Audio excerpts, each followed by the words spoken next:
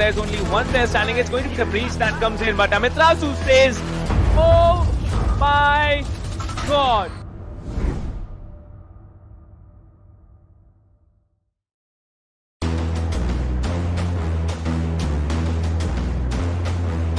You will get the kill as well. Pasha साहिल यहाँ पे एक अच्छा किल निकालता है खोली के ऊपर आगे जाने की कोशिश है. एक चीज मुझे अच्छी लग रही है ये देख के कि फैंस भी यहाँ पे एक साथ खड़े हैं, स्टैक अप करते आपको नजर आ रहे हैं.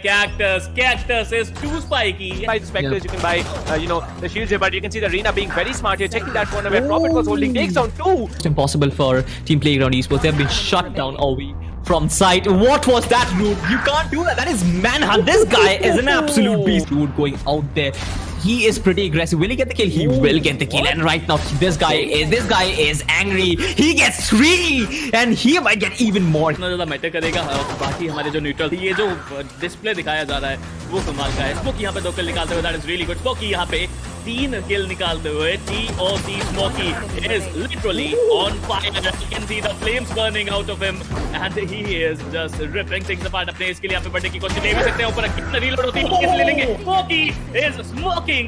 एंड स्पीरो थोड़ा सा डिफरेंस नजर कि यहाँ पर फॉर्म में नजर नहीं आ रहे अभी एम आई रियली प्रो, लेकिन कौन जब तक है यहाँ पर एक उम्मीद अभी भी रहेगी. केजीएल से यहाँ पर निकाल के है यहाँ पर.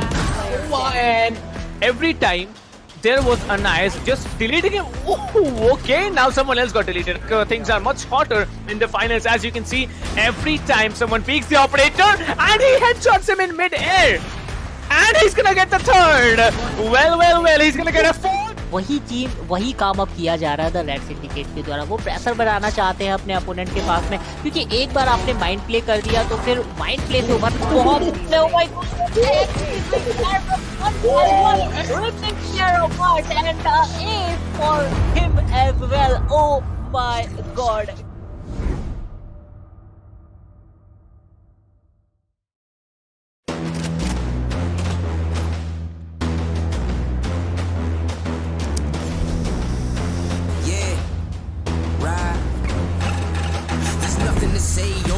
nothing to say. I ain't have words, I erupted in thunder and rain. If your man's strong, then why come he running away? It's just a game, but nobody coming to play. I bless. Rise up though, all my people where you at? Rise up though. Let's go, yeah, let's go, let's up. One time, go get it, it's yours. Let's go, come on, yeah, let's go.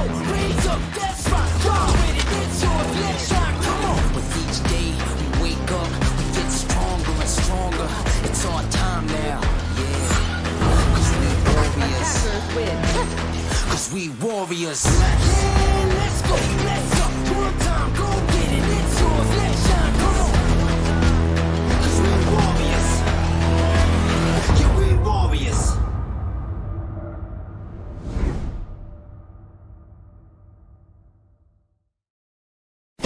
Valorant Agents of India.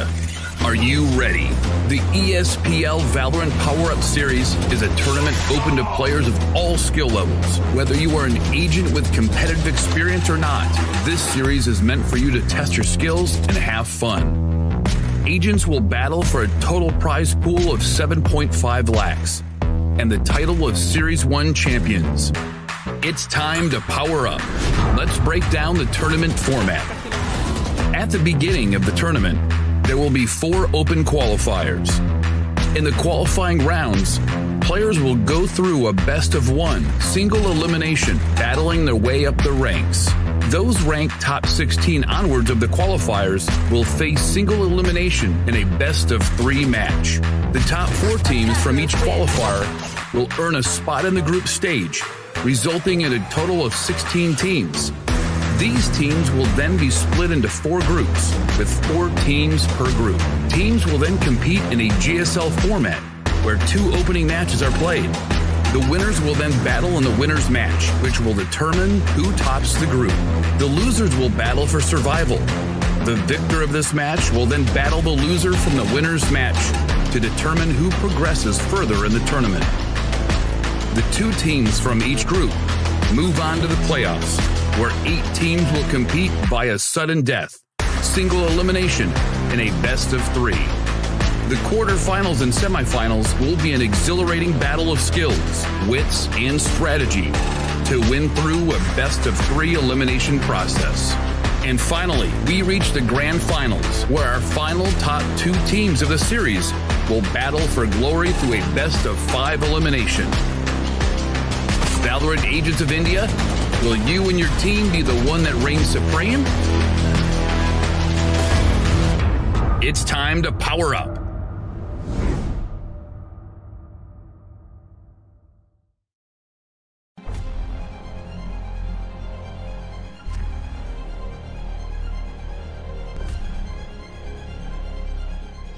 Every young gamer wants to become an esports professional. We make it happen. You just keep on winning.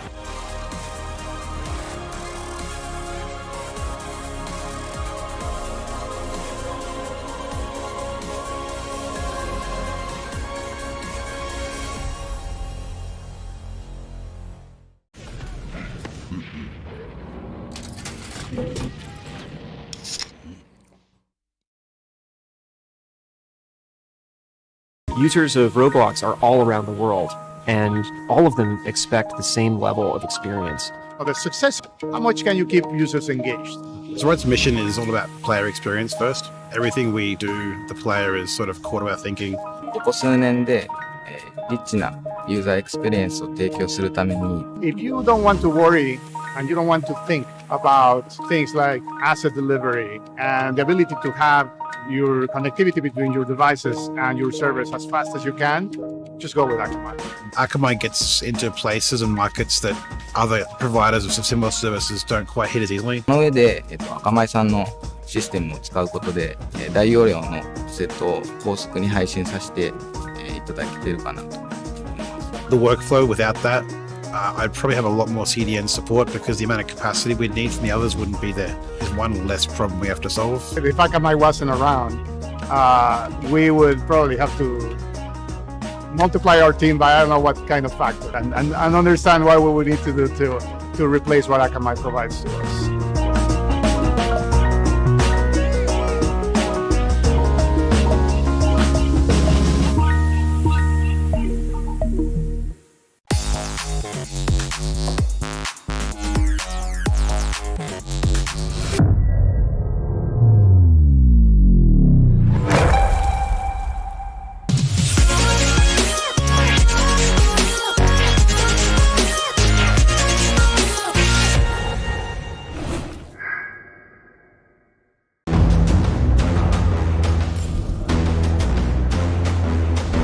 तो यार look at that mid market पे भी यहाँ पे मोहित वो अकेले W1 1 kill 2 kill 3 kill he but I think can he do it? Can he get the ace? Can he manage to kill this?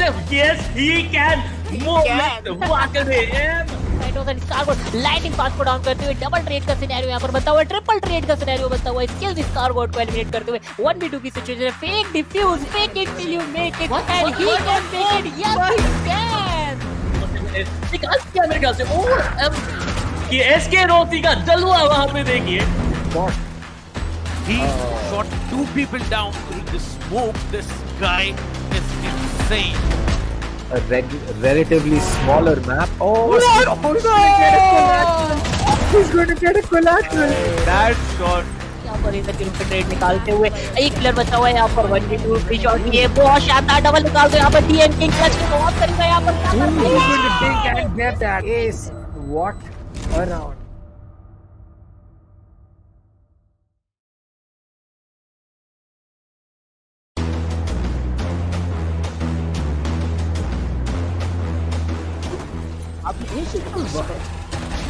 बिल्कुल यहाँ पे एक बेहतरीन बैटल है और यहाँ पे टेम्पेस्ट यहाँ पे जो डिफेंडिंग करके दिखाई एक प्राइम एग्जांपल है. क्यों हम कहते हैं कि ऐसे का मैप कमाल का है but is gonna hold a very nice angle for himself. He saw one player there. Oh my god. Who's gonna knife him? Yes, he's gonna knife him. No, wait a minute. Other player that's gonna be Thanos, who was about to use the showstopper. It's a 3v3 situation. No! Take one down. And it's the last man standing. इनके पास double satchel boost जरूर रहेगा. क्या वो use करना चाहेंगे वही एक बड़ी बात है. सेज काफी डिस्टेंस से आ रहे हैं लेकिन कोई गलती नहीं होगी. दो प्लेयर्स को टेक डाउन किया जाएगा. तीसरा प्लेयर भी यहाँ पे आके आता हुआ बहुत ही शानदार तरीके से टेक डाउन किया जाएगा. And that's gonna be I am the hunter. That's gonna be Hunter's ability. Garen gets taken down. Oh my god. And look at that ultimate. Brad with so much information doing the job out here. Yeah, maybe. Now you can see the Omen. He actually teleports onto the other side, but let me see how's it gonna be. The Brimstone is caught off guard, goes for the reload. Rina needs to come up front. That's a beautiful heading. That's a double heading coming in. But now he comes up strong. 3K already. This might be another round in the hands of the defense. And a 4K for Akku. Oh my god. Akku goes on. And he builds an ace for himself. What a ace play did this guy have.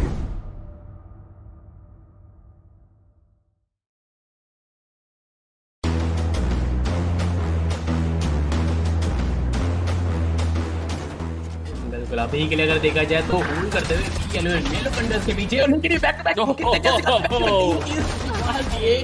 यार ये काफी शानदार I guess क्या बहुत चीज है तो ये थोड़ा सोच समझ के आपको ऑपॉर्चुनिटीज का इस्तेमाल करना पड़ेगा अगर आप कॉन्फिडेंट हो तभी आप कीजिए लेकिन यहाँ पर जो लोग निकाल पाएंगे विद दैट 700 HP और मुझे लग रहा है ये चीज होना ही था get this spike or get this spike diffused and get those kills. He is being pushed from two sides. He will spot the Omen, get that kill. The recon dart is going to get taken out. 3 bullets goes in for that reload. 25 in the mag.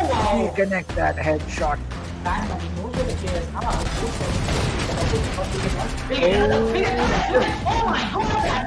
Out, but now it's all down to Dino as he will dig Antidote once and get that kill. He'll get another one onto that. No! Third one Scally. Nothing else bought by Corbett here. You can see how aggressive Amiterasu is shutting down 2, maybe just 3. Okay, no, 3 players are not shut down here. Only 2 players will be shut down, but there it is. He needs to take down another one, will be taken on another one. There's only one player standing. It's going to be the breach that comes in, but Amiterasu stays. Oh my god.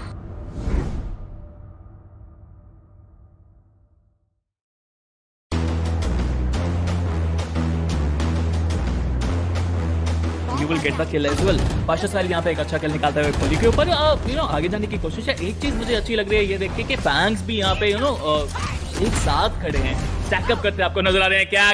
Cactus is too spiky. By the specters you can buy the shields here, but you can see the Rina being very smart here, checking that corner where Prophet was holding, takes down 2. It's impossible for Team Playground Esports. They have been shut down all week from sight. What was that, dude? You can't do that. That is manhunt. This guy is an absolute beast, dude. Going out there. He is pretty aggressive. Will he get the kill? He will get the kill. And right now, this guy is angry. He gets 3, and he might get even more. इतना ज़्यादा matter करेगा. बाकी हमारे जो neutral ये जो display दिखाया जा रहा है वो कमाल का है. स्मोकी यहाँ पे 2 किल निकालते हुए, that is really good. Smoky यहाँ पे 3 किल निकालते हुए, TOC Smokey is literally on fire. You can see the flames burning out of him, and he is just ripping things apart. अपने इसके लिए यहाँ पे बढ़ने की कोशिश ले भी सकते हैं. ऊपर कितना रीलोड होती है किस ले लेंगे. Smokey is smoking. And Spiro थोड़ा सा डिफरेंस नजर कि यहाँ पर फॉर्म में नजर नहीं आ रहे अभी एम आई रियली प्रो, लेकिन कौन जब तक है यहाँ पर एक उम्मीद अभी भी रहेगी. केजीएलएस यहाँ पर किल निकाल के है यहाँ पर and Every time there was a nice just deleting him. Oh, okay, now someone else got deleted. Things are much hotter in the finals, as you can see. Every time someone peeks the operator and he headshots him in mid-air, and he's gonna get the 3rd. Well, he's gonna get a 4th. वही काम अब किया जा रहा है the red syndicate के द्वारा. वो प्रेशर बनाना चाहते हैं अपने अपोनेंट के पास में, क्योंकि एक बार आपने माइंड प्ले कर दिया तो फिर माइंड प्ले से उभर बहुत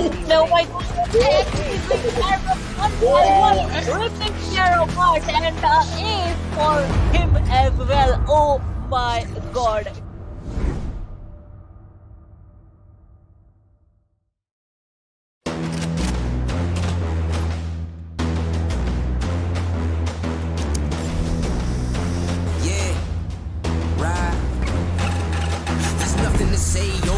Nothing to say, I ain't have words, I erupted in thunder and rain. If your man's strong, then why call me running away? It's just a game, but nobody coming to play. I'm less. Rise up though, all my people where you at, rise up though. Let's go, yeah, let's go, let's up, one time, go get it, it's yours, let's shot, come on, yeah, let's go, raise up, let's rock, roll with it, it's yours, let's shot, come on. With each day we wake up, we get stronger and stronger. It's our time now, yeah. Cause we warriors. Cause we warriors. Yeah, let's go, let's up, one time, go get it, it's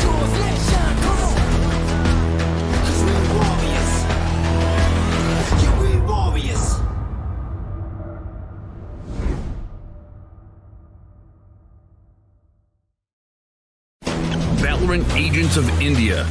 Are you ready? The ESPL Valorant PowerUp Series is a tournament open to players of all skill levels. Whether you are an agent with competitive experience or not, this series is meant for you to test your skills and have fun.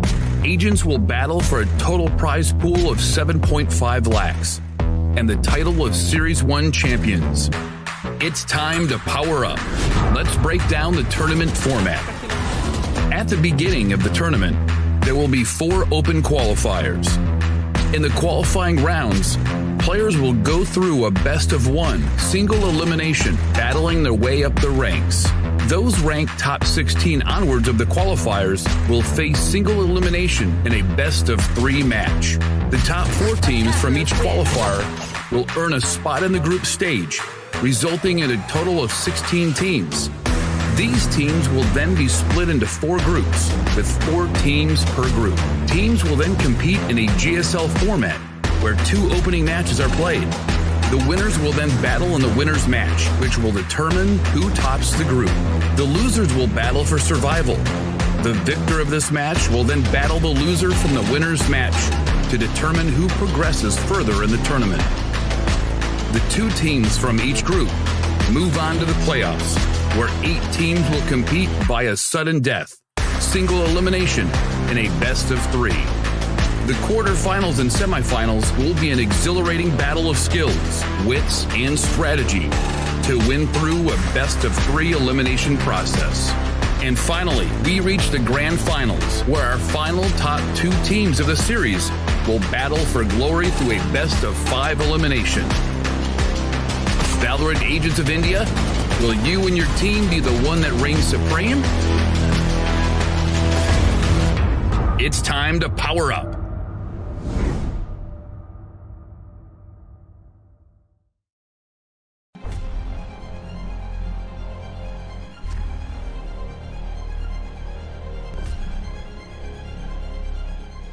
Every young gamer wants to become an esports professional. We make it happen. You just keep on winning.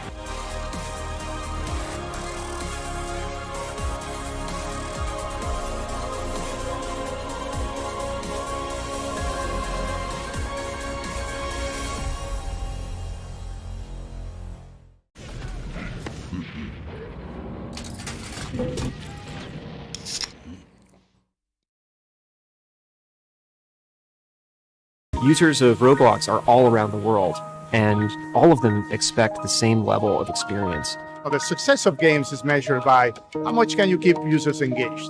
Zoroark's mission is all about player experience first. Everything we do, the player is sort of core to our thinking.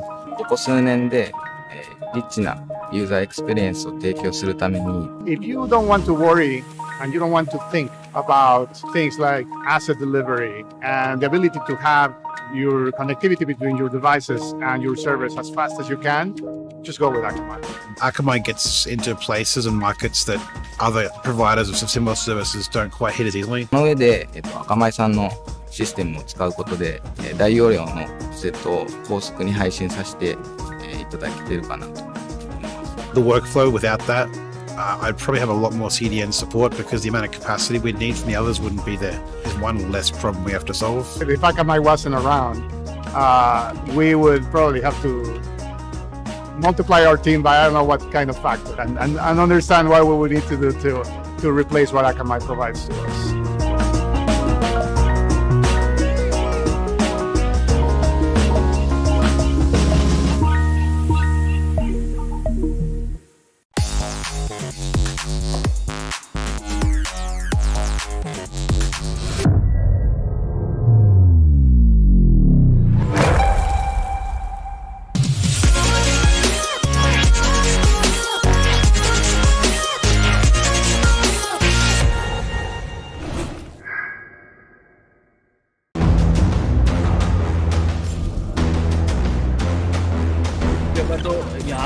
Look at that mid market पे भी यहाँ पे मोहित वाकलेम W1 1 kill 2 kill 3 kill he but I think can he do it? Can he get the ace? Can he manage to kill himself? Yes he can. Mohiत वाकलेम tomatoes and स्कारगोट lighting path को down करते हुए double trade का scenario यहाँ पर बनता हुआ, ट्रिपल ट्रेड का सिनेरियो बनता हुआ, स्किल्स स्कारगोट को एलिमिनेट करते हुए 1v2 की situation, fake defuse, fake it till you make it and he can make it, yes he can. निकाल क्या मेरे ख्याल से ये एसके रोती का जलवा वहां पे देखिए। He shot 2 people down through the smoke. This guy is insane. A relatively smaller map. Oh, he's going to get a collateral. That shot. यहाँ पर इधर के ट्रेड निकालते हुए एक प्लेयर बचा हुआ है यहाँ पर 1v2 फ्री शॉट, ये बहुत शानदार डबल निकालते हैं यहाँ पर डीएम किंग क्लच के बहुत करीब है यहाँ पर। He's going to take and get that ace. What a round.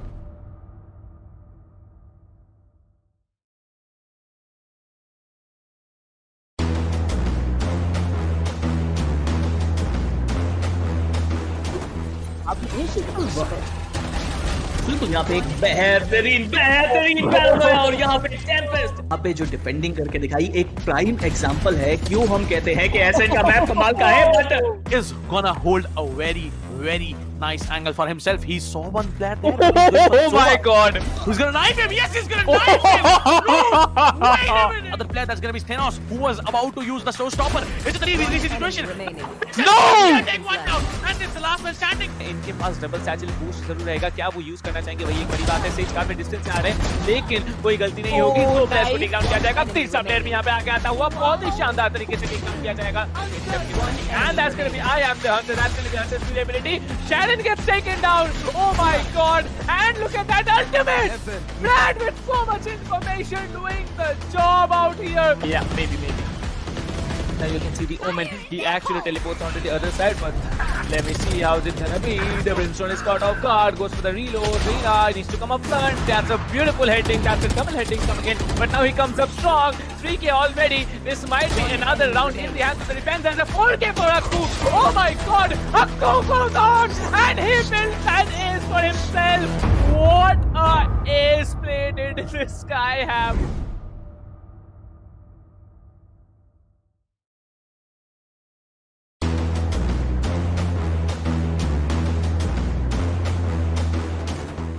बिल्कुल आप यही के लिए अगर देखा जाए तो होल्ड करते हुए येलो कंडर्स के पीछे और उनके बैक टू बैक यार ये काफी शानदार आई गेस क्या बहुत चीज है, तो ये थोड़ा सोच समझ के आपको ऑपॉर्चुनिटीज का इस्तेमाल करना पड़ेगा। अगर आप कॉन्फिडेंट हो तभी आप कीजिए, लेकिन यहाँ पर जो लोग निकाल पाएंगे विद दैट 700 HP और मुझे लग रहा है ये चीज होना ही था। Get this spike or get the spike diffused and get those kills. He is being pushed from two sides. He will spot the Omen, get that kill. The recon dart is going to get taken out. 3 bullets, goes in for that reload. 25 in the mag. He connects that headshot.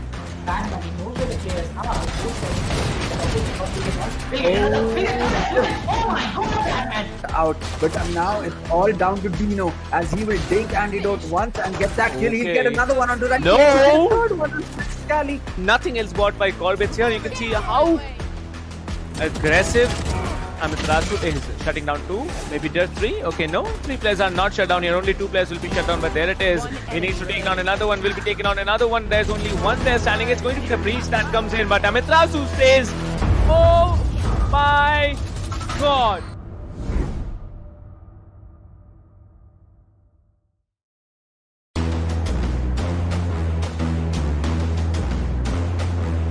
You will get the kill as well. Pasha साहिल यहाँ पे एक अच्छा किल निकालता है खोली के ऊपर। आगे जाने की कोशिश है। एक चीज मुझे अच्छी लग रही है ये देख के कि फैंस भी यहाँ पे एक साथ खड़े हैं, स्टैक अप करते आपको नजर आ रहे हैं। Cactus is too spiky. By the specters, you can buy, the shields here, but you can see the Rina being very smart here, checking that corner where Prophet was holding, takes down 2. It's impossible for Team Playground Esports. They have been shut down all week from sight. What was that, Root? You can't do that. That is manhunt. This guy is an absolute beast. Root going out there. He is pretty aggressive. Will he get the kill? He will get the kill. And right now, this guy is angry. He gets 3, and he might get even more. इतना ज़्यादा matter करेगा। बाकी हमारे जो neutral ये जो display दिखाया जा रहा है वो कमाल का है। स्मोकी यहाँ पे 2 किल निकालते हुए, that is really good. Smoky यहाँ पे 3 किल निकालते हुए, TOC Smokey is literally on fire. You can see the flames burning out of him, and he is just ripping things apart. अपने इसके लिए यहाँ पे बढ़ने की कोशिश ले भी सकते हैं। ऊपर कितने रीलोड होती है, किस ले लेंगे? Smokey is smoking. And Spiro थोड़ा सा डिफरेंस तो नजर कि यहाँ पर फॉर्म में नजर नहीं आ रहे अभी एम आई रियली प्रो, लेकिन कौन जब तक है यहाँ पर एक उम्मीद अभी भी रहेगी। केजीएल यहाँ पर खेल निकाल के है यहाँ पर and every time there was a nice just deleting him. Oh, okay, now someone else got deleted. Things are much hotter in the finals, as you can see. Every time someone peeks the operator and he headshots him in mid-air, and he's gonna get the third. Well, he's gonna get a fourth. वही काम अब किया जा रहा है the red syndicate के द्वारा। वो प्रेशर बनाना चाहते हैं अपने अपोनेंट के पास में, क्योंकि एक बार आपने माइंड प्ले कर दिया तो फिर माइंड प्ले से उभर बहुत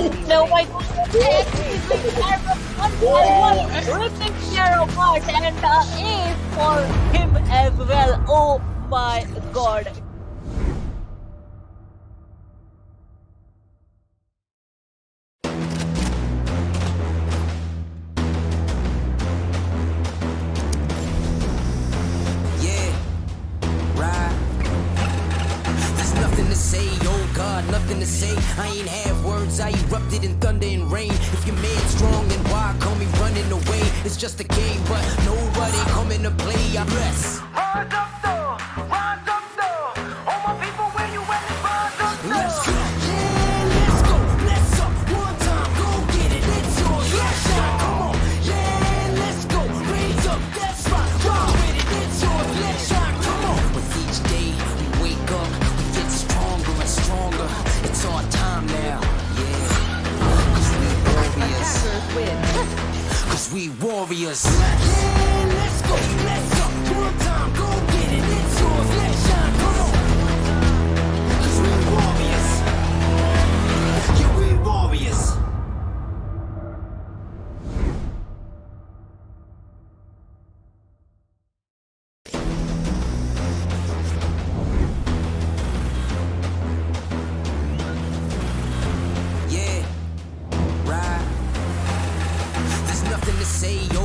Nothing to say. I ain't have words. I erupted in thunder and rain. If your man's strong, One now, and it's the last one. and he can make it. Oh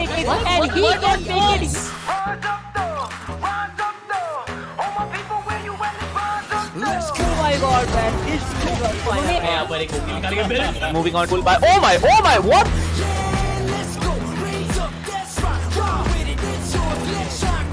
Goes in for that attack. And Yeoman, what a shot! And then the 4K for us too. Oh my god. Cause we warriors. Cause we warriors. Spike has been initiated. Who's gonna knife him? Oh my god. Oh my god. Cause we warriors.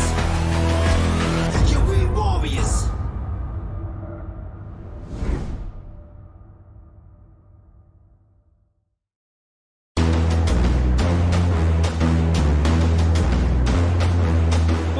Can be caught off guard, and he does. 1, 2.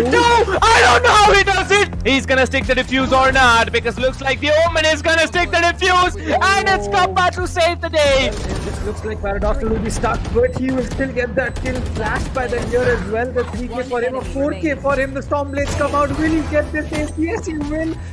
बेहतरीन run it what just happened there. Third kill की कोशिश में यहाँ पे third किल के साथ क्या Rossi यहाँ पे गेम खत्म करेंगे? बिल्कुल, Rossi is on another level. अब यहाँ पे फर्स्ट किल निकालने की कोशिश करते हुए रैंडम स्प्रिंट आते हुए फ्यूज यहाँ पे एक किल निकालेंगे, फ्यूज यहाँ पे 2 शॉट 2 किल निकालते हुए and fuse another perfect. Even did the same amount of work here. Cone will be taking on Mitrasu. Here comes the party there. Pinch. Now, Showstopper is going to come in. Next guy gets shut down. That's going to be another. Hellfighter takes down Jackson work out here. 4 players still standing. इंसान है वो definitely be की side पर ही है, क्योंकि काफी score आ चुके हैं फिलहाल यहाँ पर शॉटस्टॉपर्स के साथ में, लेकिन कोई डैमेज नहीं यहाँ पर वेस्ट करा दी गई है। एक्सकैली के साथ यहाँ पर है मैं रेली प्रोजेक्ट पर यहाँ पर खेलते हुए नजर आ रहे हैं। इसी के साथ एक्सकैली का भी शॉटस्टॉपर आता हुआ एंड एज फॉर एक्सकैली। एंड अभी आप देख सकते हैं 500 शाइल्ड फिलहाल यहाँ पर ऑफ के साथ एंड कोलैटरल डैमेज वहाँ पर मिल। Let's see what's going to happen in this one. वो लफ यहाँ पे होल्ड कर रहे हैं पोजीशन एक और। लफ यहाँ पे एक अच्छी पोजीशन लेते हुए कैमरा से उन्होंने वहाँ पे वीडियो बनाने की कोशिश करी। क्रॉसर बिल्कुल एंगल पे गया, बट क्या यहाँ पर प्लांट कर पाएंगे नहीं। ठीक जरूर किया, 2 किल निकालते हैं। Oh my god, the blade storm adds a lot of pressure on the other players off which he connects another. Oh, what is this? But creative can rush flawless now. He's on fire right now. Back to back.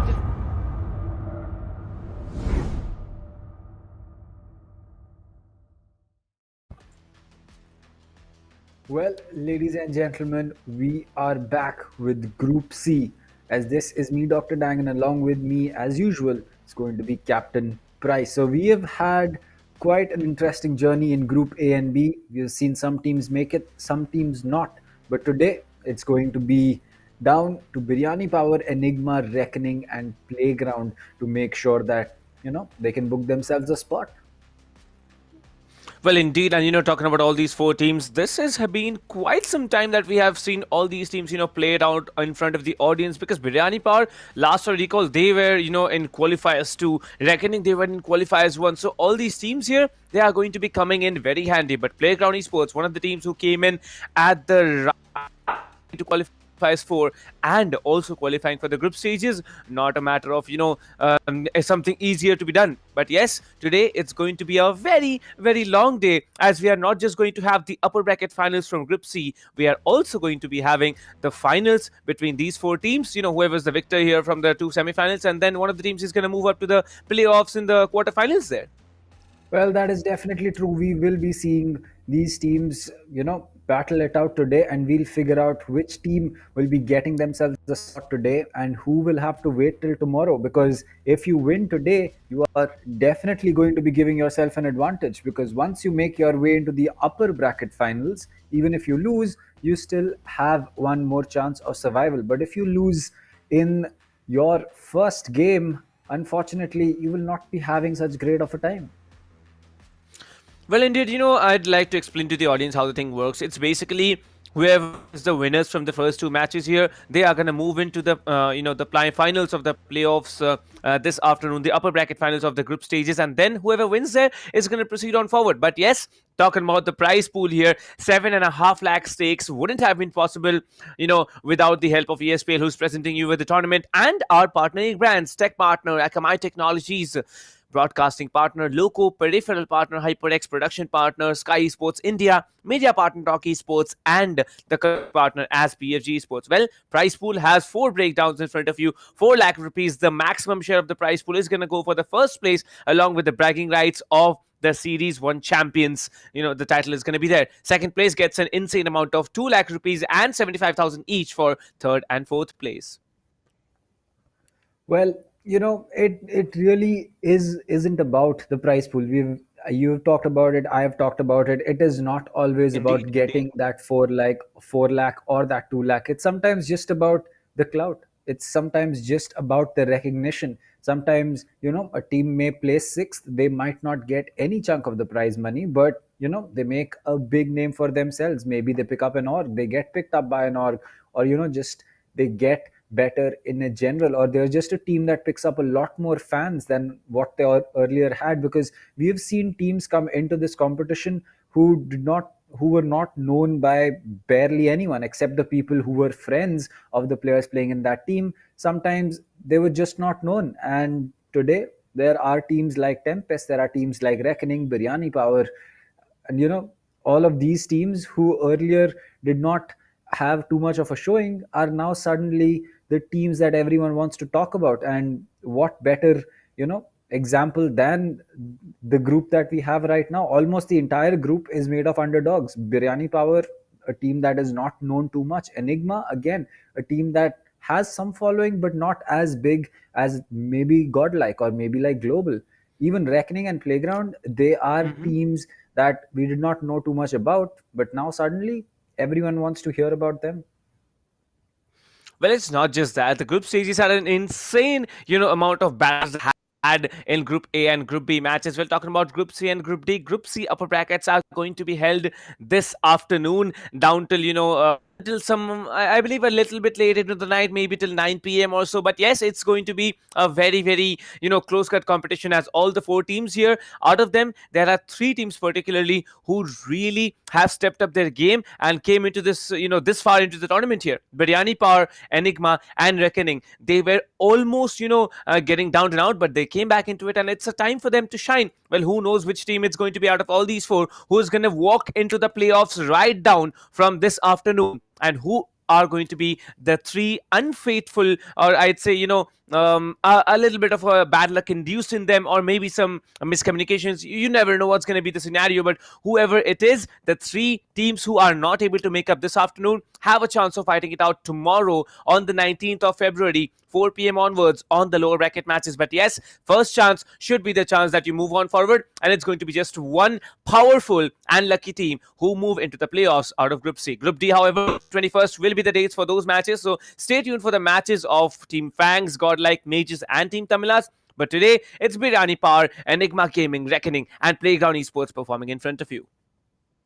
Well, it is definitely going to be a play day that you would not want to miss because, we have seen, as I said, big teams. We saw Team Mahi, we saw we saw Global Play already. We are waiting for Godlike's game to come in. But, these big teams, we already know what to expect from them. We already know what is roughly going to be the level of performance that we can expect from them and their opponents. But here we have no clue. We don't know how these teams are going to stack up. Maybe today we just see a team that does not perform as well and just about scrapes their way into the playoffs. But in the playoffs, they are just very, very good. So it really comes down to how you've prepped for your opponents, how your playstyle is going to be again going up against your opponents, and to be just fair about everything, it's just going to be a great opportunity to see some Valorant that has not been in the spotlight for so long, because these teams have strats that we have not seen in a lot of teams before. So we'll just see something new today. Maybe it's going to be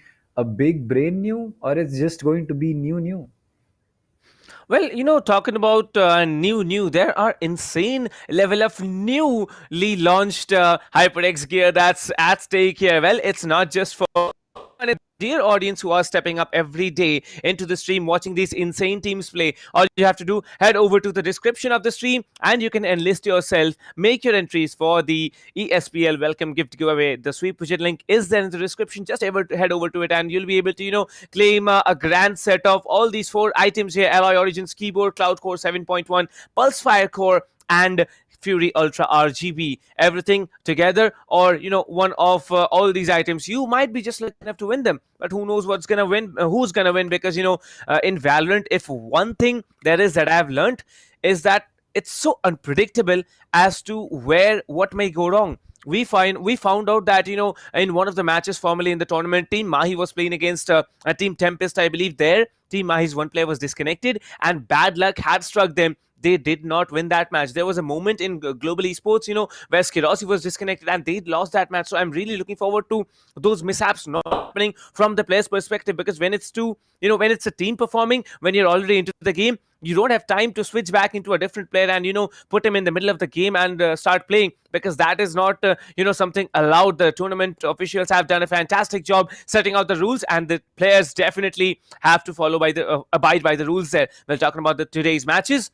The first best of 3, the semi-finals one of the playoffs of the group stages of Group C is going to be between Biryani Power versus Playground Esports. So kind of seen a lot of insane plays coming out of this team. This team, it's not a passive one. It's a kill hungry team. It's a frag hungry team, and they really like to shut down their opponents. And Playground Esports, talking about them, they were almost losing the chance of stepping up here, but they came in from qualifiers 4 and now are here into the group stages. What do you have to say about both of the teams here? I mean, I am actually in a kind of a fix, because when we were asked about the underdog teams that we as casters think are going to perform the best, I chose Biryani Power and Playground, and they're matching up today. So I am actually not sure which team should I end up supporting, because these are both teams that I have loved their gameplay. I have loved the way that they've played, and honestly speaking, it would not matter to me which team won, as long as maybe just both qualified. That's difficult to happen, but yeah, that's possible too. So it's never done and out. Well, however, map selection screen is on in front of us, and as you can see, Biryani Power have decided to move on and select the map of Bind. Well, there was no bind, I remember, for the entire Group B there, but coming in Group C, Bind will be the first map that's played. Icebox has been banned by Biryani Power. Talking about the second game, Playground Esports is going to be selecting Haven and also taken Biryani Power there. Well, Biryani Power, I don't know how they're going to perform on Haven because they haven't played a lot of Haven. Split is the map that Playground Esports have decided to move on and ban because that is a favorite map when it comes to Biryani Power. The third map, the hidden map, the decider, it's going to be Playground Esports on the attacker side, is starting off on Ascent as Biryani Power will be trying to defend against them. Well, there it is. All the three maps is going to be there. Bind, Haven, and Ascent is going to be the order. But you never know whether we are going to actually move into Ascent because we have seen a lot of times that things have been like 2-0 and one of the teams, they just haven't been able to keep up with the competition, whereas the other, they have evolved and they are going to grow more and more and more as time goes by. So what do you think, Kanav? Bind, we all know how difficult of a map this is. This is an entirely defense oriented map, no mid there, insane level of corners you need to check when you're entering site. So how are both the teams going to adapt when they're on the attacker side? I mean, on a defender-sided map, it really just comes down to doing the things right in the rounds that you can take, because there will be rounds where the map will just play into the hands of the defenders and there'll not be too much that you can do. But sometimes when defenders mess up, you have that small opportunity. You need to take that and you need to capitalize on it as much as you can. And we have seen some teams do that, or you just need to figure out a loophole in the way that teams are holding. We saw that, I believe, in one of the games on Ascent, that one team was just really good at holding mid, and once the attackers figured that out, all they did exclusively for their remaining attack rounds was just push site. And yeah, it kind of it kind of feels like a brute force strategy, but sometimes things just work the way they usually don't. It actually did work out. They played about 7 rounds doing just that, just attacking direct site, and I believe they walked away with 4, which is more than the rounds that you would expect a team to take in general.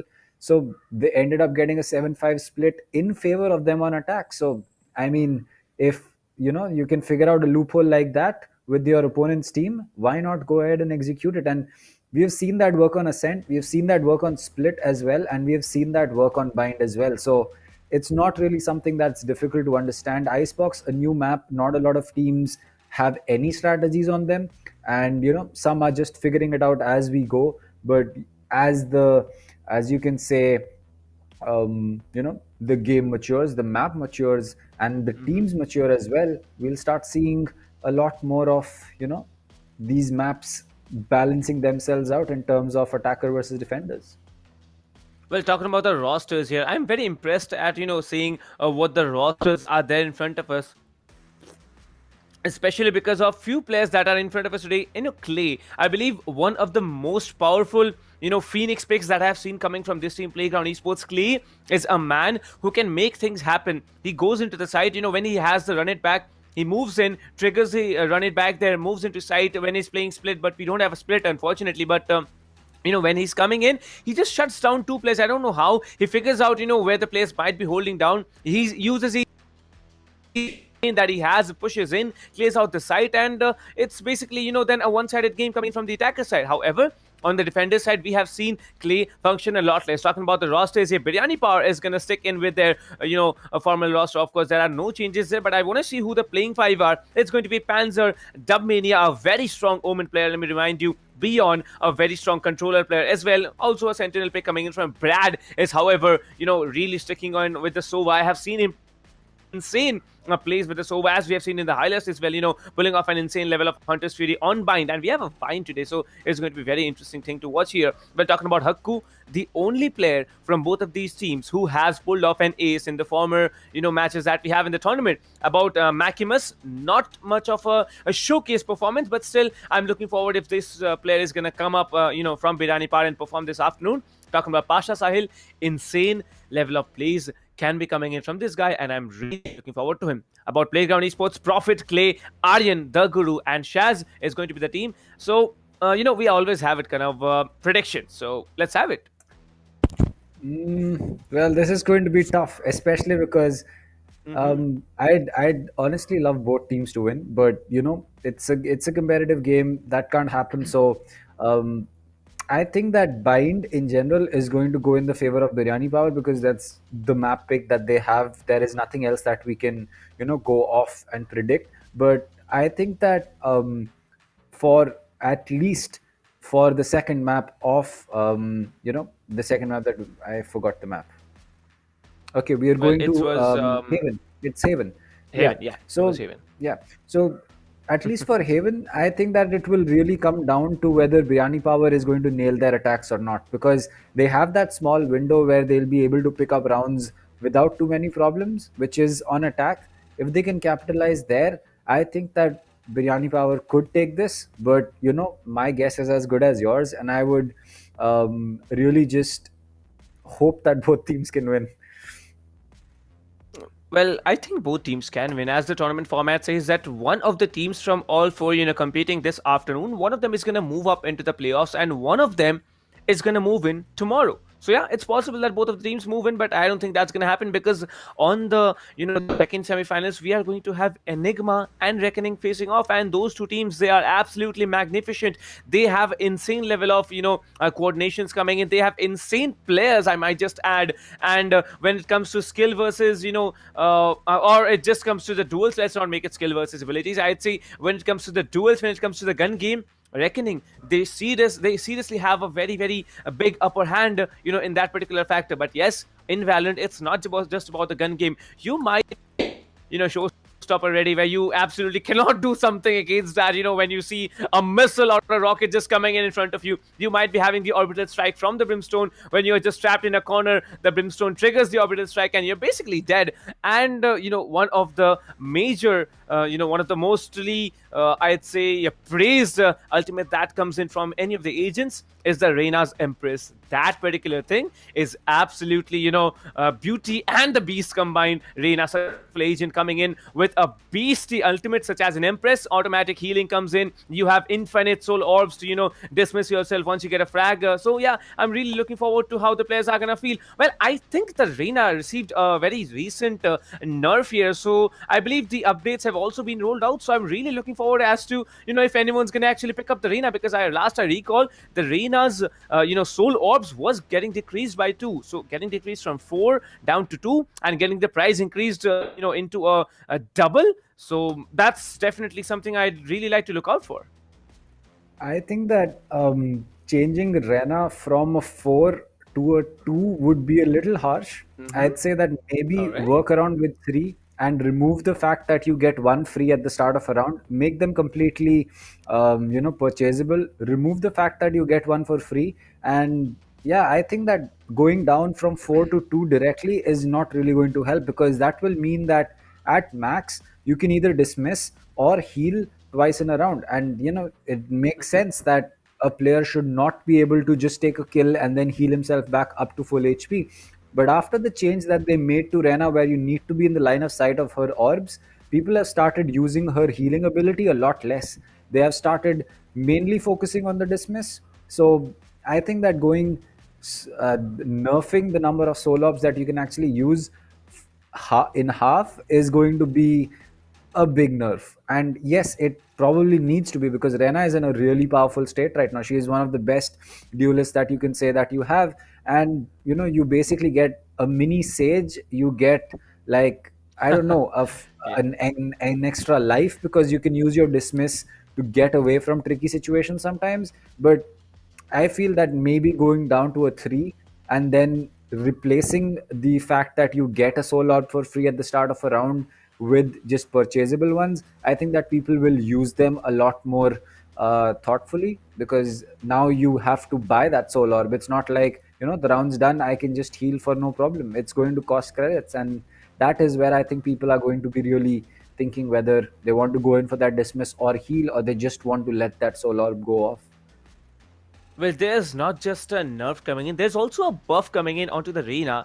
Now the Reyna can dismiss or devour onto any particular player, it might be the situation that you have landed 140 damage and you might not be able to have landed the kill shot. So yeah, now you can basically get healed or get dismissed from any of the players you have damaged. You might not be able to land the kill shot, but once you inflict even one bullet onto any of the players that one of your teammates landed the kill on, you can actually dismiss from that. So yeah, there's going to be a 3-second timer for that. Like basically you get some damage onto a player, that player gets taken down someone else, you can still dismiss. So that's a very, very, I believe, balanced out nerf and buff scenario that came into the arena. But not just that, we also have some guns that have been, for some weapons that have been nerfed and buffed at the same time. The Stinger is now going to cost 1100 credits, not the standard 1000 credits, people, who are usually purchasing that into an eco round. Now we'll be a little bit worried, as it has also received a little bit of a nerf onto the bullet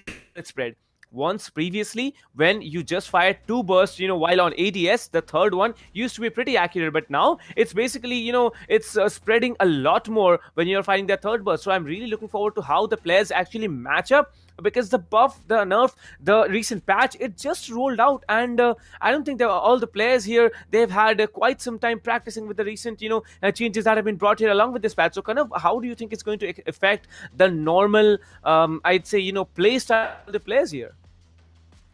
I think that the Stinger nerf is something that is good, and I think that it is needed, because not only are we seeing a lot of Stinger play coming in in competitive games like the one that we're just going to be seeing, but I think that in competitive matchmaking is the real problem, where Stinger really shows its true colors, because you can just have a player sit in one corner, and unless you're a 5-stack, and unless the Sova lineups or have a perfect cipher cam, there is no intel that you can have for that player. And it doesn't matter if you have an Odin, an Operator, a Vandal, a Phantom. If there's a guy sitting in the corner right next to you with a Stinger, it's going to be basically impossible for you to win that gunfight. And the whole fact that it's a 1000 credit weapon along with a full shield, you basically have yourself kitted out to take any gunfight in 2000 credits, versus a Vandal costing you or even a Phantom costing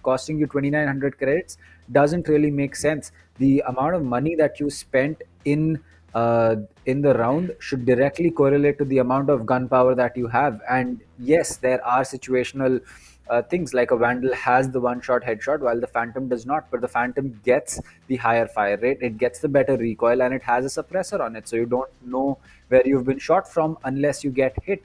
So there are trade-offs, but making a weapon just be the all-it and let it be the end-all in a situation, especially in close quarter combat, where you basically have no other choice other than getting a Judge or a Bucky. So yeah, I think the Stinger nerf is important, and I'm actually pretty excited about that. I just wish that we see a lot less of Stingers in general. It doesn't matter if it's in competitive play or in matchmaking. Well, there's a buff coming in onto another weapon that many people prefer buying when they do not get to buy an Operator, the Marshal. That weapon, if you can hit those insane headshots, that if you can connect your shots, then you're absolutely a madman. And now the buff that came in, down from 1100 credits, it has been down to 1000 credits, 100 creds reduced onto that. Plus we also have a magnification increase. Previously, there was only a 2.5x magnification that came to that scope of the Stinger, I mean the Marshal.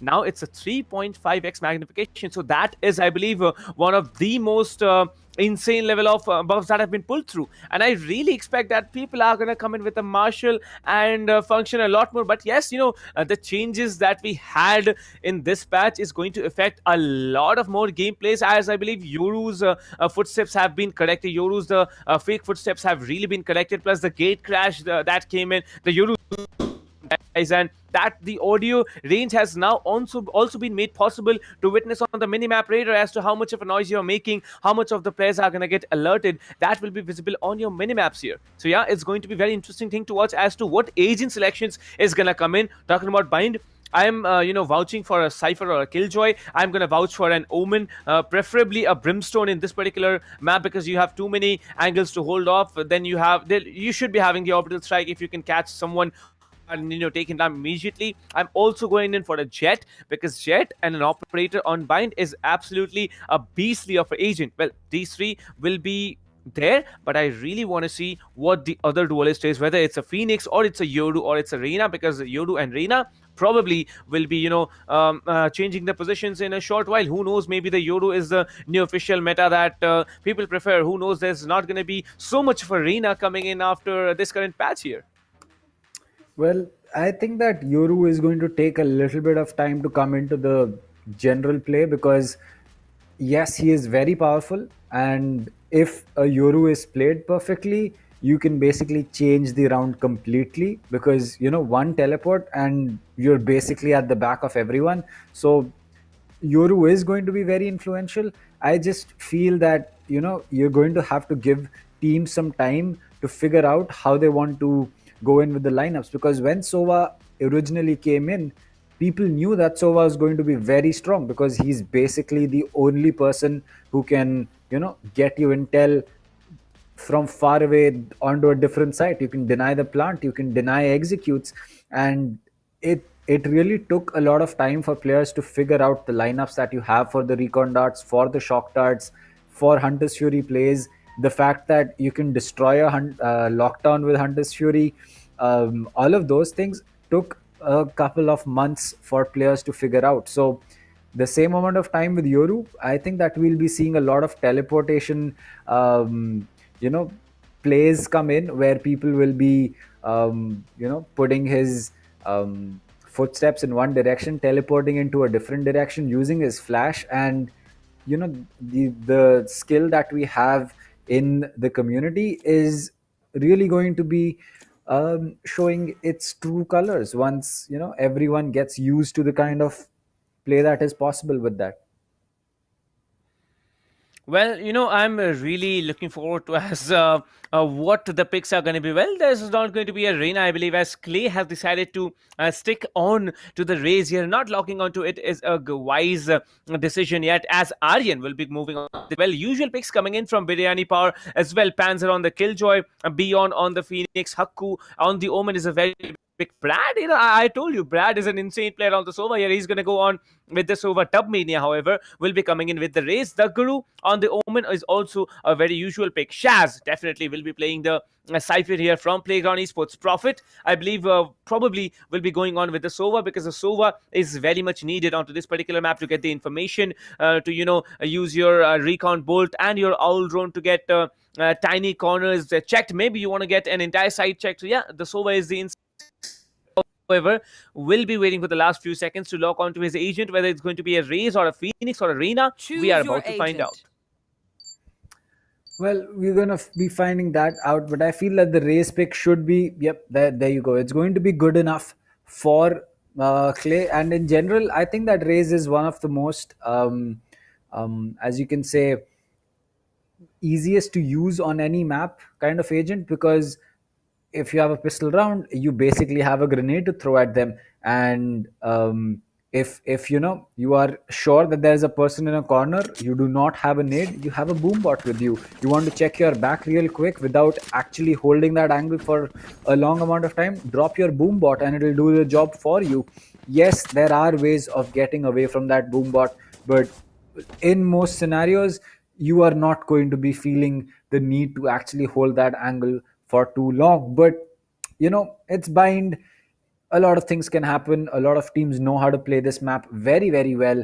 Is it going to be Biryani Power though, or is it going to be Playground? And as we are making our way into the lobby, it looks like we just have a small pause as the teams are just going to be getting ready for this map coming up, because it's going to be an important map. Whichever team picks this map up is going to be having a big advantage going into the rest, because they now have to worry about one map less. They can afford to lose a map, but the team that loses bind right now will always have that hanging over their head. And imagine losing on bind, picking up the second map, and then losing the third map. That is going to be really tough if we go to a third map for any one of these teams. So let's just hope that both of these teams understand the implications of losing on bind right now. Well, I believe we are going to talk about the map a lot more and the game too. So, one more thing that we have seen in this current patch here is that there is a new controller also coming in into the next one. And that controller particularly is for those big brained players. Now we all know that many of us claim to be a big brain player. Even I do, but still it's like I want to see what that new controller is. I want to see who actually adapts more to that new controller. Whatever it is, we are now down here and the clock timer has been initiated. The first round of the game, Playground Esports and Biryani Power. It is here now on bind as we move into the group stage. Group C, the semi-finals one, the upper bracket matches, the round one begins. Well, it's going to be a recon dot as Clay is just holding on. I believe the rotate has already been called by both these teams, but that is something that they should not be going in for because there is one player right outside Showers holding that backstab as Shaz is going to be holding on to elbow. The Outrun will not spot him. Two players coming in from long, one inside Hookah. It looks like the shock dart will be used for the black box, but it will not connect. Prophet gets spotted, but Arnyx is right next to him, or rather that's Aryan's. So I believe that the crossfires that Playground has right now are perfect. It's just that they need to make sure that they hold on to these, and if one player gets pushed, they know when to make that crossfire a certain death for the player pushing in. Well, it looks like Phoenix, he'll be making in his way in from Garden just about long, but he's going to get pinged by that Cypher camp that was placed so well, and now the Cypher has come into elbow as well. He'll go in for that peak. Just some warning shots. Aryan still holding on. The hot hands will get dropped. That will put the Jet in a very tough position, but the spike is going to be on the other side. The Guru going in for that smoke. That smoke give away his position. He's going to get taken out by Dubmania. That's the first kill, and there you go. The execute is already starting off. The spike is going to get initiated, and the players on B have no idea what has happened. Clay is going to get one kill onto Haku with that paint shell, as it looks like Clay will now have to deal with his own counterpart on the raise. The Dubmania is now going to be... Oh, it looks like the boombot got glitched. Oh, what? No. What? I believe. Excuse... I don't know what's going on, but probably some network error. I don't know. I Hello, believe guys? it's a game bug, but... Well, there you... I'm looking we're to, back. understand what's going on here as the players are just holding on corners. Okay, what? Hello, my friend. What just happened? Okay. I don't know, but the defenders certainly have secured the first round. Playground so Esports won the first round, yay! Yeah. But, no one knows what happened. I saw a lot of information coming out on the kill feed, but, no time to read it out. I read it out here, and as you can see, the Cypher will be actually laying out ground traps. That's very, I'd say, tricky Cypher traps that's coming in. No one usually checks the ground, and if there are ground traps there, you might just be able to, catch one player off guard. However, the defenders securing the first round have decided to move on with the force buy, as Spectres and Heavy Shields is going to drop onto everyone. Well, another recon dart coming in, similar Cypher camp placement. Aryan's holding on to long. He will spot one player, land one shot, but it looks like he will have to make his way out because the paint shell has been dropped, and looks like Shaz is going to be helping him out as well. So Shaz, this camera placement is going to be really good, but the Sova spots it. He knows where the camera is going to be, shoots it out. That's going to be no more camera for the Cypher. Now there are two players on long. The Phoenix has sneaked his way in. He's right next to Shaz. The classic at this range could be deadly. The Cypher cam will get taken out, but so will Beyond. Dubmania gets taken out as well. Aryan comes in, gets rid of Brad. Shaz with that spray down is going to get Panzer, and it's now all down to Haku with the Sheriff in hand. Two smokes, no shield. This is going to be a difficult clutch for him. If it's going to be one, he's going to get spotted. He will land that dink on Prophet. That's going to be a great shot, but his position called out. He's still going to get one, not before Shaz takes him out. And a 4K for this man. The Cypher, he's really been showing up right now. Well, that's Shaz for you. No one checks the corners, no one checks the traps, and Shaz this. As you can see, Haku did secure one kill, but Shaz with his insane level of, I'd say, play did a fantastic job here. However, we can see now there will be buys coming in from both the teams. The team which survived in the previous round will be now, just saving their creds, as they will be having 4 Spectres and 1 Vandal coming in from their end. But this time, Biryani Power they definitely have a full buy coming in as to 5 heavy weapons and 5 heavy shields has been used. So the race has been now that has been dropped here to inflict some damage, but Clay proves to be much more fruitful in a close-in situation where Dubmania will be completely messing up those phantom shots here.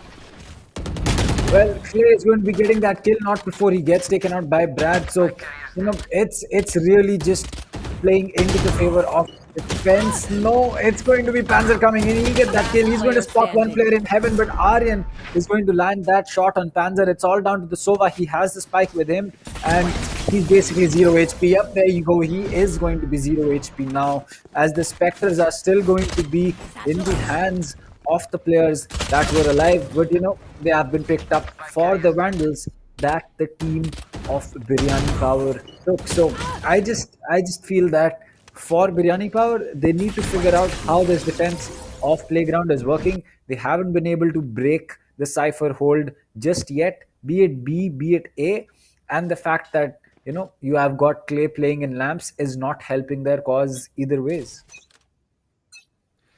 Well, I believe, Team Defenders, Playground Esports, securing the first 3 rounds is a very, very big play. However, Hakku will be moving on with the Marshal buy here. The Sovereign Marshal into his hands here. He probably is trying to make leave a mark here onto the scoreboard, onto the kill feed here with his Marshal, but you never know what he's going to come up with because Biryani Power probably now, they need to, make this round work. It's an eco round for them.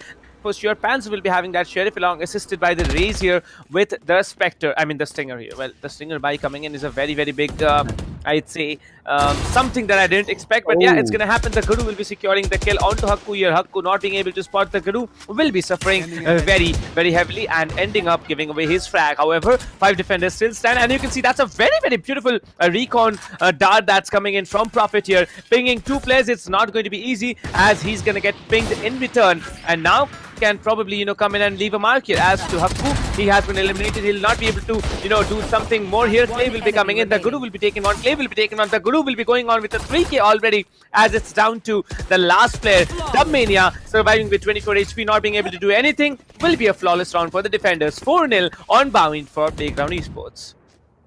Well, that is going to be interesting because this is at the end of the day Biryani Power's pick, and they have not been able to pick a single round till now. I mean, Beyond has not been able to drop a single frag, neither has Prophet, and it's just getting a lot more difficult for Biryani Power to explain the fact that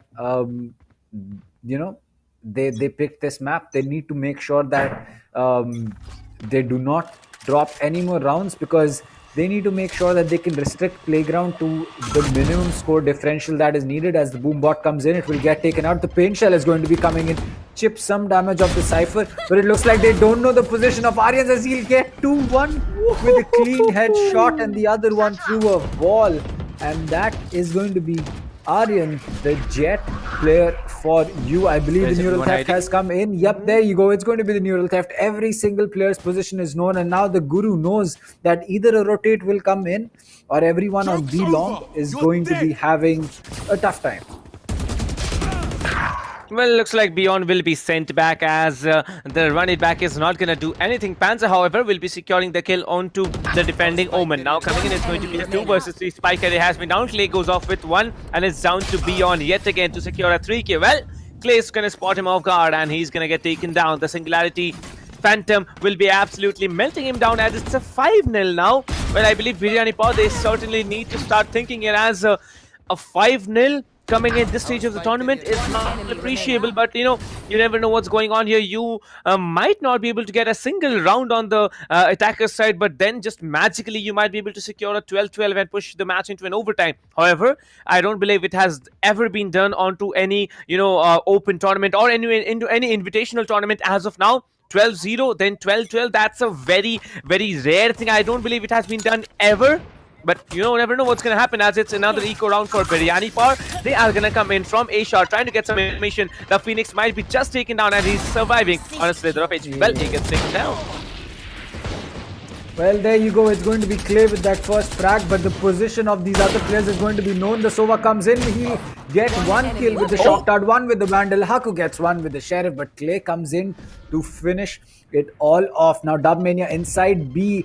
the black box, his position might be known to Shaz because he is wary about a player downstairs, but he's going to go on that cam. Not the best time to do it and not the best position to do it as well, as Clay is also just trying to hold on. The Cypher might just give his position, his arm might be something that gives his position away, but no, it looks like the Cypher cam will get spotted. And as the dink comes in, Clay just has the better weapon.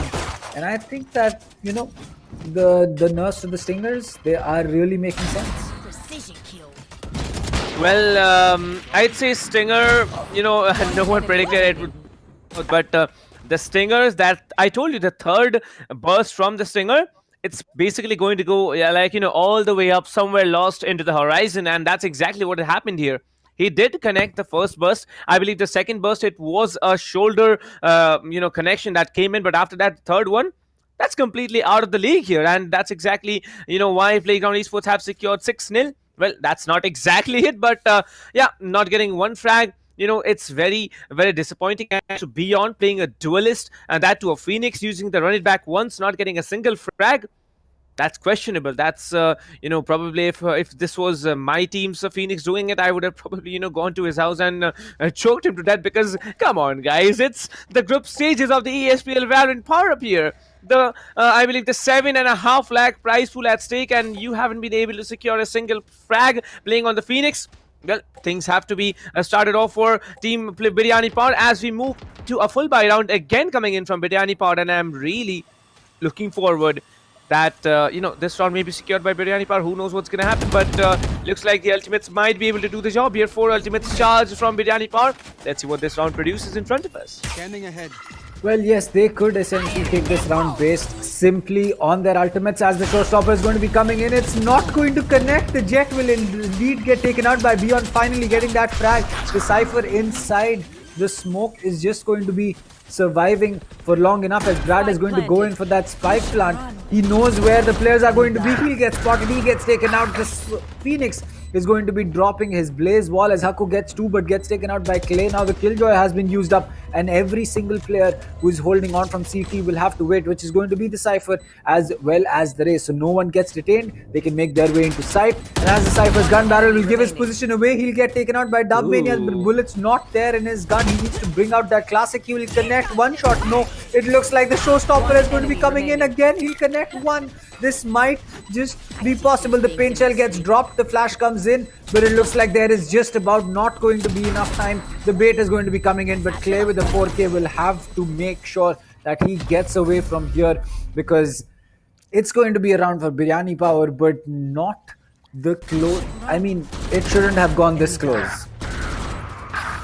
Well, that's exactly what Playground have, you know, done for themselves. I'd say that Playground, the way that they are playing all together, it's a very, very, you know, impressive thing to watch. But Clay pulling off that insane 4K at the end of the game, like I almost thought that it was, you know, over for Playground there. It was indeed over, but you know, he did play a lot better than his teammates, securing 15 frags. Like, okay, I didn't, you know, see that until now, and looks like Clay will be having an upper hand here. Just 2 deaths out of 7 rounds that we have seen.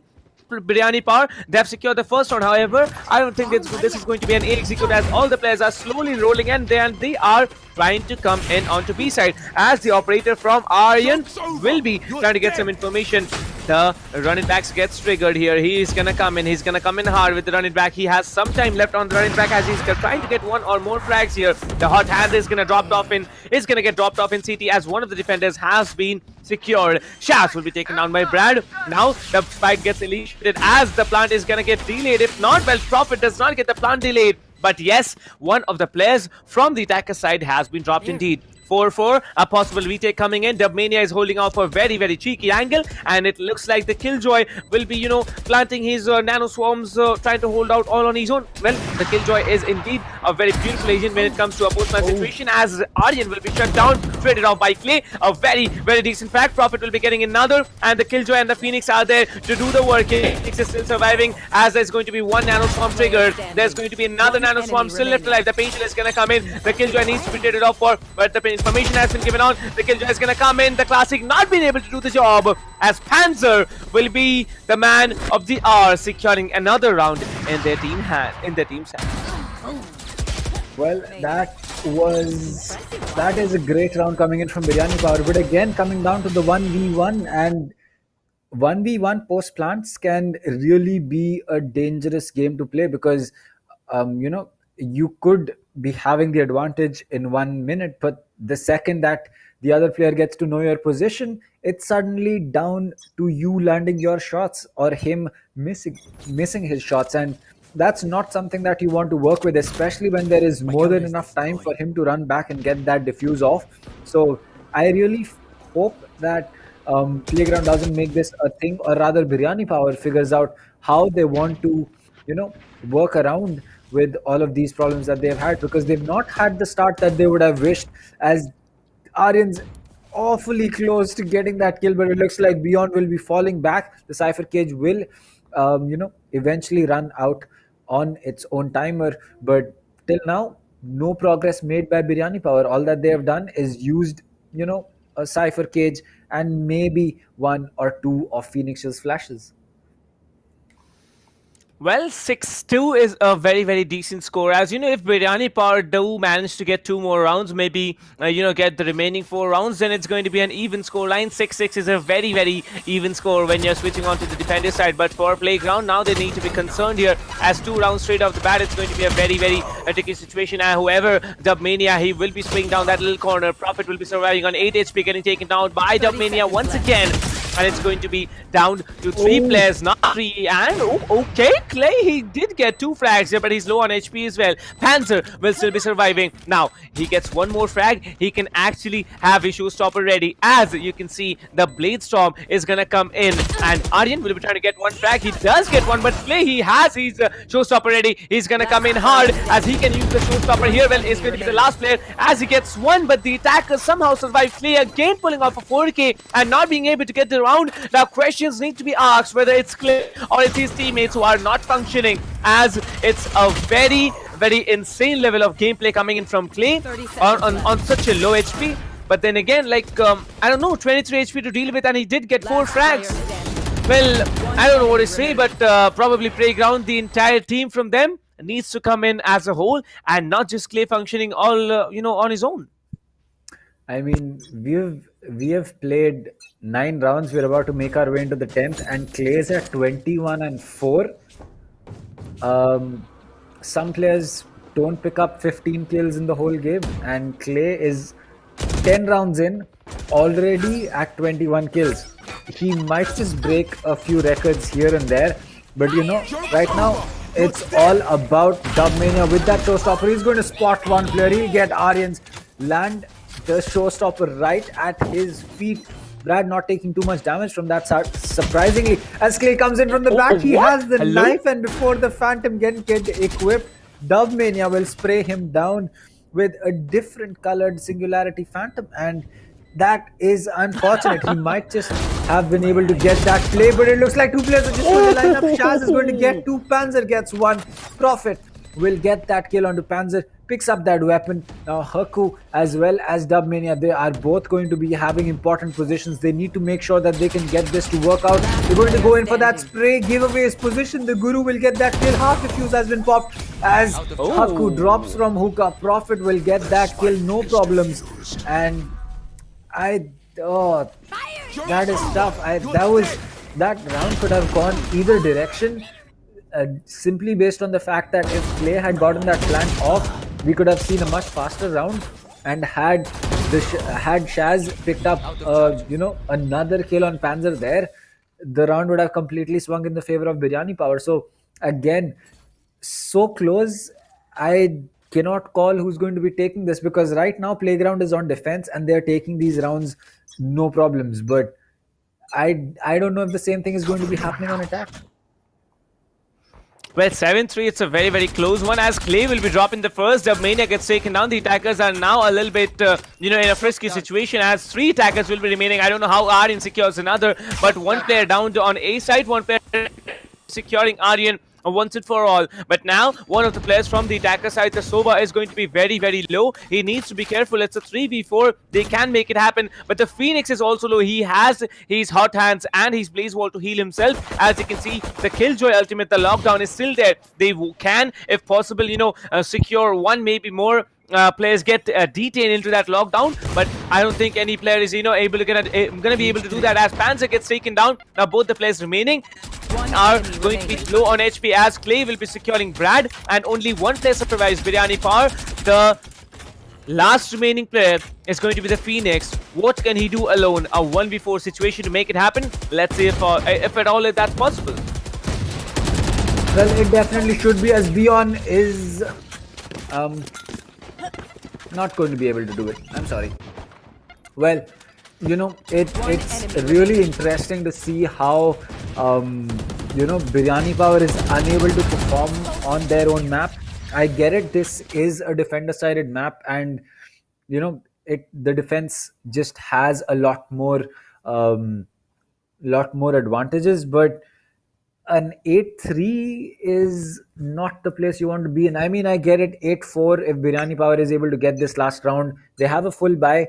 They should be able to make this work. But if it doesn't, 9-3 is still going to be very tough to come back from. Not to mention that Clay is absolutely cracked right now. He is, I don't know what he has had, or what is just happening, but it just seems that Brad is going to be the one to pick that first kill up. He's going to spot two more players, but as Hunter's Fury is going to miss. Aryan's just holding in from hookah. He will get spotted. The boombot gets dropped. There's one player in CT. Dubmania is going to light up too, but take a lot of damage in return. Haku ready with that from the shadows, and he is just looking to teleport. He's going to get that teleport off, but he will get spotted as Prophet and the Guru are going to pick one kill up each. The Guru is planning to go in for that teleport. He will go in for it, as it's going to be a 3v3. The lockdown has been established. No one gets detained. They have the spike, they have sight, they have lamps control. They can go in for this, as two players are going to be holding in from heaven. The boombot comes in from CT. This is going to be Prophet with his recon darts, giving his team information. The Raze is going to go in for that peak, gets taken out. It's going to be a swarm grenade getting dropped, and that will be a trade coming in, as Clay picked up a kill for himself as well. The shock dart will be coming in. Both players, Panzer as well as the Sova, picking up some damage. The Guru with that paranoia is going to make sure the Sova does not push through, but both players are going to be locked in. But Panzer gets 3 and the clutch still comes in. It was going to be the round that should have gone in the favor of Biryani Power, but it looks like Playground is just able to big brain their way out of it. And what a play from the Omen. Oh. Well, 9-3, and as you can see, the switch has been made. Now on the defender side, the Killjoy can have a good time. However, he's having a good time on the attacker side as well. Well, looks like, Beyond really choking out on his performances. Hakku not being able to function as he did on qualifiers 3 here. But now Playground Esports on the attacker side, they need to secure 4 rounds if they are willing to move on forward and win the game. Clay, 25 frags in 12 rounds. Okay, you made your mark, and he has a 4+ KD. I didn't see that coming, into the first game, like semi-finals. If it's so very hot-handed now, I believe it's going to be much more tricky here, as Brad will be shutting down Aryan. Oh, that's a very crispy play coming in for him. Well, looks like Biryani Power definitely has, the upper hand to the defense here, as the first frag and a head think also coming into the Cypher from the Ghost here. Spots out the Cypher, will be taking him down, and only 3 attackers remain. Brad just chasing down on their tails. On the attacker's tails is going to be a very, very tricky play here, as the recon bolt will be trying to get information onto A side here. The Killjoy turret will be spotted, will be destroyed, and some HP has been dented off from the Sova and the Raze combined. One enemy remaining. It seems that Panzer is just going to be on a different level, and he's going to finish it off. So Biryani Power getting that pistol round, very important for them, and to make it worse for Playground, it's going to be a flawless game. So I really don't know whether this is just the map playing into it, or are these teams slowly warming up to each other, because it just really feels that all these teams that have been playing Bind for so long just have different dynamics between them, because we saw that Global had a very tough time on Bind. They won it on the same day and they lost it on the same day as well, and it didn't feel as defender sided then. But right now it's seeming to be that case, as this is going to be a 5-man push into mid. Beyond will get a lot of damage tagged onto him. Aryan will get him, but Haku gets that trade. The Boombot comes in. Dubmania will get one. Haku will get one. And this is not looking good for the side of Playground as the spray comes in with the Spectre. Panzer gets one. Panzer gets two. As they look to just push on to Long, they will spot the Cypher and spray him down. A 3k for Panzer. And suddenly, it's looking like Biryani Power is back. Well, Biryani Power definitely is turning out to be very, very productive, on the defender's side here. Because we all know, this is a defense-oriented map. Well, I was talking about it, 12-0, then 12-12 comebacks have not been done. Just go on. Looks like Team Biryani Power, they did secure the first 2 rounds, and as we can see, it's going to be a full buy coming in from Playground Esports on the Vandals and Phantoms. I believe it's just one Phantom coming into play. Clay is the only one having that Phantom, a Singularity Phantom, to be very precise. All the other players on the defender side on the attacker side are going to be having Vandals, as the crossfire has been set up by the Killjoy along with the Raze. Well, this is a very, very frisky position to hold and a tricky one, as it's 2 to 3 players coming. Chill will be getting the better off onto the Raze on the defender side. Dubmania taken down by the Pain Chill. A very, very good work getting done here. Panzer will be, however, stuck in a corner as he gets taken down by Clay. 2k already for him, as he can either go on, drop that Pain Chill once again, or he's just gonna have to chill out and check all the corners here, as there's one player still striking around in elbow, and there's going to be the remaining 2 players into CT. Well, Aryan, I don't know how he managed to figure out the position of Haku, but he did figure it out. Well, that's just the big brain that all these players have, and as you can see, the last 2 remaining players, it's going to be down to them. As Playground Esports, they are looking forward and looking good to secure another round into their bag. That is One enemy remaining. I just feel that for this side of Biryani Power, they came really close to making sure that they didn't drop too many rounds in a row, but it looks like they're going to have to drop this one, because Playground has just come in and put their entire presence over this map for this round, at least for this round. So Brad, he's going to go in for that save. It's no real point pushing that, pushing a 1v5 with the spike already down. Looks like Shaz will have to make his way a little bit out of that blast, as he will be safe. Brad holding in from spawn, in fact. There you go. It's going to be a 10-5. So till now, Captain, I feel that for Playground, it's been more whether Clay has been able to get those initial frags and make those plays that are needed. Aryan's there to help him out, but it's been Clay all throughout the day, and 27-8. The man just does not want to stop. I just hope that Biryani Power is able to figure something out and make sure that this does not happen consistently, because that is not the position that you would want to be in. Well, I'd say, 10-5 is a very good score now, because Biryani Power, the way they look so productive in the initial 2 rounds, I'm really looking confident as they can, come in and secure maybe an equalizer, but it's still a questionable thought. As you can see, the Sova recon drone from Playground Esports is going to come in and probably try to get some information, but that was a very bad offer, I'd say, shock that came in. But Aryan, he just dashed in onto that corner, getting 2 players. It's a very good move here, as Playground Esports, they definitely have the upper hand now. Aryan will be coming in trying to get the Killjoy. Well, he does not get the will be securing that frag. Dubmania will be, however, coming in. The Guru has been taken down. 2 defenders stand. It's a very, very important play if it is at all, as Dubmania and another player is gonna get stuck into that corner. Well, now Clay has to make the job here. Clay and Haku, both of these players need to come in, and they need to be smart about it, as Haku goes on.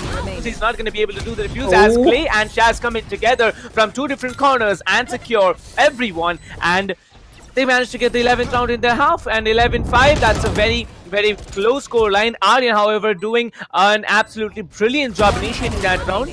Well, it's good. It's very, very smart, and looks like Playground Esports, they are on the verge of securing the victory in this particular map here.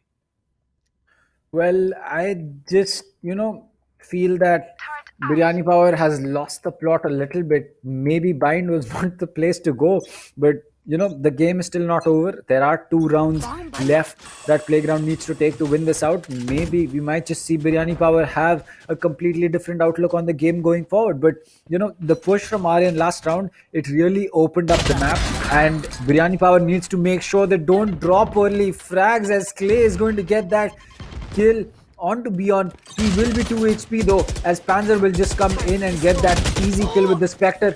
But the Guru is going to be coming in and get that trade. Now there are 2 players on long. The Guru is going to get one. Brad gets one, but gets taken out by Prophet as he's looking to push elbow. The Cypher Cage will get triggered. Haku is going to be the lone person inside site. He will spot one player inside. Hookah goes for that spray, probably lands a few shots, but not enough to get that kill, as Shaz will be coming in from long. And now suddenly it just feels that Biryani Power is going to be in a spot where they need to either save Haku, but he'll be able to do it himself. He'll get that kill, that headshot lined up perfectly. Prophet picks up that spike, goes in for that rotate because Shaz has done the same. Now Dubmania holding on to the other side, needs to make sure that he can either bait the spike planter. Looks like he knows where the spike is going to get planted. The pin shell gets dropped. That should be an easy kill. The Cypher will somehow survive. As he comes out, he'll get taken out. The boom bot is coming in as well. Now Dubmania needs to worry about only one player, and he will get that kill without any problems. As weapons are going to get picked up, Biryani Power is going to get that round. Well, I just noticed someone, predicting in the chat. It was Itazi X saying a 13-6. Well, the 6th round has definitely been secured for Biryani Power. But talking about Playground, I don't know if they're going to secure 2 more rounds, because if it's 13-6, then definitely, I'm going to, hire Itazi for my personal astrology. Well, we are going to find out in a short while, as I believe now both the teams, they still have.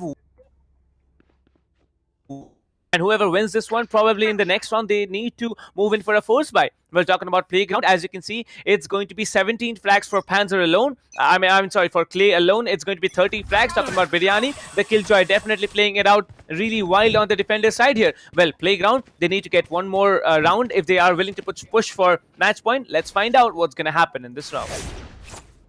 Well, there you go. Beyond will be reset back to his position, not seeing anyone. So, they know that part of the map is going to be clear, but 4 players on long. The Owl Drone still there. Clay might just get pinged. No, it looks like the Owl Drone will get destroyed, and no pings from the Firebolt coming just in. Well, Haku losing a little bit of HP, I believe, to either a Killjoy or the Omen, but it looks like it's time to make that push. They need to make sure that they can get that side control. Playground, they're hoping to go in for that teleport. They will. Aryan as well as Clay are just going to go in now. Dubmania on the half flank is just going to be holding mid. He will spot the Guru and get that kill. It's all down to the 4 players inside of Showers. The push comes in. The recon dart will get taken out. Cypher inside the Cypher Cage does not know that there is a player there as well. Beyond is going to get one more with the Phantom. Gets taken out by Clay.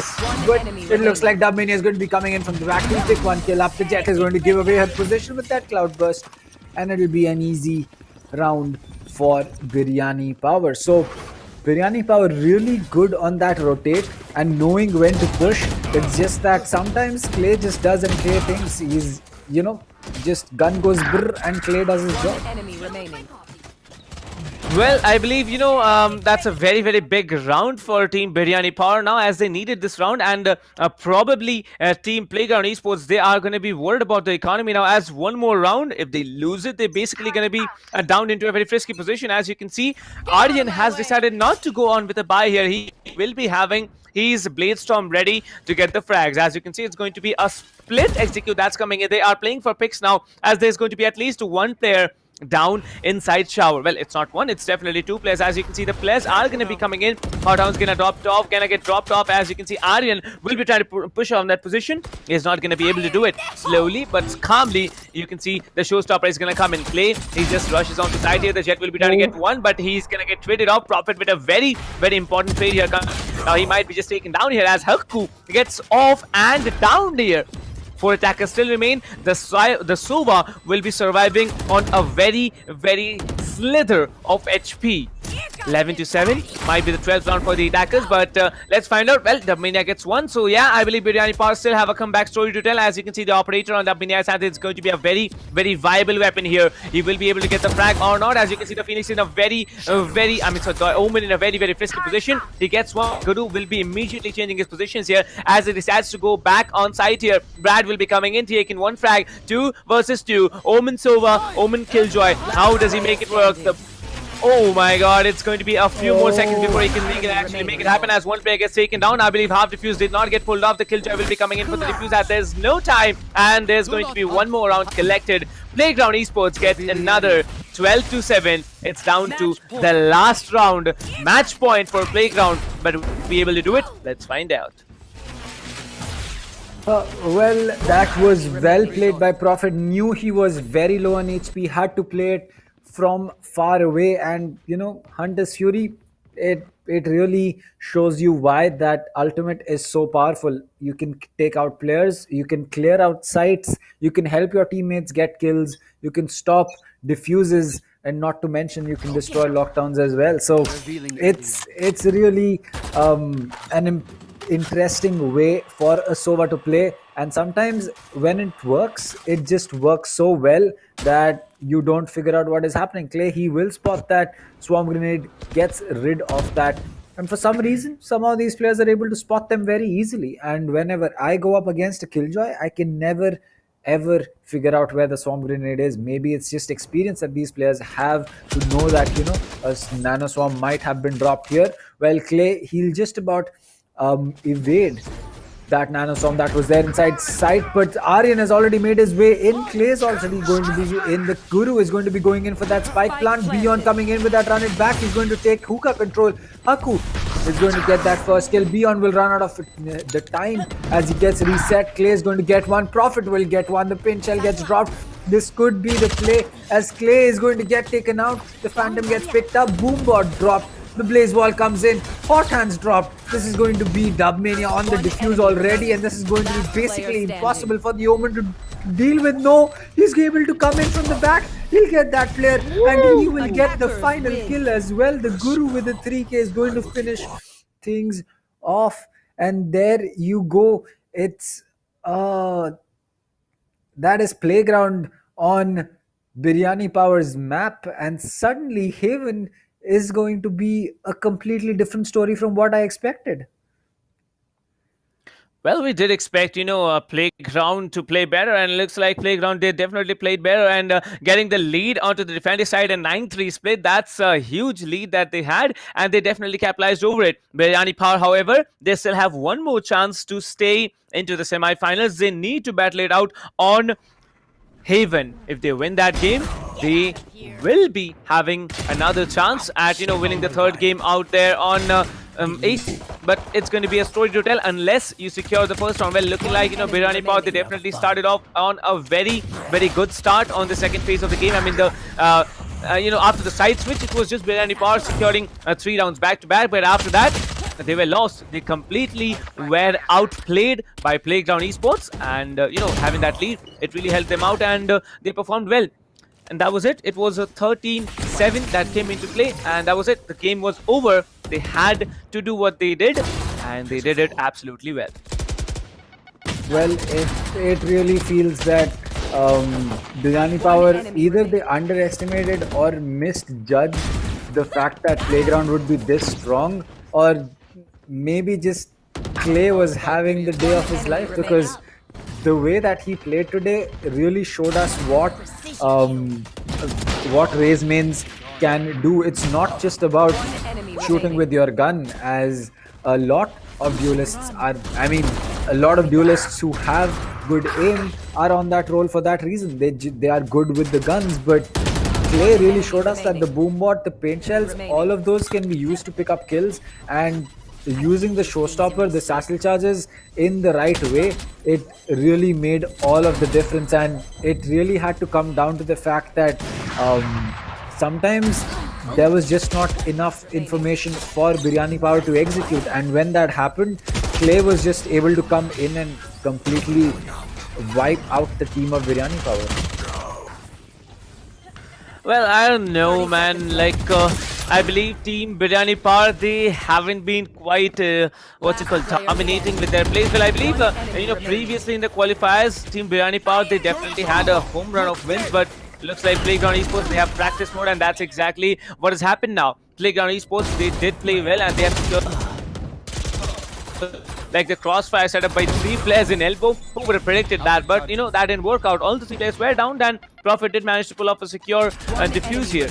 And I believe the entire team from Playground, they combined as a unit. However, talking about Biryani Power, they really choked out on the duels. They choked out on where the team games had to come, and that's exactly what went wrong. And they were not able to get the victory on the first map. However, Haven's still there, and if Haven's there, you might be having a hope of coming to it. Biryani Power getting Haven means that we are going to move into split. I mean onto Ascent as the decider. I'm looking forward to how this is going to work out. But Biryani Power, they need to step up their game. They need to step up their performance. They need to get the win onto the next game as well.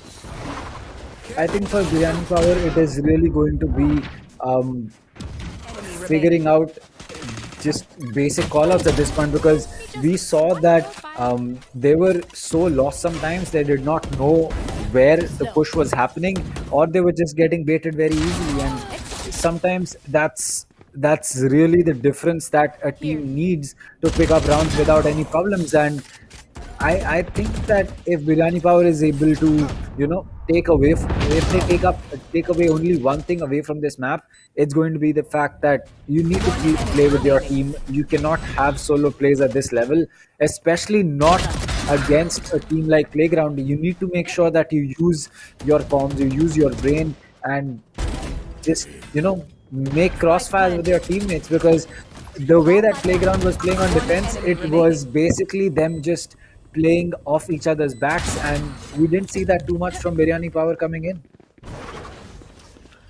Well, it is what it is, and now we are going to move into Haven in a short while as both the teams. Like, look at this play here. Beacon, he was just holding out in the corner, got 2K, and I believe this round was almost into the hands of, the somehow came out magically, and they secured that round. Well, 11-7 and a 13-7, quite not expected, because on the defender side, the defending teams are supposed to be much stronger than what we have seen, and by the looks of it, the lead definitely did not play out on Biryani Power's perspective, and Playground Esports, they had delayed the diffuse as long enough to come in and pull up that execute. Well, 13-7 it had to be, and it was 13-7. Definitely a very I'd say calm and peaceful scoreline that came into our hands. However, the pick by Playground Esports, we are going to see that what it's going to come up to, but the scoreboard says it all. 13-7, Playground Esports securing the first victory of the game. Clay with 32 frags and the match MVP. Well, 32 frags, that's I believe almost near to a 3.0 KD. Like, bro, what were you thinking exactly, Playground Esports? Like, Clay, he has definitely been the man of the day. He has definitely been the man of the day. I mean, just look at the average combat score, look at first bloods, look at econ rating. He is just above every single player. Yes, Dubmania is close to him in number of first bloods, but other than that, nothing is close by. The number of deaths that Dubmania has, Clay has double the number of kills. And he has what? He's basically 170 points above, or what? 100 and yeah. Oh my god. Yeah. He's 160 points above Dubmania. It's not 160. You actually said it correctly. It's 170 points, I believe, at 50. Yeah, it's 170 points above Dubmania. Like, the Razors definitely have had the better day, but 170 points, having plus in a average combat rating from the second player, like that, still, I believe it is what it is. And 13-7 has to be the scoreline here as Playground Esports secure the first win. Well, Hakku definitely not turning out to be as he had been in the qualifiers. Well, the definition, I believe the description to what Hakku's performance has been, I believe it should be like, the teams have stepped up their games. The duels have been much better coming in from each and every player from Playground Esports. But Biryani Power, they definitely need to come up with a big time performance on Haven. Otherwise, it's basically they are gonna have to compete in the lower brackets tomorrow. Well, we had seen 3 matches coming in from the semi-finals one of Group B here. We had seen 3 matches coming in from the upper brackets of Group B as well. Well, I'll not be shocked if we see all 3 matches getting played down throughout the day, because the way these teams are playing, anything can happen at any moment. We really thought that Biryani Power was going to get more rounds. They had 3 rounds when they switched over to defense, but they were still able to get 4, and that's exactly the number of rounds that Playgrounds needed, to win out the match. They also secured 4 rounds, and look at this, they are now winning the match and moving on over to Haven with a very, very big advantage. I agree. I think that going to Haven with a map in your back, with the map in your back pocket, is really going to be, very helpful, because it's not always about just going in on a map and thinking that this is my map choice, so we're going to win. Because we saw what happened with Biryani Power right now. I'm pretty sure that they were pretty confident about Bind, and it just didn't work out. Maybe it was the day, maybe it was the play style, or maybe it was just clay popping off. And going into a map like Haven, where you can't really predict anything, sometimes defense just is able to hold sites because they just have good strategies, or they just have good timing.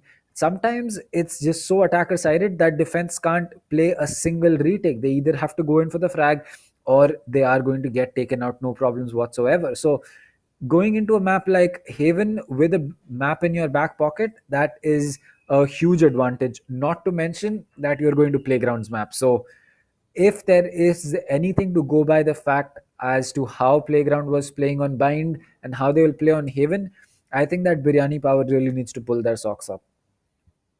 Well, indeed, Biryani Power, they do need to pull up their socks, because it's going to be just one more game left in their hands here. And if they are not able to function in the next one, probably they're going to have to, it's not probable, but it's definitely a confident, statement coming in from my end that yes, if Biryani Power, if they do not get the next one, they need to move on and perform tomorrow.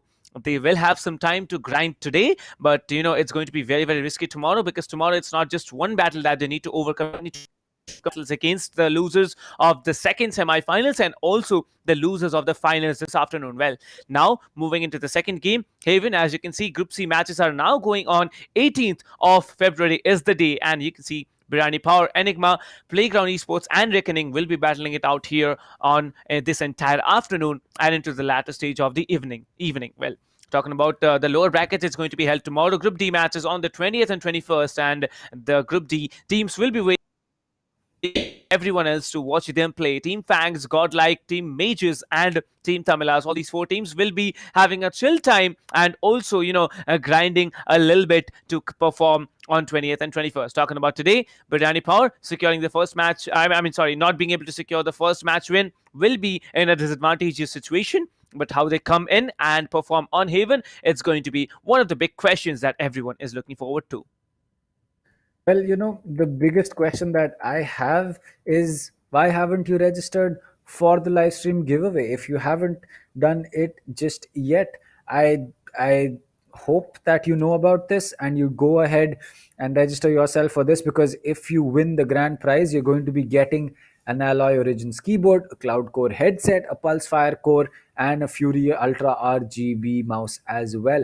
If you're talking about tier 2, you might get a headphone or the keyboard. If you're talking about tier 3, you might just get yourself the Pulse Fire Raid mouse, and tier 4, you will get a Fury S Speed mousepad. So I really don't see any problems in going ahead and registering yourself for the giveaway, which is completely free, and have some fun.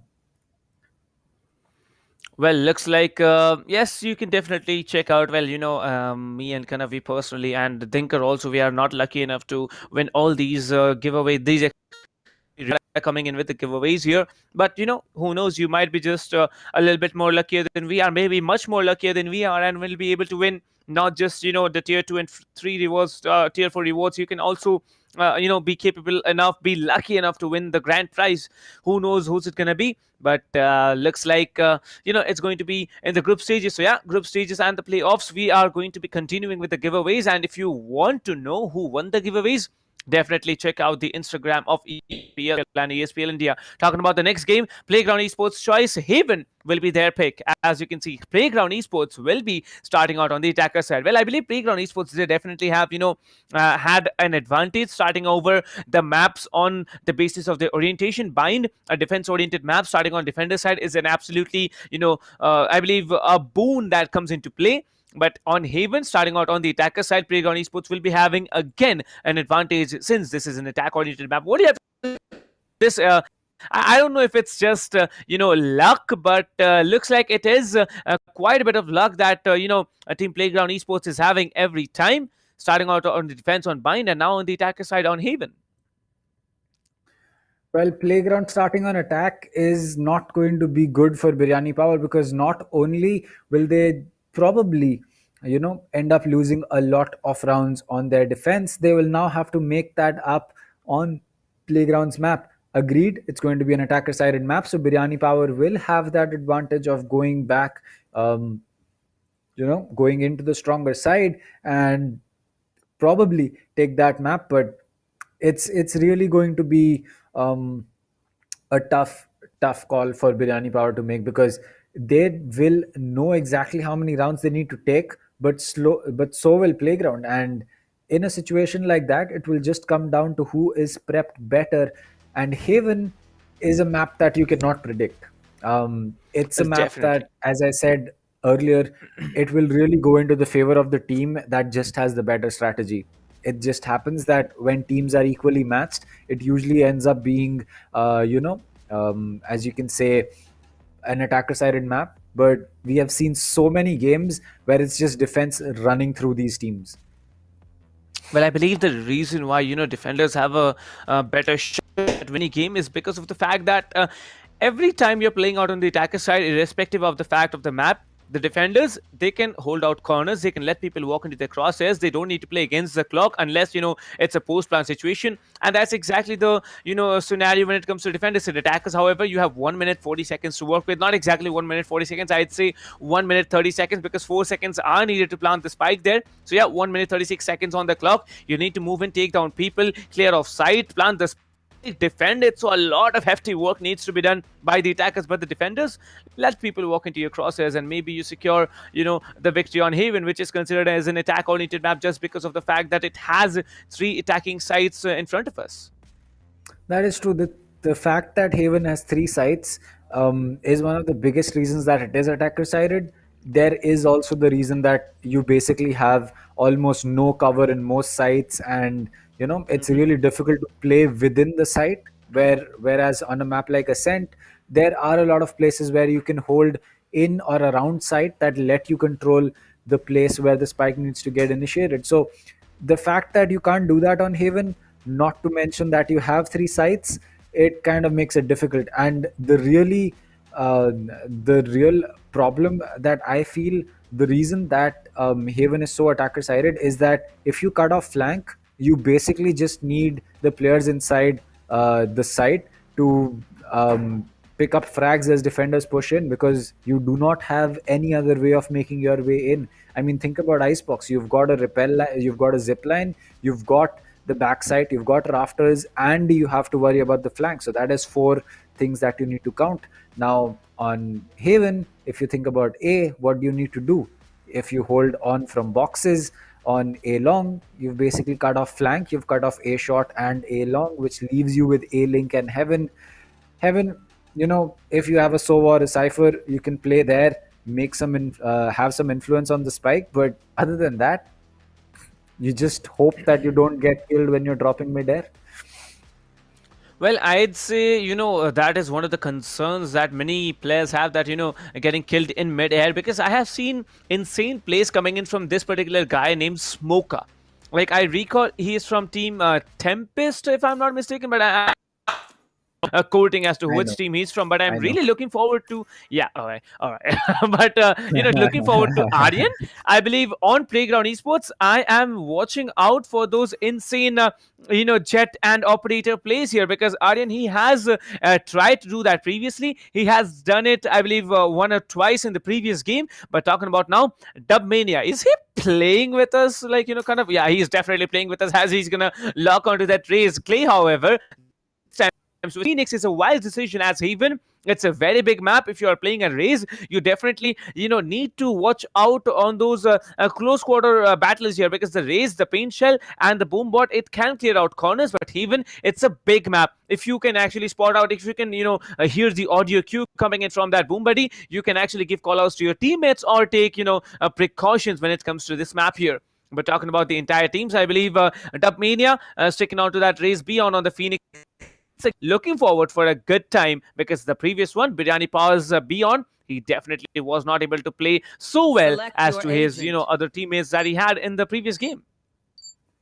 Well, Clay really needs to lock in that agent for himself, as it looks like it's going to be the Phoenix. So no raise coming in from the side of Playground this time, and that is going to be interesting, because I feel that at least on a map like Haven, it is actually pretty important to have a raise, because sometimes you need to clear heaven or you need to clear deep sight, and a hot hands or a molly from Brim is just not enough. Sometimes you need that paint shell or you need that boom bot to just make sure that if there was anyone hiding there, they either give away their position thanks to a sound cue, they take some damage, or maybe they just get outright taken out, because the paint shell as well as the boom bot, they do a lot of damage. They're very easy to use.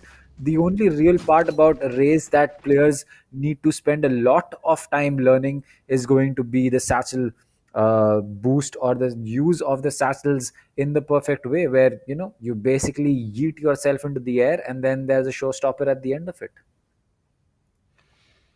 Well, indeed, and I'm looking forward to quick and good plays coming in from Beyond, because Beyond, I really feel bad from it's very frustrating, not just from the audience and his teammates perspective. It's frustrating from your own, as you're not being able to function even though you're a duelist. As you can see, Aryan will be peeking up C long, trying to get one frag here, as two players will be stacking up C. Now the first round, I believe C execute is going to be a very, very difficult one, but looks like Lee, he's going to be the smart man here, taking down the Cypher camp, trying to wallbang some people hiding in that corner of C window. However, Panzer, he has the classic to work with, and his accomplice on C side will be having a ghost here. Clay will be coming in. He needs to come up big time. And Panzer, you can see how carefully he's checking those corners here. The Omen will be still around in C long, as players will be slowly coming in on B side here. 3 players, 4 players are going to come in. 4 agents are going to come in and push onto B side here, as the Cypher trap will be triggering the position of one of the players. The Jet will be executing the plant here. Aryan does pull off the plant, and now it's a 5 versus 5 retake. Who comes in with the first blood of the first round? It's going to be it's going to be Hakku starting things off, as he gets one. He's going for a double here. He has been dented for on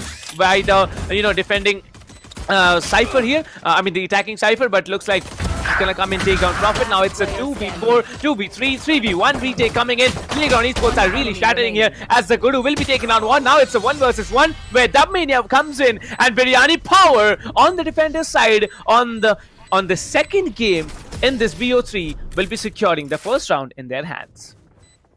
Well, it's just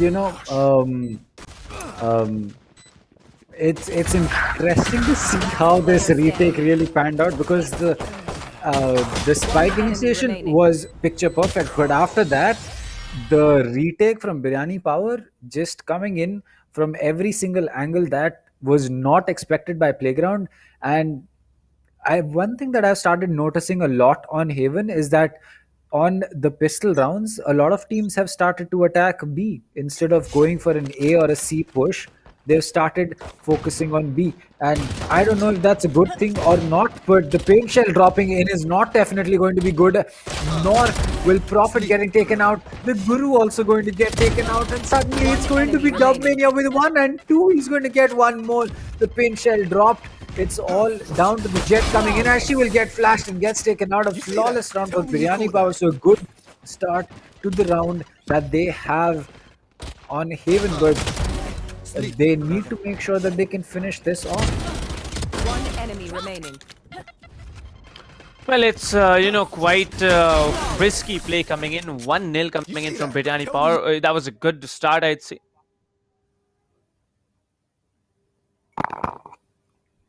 Well, yes, that is definitely going to be a good start, because picking up 2 quick rounds like this is going to make sure that you can save the Spectres and the full shields. And as they look to do that, it's going to be Profit with 1B on very low on HP. He will get healed, but he will also drop a flash for good measure. Now Clay making his way into garage. He knows that there might be someone there. Playground has already gotten the start they needed. The flash will be coming in. The outrun will be completely blind, but Clay just waiting to make that push. Brad is going to push, and though he'll get that frag for himself as they equalize. And now it's down to a 4v4. The Cypher has the spike. Looks like we might just be having a B execute as well, but the Cypher Tripwire is going to give away the position of the Phoenix, and now this is going to make that a lot more difficult. Chaz picking up a kill onto Haku, the Guru picking one onto Panzer, and it looks like Playground are going to be completely ready for this. Beyond comes in, he'll pick one kill up, he'll pick up that Phantom, does not check. Oh, there you go, Brad's in that corner. It's not going to be an enemy that he needs to worry about, but Profit holding this long angle to A link is definitely something that he will have to think about.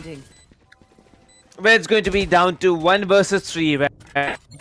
To make a big time play here. Brad, we all know how capable this guy is, but will he be able to pull off that 1 versus 3 clutch and then it refuse? It's going to be a big question here, as the Cypher will be spotting one player, and now you can see the Sova Recon Bolt will be giving off information. 2 pings already came in, so that's quite some time delay caused on there. Well, the Cypher cam needs to be taken down, as the Cypher will be now chilling, placing that camp there. I believe the cam has been destroyed, if not mistaken, and now he needs to go in. Brad has no time. He needs to go on for does get one, but I think he needs to go on for a save. There's no time to defuse the spike here, as Playground Esports will be securing their first round on Haven. Well, there you go. Playground finally getting that round that was elusive for them for 2 rounds, but they eventually did come back. It's not going to be too much of a problem because of the first 2 rounds that Biryani Power was able to take. They still have the credits to go in for a full buy. Brad, he has credits for the next round as well to go in for that buy. But, whether that call will be made or not is something that we don't know. Aryans, he's not had the best start to this map, not being able to pick up any kills. Neither has Clay. But, it doesn't matter if you pick up 32 kills in one map and then go 0 on the other, as long as your team is, understanding the reason that you are there for them and you're able to do the job that has been given to you. I mean, if your job is just to push in aggressively and help you take map control, then Clay has already done his job by making sure that no one peeks the spike planter. But if that doesn't happen the way that they are thinking about it, as right now Aryan coming in, Haku holding on to a very strong angle. He knows the barrel is there. The Jet is going to give her position away, but Haku is going to shoot prematurely, and that is not the best play. He could have picked up 2 there, not to mention he could have picked up Aryans, but it looks like now Playground will just completely rotate their side. Well, Playground do need to rotate their side here. As you can see, it's going to be another 5v5 play. However, the Phoenix was not there, and now Beyond can get a double. But look at the spray coming in from the attackers here, completely covering the flanks here. But Dubmania's Boom Buddy will be doing a lot of work here from the defender's perspective. I mean, look at it. Biryani Power now 5-man. Is looking to peak with coming in with a double peak here. The Phoenix is gonna come in, get taken down immediately. Beyond gets one. He needs to flash one of his opponents as he comes in with a flash here. Will be traded off for Profit. Will be securing one. Now it's a 3v2. A very, very risky play coming in. The Guru will be coming in, taking out one. The defenders will be defusing the spike amidst all that chaos. Is a very, very big play that we had. Dubmania still surviving. The spike was defused, and it's going to be 3-1 on the scoreboard. Biryani Power definitely playing out wild on the defender's side. Well, Biryani Power is definitely a team that loves to bring in that aggression, and it's working out till now. I do not have any problems with it working, because for Biryani Power, it just feels like when they get their time and space to make aggressive plays, they're just a lot more happier. They're just in a position where, they feel a lot more comfortable. And Till now, that is exactly what has happened, but not anymore. As Haku is going to get one, Aryan is going to get two for himself. Sorry, that was not Haku getting a kill, that was Haku getting taken out with the one tap. As so was the raise. And now as the Omen teleport is going to be coming in, Shaz with that Cypher tripwire is going to make sure that the Guru is not going to be able to push any, or rather the backstab has been established by the Guru. As Aryan, he's waiting, he will miss a one tap with that Stormblade, but the recon dart comes in, gets taken out. Clay and Beyond are going to be coming in. It's all down to Beyond. He'll get one, but not before Shaz can finish things off. As there you go, it's going to be a weapon getting picked up, or maybe not. Well, whatever it is, like, the attackers definitely played out smart here. Well, that flash that came in from the, attacking Phoenix really, delayed the defending Phoenix, and then Shaz getting the... So completely, I'd say pre-written story there. 3-2, Playground Esports, if they secure this round, which I think they are gonna, as, the defenders are pushing onto an eco round here. Playground Esports need to come up and win this round. They will be able to pull an equalizer, and I believe they should not be messing up anything at all. Well, for Playground, it just shows that both these teams, when their plays work out, they are very happy about it. But Clay has made his way in. The hot hands get dropped. He will take a lot of damage, but Clay is still going to get 2 kills, and the man is actually insane. As Beyond with that Sheriff is going to get that kill on Prophet against better opinion, but Clay is going to get a 3k for himself before the Guru comes in and gets one. That's going to be Dubmania left. The showstopper is going to be coming in. It will not connect, and that is unfortunate because now she's going to be in a 1v3. Her position's called out. Half the fuse has been put in, but the Stinger comes out. She'll go in for that reload. 1 HP on the Phoenix. The Blaze Wall comes in. The Pink Shell will get dropped. The Cypher will not die. It was so close for Playground. They almost lost that on the smart play by Dubmania, but what an effort from the Rays. It's just, it was just so close. I think that had the timing been a little bit better for Dubmania, Shaz would have been completely melted with that Stinger.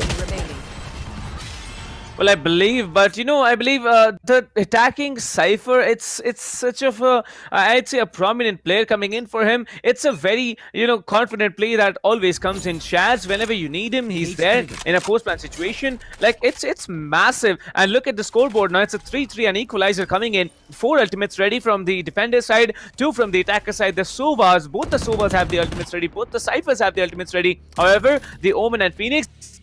Now, because Beyond on Biryani Power side, he can actually use his run it back, but look at the position he's holding. He's going for the trigger discipline here. The Cypher will be checking the corner, but no, that trigger discipline will not be playing out in his favor as Beyond gets shut down. And now the advantage is now on the attacker side. Well, no words there. Panzer will be taken on wall. The scores is going to be leveled as to both the Cyphers will be picking the locations of everyone on the map.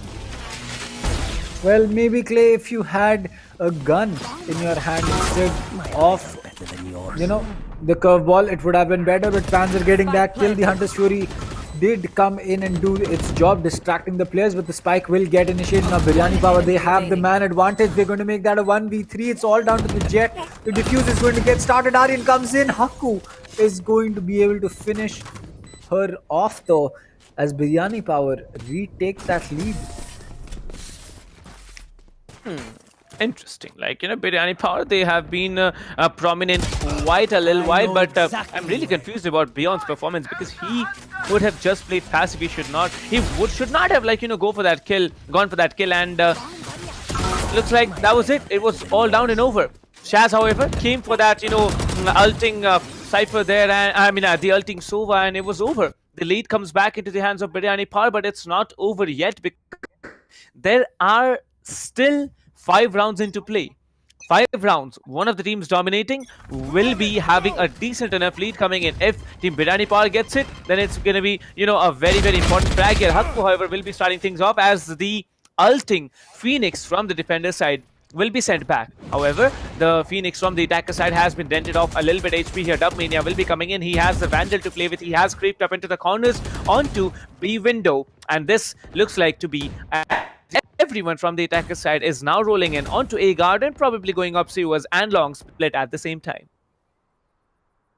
Well, it's going to be a 4-3 split right now, but Playground, they do not have the manpower to possibly make a perfect execute. I mean, yes, if Biryani is going to give them free frags, then why not? But, you know, if they are able to make this work out for them, as Clay has come in from A shot, Brad will be using his out drone. So playing retake from Biryani is going to be the smart play here, because they don't know whether, you know, the post plant positions are being held from heaven or from the side of hell, where there you go, the Cypher will get spotted as he looks to make his way in. Clay's holding that backstab. Dubmania coming in. Shaz will still get that kill. Shaz will get 2. Shaz will get 3. Clay gets 1 more. And so, boy, what a post plant from the side of Playground.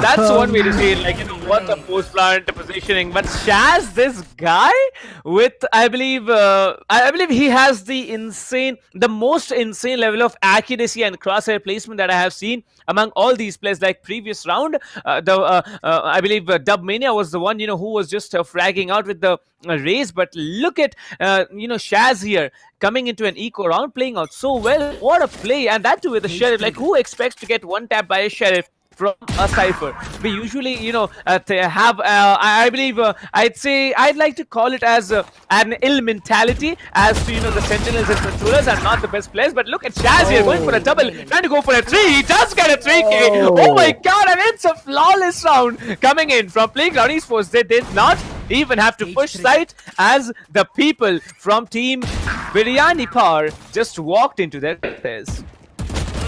Well, that is amazing spray control coming in from Shaz, and holding off that urge to go in for that reload. I mean, if I was there, I would have definitely gone in for that reload, but he didn't, and that's the reason that he's playing, and we're sitting here. Well, 13-5 on the score for Shaz, having a great time as the hot hands will get dropped. That's a lot of damage being taken onto Dubmania. He will get taken out. Clay with that run it back is going to make his way in. He will spot one more player, but before that gets reset as Brad is going to pick up 2. That's going to be Clay, as well as the Guru coming in from the side of Garage. He's probably going to get a 3rd. Yes, he will. Now Aryan will have to make that push. The owl drone comes in. He will ping the jet, and that is going to be making it very easy for these defenders as they come in. They know exactly where Shaz and Aryans are going to be, and you can't really do too much when your position is going to get pinged like that. Well, it's a very good start that Team Biryani Power had, and looks like, Playground have had a very, very good comeback situation. 5-5 on the scoreboard now, and it has been quite some insane plays that we have seen from Team Playground Esports. Playground Esports on the attacker side, however, not being able to get the lead will be a drawback that they have when they switch over defense. Now, Biryani Power, they are looking to be confident. They are still trying to come into, an aggressive position. I don't know why they are trying to go in aggressive when you're playing on the defender side, but Brad this time will be willing to move on and get information with his owl drone. Well, he does not spot anyone. As you can see, everyone will be stacked up outside double doors. One of the shock darts is going to hit something onto the Phoenix. Well, I don't think it's going to hit anything because he's still there with 150 HP to work with, 89 HP now, and he's trying on for a double as he is slowly trying to creep up onto C window. C window, a very, very difficult position to hold, but a very, tricky position when it comes to on the defender side. But Clay coming in from the attacker Omen, they are going to walk up slowly. 5-5 on the scoreboard, 5-5 still remaining, and everyone is gonna run in to see as the execute is gonna finally get pulled off. Jet will be coming in with the operator. The Omen from the defender side will be shut down. Hakku gets taken down. The paint shell from the defender side will be trying to slow things down, but Boombot will be coming in. It's going to destroy it immediately as the Cypher from the defender side will be caught off guard. The Guru going on with a double. The Cypher is the only one left alive. I don't know why information was not given on that. Panzer was going to come in from behind But looks like Biryani Power, they have just lost another round. I think that yes, Biryani Power. Yep, there you go. It's going to be the end of Panzer as the Cypher takes out the Cypher, and a Cypher on the op is not something that you see every day. But Playground, I think that they are having a tough time on attack, and Biryani Power, they are definitely having a much better time on Haven than they had on Bind. Maybe it's down to the fact that they are just a lot more prepared for this map, or it could also be the fact that Playground is just not having a good time. Well, irrespective of that, it is still Playground's map, so for defense I really think that they will have something special, because what we saw against Inglu and Global was the fact that the split for Global on their own map was only 7-5, but when we eventually made our way in towards the split, it turned completely, as it looks like it's going to be Beyond finally getting shut down after picking up 2 kills. The curveball in his hand was not the best place to have it, but he somehow survived because Aryan did not check that corner, as now it's going to be a 3v3 post plant for Playground to defend. Playground, they definitely have the best post-plan scenarios coming in from their perspective, as the race will be coming in. He's trying to go back onto A-Long, but he somehow gets shot down. Clay will be getting one, and only Hapku remains, who is gonna get taken down indeed, and it's going to be another round in favor of Playground Esports. 2 points lead coming onto the defender side is a very wise play coming in from this team. But yeah, it's a very I'd say difficult position for Biryani Power, because Biryani Power, when they need to step up, when they need to step up big time, this is the one that they actually need to make it happen, because if they lose this match, they are basically going to get pushed into lower bracket, where it's going to be a 2BO3 survival scenario for them. But for Playground, they're absolutely playing fine. They're doing well, and they are intending to keep up their performance as Beyond standing out on the attack. Will be having 11 frags, definitely playing out much better than the previous match that we had on Bind, but still his team is lagging out somewhere, and looks like the coordination not coming into play. However, 5-7, 2 points lead secured onto Playground's.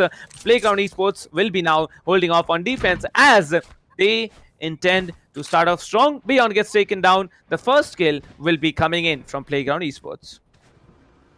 Well, this could be in the same direction of things as we saw with Global, as well as, Inglu, as Terminia will land that shot on Prophet, take a lot of damage, but, still survives.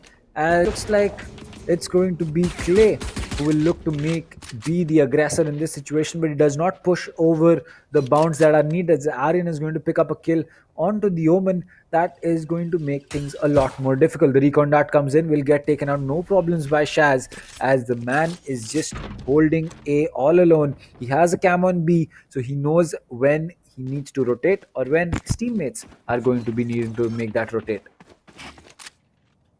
Well, I'd say the recon bolt getting destroyed is a way of telling the opponents that don't come here, I'm still here, I'm not going to leave site on my own. But there are many people, who actually intend to dodge the recon bolt, stay up on site, and then let people walk into the crosses. Looks like this is going to be a C execute, as the Sova, as the Spike will be initiating the plant here. Brad will be coming in along with Ian, and they are all going to push up on from Garage. Clay comes in, uses the flash, will be trying to get one player, as one of the players get pinged. Panther will be taking down one, Brad takes down one. It's a very, very tricky play, but somehow Playground Esports, they mess it all up. It's a 1v2, as Shaz will be left with 47 HP. Brad comes in slowly. The defenders are trying to... Okay, these are the attackers. I really, I thought this was not going to happen, but yeah, these were the attackers who were just stacking up in Garage, and no one was allowed to come through. But the absolute brilliant of a post-man situation. Biryani Power securing 1 point.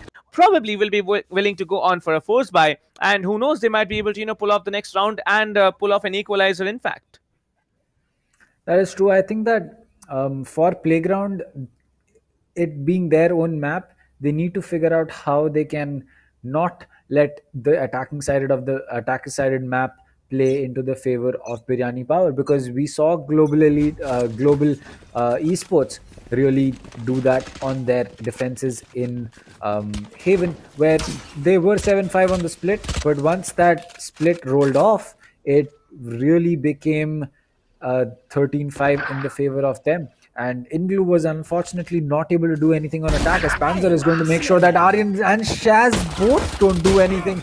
It's going to be Clay getting that kill with the classic, the close range classic, really working out, as Panzer is just going to go nuts. He's going to get another one for himself. Playground down to 2 players. Haku is going to lose, is going to make sure that Clay gets taken out. It's all down to the Sova inside heaven, as the spike will get planted. Prophet will still get that kill but give his position away, and now this is basically going to be a very, very difficult retake for this player of Playground, and it's not going to be possible at all because he will get sprayed down.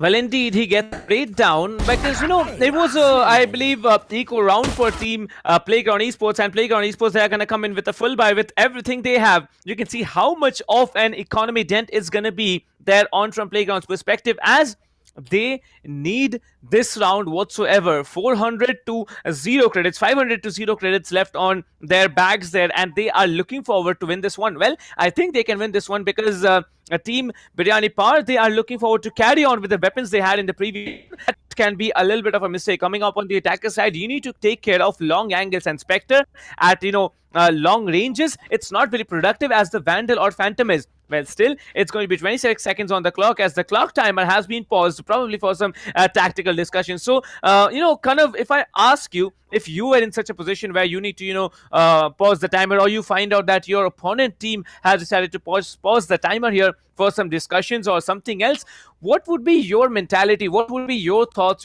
which actually get put into along with your teammates, that what are they thinking right now? What are they trying to do? Like, what can be the scenario that comes in from your perspective?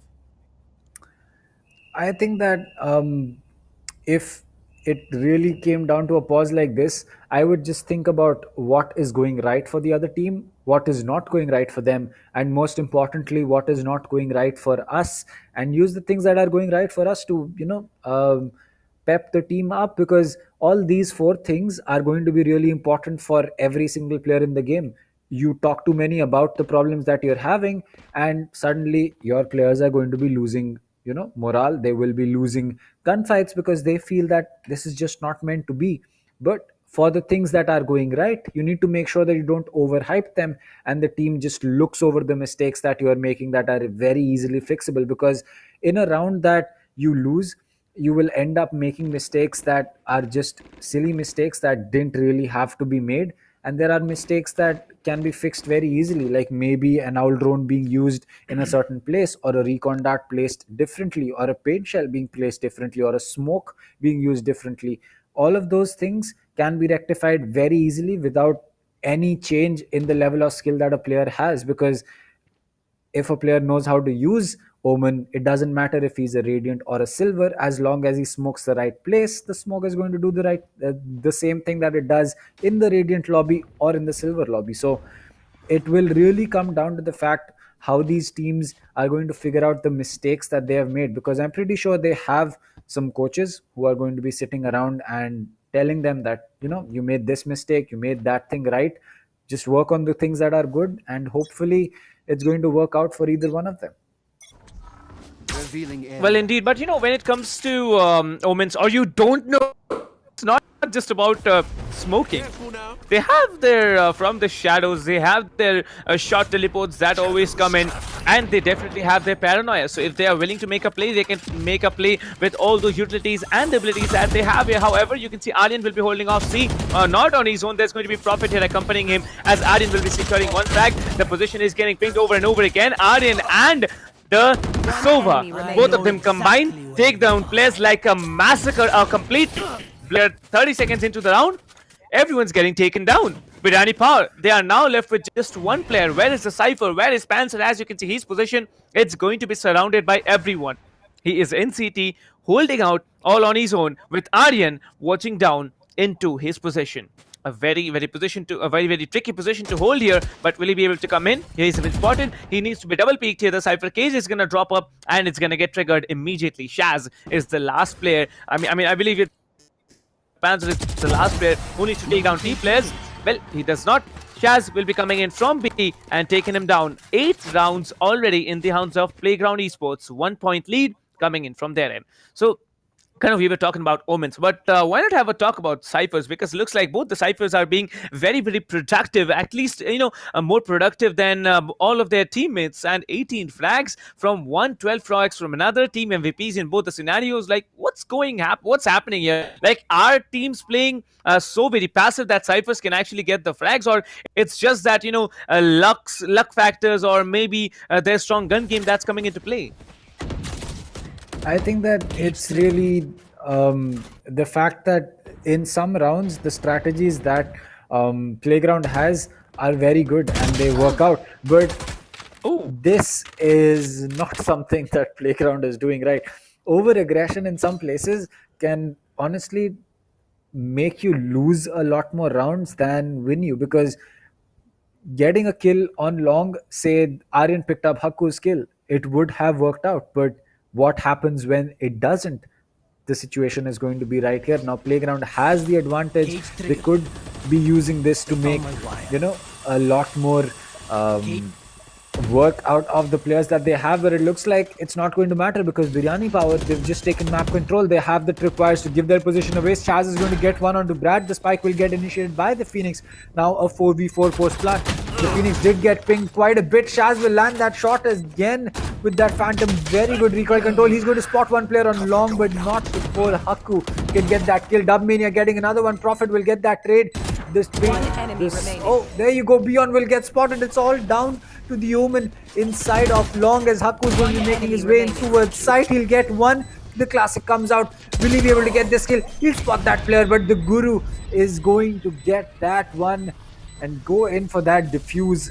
9-7 as this map is slowly turning up the heat. Well, Playground Esports definitely playing it out as they had done in the previous game. They are playing it smart, they are playing it calm, and they are playing it so confident. Well, Haku should have clutched that round. Like, there was a Vandal lying right beside his feet, but he did pay the price of, walking into the smoke there. Definitely a good play coming in from the Guru, but Haku messing it all up, not being as productive as he was during the qualifiers here. Biryani Power now need to step up their game, as it's another eco round that's coming in from their perspective. And looks like Clay, he's going to just spam through the wall here, trying to take down one, just take down one. Well, that's a very, very quick switch that came in. And I don't know, like, it should have been a frag that was given off to the attackers, but insane with the accuracy. Clay coming in, getting one, Aryan getting another, and looks like the spams are going to continue. The Sheriffs are not going to do the work as Brad gets taken down. Another one for the Guru. It's down to Panzer once again with the Sheriff on A long, on A garden to get 5 frags. It's not possible to get an ace on 100 HP, but who knows what's going to happen as the Vandal spray is going to come in. He's going to get one. Panzer will be definitely be coming in, but Clay, and he'll getting another round into the hands of Playground Esports. 10-7, a very, very big lead, still sustaining in the hands of Playground Esports. Well, it just at this, there's that meme when that flash came in. It was at this moment he knew. I won't finish that. Yeah, but did something. He did something. Yeah, he knew. You can finish off the rest. As soon as the curveball came in, I'm pretty sure Panzer knew that round is not going to be going in their favor, but they have the full buy coming in now, so they can make this work out. The dink comes in from Aryan. He will take the 80 damage that is needed to be taken from that shock dart, but he is going to reciprocate a lot more onto the Sova. And to be fair, the Jet getting taken out on defense versus the Sova getting taken out on attack, the Sova is definitely going to be the bigger kill here. I'd say it's not going to be easy for Team Playground to get this round, but looks like Biryani Power Sova has been dented very low. Aryan, however, is still surviving with 74 HP. Now, the ultimates from both the teams have sufficient information to be collected by them, as the attacking Phoenix will be triggering the run it back. He's coming in slowly. He's coming in, trying to get one frag. Aryan, however, will be sending him back, and it's going to be the Hunter's Fury which gets popped up immediately. He's trying to get one. He does get one player tagged. He has been reduced as Clay can possibly have a big time play coming in from his end.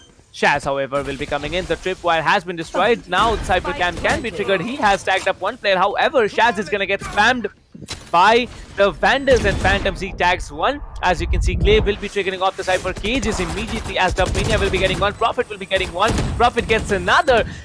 One with a shock dart, another with a weapon. It's a very, very good play. The defenders are still having the number advantage here. And like all the attackers, they are going to fall back as the ultimate is going to get triggered. He's trying to go for another. Well, he does trigger another one. The last shot of that Undisputed is still going to be there. Spike Diffuser has been killed and now it's down to just one player. The Phoenix will be coming in, trying to get one, trying to get two. Well, there's enough time to delay the defuse here, but nope. Looks like everyone combining together from Playground will be pulling off another successful defuse, and the lead will be expanding to 4 points now.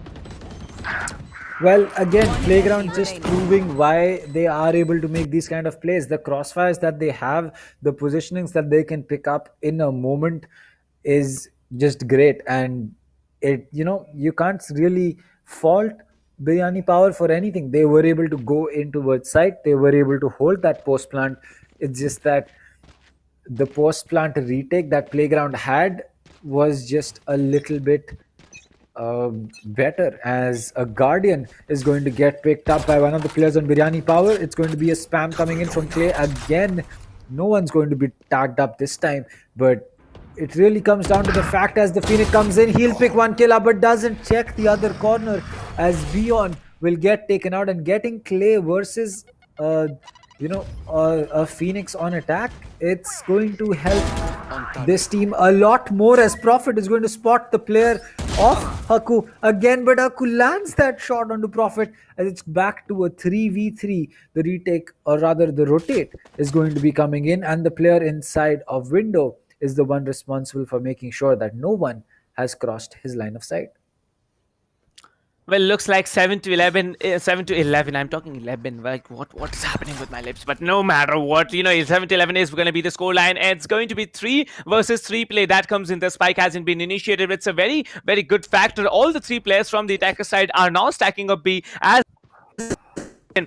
has a very, very beautiful flank that's coming in. The Guru will be coming in. He has information as to players will be walking up and all lining up for them. Aryan gets one. It's a very, very big play that's coming in. The Omen will be shut down. The Guru gets taken down 2v2. The spike has not yet been planted here. Shaz and Aryan, they have 2 angles to hold up. Hakku will be taking down Aryan. Shaz can make an insane level of a play here. He spots one, will be going for it, but no, Hakku will be saying otherwise, as Biryani Power will be securing the 8th round air scoreboard. 11, 3 points lead still there in the hands of Playground. Playground did not expect this outcome, but somehow Hakku did make it happen. So yeah, I'd give the credits to Hakku and the last remaining player in his accomplice, and looks like it's going to be at least 2 more rounds before Team Playground actually win this one. Although, it's questionable whether they're going to win it or not, because by the looks of it, Biryani Power seemed to be much more of a powerful team in the previous round. I agree. I think that it was not expected by Playground that these many frags would get dropped suddenly, but Hakku, what a play, picking up those 3 kills, very, very important for his team, and making sure that his teammates do not feel the need for another duelist, as 4 people are going to be stacking on long. It's going to be Phoenix picking up that ultimate, or possibly to make sure that his run it back is ready, but Beyond lands that shot on Prophet, and where are you going to be holding, my friend? The run it back has been popped. Beyond making his way in towards garage, as the rotate is not going to be completed by the player, but there you go. Aryan is going to give away his position. Panzer already holding from B Link. He might just be able to stop the rotate coming in. He will spot the Phoenix, get that kill. It's down to the Omen, or rather the Cypher, the Omen and the Jet, as the Jet inside of garage is going to have to make sure that she watches her back as well as her front. She's coming back. She's going to spot Brad. That shock dart not going to be doing enough. The Guru is going to get one. He gets traded out by Hakku. It's down to a 2v3, but it looks like all that is going to be happening from the side of Playground is a save. Well, looks like it has to be a save. 10 HP on Aryan. It cannot be, nothing but a save here, because Aryan, even he gets a whisker of a bullet just buzzing by him, he's going to be down there. Well, it's not that scenario. It's not it's not that case. Obviously, you need to hit. He's not going to be taking that risk of losing the operator. He's going to save up his operator, and now this round is going to be a very, very tricky one to play, as Team Playground will be investing almost entirely on their economy. Looks like, yes, it's going to be 400 creds left for Shaz, Profit, and everyone else. Well, I believe Profit and the Guru are thinking about pushing for an eco round, because the next round it's going to be match point for them if they win this one. Operator by coming in, Operator, still sustained by advantage onto the defender side here, as Clay will be coming in forward. He destroys the Cypher Cam. He will be dropping his hot hands, as there will be two players watching up short. I mean, Seawolves and short here. However, the paint chill is going to come in. The information has been given up, as there's one player stuck down there, and you can see the Seawolves area will be completely cleared, as the Phoenix will be taking one down, and it's going to be the showstopper, but he does not get the chance to actually make the play. Shaz will be getting one, down to one player only. It is down to Hakku to do the job, and as will be clearing things up, and it's going to be match point for Team Playground Esports.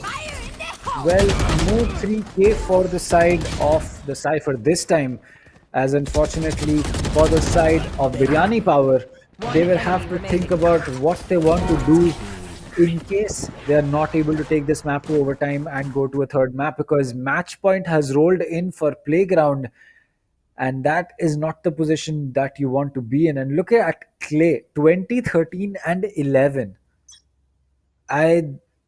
He's just having a great day in general.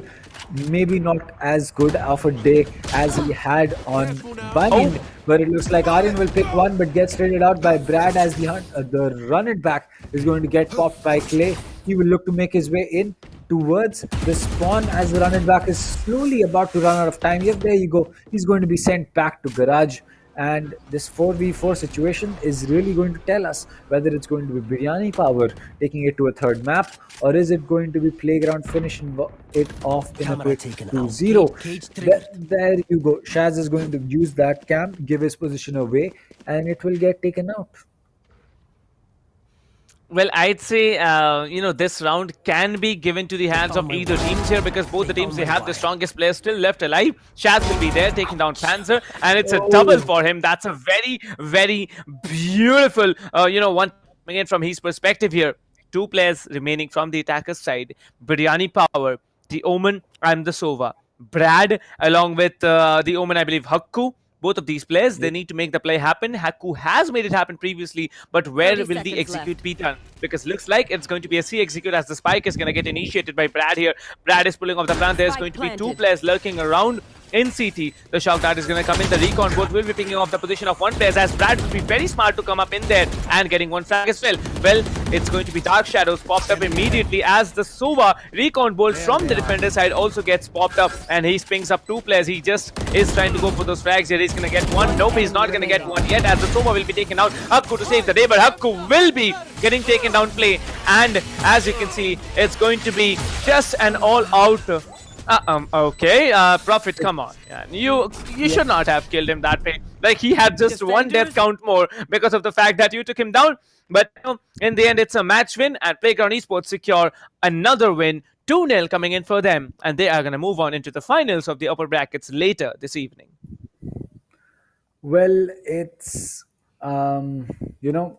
it's interesting to see how Playground is going to be performing in the finals later on in the day. But as for Biryani Power, it was not their day on Haven or Bind, as they were not able to make it work at all. They honestly were just completely thrown around on Bind, and on Haven they were able to come back a lot more close to take that win, but it just didn't happen. Playground in the frag game just able to out-frag this team, and in a lot of situations it just turned out that it was Playground who had the advantage for gunfights. The map really just played as a map where you would peek everything and hope to get kills, and that is exactly what was happening. Playground was peeking and were getting that kills.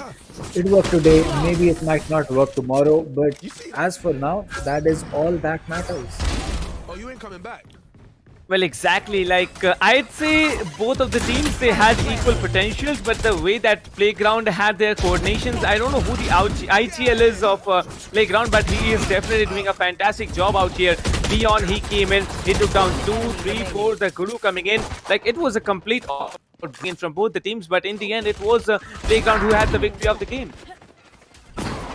I think that for Playground, it really mattered where they were able to, play aggressively, because in some rounds Playground pushed in a lot further than what they should have done and dropped a frag that didn't help them out.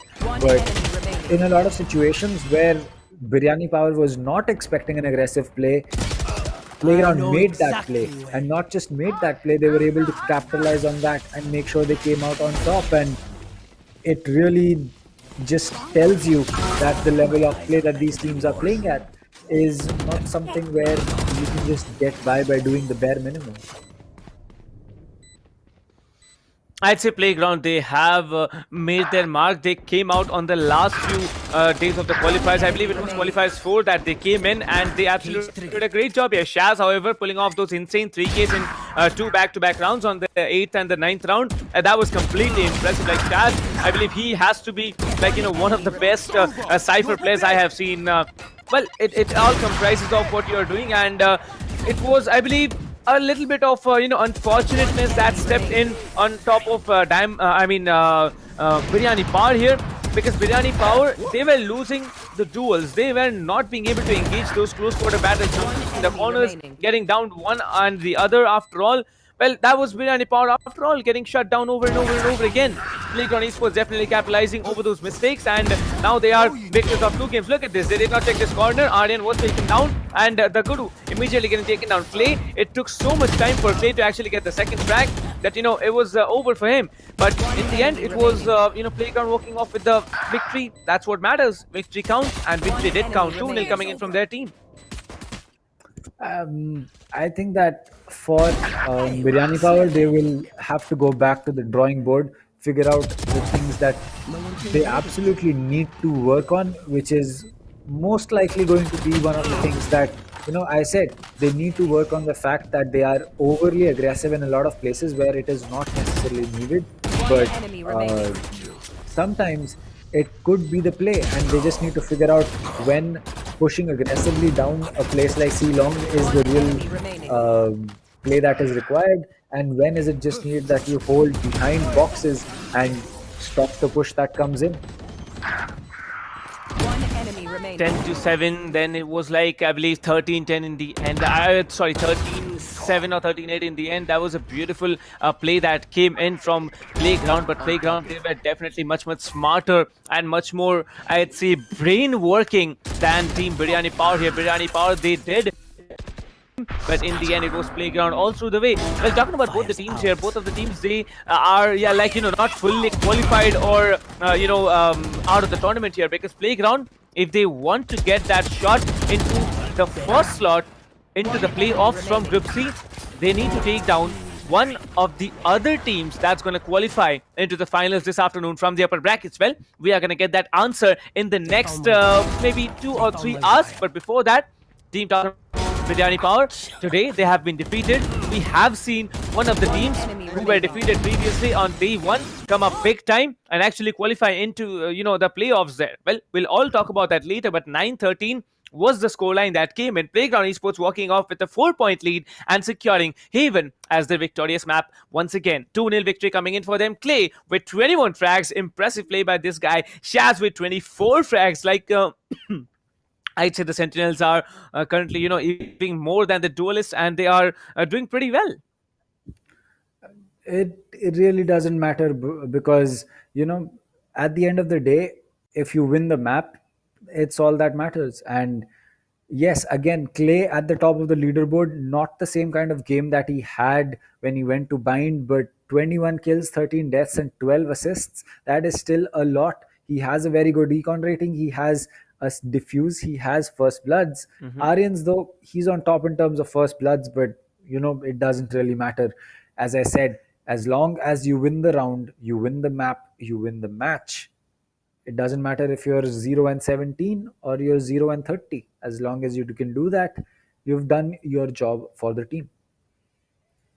Well, that's exactly the scenario. But I believe someone's a little bit of contribution from everyone's perspective is really necessary here. Dub Mania sitting down there with just 11 frags, being a duelist is not at all what people look forward to, because the duelists are usually expected to outfrag everyone else on the map here. Hakku definitely one of the better omens that we have seen from the entire team of Biryani Power. But combined Playground Esports, they played out much better than Biryani Power, because two of the players from Playground Esports, they are also down there. The Guru with just 14, Prophet with 11 frags. But overall, it was a very, very good game that we saw on Haven.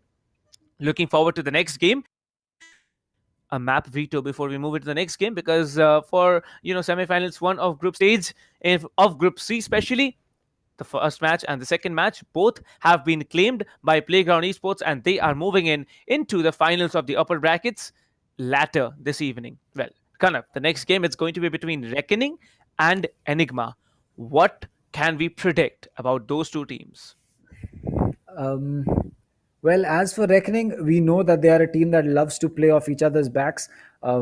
They are a team that will have a very even score distribution if things are going the way that they have planned. So it could really come down to the fact whether Enigma knows how to break that lock, because breaking crossfires, especially in corners on a map, probably, like, I do not know the maps that they are going to, but I'm guessing Ascent is going to be one of them.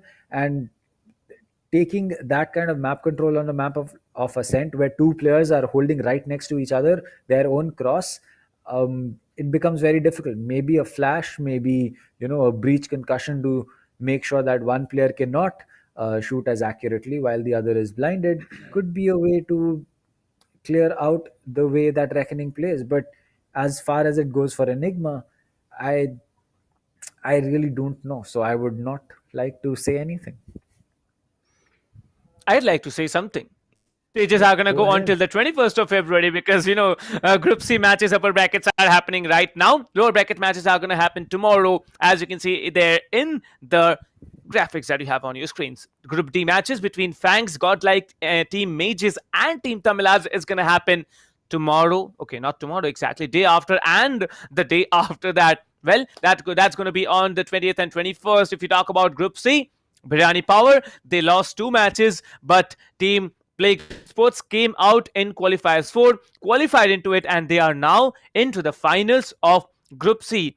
I'd say it's a Group C group stage finals. Yeah, it's upper bracket finals of Group C. Well, talking about the next game, the semi-finals of the upper brackets in Group C, it's going to be between Enigma Gaming versus Reckoning. Both of the teams are quite powerful. Reckoning, personally, I haven't seen any match that they have played, but I have heard their name in the community, and I'm really looking forward to this particular match here. Talking about the giveaways, the audience can enjoy all these gifts that is given and listed here on your screens. Cloud Core 7.1, Alloy Core RGB gaming mousepad, Pulsefire Raid mouse, Fury S mousepad. Oh, okay, sorry, Alloy Core RGB is going to be your keyboard. I'm sorry about that. Fury S mouse, Fury S speed mousepad is also going to be there as the tier 2, 3, and tier 4 rewards respectively. Also, a grand prize, tier 1 prize of all these things combined is going to lucky winner from the giveaways. Giveaways are going on right now. Head over to the description of wherever you're watching the stream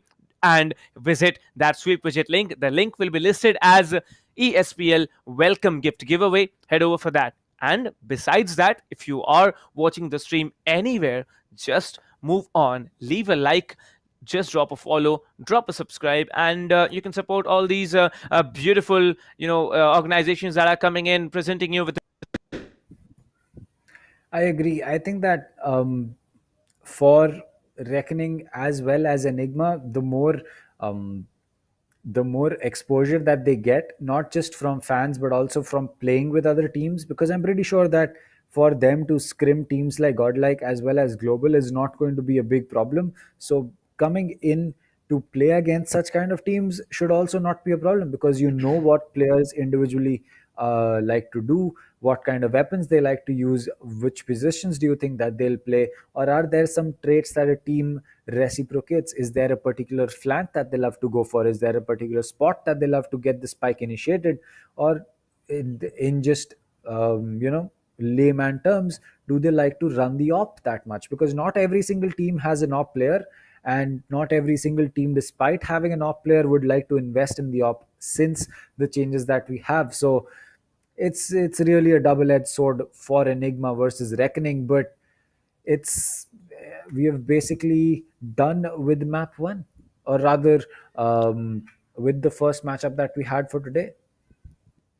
Well, indeed, we are done with the first matchup that we have had in this afternoon. Enigma Gaming versus Reckoning is going to be the next one, as Playground Esports is going to watch this match or just grind a little bit more, before they face off against Enigma Gaming or Reckoning. Both of the teams, Enigma and Reckoning, are very, very fierce teams, and I really, really want them to come up and function big time. However, it's going to be a question whether they are able to secure the first victory. We have seen it over and over again that the first victory is always in favor of the team, whoever is securing the first map here. And looks like Team Playground, they absolutely make that happen. First victory, moving on with the second one, putting some pressure onto the opponents. That was the scenario.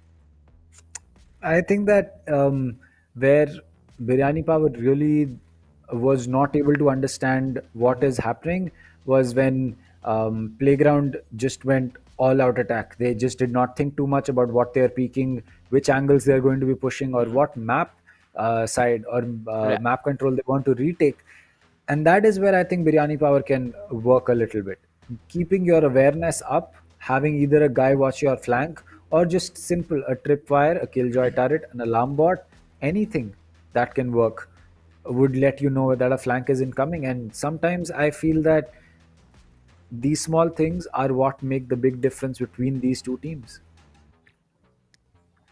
Well, indeed, and talking about both the teams here, we are going to be watching something very interesting coming up in the finals of the upper brackets, because Playground, like you said, Kanav, I'm going to stick with one particular point that you stated. It's all about Clay performing. Clay in the first game did a lot of heavy lifting. Remember, I think he had 32 kills and almost 3.0 plus KD. So that's massive. Coming into the second game, Shea has definitely supported him a lot. But Playground, when these two players are down, they usually move on and lose that particular round there. However, it's going to be a team game, and it's going to be really exciting to watch both of these teams, Reckoning and Team Enigma, perform against each other. I think that, yes, that is definitely going to be on the cards. And yeah, this will be me taking leave, as it will be Dinbot or Dinkar replacing me. And it will be captain on the other side as well. So I'm pretty sure you guys are going to be having a great time. And hopefully I'll be there in chat. So don't be a bad boy. Yeah, we're not going to be a bad. 4 open qualifiers. In the qualifying rounds, players will go through a best-of-1 single elimination, battling their way up the ranks. Those ranked top 16 onwards of the qualifiers will face single elimination in a best-of-3 match. The top 4 teams from each qualifier will earn a spot in the group stage, resulting in a total of 16 teams. These teams will then be split into 4 groups, with 4 teams per group. Teams will then compete in a GSL format, where 2 opening matches are played. The winners will then battle in the winner's match, which will determine who tops the group. The losers will battle for survival. The victor of this match will then battle the loser from the winner's match to determine who progresses further in the tournament. The 2 teams from each group move on to the playoffs, where 8 teams will compete via sudden death, single elimination, in a best-of-3. The quarterfinals and semifinals will be an exhilarating battle of skills, wits, and strategy to win through a best-of-3 elimination process. And finally, we reach the grand finals, where our final top 2 teams of the series will battle for glory through a best-of-5 elimination. Valorant Agents of India, will you and your team be the one that reigns supreme? It's time to power up.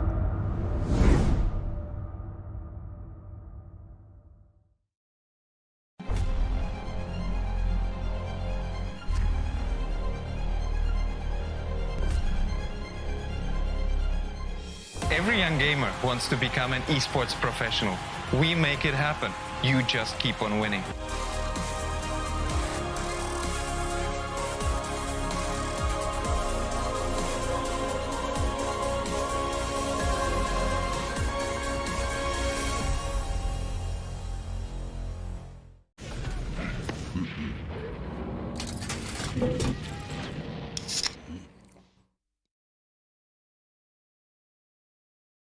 Users of Roblox are all around the world, and all of them expect the same level of experience.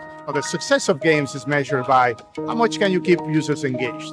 Zoroark's mission is all about player experience first. Everything we do, the player is sort of core to our thinking. ここ数年で、リッチなユーザーエクスペリエンスを提供するために If you don't want to worry and you don't want to think about things like asset delivery and the ability to have your connectivity between your devices and your servers as fast as you can, just go with Akamai. Akamai gets into places and markets that other providers of similar services don't quite hit as easily. その上で、アカマイさんのシステムを使うことで、大容量のセットを高速に配信させて、いただけてるかなと。The workflow without that, I'd probably have a lot more CDN support because the amount of capacity we'd need from the others wouldn't be there. There's one less problem we have to solve. If Akamai wasn't around, we would probably have to multiply our team by I don't know what kind of factor and understand what we would need to do to replace what Akamai provides to us.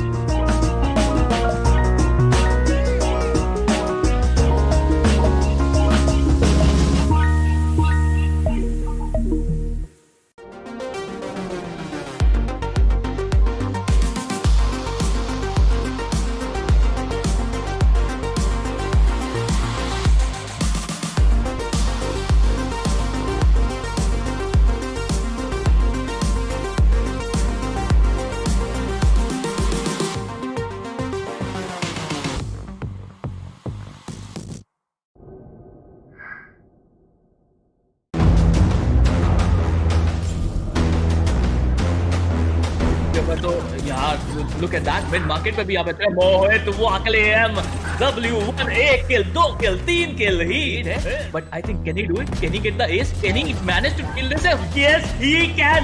Mohiत वाकलेम lighting pass को down करते हुए double trade का scenario यहाँ पर बनता हुआ, triple trade का सिनेरियो बनता हुआ, स्किल दिस कारगोट को एलिमिनेट करते हुए 1v2 की सिचुएशन है. Fake defuse, fake it till you make it and he can make it. Yes he can.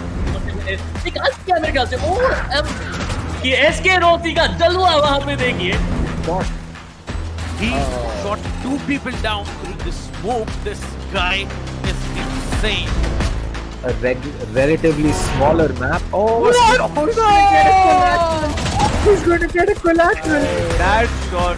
यहाँ पर इधर के रूप में ट्रेड निकालते हुए एक प्लेयर बचा हुआ है यहाँ पर 1v2 फ्री शॉट ये बहुत शानदार डबल निकालते हैं यहाँ पर डीएम किंग क्लच के बहुत करीब है यहाँ पर. He's going to take and get that ace.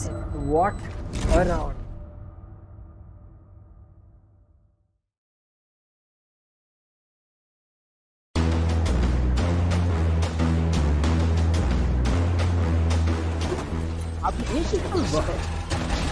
बिल्कुल यहाँ पे एक बेहतरीन और यहाँ पे टेम्पेस्ट यहाँ पे जो डिफेंडिंग करके दिखाई एक प्राइम एग्जांपल है क्यों हम कहते हैं कि ऐसे का मैप कमाल का है. But is gonna hold a very nice angle for himself. He saw one player there. Oh my god. Who's gonna knife him? Yes, he's gonna knife him. No, wait a minute. Other player that's gonna be Thanos, who was about to use the showstopper. It's a 3v3 situation. No! Take one down. And it's the last man standing. इनके पास double satchel boost जरूर रहेगा. क्या वो use करना चाहेंगे वही एक बड़ी बात है. सेज काफी डिस्टेंस से आ रहे हैं लेकिन कोई गलती नहीं होगी. दो प्लेयर को टेक डाउन किया जाएगा. तीसरा प्लेयर भी यहाँ पे आके आता हुआ बहुत ही शानदार तरीके से टेक डाउन किया जाएगा. And that's gonna be I am the hunter. That's gonna be Hunter's durability. Sharon gets taken down. Oh my god. And look at that ultimate. Brad with so much information doing the job out here. Yeah, maybe. Now you can see the Omen. He actually teleports onto the other side, but let me see how's it gonna be. The Brimstone is caught off guard, goes for the reload. Rina needs to come up front. That's a beautiful heading. That's a double heading coming in, but now he comes up strong. 3k already. This might be another round in the hands of the defense. And a 4k for Akku. Oh my god. Akku goes on and he builds an ace for himself. What a ace play did this guy have.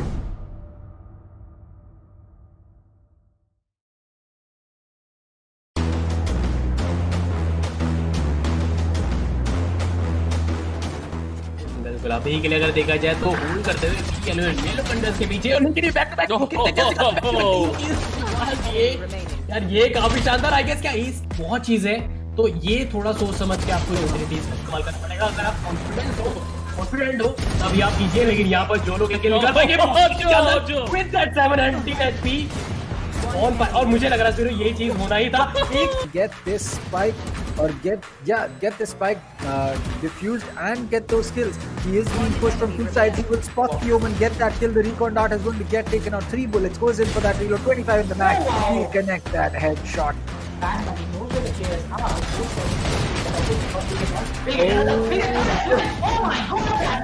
Out, but now it's all down to Dino as he will dink antidote once and get that kill. He'll get another one onto that. No! Third one on Scally. Nothing else bought by Corbett here. You can see how aggressive Amiterasu is shutting down 2, maybe just 3. Okay, no, 3 players are not shut down here. Only 2 players will be shut down, but there it is. He needs to take down another one, will be taken on another one. There's only one there standing. It's going to be the breach that comes in, but Amiterasu says, oh my god.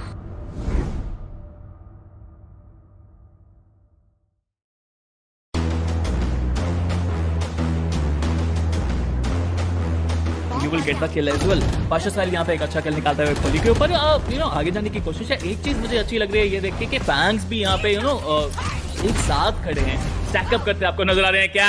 Cactus is too spiky. By the specters, you can buy, the shields here, but you can see the Arena being very smart here, checking that corner where Prophet was holding, takes down 2. It's impossible for Team Playground Esports. They have been shut down all week from sight. What was that, dude? You can't do that. That is manhunt. This guy is an absolute beast, dude, going out there.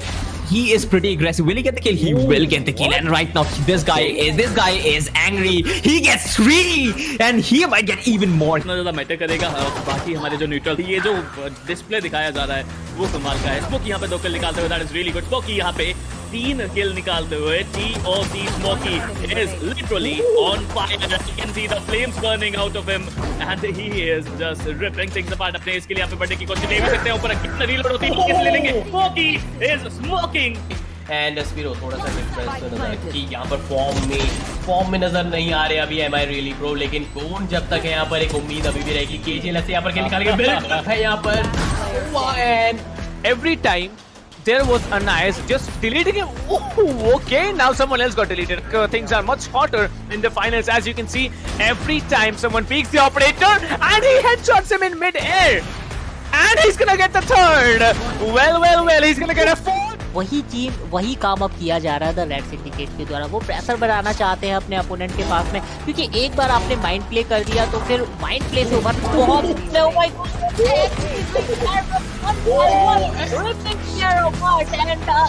for him as well. Oh my god.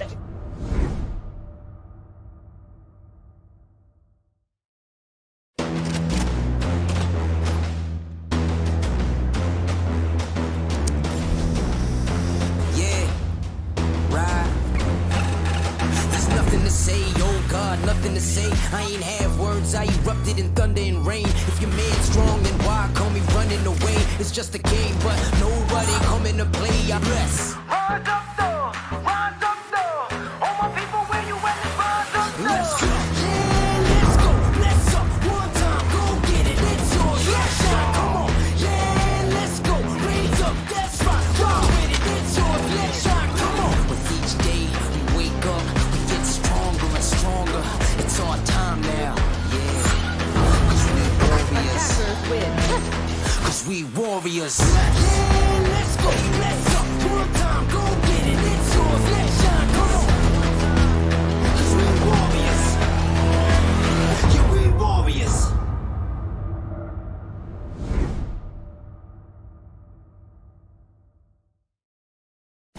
Valorant Agents of India. Are you ready?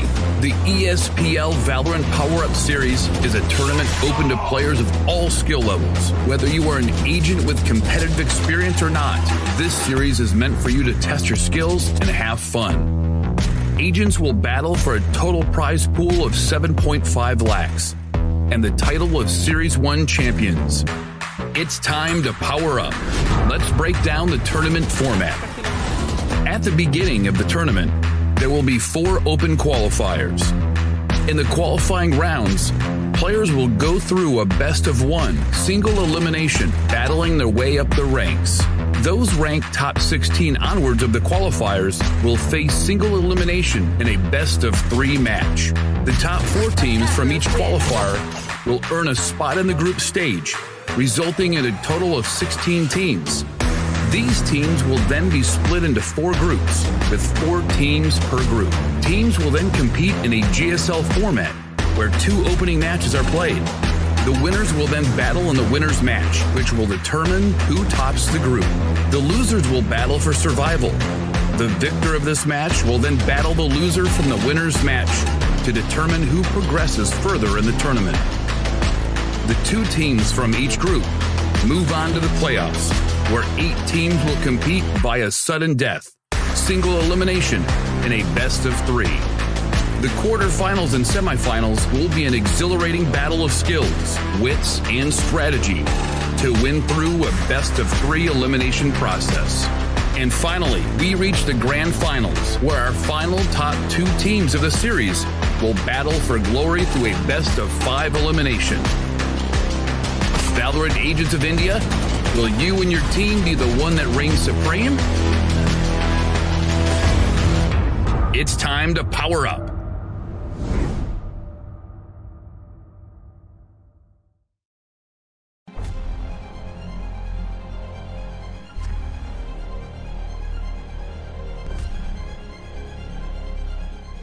Every young gamer wants to become an esports professional. We make it happen. You just keep on winning.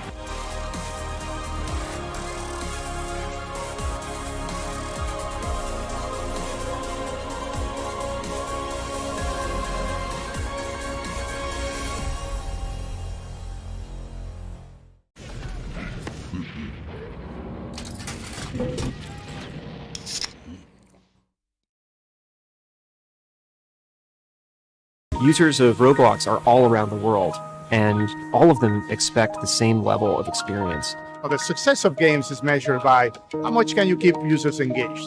Zoroark's mission is all about player experience first. Everything we do, the player is sort of core to our thinking. ここ数年で、リッチなユーザーエクスペリエンスを提供するために If you don't want to worry and you don't want to think about things like asset delivery and the ability to have your connectivity between your devices and your servers as fast as you can, just go with Akamai.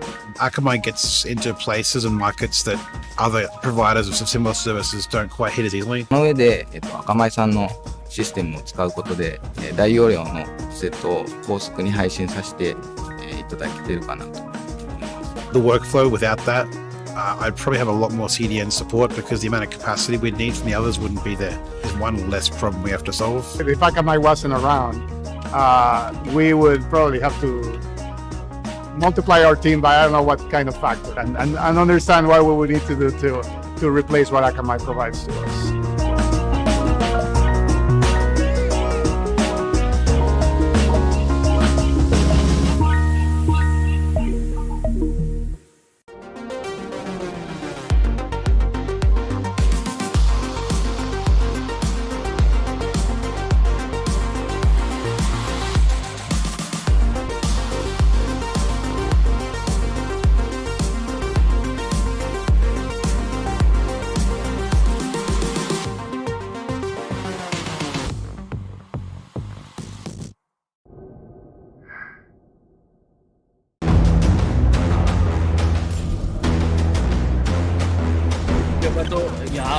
Look at that mid market पे भी यहाँ पे मोहित वो अकेले W1 1 kill 2 kill 3 kill he but I think can he do it? Can he get the ace? Can he manage to kill this? Yes he can. मोहित वो अकेले lighting pass को down करते हुए डबल ट्रेड का scenario यहाँ पर बनता हुआ, ट्रिपल ट्रेड का सिनेरियो बनता हुआ, स्किल स्कारगोट को एलिमिनेट करते हुए 1v2 की सिचुएशन है. Fake defuse, fake it till you make it and he can make it. Yes he can. निकाल दिया मेरे ख्याल से. और ये एसके रोसी का जलवा वहां पे देखिए. He shot 2 people down through the smoke. This guy is insane. A relatively smaller map. Oh, he's going to get a collateral. That shot. यहाँ पर इधर के रूप में ट्रेड निकालते हुए एक प्लेयर बचा हुआ है यहाँ पर 1v2 फ्री शॉट. ये बहुत शानदार डबल निकालते हैं यहाँ पर. डीएन किंग क्लच के बहुत करीब है यहाँ पर. He's going to dig and get that ace. What around.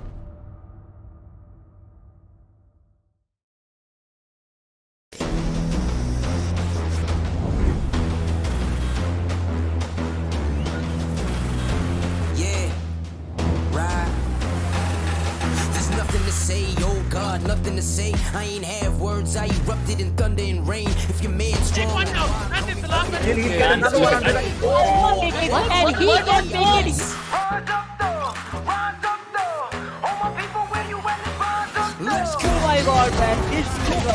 यहाँ पर एक ओपी निकाल के bill Moving on, pull by. Oh my, what?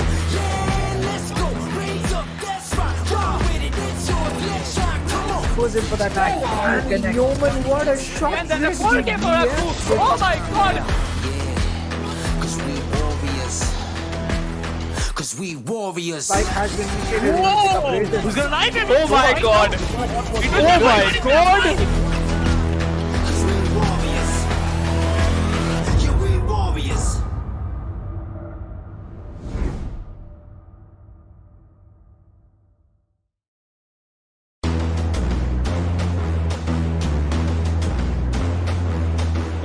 Can be caught off guard, and he does. 1, 2. I don't know how he does it. He's gonna stick the defuse or not, because looks like the Omen is gonna stick the defuse, and it's Kappa to save the day. This looks like Paradoxal will be stuck, but he will still get that kill. Flashed by the here as well. The 3K for him, a 4K for him. The Stormblades come out. Will he get this ace? Yes, he will. बेहतरीन oh run it what just happened there third kill की कोशिश में यहाँ पे third किल के साथ क्या Rossi यहाँ पे गेम खत्म करेंगे बिल्कुल Rossi is on another level अब यहाँ पे फर्स्ट किल निकालने की कोशिश करते हुए रैंडम स्प्रिंट आते हुए फ्यूज यहाँ पे एक किल निकाल के फ्यूज यहाँ पे 2 शॉट 2 किल निकालते हुए and fuse another perfect Even did the same amount of work here. Cone will be taking on Mitrasu. Here comes the party there. Pinch, the showstopper is gonna come in next. Guy gets shut down. That's going to be another. Hellfighter takes down Jackson work out here. 4 players still standing. इंसान है वो definitely be की side पर ही है लगातार 4 आ चुके हैं फिलहाल यहाँ पर शो स्टॉपर्स के साथ में लेकिन कोई डैमेज नहीं यहाँ पर वेस्ट करा दी गई है एक्सकैली के साथ यहाँ पर है मैं रेली प्रोजेक्ट पर यहाँ पर खेलते हुए नजर आ रहे हैं इसी के साथ एक्सकैली का भी शो स्टॉपर आता हुआ एंड एज फॉर एक्सकैली एंड अभी आप देख सकते हैं पांचों शाइल फिलहाल यहाँ पर ऑफ के साथ एंड कोलैटरल डैमेज वहां पर मिल let's see what's going to happen in this one वो लफ यहाँ पे होल्ड कर रहे हैं पोजीशन एक और लफ यहाँ पे एक अच्छी पोजीशन लेते हुए कैमरा से उन्होंने वहाँ पे वीडियो बनाने की कोशिश करी क्रॉसर बिल्कुल एंगल पे गए बट क्या यहाँ पर प्लांट कर पाएंगे नहीं ठीक जरूर किया 2 किल निकालते हैं Oh my God, the blade storm holds a lot of pressure on the other players off which he can ex another. Oh, what is this? But creative temper. Flawless now. Sahil is on fire right now. Back to back.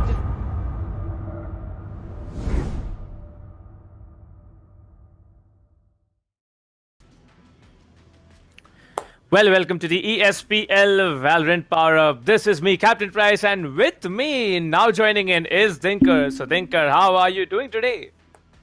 Yeah, I'm doing great, and I had a lot of expectations from this game, and then I watched the highlights, and it actually has bumped my expectations to another level because when you see these kinds of plays, you also want to go in and you want to play at the same level, and then all of a sudden the things change.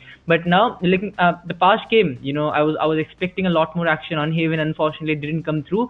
I would have loved to see a 3-round game, a 3-match game, but unfortunately that didn't happen as well. Let's hope for a better game, a 3-round game in this one, and let's see what happens in the second game of the day.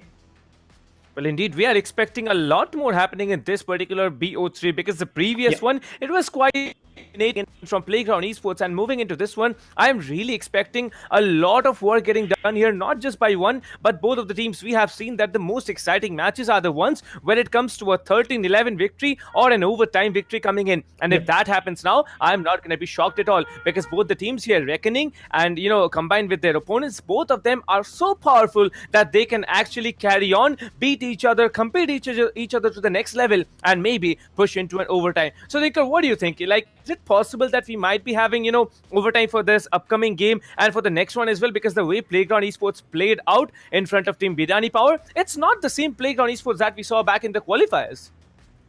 Yeah, actually, if you talk about the Playground Esports, they were playing quite well, but Biryani, I did have a lot of expectations coming in from them. The first game was kind of one-sided, if I would say, if I had to sum up that, just because if you look at the gameplay, I guess they had a around 6-point lead in the first half itself, so that kind of tells you the kind of the heavy lifting which was done by the other side. So I do expect a lot more action in this one, a lot more balanced gameplay, I would say, because in the last game as well, I did think that if you talk about the skill set, it was evenly poised, but unfortunately we didn't get to see the same kind of result. When you talk about the game sense which came in from the other side was just too good, and Biryani Power was not able to catch up. Now coming down to the second game, when we went into Haven, there was, I guess, only a difference of 2 points when it came to the first half, and then Biryani Power was on the attacking half.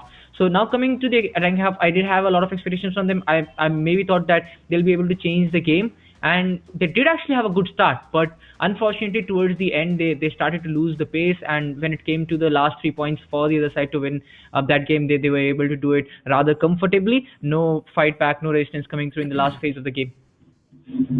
Well, indeed, and talking about the prize pool here, 7.5 lakhs at stake is a huge amount. Of course, ESPL presenting you with all tech partners, Technologies broadcasting partner, as LOCO Peripheral partner, as HyperX production partner, SkyEsports India media partner, TalkEsport, and country partner PFG Esports. Well, the maximum share of the prize pool is going to go on for the first place, the victors of the tournament, along with the Series 1 champions. It's going to be a share of 4 lakh rupees from that huge amount of 7.5 lakhs. 2 lakh rupees standing into the second place will be just handed over to them. Third place and in fourth place, an equal share of 75,000. So yeah, it's an open tournament, and I believe it's the biggest prize pool induced open tournament that this region has ever seen. So Dinkar, what do you think about that? The Valorant scenario is growing on to a huge extent.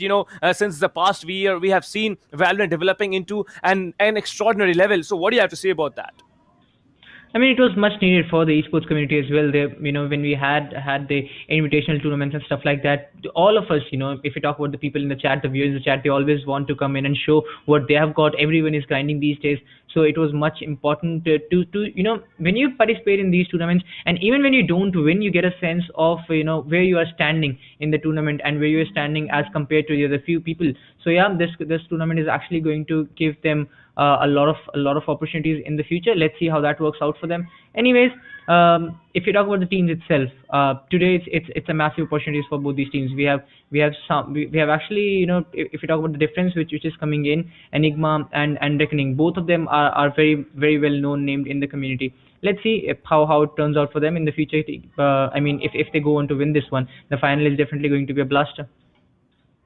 Indeed. The finals are going to be a blaster and a blast pack of performance for sure. But talking about today's matches, Group A, Group C, the upper bracket matches are going on. In the previous one, we saw Biryani Power facing off against Playground Esports, and Playground Esports getting 2-0 over them, moving on to the finals of the upper brackets from Group C. However, they need to compete against one of the teams from in between Enigma Gaming and Reckoning, because both of the teams, they are equally potentialed, and both of the teams, if they perform well, who knows, both of the teams, even though they are not able to maybe win in the upcoming stages and move on to the playoffs, they might be able to just come back tomorrow, because Biryani Power, now they are sitting, they need to have a grind on, and they will be grinding. I'm that at all, but both of the teams right now, Enigma Gaming versus Reckoning, whoever loses is going to play off against Biryani Power tomorrow. Whoever wins will be playing off in the finals in the latter stage of today and against Playground Esports. So yes, upper brackets matches of Group C are going to be done and dusted for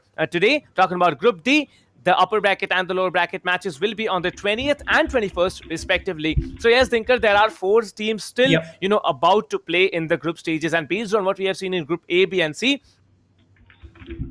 always been top notch. Global Esports, they had to play a 3-map a BO3. Their team Mahi had to play a 3-map BO3 against Team Tempest. So I believe even when the top notch teams have to come in, play against underdogs, and even then they have to win 2 maps in BO3 and giving away 1 map to the underdogs, I believe that is where the competition has been coming in. The competition has been geared up a lot more by the underdogs, I believe, particularly in this tournament.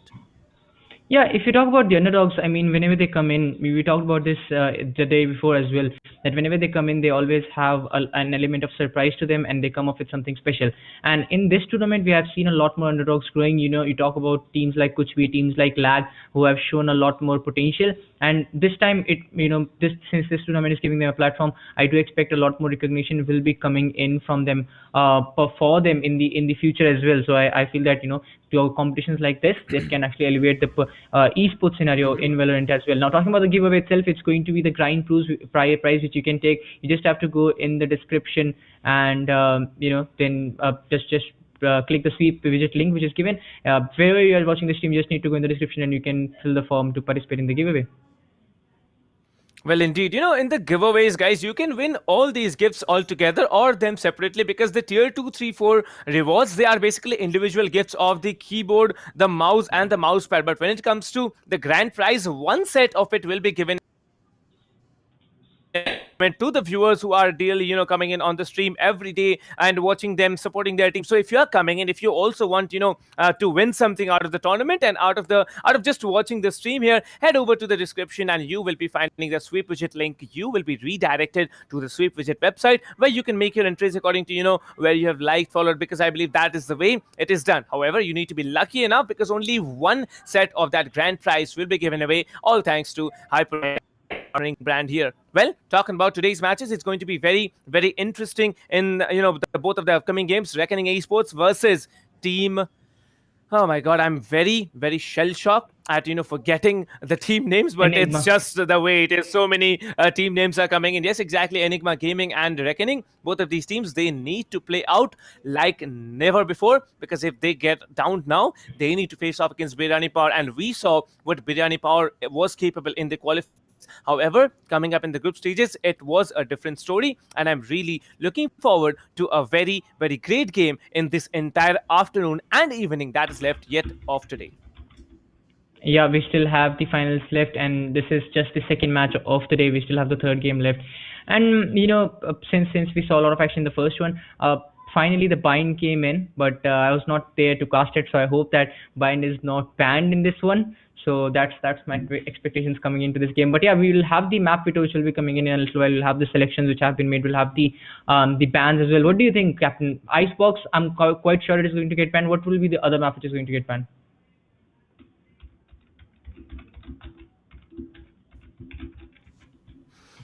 Well, indeed, and looks like we have already told this, like, we don't wait for the graphics here. We always tell it out front, like, who is the team coming in, which is the team coming in. We just straight off the bat. However, we are supposed to wait for the graphics, but looks like the excitement gets the better hand here. Enigma Gaming versus Reckoning is going to be in this particular BO3. Whoever wins, they are going to move on and play against Playground Esports, who have been absolutely magnificent of a team. However, it's going to be very difficult for both of the teams here, because whatever they choose, whichever maps they are going to go on with, is going to be challenging. Of course, Enigma Gaming, they are going to get one map choice. Team Reckoning, they are also going to get one map choice, but after that, it is just going to be down to how they perform as a team or individually, because as a team, you can outplay your opponents, but when you're playing individually, you need to take those duels carefully. You need to pop up those heads, otherwise you will be basically downed and you will be making your team suffer. So I'm looking forward to both the teams performing, but you never know what's going to happen. So Dinker, what do you think? Enigma or Reckoning? Let's have the predictions. What can be the scoreline? Is it going to be 2-0 or is it going to be 2-1? I have heard a lot about these teams, but I have not seen them play. So it will be really hard to go with any kind of predictions, because I don't really know whose map is who is stronger on which map. Right now, it's going to be Bind, which has been selected by Enigma Gaming. Haven has been banned. Icebox has been banned as well. Icebox, if you talk about my least favorite map, it always comes on the top of that. I'm not able to score even if I'm the attacker side or on the defender side. It doesn't matter. So Icebox, I didn't really want to see that. So finally, that's happening. Bind is going to be the first map, and it has been selected by Enigma Gaming. Now, considering Bind and Enigma Gaming starting on the attackers, let's see how that works out for them. They do have a lot more options as compared to Reckoning Esports, who are starting on the defender side. So I do feel that Enigma is going to have the edge on this map, but the tables can turn in the next map, because it's going to be Ascent, which has been selected by Reckoning. Well, indeed, and it's surprising but quite astonishing to watch at the same time that the bind has been chosen as the first map. Like we saw in the previous game, Playground Esports, they did not choose bind, but still they were able to win it just because of the factor that they had so big of a lead coming up on the defenders side. But now talking about Enigma here, attackers on the attacker side is going to be Enigma, and it's their map choice. Reckoning, however, they will be willing to capitalize on those defenses because bind as a whole is a completely defense-oriented map. You have two sides to breach, A and B. You don't have a mid. You need to watch your corners when you are making the push onto the sides here. And considering that, I believe attackers are gonna get a hard time just pushing into the sides here. However, if the defenders, if they rotate too quickly, if they just leave sides on the rotations, then the attackers can give a hard time to the defenders because the attackers have very very quick rotations when it comes to their perspective. Reckoning, however, starting on the defender side, should be smart enough to take down Enigma if they are getting that huge lead like Team Playground got in the previous round. Yeah, it's about that lead, Captain. Even if it's the map which is defensive favored or the attackers favored, when you have a good lead to rely on, you can always take those risks. And when the other team is already losing, it kind of becomes very hard to come back with these kinds of scenarios. Anyways, let's see how that works out for both these teams as we'll be moving on to bind in a little while. The agent selection will be coming in. Killjoy, again, it is going to be one of the choices which will be made by both the sides. I'm not really sure if you talk about the Reyna, I think it will be. But we talked about as you both discussed in the starting only that the nerfs and the buffs which are coming in the new update. I just updated the game as well while you were while I was saying this watching the game. So a new match mode is there as well. I'll be sure to check that out later on. But yeah, Reyna, again, a pick which will be on both the sides. Killjoy as well. It has been in the meta for a long time now, and both on the attacker and defender side, because if you talk about the Killjoy, it is a versatile agent. If you ask me, it is beneficial on both the sides. So that's what I guess which is forcing the Killjoy into the meta, and just because of that, I feel that it is going to be nerfed in the upcoming updates which will be coming in. Because why was Reyna so much why was she nerfed this time? Just because the fact that wherever you go, whether it's a classic whether it's an unrated game or it's it's a competitive game, or if it's any kind of match going on, you'll always see a Reyna. That's a default pick. People will fight over picking it, like I need the Reyna on my side. So that happens. So I do feel that nerf was necessary. Then now talking about the next picks, maybe Raze. Yep, that can come in as well. If it's split, I'm kind of sure it's going to be, but Ace and Bind, not really sure. Well, we did see very, very astonishing plays coming in from a guy named Clay, who was playing the Raze on the defender side from Playground Esports, and he was absolutely playing beastly. Like, I believe he had 32 kills coming in after the match, and like they had to play 17 or 18 rounds to get the victory, but after that you made 32 kills and a 4+ KD ratio. That's quite amazing to watch. However, the Reyna pick, we haven't seen it all throughout the afternoon, all throughout the two games that we have had, but I'm really looking forward to seeing the Reyna maybe on Ascent, because Ascent as a whole, Reyna is a quite functional agent. Talking about Bind, however, Phoenix Jet, Raze Phoenix, Raze Jet, these should be the ideal combination of the duelist. However, Yoru is the most recent duelist and the most recent agent that has been put through in front of us, and I'll not be shocked if we find a Yoru at all, because Yoru's teleportation, the gate crash, the fake footsteps, now all of those have been buffed a little bit, and I'm really hoping to see a Yoru come up in our today's games after all. Yeah, and I guess now is the right time, since it's more about the risk factor. The main reason Yoru was not being used in the previous few games was that it was kind of new to the competitive scenario. A player is being tested, an agent is being tested for a long time. Then it's about weighing the the influence of that agent on a team as a whole. So if it is not fitting in, even if it's a very powerful character, and if it's not fitting in your team, then you can't just go in, because if you talk about the duelists, they have the capability to get those skills just on the back of their abilities. So why don't we see all duelists going in, a 4 duelist composition? It's just because of the fact that it's more about the team composition which comes in. It's more about going in with the kind of scenario, because you need those smokes, you need those flashes. It's not about getting those kills when it comes to competitive. So that's why I guess Yoru it was not tested so much that you just cannot go in, you just cannot risk it in a semi-final or final. So the testing phase, I guess, is now over. We are seeing him for a long time now. Every match you're going in, if you talk about the normal classic gameplays that we are playing, we are seeing you do a lot more. So I do feel that now the testing phase must be over for a lot of team, not every one of them, but yeah, we'll be seeing, as you said, it's a very powerful character. The flashes, then comes the teleportation as well. On a duelist, it can make a lot of difference. Well, indeed. And talking about Yoru, it has been an agent which has not been used for quite some time now. Yep. But I believe another agent which was not used previously but came in Group B surprisingly was the Viper.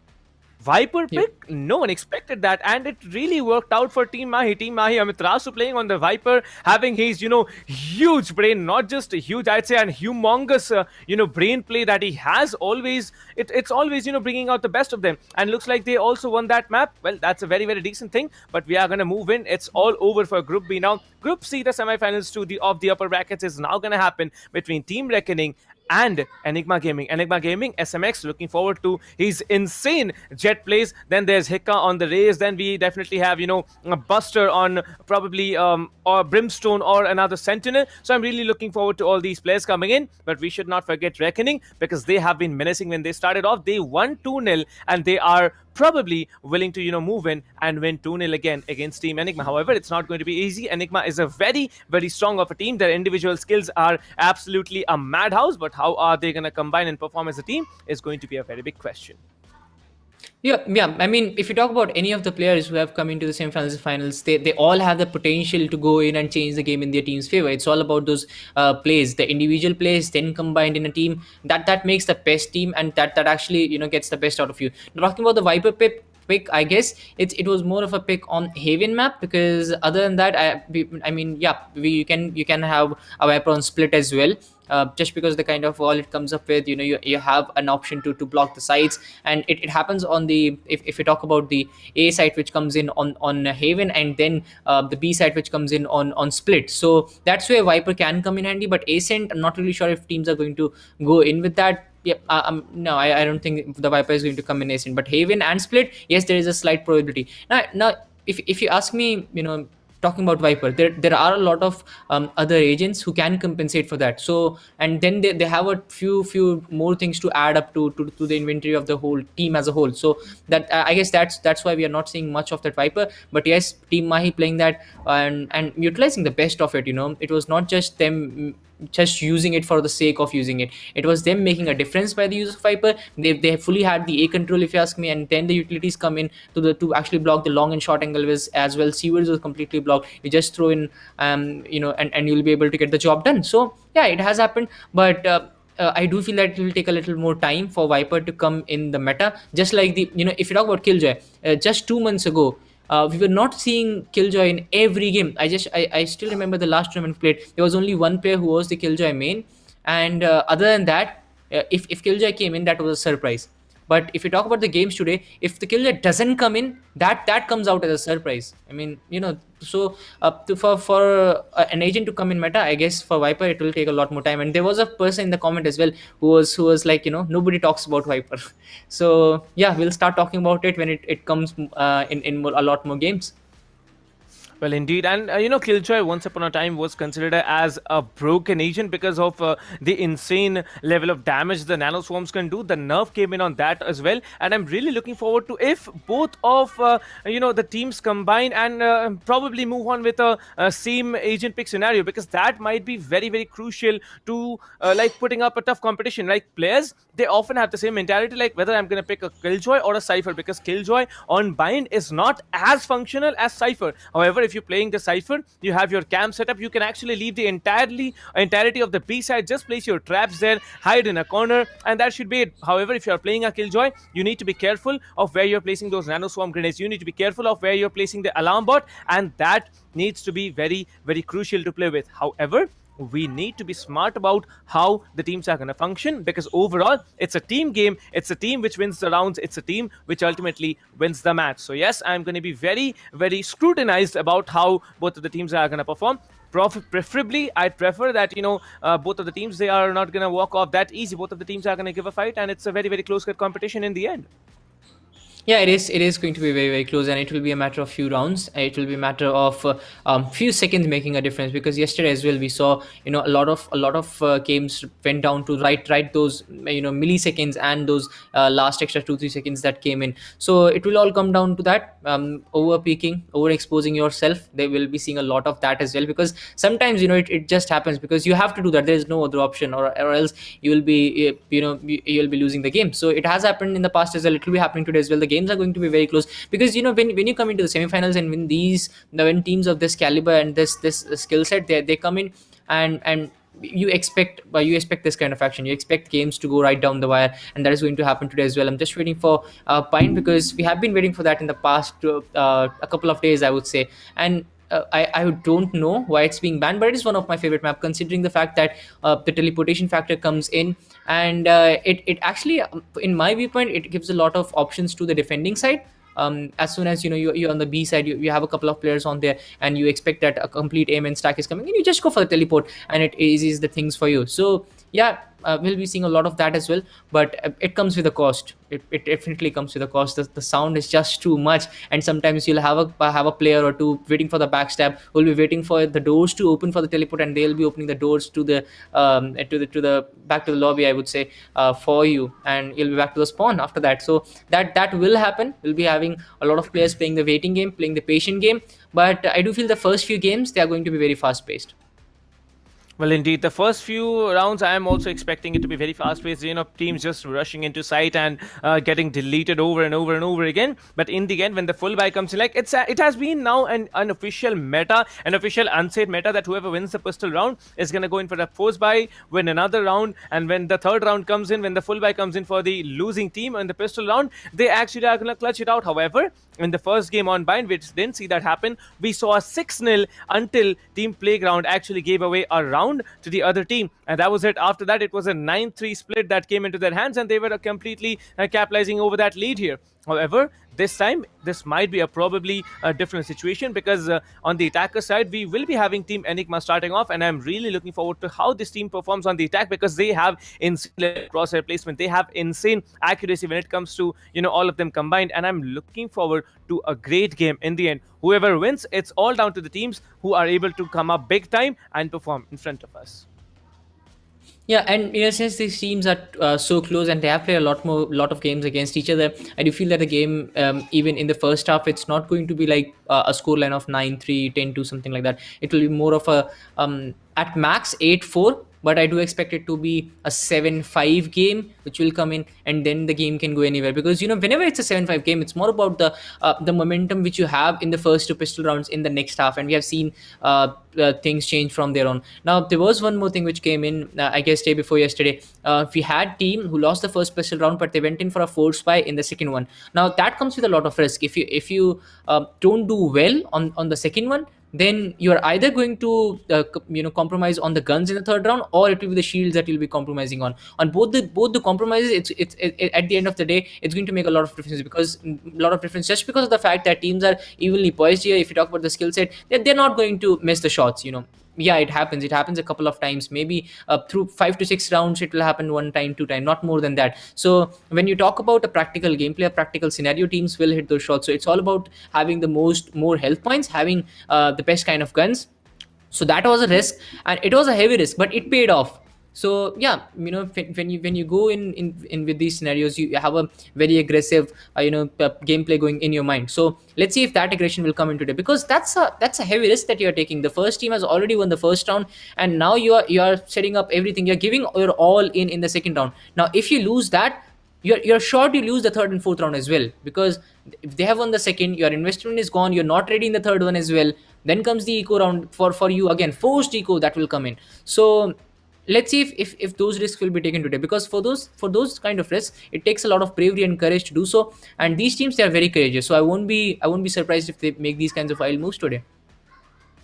Well, I'm looking forward to, whatever be the case, if they're willing to go for a force buy, if they're willing to go for a full buy, if they're actually willing to go for an eco round, we have seen eco rounds getting played over and over again. It was, I believe, Team Mahi who pulled off eco rounds multiple times. It was Team Global in Group A. Like, they, every time they were pushed into an eco round, they got that round, and right after that, when they had the full buy, they choked out. Like, they probably were, stronger on the eco rounds than they were on the full buy rounds here. But however, Global is now waiting alongside Team Inglu from Group A into the playoffs, and I'm really looking forward to how they match up, because now it's down to Reckoning and Team Enigma, who perform against each other and play against Playground Esports in the upper bracket finals. Upper bracket finals, if you're talking about it, it's going to happen 6 p.m. onwards, or a little while earlier, as to how the pace of the game is now going to be. But after that, it's going to be one team again walking into the playoffs, and the other three teams struggling and straggling at the same time tomorrow in the lower brackets from 4 p.m. onwards. So, Dinkar, what do you think? Like,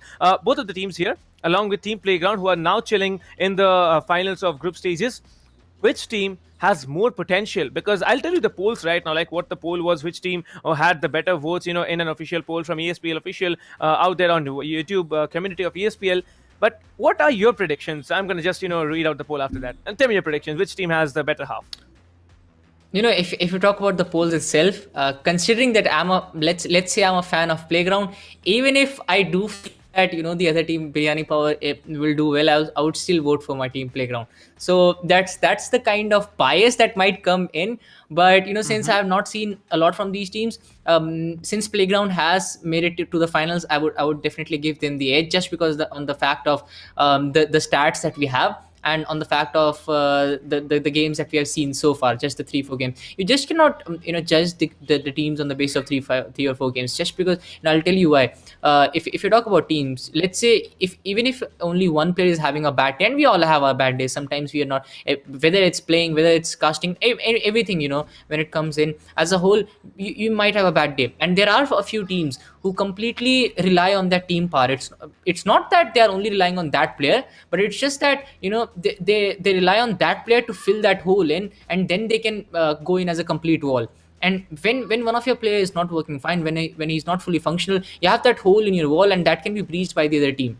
So if a team lost on a given day, it's not that they are kind of bad as compared to the other team. It's just that they might be having a bad day. But if this keeps going on, if since they have a chance, if that's how it comes in. You lost in the upper bracket, you have a chance to go in the lower bracket, and this is what I like about the tournament. Maybe you're having a one bad day.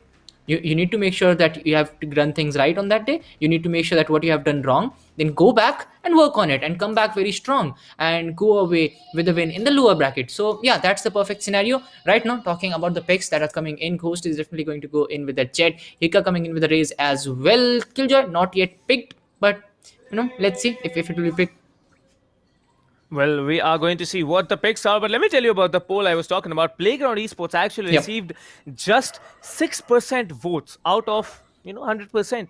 6% votes by Playground Esports, and they are already into the upper bracket finals. Talking about Biryani part, they had 17%, 11% more than Playground, and they have been down by Playground, and then that's a fascinating move here. Enigma Gaming, however, had 38% votes to walk off with, and Reckoning 39%. So it's going to be very close in the votes, along with the teams that are performing in front of us. 1% difference lying, 1% of difference lying between these two teams, and both of the teams looks like they're gonna have probably a mirror pick. However, Ion Q, he has decided to go on with the Sky. He hasn't locked onto it, but I'll be fascinated if he actually moves on with the Sky here. SMX also Select your agent. Still sticking on the Sky. I'm really excited to see what the picks are, but looks like no Sovas coming in from the side of Enigma Gaming, and probably Ion, he finally decides to move on with the Jet, but rest assured, Rio gonna stick in with the Sova, and there is going to be a Reina pick from SMX coming in from Enigma Gaming. Yep, it's going to be the Reina on the Enigma Gaming. So I guess they will be having the edge in the pistol rounds. And since they are starting on the attack, I guess that's the attacker's pick which is coming in. Now they have the Brim as well, which is definitely going to give them an edge over the other side when it comes to attack. But if you talk about the defender side, they have also gone in with a Brim, so that gets cancelled out. Now Killjoy, it kind of guarantees you around maybe 50%, 60%, but that can be that can be compromised as well. We have seen teams, even with the lockdown in, they take a lot of risks. They just sent in a couple of players, and then they are able to destroy the lockdown. So let's see if that actually comes in today. But Jet, on both the sides, I guess that's going to be the difference maker. If they can come in with those frags, they are going to be the game changers for the respective squads. And the race pick coming on both sides as well. Sova on the defender side, let's see. I do feel that he's going to be on the B side trying to clear out those angles, but let's see who is he coupling with, because that's something that I'll be looking forward to. Well, indeed, and looks like it's going to be Bind for the first take. Yes, it was Bind in the previous one, and it's going to be Bind again. Rio on the Sova, Trist on the Raze here. Clora will be having the Brimstone. Ayan will be more walking off with the Jet, and I believe Ayan is going to show us some astonishing, what's it called, Blade Storms coming in from his perspective. BRZ, however, on the Killjoy. Hikka on the Raze, Badman on the Cypher. Cypher is a very, very big pick coming in from Badman because he has been very, very influential with that Cypher pick on the defender side. However, on the attacker side, post-plan scenario, he has been great as well. But Killjoy having, getting picked from Team Reckoning here, they need to make post-plan situations very, very hard for on the attacker side, because on the defense, Killjoy is not going to be as viable as the Cypher is. Yeah, let's see if that viability factor comes in, as we'll be looking at both these teams going in. And yeah, as we talked about it, the first half, I guess it is going to be the attackers who might have an edge here. 7-5 should be the good score. Let's see if that works out for both of these teams, as we are seeing the Jet trying to move in, as we are seeing both of the squads trying to get the edge. First match, very important, but after that, let's see how it works out for both the squads. Anyways, let's see what the buys are going to be from both the squads, because we have seen a few teams, a few players going in with just those classics, and then there are a few teams who will just go in no sheriffs will come in, but Frenzy, it might just be a pick which can come in. And in the update, we had a few updates about the Frenzy as well, just because of the kind of fact that it was completely changing the complexion of the pistol rounds that we are seeing. So let's see if that will actually come today. Well, indeed, and Zinker, I've just been informed by League Ops here that we are going to rehost the lobby, which because of some technical issue of the game here. And yes, it was interesting to see that the picks that came in from both the teams, like it was astonishing. SMX on the Reyna, it's a usual pick for him. And talking about the other players, I believe they can also, function out as well as the Reyna here. But yes, it's going to be a big question that happens. It's going to be a really, I'd say, even match here when the Reynas actually play off. But SMX on the Reyna, after getting that huge nerf, how is it going to function? What do you have in mind? I mean, yeah, there has been a nerf here. We have seen a lot of changes in the crates, but I guess he'll be able to balance that, and I guess he already has that in mind. He must have played a couple of games as well, just to figure out the things that have changed, and then I guess he's going in with that, because these players, they make a lot of calculations before going in any game. If we have talked with a lot of players ourselves as well, and we have been playing it ourselves as well. So whenever you're going in these kinds of games where there is a lot at stakes, there is a spot in the finals at stake, and you have worked a lot to actually move in here. So I guess that is going to be a calculated risk which he's taking. And let's see if that actually pays off, because sometimes it's not only about the calculation, it's not about only the game plan, it's more about the execution which comes in. And when you're trying to execute it, sometimes things go wrong. This is a 5-man game, this is a team game. So when you're going in, even if one of your tires is not working perfectly, your car is not going to move in, your vehicle is not going to have that smooth path. And I guess that's the thing which is going to come in today. If SMX doesn't get the job done, his team is going to fall down. His team is going to, there'll be a full stop which will come in on them.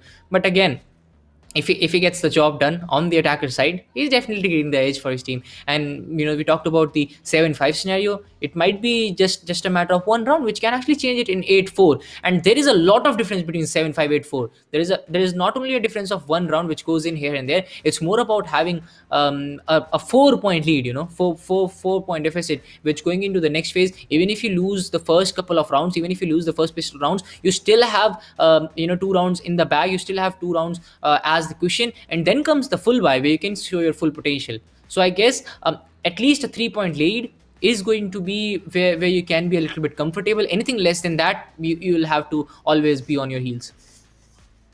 Well, indeed, a 3-point lead is something which is very beneficial, but it's not always a 3-point lead that matters, because you can never have a 3-point lead. Like, imagine you need to have at least a 4-point. It's like you can have a 1-point lead when you switch onto the attackers or the defender side. Like, before the switch, we all know it's 12 rounds to be played. Either it's a 1-point, 2-point, 4-point, 5-point, or a 6-point lead. That's the complete game here. But still, even if you have a 4-point lead and you move on to the attacker side, sometimes it doesn't work out for you, because 5 rounds on the attacker side, it's not easy, because the other team, they were able to just secure 4. Who knows how strong you're on the defender side, because defense oriented maps, you have to be focused on getting more rounds on the defender side. However, the team which starts out on the attacker side, if they are able to get more rounds, then it's basically a game over for the teams who started out on defense, and that's something I believe no team will be wanting to happen. But yes, it's going to be Reckoning versus Team Enigma Gaming. Enigma Gaming having absolutely beast players, but Reckoning, let's see how they combine, because I have seen Ian Q pulling off insane level plays. A 1v4 easily made happen in his favor. However, no aces have come in, so I'm looking forward to some aces coming in this game, because in the previous one, we saw multiple 4Ks, but never an ace. Who knows how many aces are going to come in, how many 4Ks are going to come in this particular match here. When we go higher up in the ladder, it becomes a lot harder to pull off those aces, because all of a sudden there'll always be a player who's holding the right angle to take you down. Yes, it can come in with the help of your team when the coordination is required when you are pushing, because a lot of times as soon as a person gets a 3K, you're like, let's push him for an ace, and then the information game starts. Here is the player, and then sometimes you have seen a lot of sacrifices going in as well, that yes, I'll sacrifice myself, you just go in and get the ace. So that can actually get the job done today. But will that happen? That still remains a question, because as we talked about it, these teams, each of their players, they have the potential to turn the game upside down. Even if it's a 4v2, we have seen teams coming up with something special. Each of the players on the 2 side, they get a kill each, then it's down to a 2-2. But then they have the disadvantage of their positions being exposed, while the other 2 players, they are still they still have their locations not compromised, they still have their location intact. And then even if the 4v2 changes to a 2v2, it becomes hard to clutch that after that. But again, it will be the game that will be seeing that. We still are making a lot of speculations here, and we have gone in with the predictions as well. So let's see if those predictions come true, because at times we have been surprised. We if you talk about the last game as well, we were expecting Biryani Power to do a lot more. We were expecting them to kind of dominate at least one map, but they were not able to do so. They went on to lose the game in straight 2 rounds, which was not expected. Yes, the other team played really well. They had everything going in their favor, but Biryani Power, I thought at points they had a chance to turn the game upside down, but they were not able to do so. Well, indeed, Biryani Par, they were absolutely a magnificent of a team on qualifiers here, but coming into the group stages, they really choked out on multiple occasions, and that's exactly why Playground are here. However, Playground is also a very, very good team, and I'm looking forward to which team is going to walk off from this particular semi-finals and face them off in the finals of Group C upper brackets here. But it's going to be a little while longer before we get started off with the match, as looks like the new game patch to patch 2.03 did not turn out to be very, very how can I say it, bug free, because one of the players will be coming in a short while. But I'm really looking forward to as to what the agent selections are. Oh, they are back here, as I can see Badman will be... Oh, come on, Badman, please stop playing with the casters and the host here, because it looks like he's first selecting the Brimstone, then moving on to the Cypher. Like, we can't even tell which agent you're picking until you lock it on. Looks like Buster, he's going to be the controller in this part of the game here. SMX will be picking up that Sky. A very, very valuable asset if you can play, if you can make your particular agent function. But, in the end, if you cannot, then it's going to be a very viable one. But coming in from Reckoning Esports, the usual pick. Second, Trist will the raise here. Ion Q with that Jet. BRZ on the Killjoy. Clouda on the Brimstone. And Rio will be sticking on with the Sova. Yeah, it's going to happen here, as we'll be seeing the teams trying to pick up their respective agents. Badman is going to go with the pick of the Cypher here, but a few things seem to get to change here. The Reyna is not going to come in on SMX. It's going to be the Sky which is coming in. PRZ on the other hand is going to lock on the Killjoy. Rio is going to go with the Sova. Raise is not going to happen here. It's not going to be the raise on both the sides. Let's see how that works out. But Brim again, attacker side, I do feel it's going to be a lot more influential on that side rather than on the defender side. Well, I believe so, and it looks like Rio will be clicking on that sober right before the timer runs out, and he's going to lock it in as well. It's going to be Team Enigma versus Team Reckoning, functioning it out here on Bind. Both of the teams are equally capable. Both of the teams have an equal chance of playing it out, and I'm really looking forward to see who the victors of the first game are. However, in a short while, we are also going to find out which team will be having the advantage winning the first game. So Thinker, what do you think? Like, what can be the scoreline of this particular match here? Because no Reina picks again. SMX decided to going on, with a different agent pick than Reina. He's actually playing the Sky here, and it's going to be either, I'd say, very good or very bad talking in about SMX here. Because, Reina is now probably one of the agents which people will be questioning themselves whether they're going to go for the pick or not. There might be two things that have happened here. Maybe it's the lack of confidence after the buffs that we have seen, or it might be the fact that their strategies were exposed since we had the lobby still made. So I guess they had a little bit of time in between in which they kind of rethink their strategy. They kind of wanted to surprise the opponents. So I guess that's what has happened here. But as you said, it is definitely going to be one of those things which we need to look forward to. It is definitely going to be one of those things which can change the outcome of the game here. Ghost trying to go in with that tailwind, is trying to get some opportunities here. He has the Brim inside. The shots come in. Tries, I guess it is going to be who'll get the first shot connected on. Ghost coming in from a different angle. He gets the first kill. Buster trying to go in towards the B side. Finally, it is the rotation which is coming in, and the side of Esports, they are very good to read on that. They have already sent in on the players towards the CD spawn. They are coming in all in from the B backside, as SMX will be trying to flash the players. A very good angle being held by one of the players on the attacker side. It is actually Hika who is holding that angle, who can change things up here. But I'm seeing a lot of rotations coming in from the elbow side, where there is already a player on the attacker side. Ayan gets another. It's going to be SMX who's going to get served. Hika gets one more, but Ayan, this guy is not stopping right now. It's down to a 4v1 situation. Ayan trying to push in. Rio gets one, BRZ gets one, and that's going to be the end of Enigma Gaming.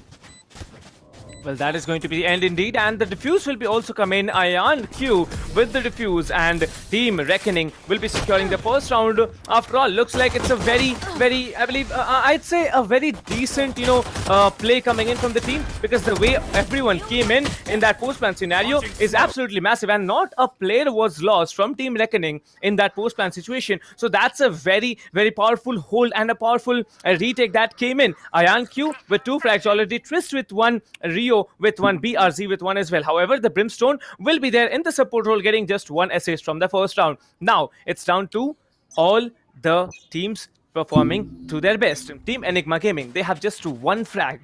5 players and just 1 frag in that first round.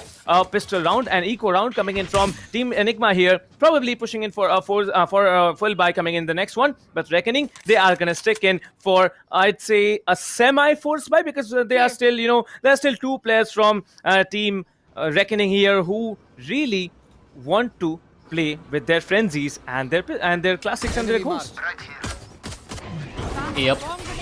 As we are seeing another aggressive push coming in from the Jet. He was the main difference maker last time. He's nowhere to be seen. It's Ghost who will get the first kill, and he's going to be going in with Buster, who gets another, and suddenly Reckoning Esports is going to fall down. This is the kind of retake I was expecting from the side of Enigma Gaming as well, but tries, he comes in, he gets bad as well, and now it's down to a 3v3 situation. The spike has been planted, so it is going to favor the side of Enigma Gaming right now. But Ayan, he gets another. It's going to be SMX who this time is going to go down.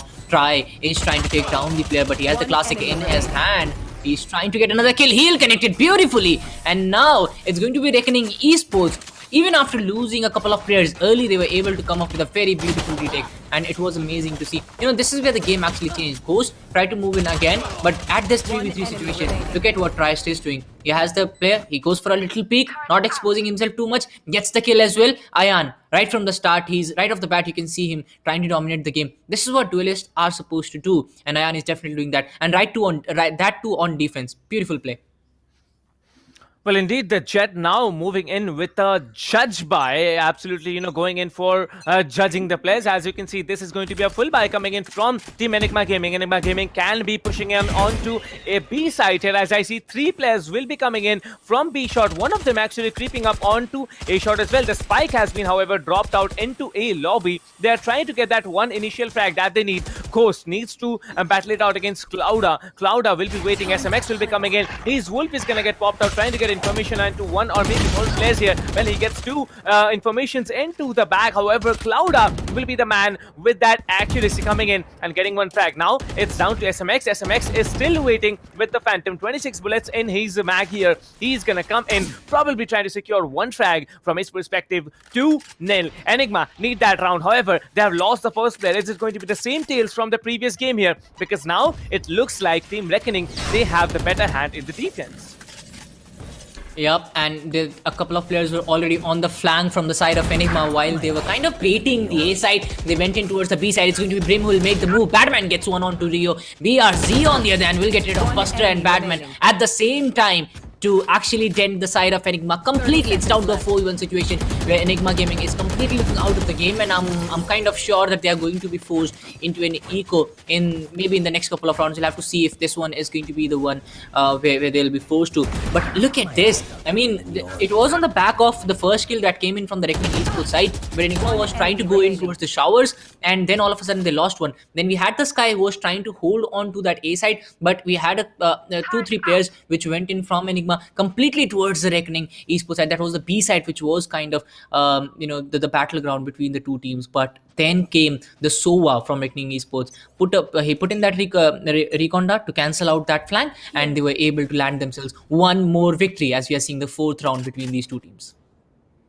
Well, I believe the 4th round was a crucial one, and it was indeed a very beneficial one as well. As you can see, 3-0 already came in from Reckoning. However, Clouda again shutting down both. It's an equal round for this team here. And Twist, look at him, he gets monster as well. He's just spraying down through the smoke, getting a second. He drops the paint chill, gonna double satchel, boost in front of him. Hikka will be getting one. Now, the Cypher has a Marshal to play with. Twist has to just battle him out, but however, he's more crispy with his accuracy. And he comes in with a 3K. Twist doing a man's job and pulling off the 4th round in favor of Reckoning. Yep, that's going to be another one, and this is what I was kind of expecting. They had to go in with that save which came in. It's going to be a 4-0 on the board, and Reckoning Esports, this is not something that I did expect from this kind of play. I mean, Enigma Gaming, they are much better than this. We have seen if we talk about Enigma Gaming, they have players like Hikka, I mean, who can change the game just on their back. They can just go in. Buster as well, he has not been fragging out. I mean, he is the Brimstone, but I guess the kind of firepower he carries, he's expected to do a lot more frags. As Ayan it will be, who is ready with the operator. Will he dent the side? No, as they will be saving for a little more, as Rio is trying to clear out those angles. Ghost on the other hand gets one onto Ayan. Ayan down and out. It might be the perfect start for Enigma Gaming. It might be the chance for them to take away this round, but Sova is still looking at the elbow. He'll go in a 1v1 situation. Batman pulls it off as we are down to a 4v2. On the other hand, we have the Brim and the Raze still standing on the other side, but it is a 4v2 situation. It's going to be very hard to go away with this retake as the paint shell comes in. Ghost dealt a lot of damage, but Ghost is still standing. He gets another. That's going to be Trist. Will get confirmed this time. On the other side, we have the Brimstone. Will be the last player standing. Will be the last line of defense, and that defense has been broken as well. As Ghost will be putting that last nail in the coffin. It's going to be Enigma Gaming finally coming back on the back of that first kill. I do feel that it was the operator that made the difference this time, as the operator came in and he was not able to connect the first shot. That allows the long angle to be peaked completely from the side of Enigma. They were able to land a kill, and a lot of utilities and a lot of investments went down the drain in the last round for Reckoning Esports. Let's see if that happens again, as it will be the side of Enigma where they'll start to move. And let's see how that works out for them, as we are seeing another rush which is coming in from the side of Enigma Gaming towards the B side. On the other hand, we have the players. It is going to be Hikka who will be popping in on the hookah angle.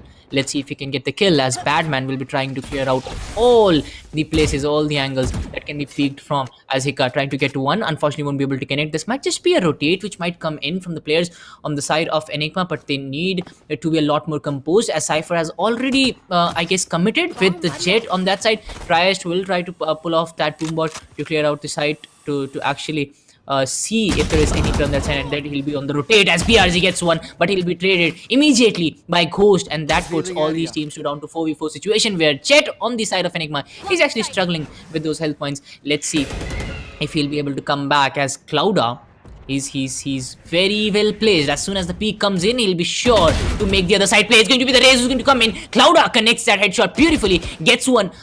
My very important kill on the side of Reckoning. This might just be the beginning of the end for them. But Buster, he peeks in, he goes in, he conquers the side as tries trying to move in as well. But the Hunter's kill comes in from Rio. Will he be able to connect? No, says the side of Enigma as the operator on Ayan. It's actually going to get the job done. Another player bites at us. It's SMX is going to go down. Trias gets coached as well, as we are going to see another beautiful side round on the side of Reckoning Esports. A 4v4 scenario. I mean, it started off well for the side of Enigma, but it's just that if you talk about the attacker side, they were not able to retake that beautifully. I do feel that it was the Brim who made the difference on the B side, waiting for the peak to happen, and as soon as the Raze came in, he was able to take him down. And then comes the side of Enigma going away with that Reckoning Esports going away with an amazing round. Now it's down to 5-1. Triest again. It is going to be an ace tag finally, which is coming in from the side of Enigma Gaming. If I was Reckoning, I would have read this perfectly, because the B plant hasn't been working out. And Ayan, what is this guy doing? He connects another, and this time it's going to be Hika who's going to pay the price for peaking. Owldon comes in, destroyed by Ghost, but the numbers are not favoring them. They have gone for the plant, and it has happened amidst all this chaos. They've gone for the plant, and it worked out beautifully as the dart will be destroyed. But it is going to be the ultimate from the Brimstone. Clouda, it's going to be a bloodbath which is coming in here. Buster is still standing. He's trying to fight it out, but unfortunately that won't work out, as Clouda is on a roll right now. He gets a 3k. Buster down and out, completely shut down. Enigma Gaming, where are you? What is happening here? I mean, this is a map of their choice, and they're going down so easily. I don't know what's happening here, as it is going to be Reckoning Esports who still have the edge after the end of 7 rounds, and they have a lead of 5 points if I'm not wrong. So that kind of tells you the picture of how well Reckoning Esports is dominating right now, as we are looking at Ghost and Buster doing the fragging job, but they do need SMX to come up. We talked about this. SMX, he was looking good on the Rena, and just before the start of the game, he changed it to the Sky. The Sky has been beneficial, but I do feel that he needs to be a little more aggressive with the kind of influence he's putting on his team. He has the flashes, he can just go in, can clear out the side, but that's not happening right now. It's going to, I guess it's on the back of the kind of kill death ratio he's having right now. He's not able to land any kill, so that's why I guess he has gone on to become a little more passive. As Clouda, he's already coached with his Blade Storm. He'll be able to breach the site, but let's see if that actually happens, as the Prim Smokes will be kind of holding in, and both these teams are kind of playing patiently right now. I can feel that from the Enigma side, because they are trying to put this side of Reckoning Esports in a dilemma, but they get served. It's going to be a bloodbath here again, and it is the Reckoning Esports side who are on the better edge of all these days. Trias gets a 3k here, beautiful 3k from him, and he's trying to rush in. BRZ comes up. Badman finally with the Stinger will be able to put on some resistance, but that's not going to work. Trias will come up from the backside, will get rid of Badman as well. That's a 4k for him. And this is what you expect from your duelist. Gets one, gets the second, then picks the third angle. Boombot comes out at the same time as well. This is where things started to change. This is where things started to go down the drain for this side of Enigma Gaming, as we are down to a 7-1 scoreline after 8 rounds. And these rounds, they're going in very quickly, I would say. I mean, we are seeing rounds ending very quickly, just because Enigma Gaming, they're not able to land themselves any kind of kills in the initial phases. It's always Reckoning Esports making the difference. It's always them taking those kills away and then putting that extra bit of pressure onto Enigma Gaming. They are able, I do feel that even after all those kills that they're taking, even after winning all these rounds, you look at them, they're not going in to block those entry points. They are still waiting on the backside. They're waiting for Enigma Gaming to come in and make a mistake to peak, and then Reckoning Esports is able to land a lot of kills, and they're able to put that extra bit of pressure on them. And this is what Enigma is doing. They are allowing the side of Reckoning to take the control of the side. They are allowing them to get those kills by the extra peaks that they're taking. So I do feel that Enigma Gaming this time, they will be a lot more I would say cautious. I do feel that Prim hasn't been able, the side on the, if you talk about the Enigma Gaming Prim, if he is able to put on some good smokes this time, their team will be able to breach the side. But let's see if the time will be on their side, because if we talk about the rounds, they're ending very very quickly. I wasn't expecting that, as it is going to be an A stack coming in, a lot of investments going in for the side of Enigma, as they are going to go with the ultimate for the Brimstone. And this is what I was talking about. The Brim will be able to block the Haven side, I guess, and because he knows the Reckoning side will be coming in from the B side, so that is what is going to happen. Yes, the Haven has been blocked, the plant will be very efficient, but it is going to be a full peak which is coming in from all the players. It's going to be the Shock Dart maybe which is coming in. Defender Killjoy is going to be the Lockdown which is coming in from the Killjoy, so they are trying to change things here. It is still a 5v4 situation. This is what I was talking about. Ghost, even if the Lockdown is placed, is going to commit to the fight. PRZ will make him pay for that, as it is going to be Clouda, I guess, will look to actually finish this off, as Clouda comes up with the ultimate of Zoom. It's going to be the Brimstone who is going to do that, as Ayan is going for the defuse, and the half defuse has already been done. Clouda is trying to hold his ground. Buster gets rid of Ayan, but Hika gets another, and this is the Buster I was talking about. This is the synergy I was talking about. The right smokes at the right time, coupled up with good usage of the abilities. I do feel that, you know, if you talk about the abilities usage, the kind of investments they went in with, it was a lot more as compared to the other rounds. But this is the kind of confidence they need going into the next few rounds. So now, since they have won the last round, it will be seeing a lot more composed Enigma gaming going into the next few rounds. Let's see how that works out for both these teams. All right, again going in, Ayan with the operator ready for the peak which might just come in. It is going to be a B stack. Even if the A stack worked for Enigma Gaming last time and Reckoning Esports expected them to do the same, it is not going to happen. But this guy is on a roll right now. He gets rid of Batman. That's going to dent the side of Enigma, as they are down to 4 players, and the rotation is coming in from Reckoning Esports. This can be very lethal. They need to go in quick if they want to make a difference here, because if the backup arrives from Reckoning Esports, they already have the numbers advantage. That's going to hamper the rush coming in from Enigma. It's a 5v4 situation. Buster, he needs to change the number game as quickly as possible, as the shock darts will be coming in from the side of Soa. Hika gets one. It's going to be BRZ will get served. On the other side, we have Ayan still ready with the operator. He's waiting for the peak, but the peak is not coming in. I do feel that the flash might be the difference maker here. Ayan gets one more. Ghost peeks the wrong angle. Ayan is ready. The Blade Storm comes out for him. He's waiting for that. He goes in, but SMX will serve him. It's going to be Triest who will get the trade as quickly as possible. The immediate trade will mean that the numbers are still favoring the side of Reckoning Esports, and the showstopper comes in from Triest. Will he be able to connect that Silverman's equation, as the defuse is coming in? Triest connects beautifully on Hika. Buster will get a trade of his own as well, but the numbers are still favoring the side of Reckoning Esports. This time the defuse will be half done.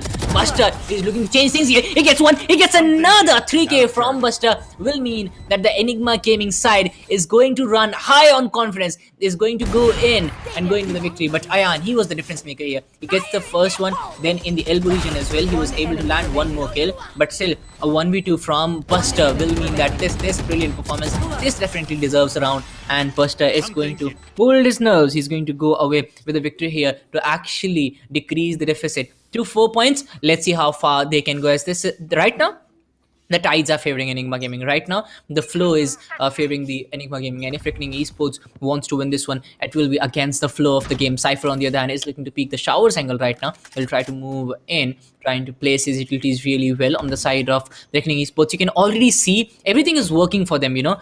When things were going right for them, they were waiting for the other side to make a mistake. But now they are peaking. Now they are going out. Now they are trying to do something different. And Enigma Gaming, they are trying their best to actually change things here, as Ayan will be looking for the operator to get the job done again. Batman gets one, SMX gets another, and Reckoning Esports, you don't need to fix something which was working perfectly for you. They were playing patiently on the backside. They were trying to go in, and they were waiting for Enigma to make a mistake. But right now, Enigma is going across the map. They are able to find a couple of players from Reckoning. They are able to land those kills. Batman will get the last kill as well.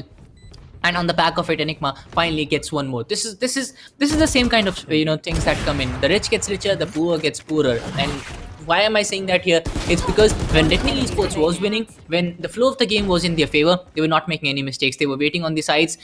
They were waiting for Enigma Gaming to make those mistakes. But now look at this. Enigma Gaming, when things have started to go in their way, Reckoning Esports is kind of supporting them with the kind of gameplay they are showing. Now again, I might be wrong here, but yes, the commitment for Reckoning, things were working very well for them when they were waiting for Enigma to actually breach a side, and then they were able to land a kill or two, and then the backup arrived at the right time. But now it's Enigma who are getting the initial kills. It's Enigma who's doing the fragging job. It's on the back of Buster who's getting those openings for his teams. For his team, actually, as we are looking at the 12th round, which is going to happen here. Let's see what happens. Well, indeed, we are going to see what happens here as the lead looks like quite favorable in favor of Enigma. Enigma, if they secure one more round, then I'm not going to be shocked, because now the lead just stays in a 3-point deficit here. One more round, it's going to be down to just 2 points. And when they are on the defender side, if they win the pistol round, the force by round is going to be much more in beneficial of Team Enigma, because on the defender side, the defending we all know is very easy. But talking about Team Reckoning here, they need to make a play. They need to win this round whatsoever. Otherwise, on the attacking side, they are going to be absolutely massacred, as IonQ will be trying to take care of that angle here. Two players will be trying to come in, as the Brimstone Molly will be delaying multiple occasions for them. But now, okay, what? How is that possible? Through the smoke, Ghost will be tapping the Brimstone and absolutely melting him. Trist will be taking out Hikka. It's down to a 4v4 now. Enigma Gaming looking strong, but however, Reckoning, they have the man advantage, but now they are falling. They're falling hard. It's a 3v3. A very close cut performance coming in. Rio will be coming in, trying to delete one player. Oh my god, he messes up so many shots, but SMX gives off the information. He does not peek in that same little corner where Rio was hiding. And now, Team Defenders, they are again in the beneficial half. Reckoning Esports, they definitely have left a mark here. The plant is going to initiate. It's going to get initiated. It's an A plant that's coming in. Enigma Gaming, one of them is going to play Heaven. One of them is going to play CT. The remaining players are all going to rotate. They are coming in from short here, and one of the players is very low. The Raze needs to be composite of what he's doing, because the position of Batman has now been given to everyone else. Ghost now knows that there's no one coming in from CT, as Badman will be the one who's holding up in Heaven. The Jet will be coming up in front, and Q absolutely doing a mad work here. Badman will be tapping one. Now he will be triggering the cage for himself. He's trying to spam through that Cypher cage, but no, the spike gets diffused, and Badman just about 5 seconds late in getting that one player and the second, and they lose the round. Enigma Gaming, they have a chance of coming back, but will they be able to equalize the scores in the first 2 rounds of the second half of the first game? Yep, a beautiful retake coming in from the side of Reckoning Esports, as they were able to go with the victory. The Jet, if he had got that kill from the Enigma Gaming, if he had got the kill on the Reckoning Esports, it would have been much more closer than it went. And now the switch is going to happen. 8-4 on the scoreline in the favor of Reckoning Esports. Still a 4-point deficit, which is going to come into play. But look at Trist. He has been fragging out a lot. Then comes Ayan, who has been stopping the other players, but now it's time for him to actually breach those sides. It's time for him to rush in. Clouda as well, he deserves a lot of credits for what Reckoning Esports has done so far, as Trist, just as expected from him, he'll try to breach those points. He'll try to move in. He's playing it a little bit patiently here, trying to wait for the side of Enigma Gaming to make a mistake. But Enigma, they're trying to do the same thing what Reckoning did to them in the initial phases. While the Sky is actually trying to gain some information here on the B long side, but I don't know if he's going to get any kind of information there, as the smokes are going to come in from Buster. He's going to draw the attention towards him. Ghost is all ready. It will take just one good headshot from him to make a difference here. Can he get that connected, as Sova will be lingering around the showers to make an entry? Well, I believe, the Sky did get some information onto B-Long, as one of the players. Ghost is actually pull it off here. He proves to be daunting. He proves to be aggressive, and he gets that one tap onto that Sova, getting that one initial frag that the defenders needed. Well, I'll tell you what the information the Sky got here, but Ghost will be getting another. That's a 2K for him, already going for a triple, and he's on a streak, getting a fourth, going for an ace here. He having the other player. The last remaining player is going to be the Jet here, coming in from the back. The Cypher will be coming in, stealing that ace. Come on, Badman. You shouldn't have done that. And look at Ghost. He's absolutely dumbstruck. I believe he's simply yelling on the Cypher, "Kyun liya mera ace, kyun liya mera ace?" And that's exactly what's happening here. That's why he's named Badman. Yeah, he's named Badman, and he does a bad man's job out here. Well, I'll tell you what the Sky did on Velo. Yeah, he was definitely waiting. Well, the Sky, but he did use one of his, hawks here trying to get information. There is one particular thing about the Sky which makes, the Sky as powerful it is. It tells you whether you have flashed an opponent or not, and that's exactly what the Sky did on B-Long. But coming in now onto the 14th round of the game, a force buy from Team Enigma. They are looking to equalize the scores, but will they be able to? Tinker. Yep, as SMX it is going to be who's trying to block out the B side here, and his flashes are going to be a lot more important here. Buster on the other hand is trying to hold that C long angle. Ayan is trying to move in. Let's see how that works out for them as the Brim is going to smoke the complete region. SMX will land a couple. Rio and Ayan will come in with those retakes coming in from them. The trades are going to favor both the teams here as we're down to 3v3 situation. Batman comes in from the backside, gets a couple. Buster puts that last nail into the coffin. It's going to be Enigma Gaming coming back with a storm here, and the lead is suddenly down to the 2 points. Player standing.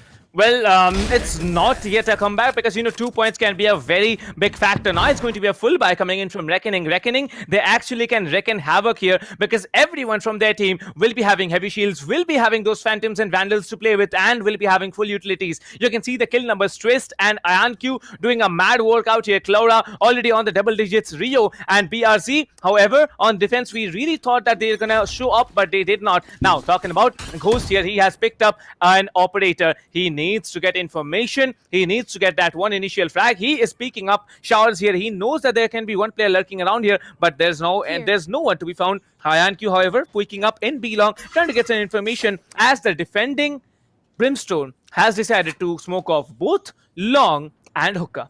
Well, it's not over yet. Buster, he's trying to hold off Hookah along with the Sky combined. Hikka will also be present in B long here. All three of them are trying to hold out B as the remaining two players, the Jet and the Sova, will now be on A. There are now not 3 but 4 players out here on B as the push will be getting initiated any moment now. The Sky is going to pull out his Hulk here. He's going to flash one of the players. The Pain Chill is going to come in. He's trying to tag up one or more as he gets his Wolf initiated. Will be tagging up one, but SMX, he's going to have to fall back as the Nano Swarm grenade will be inflicting a little bit damage on top of him.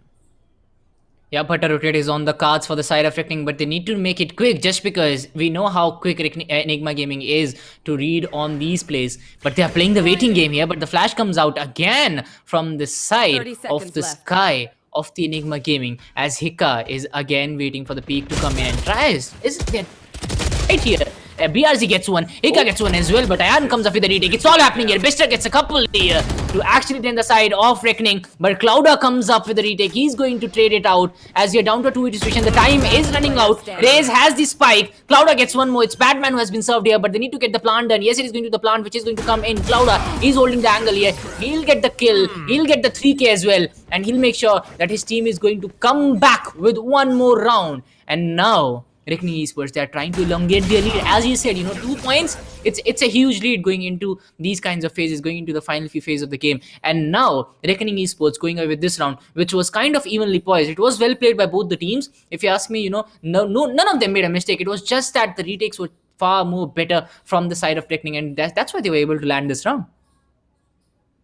Well, I'd say 9-6 is a good split now. Team defenders, they can definitely show up. Enigma, they have what it takes now, but look at the economy. It has been dented a little bit as they are gonna now move in to a full buy. Probably one of the players were having a Bulldog, if I'm not mistaken. Well, the Ghost, okay, it's going to be Enigma Gaming's Ghost. The Jet from the defending team will be actually moving in for an eco buy here. Well, looks like, one orb and he can actually pull off his Blade Storm, and that's going to be a very, very viable cannon that he can have with his blades there. Hikka, however, will be playing it passive. He has the Vandal to work with, and he's going to check every corner that he steps into. However, you can see SMX, he's going to come in. There's going to be, well, come on, Brimstone. Come on, Clouda. You are seriously watching that corner? Well, looks like SMX, he's going to tap multiple times into that little Killjoy who's going to get taken down by Hikka instead. Well, slowly, it's going to be defenders getting the better hand here. Reckoning Esports, they are falling, and they are falling very hard. Trist will be coming in from behind. He can get one or more from Enigma Gaming as...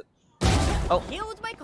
Okay. Okay. It's Hikka. happening. It was absolutely that same thing that happened to SMX. I mean, the Brimstone from Team Reckoning here, Clouda, was taken down in the exact same manner. And look at SMX, he's being so very cheeky. He's just waiting in a corner on B shot here. Anyone can walk into his crosshairs, and he's going to absolutely melt them if he does not flinch. However, EG Badman still playing up A is a very, very viable agent. playing in this particular location. 3 players on the attacker side, 4 players on the defender side, as one of the players will be tagged up in a shot. 14 seconds on the clock. They need to pull off the plant, and they are gonna rush in all together. Now, RGE Rio will be coming in. Ghost will be one tapping to the head. He has a gun to work with. He will be getting the Cypher's weapon as he's gonna take him down. Slowly, SMX gonna shut things down and get another round into the hands of Enigma Gaming.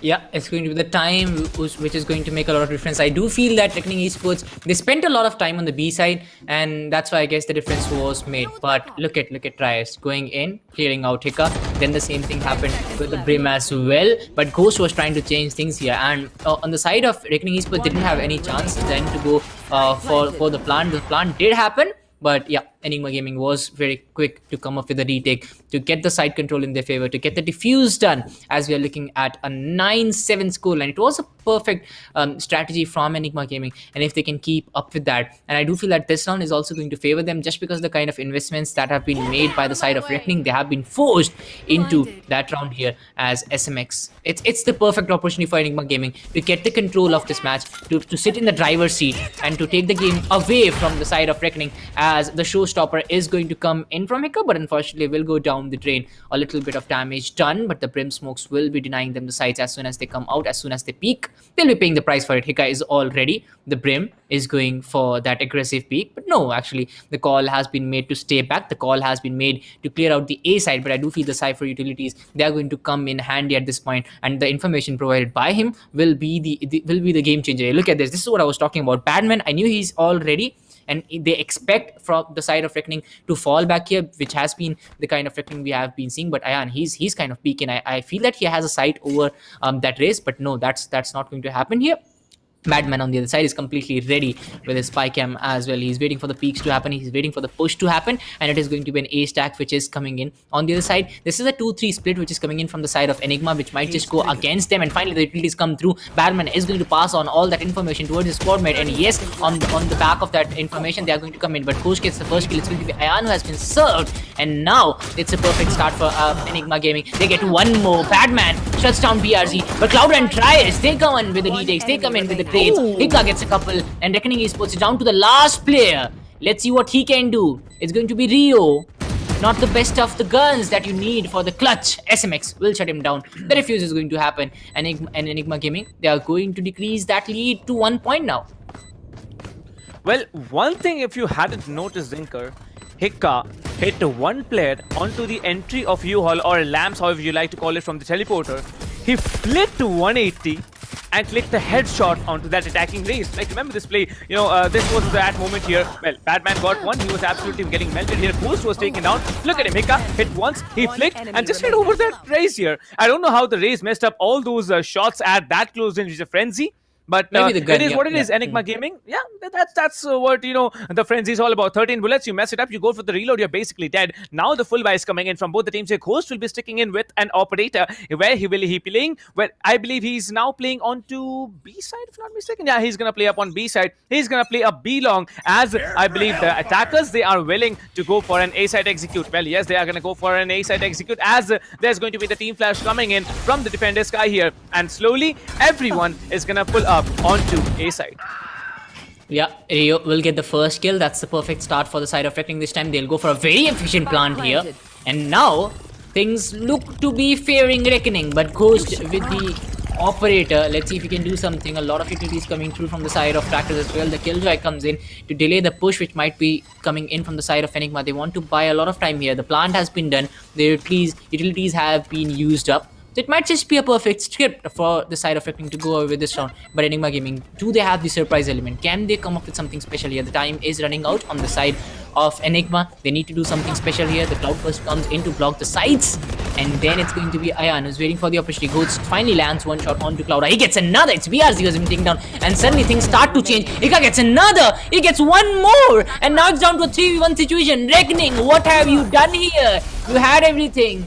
And it's going to be Reckoning. Well, they have everything now. They have everything. Come on. They didn't add everything. Alright, well, like, Yeah, it's just time factor. They had to play the Yeah. time game. They played the time game, and the Soba, even if they managed to start the defuse, the Soba had the ultimate to work on with. Yeah. You can see 3 players from team Enigma actually stepping up and chasing down that Soba in the scare of getting that Hunter's Fury inflicted onto that spike here, but.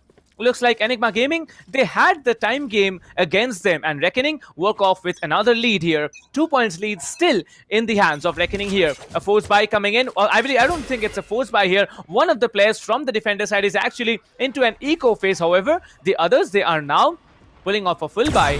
And Ghost, look at him, he has an operator to play with. He will be deleting that Sova Owl drone. And looks like players, they are not going to just walk up B side yet. There might be a rotation coming in, but there are 2 players coming up from the attacker side.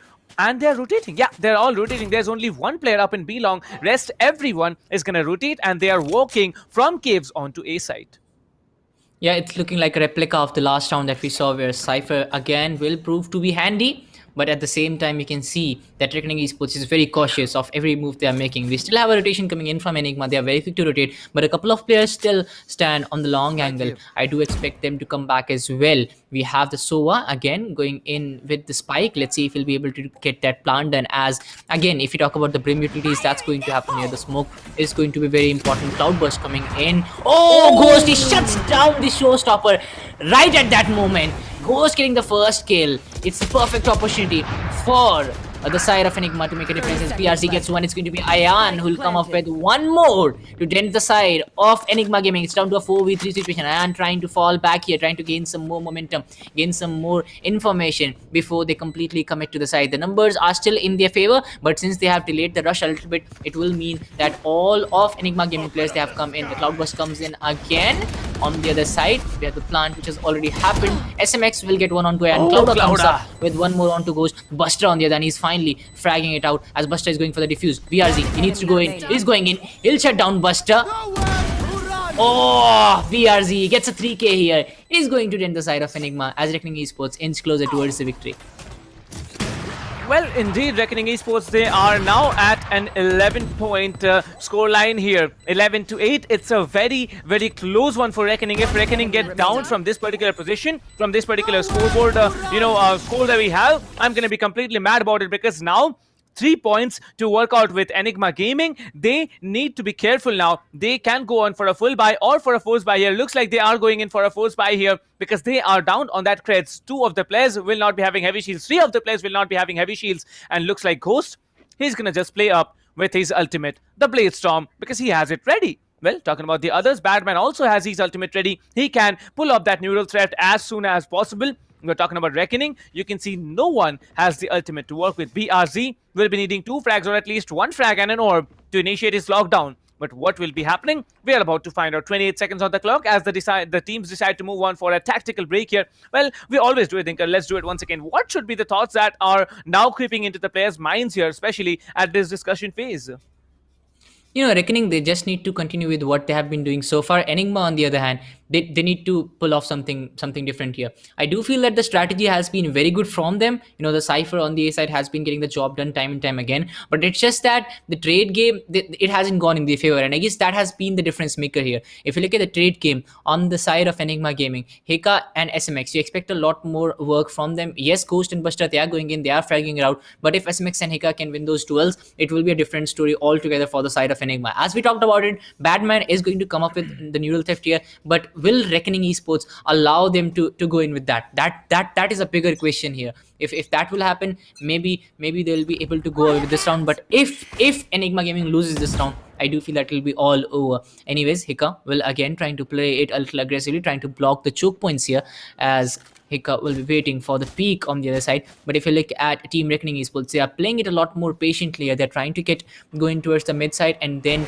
make a good decision. Maybe after a kill, SMX on the other hand will pull in the Hawk to flash out the players, but unfortunately won't be able to do anything, as Rio will be trying to move in. We still have a 3-2 split. The Cypher suddenly has moved in towards the B side, so that's something I do feel that Enigma kind of thinks that it is going to be a B stack which is coming in. That's why they have sent in the third player as well, while the other two players are still lurking around the A side. Badman senses the owl run from the side of Reckoning Esports, so he knows that yeah, they're trying to clear out the side, they're trying to move in. Prim smokes come in as well, so it is a perfect recipe for the side of Reckoning to move in towards the B side. BRZ connects one beautifully. It's supposed to has been served. Will he get another? Yes, he gets another. And even if it's a 3v5, his lockdown is ready as well. So maybe it's going to be Reckoning. They have started to move in towards this A side. It's only Cypher in here who is the only line of defense. It's a 5v1 on this side, while the other two players have started to move in as well. SMX gets one finally. It's Ayan who has been taken down. The resistance is coming in from side of Reckoning. Batman gets one. Batman gets another. BRZ and Clouda serve completely. Neural Theft comes in, but unfortunately won't be able to connect that, as Rio will be taking down Batman. It's down to a 2v2 situation. It can go anywhere right now as Buster goes for the fake defuse. Will he connect that shot? That still remains a question, as Sova will prove in handy. Trias gets one onto Buster. Down to a 2v1. Is it a fake defuse from SMS? Yes, it is. But Trias will get one more. And Reckoning, they close in on another victory here. Well, they are now in match points, I believe, and I don't believe I can vouch that Reckoning, they are not going to mess up anything, because the way that Badman was playing, it looked absolutely massive here. Now the Killjoy lockdown still remains, so they can clear off sight, or they might be able to delay the post-plant situation. And let's look at him. Like, Ayan Q is going to have his ultimate ready in 2 points here. Clouda is going to have it in 3 points. But the rest of them, they don't have their ultimates to work with. However, on the defender side, it's just 1 point for Hikka to get an ultimate ready. Trist, however, will be coming up in B short using his boom buddy to get information onto Hookah. Hookah is a very, very viable position, and looks like no one is going to breach up as of now. EG, Team Enigma Gaming, every time they come up in an aggressive position. This time you can see the spike carrier has been dropped here. Rio has been dropped down. Ayan Q will be getting that refrag. That's a very, very crucial frag that they needed, and they have done it smartly. Well, he's coming for a double spray down. He will be denting the HP on 2 players, but will be getting traded down instead. Talking about Team Reckoning, they have the better hand here, but looks like Team Enigma Gaming, they are flattening. They are actually flattening as 19 HP remains onto the attacking Brimstone. Well, Reckoning Esports, they have the man numbers, but the HP will not be supporting them. The Sky, however, on the end of the defenders might be the actual, I'd say, troublemaker for this team, as the Nano Swarm grenade will be coming in, will be trying to delay the plant for as long as possible. Well, Ghost will be taking down Ayan Q. It's a very, very important frag, and he is still up, surviving on some little HP. Well, he comes for one. He will be dashing back immediately into cover. That's a beautiful use of the tailwind, getting that Brimstone and dashing back. And now it's SMX down. Only one more player remains. It's going to be the Killjoy. It's going to be BRZ with the victory, or not. Well, he gets one. He has to get 2 more. He has just 2 bullets in that mag here. He's going to come in, reload that Phantom. He's going to go in for that. Alright, he gets another 13 seconds on the clock here. BRZ, he can initiate the plant whenever he wants to. 10 more seconds on the clock. He can trigger his ultimate as well. He's going to walk up. Buster will be dropping that molly, as he will be trying to inflict some damage onto that Killjoy. He is going to rotate. The Killjoy moves in. He's going to move up slowly beside that cart and just getting covered. The Killjoy, if he doesn't look left, he's dead. He's not looking left. I don't know what's happening. Well, he looks left at the exact crucial time he needed to. And Reckoning, PRC walking off with a 4K and the round victory for Team Reckoning. Reckoning Esports, 13 points in their bag. They walk off with the victory on Bind. Yep, actually both of them were looking at the wrong angle, and I was kind of surprised by that. And all of a sudden, it's going to be the player from Reckoning Esports who checks the right angle, goes in, gets the victory as well. And I do feel that even if he would have got that round, it would have still been difficult for them to come back. But yes, it would have been the first break maybe into a comeback, because 3 to 4 points lead, I do feel that it is kind of gettable, and we have seen that in the past as well. But still, it is going to be the side of Reckoning Esports are going to go away with the first victory here. We still have the 2 more games left. If Enigma Gaming is able to land themselves a victory in the next one, it is a best of 3 that we are seeing right now. The first game has been won by Reckoning Esports on the map of Fine, and the second map, Captain, which is what is the map for that? I forgot that. I believe it's Haven. No, Haven has been banned. Haven and Icebox banned. No, Haven and Icebox banned. Let's guess. Yeah. Hasten? Let's guess, because I have also forgotten, what the map is. So let's just guess. It's going to be either Ascent or Split, that's for sure. So we'll find out. But talking about this particular game, I believe 2-0. It started off good on Reckoning Esports end, and they really capitalized on whatever they had to do. They did not have enough round wins, like 4 rounds win. I'd say it's not enough on the defender side. If you pull off 9 rounds, it's much more easier. Like it was easier for the previous semi-finals here. But coming in at this particular match, I believe Team Reckoning know how to make it work. BRZ, they definitely, had a massacre of a performance in that last round, and that was it. Like, quick tags him into the head, but easy goes. Trust me, Enigma Gaming. Your Jet is an absolute beast. Killing that showstopper, killing the Raze with that showstopper enabled was a very, very important frag, and he absolutely did it. INQ, however, not very, I'd not say a very good, performance coming in for him. He can do better, but will he be able to do it in the next game? We are about to find out.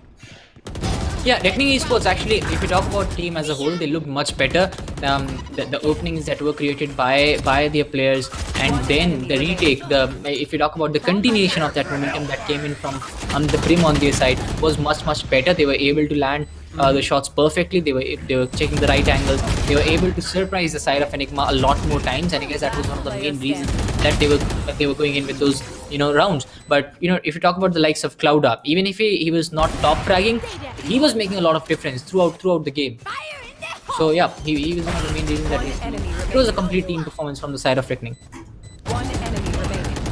Well, I'd say races are very interesting to watch, as they can, either clutch or not, and looks like one of the reasons. Remember this particular round, Reckoning Esports, they were pushing hard, and they actually came in, they shut down the entire team of Enigma. I believe that's not how defenders are supposed to play, but the way defenders were coming in hard, being aggressive every particular round, that's massive. That's a very, very huge factor that came into play.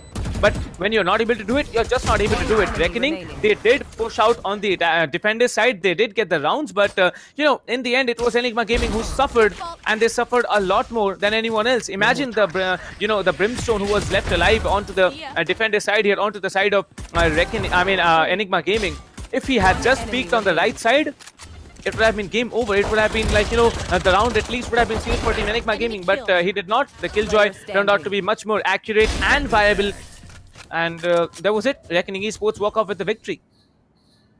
Yep, they are going to go with a victory. They have a cushion to rely on going forward in the next game and the next map as well. If they win the next map, Reckoning is going to go with the match. They are going to book themselves a spot in the finals. Or if it's Enigma Gaming who go with the victory in the next map, they'll still stand a chance. They'll still stay alive in this final, or else they'll have to go in the lower brackets if they go into lose. But still, a lot of chances left for both these teams.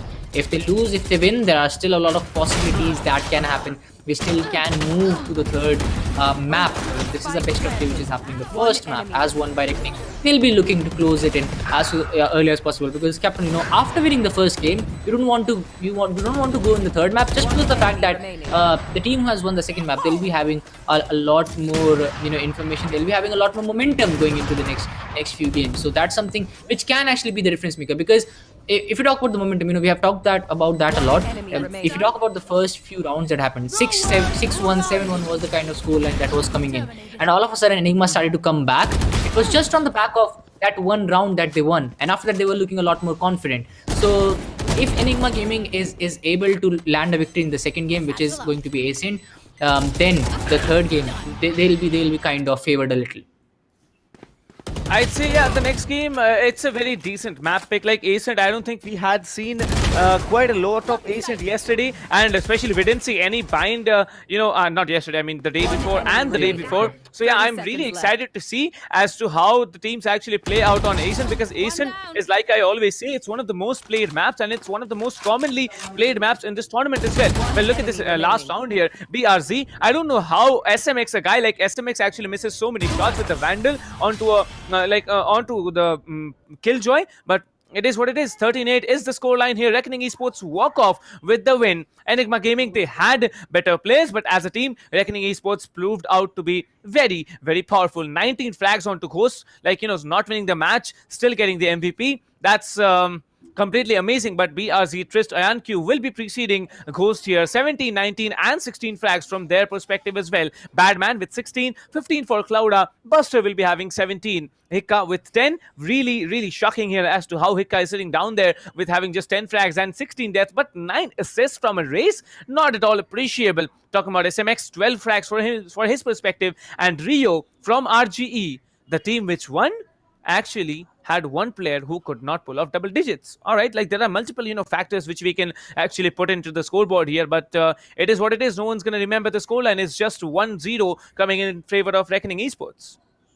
Yeah, Ghost actually needed a lot more support from Hika and SMX as well. And we talked about this in the starting only. This pick of Sky, it will either be a very good pick or it is going to turn out to in a disaster. And right now, looking at the scoreline, it does look like it actually came up with a disaster for the side of Enigma Gaming. Even with the top fragger in their side, they were not able to go with the victory. But it was, as we talked about it was a complete team game coming in from the side of Reckoning.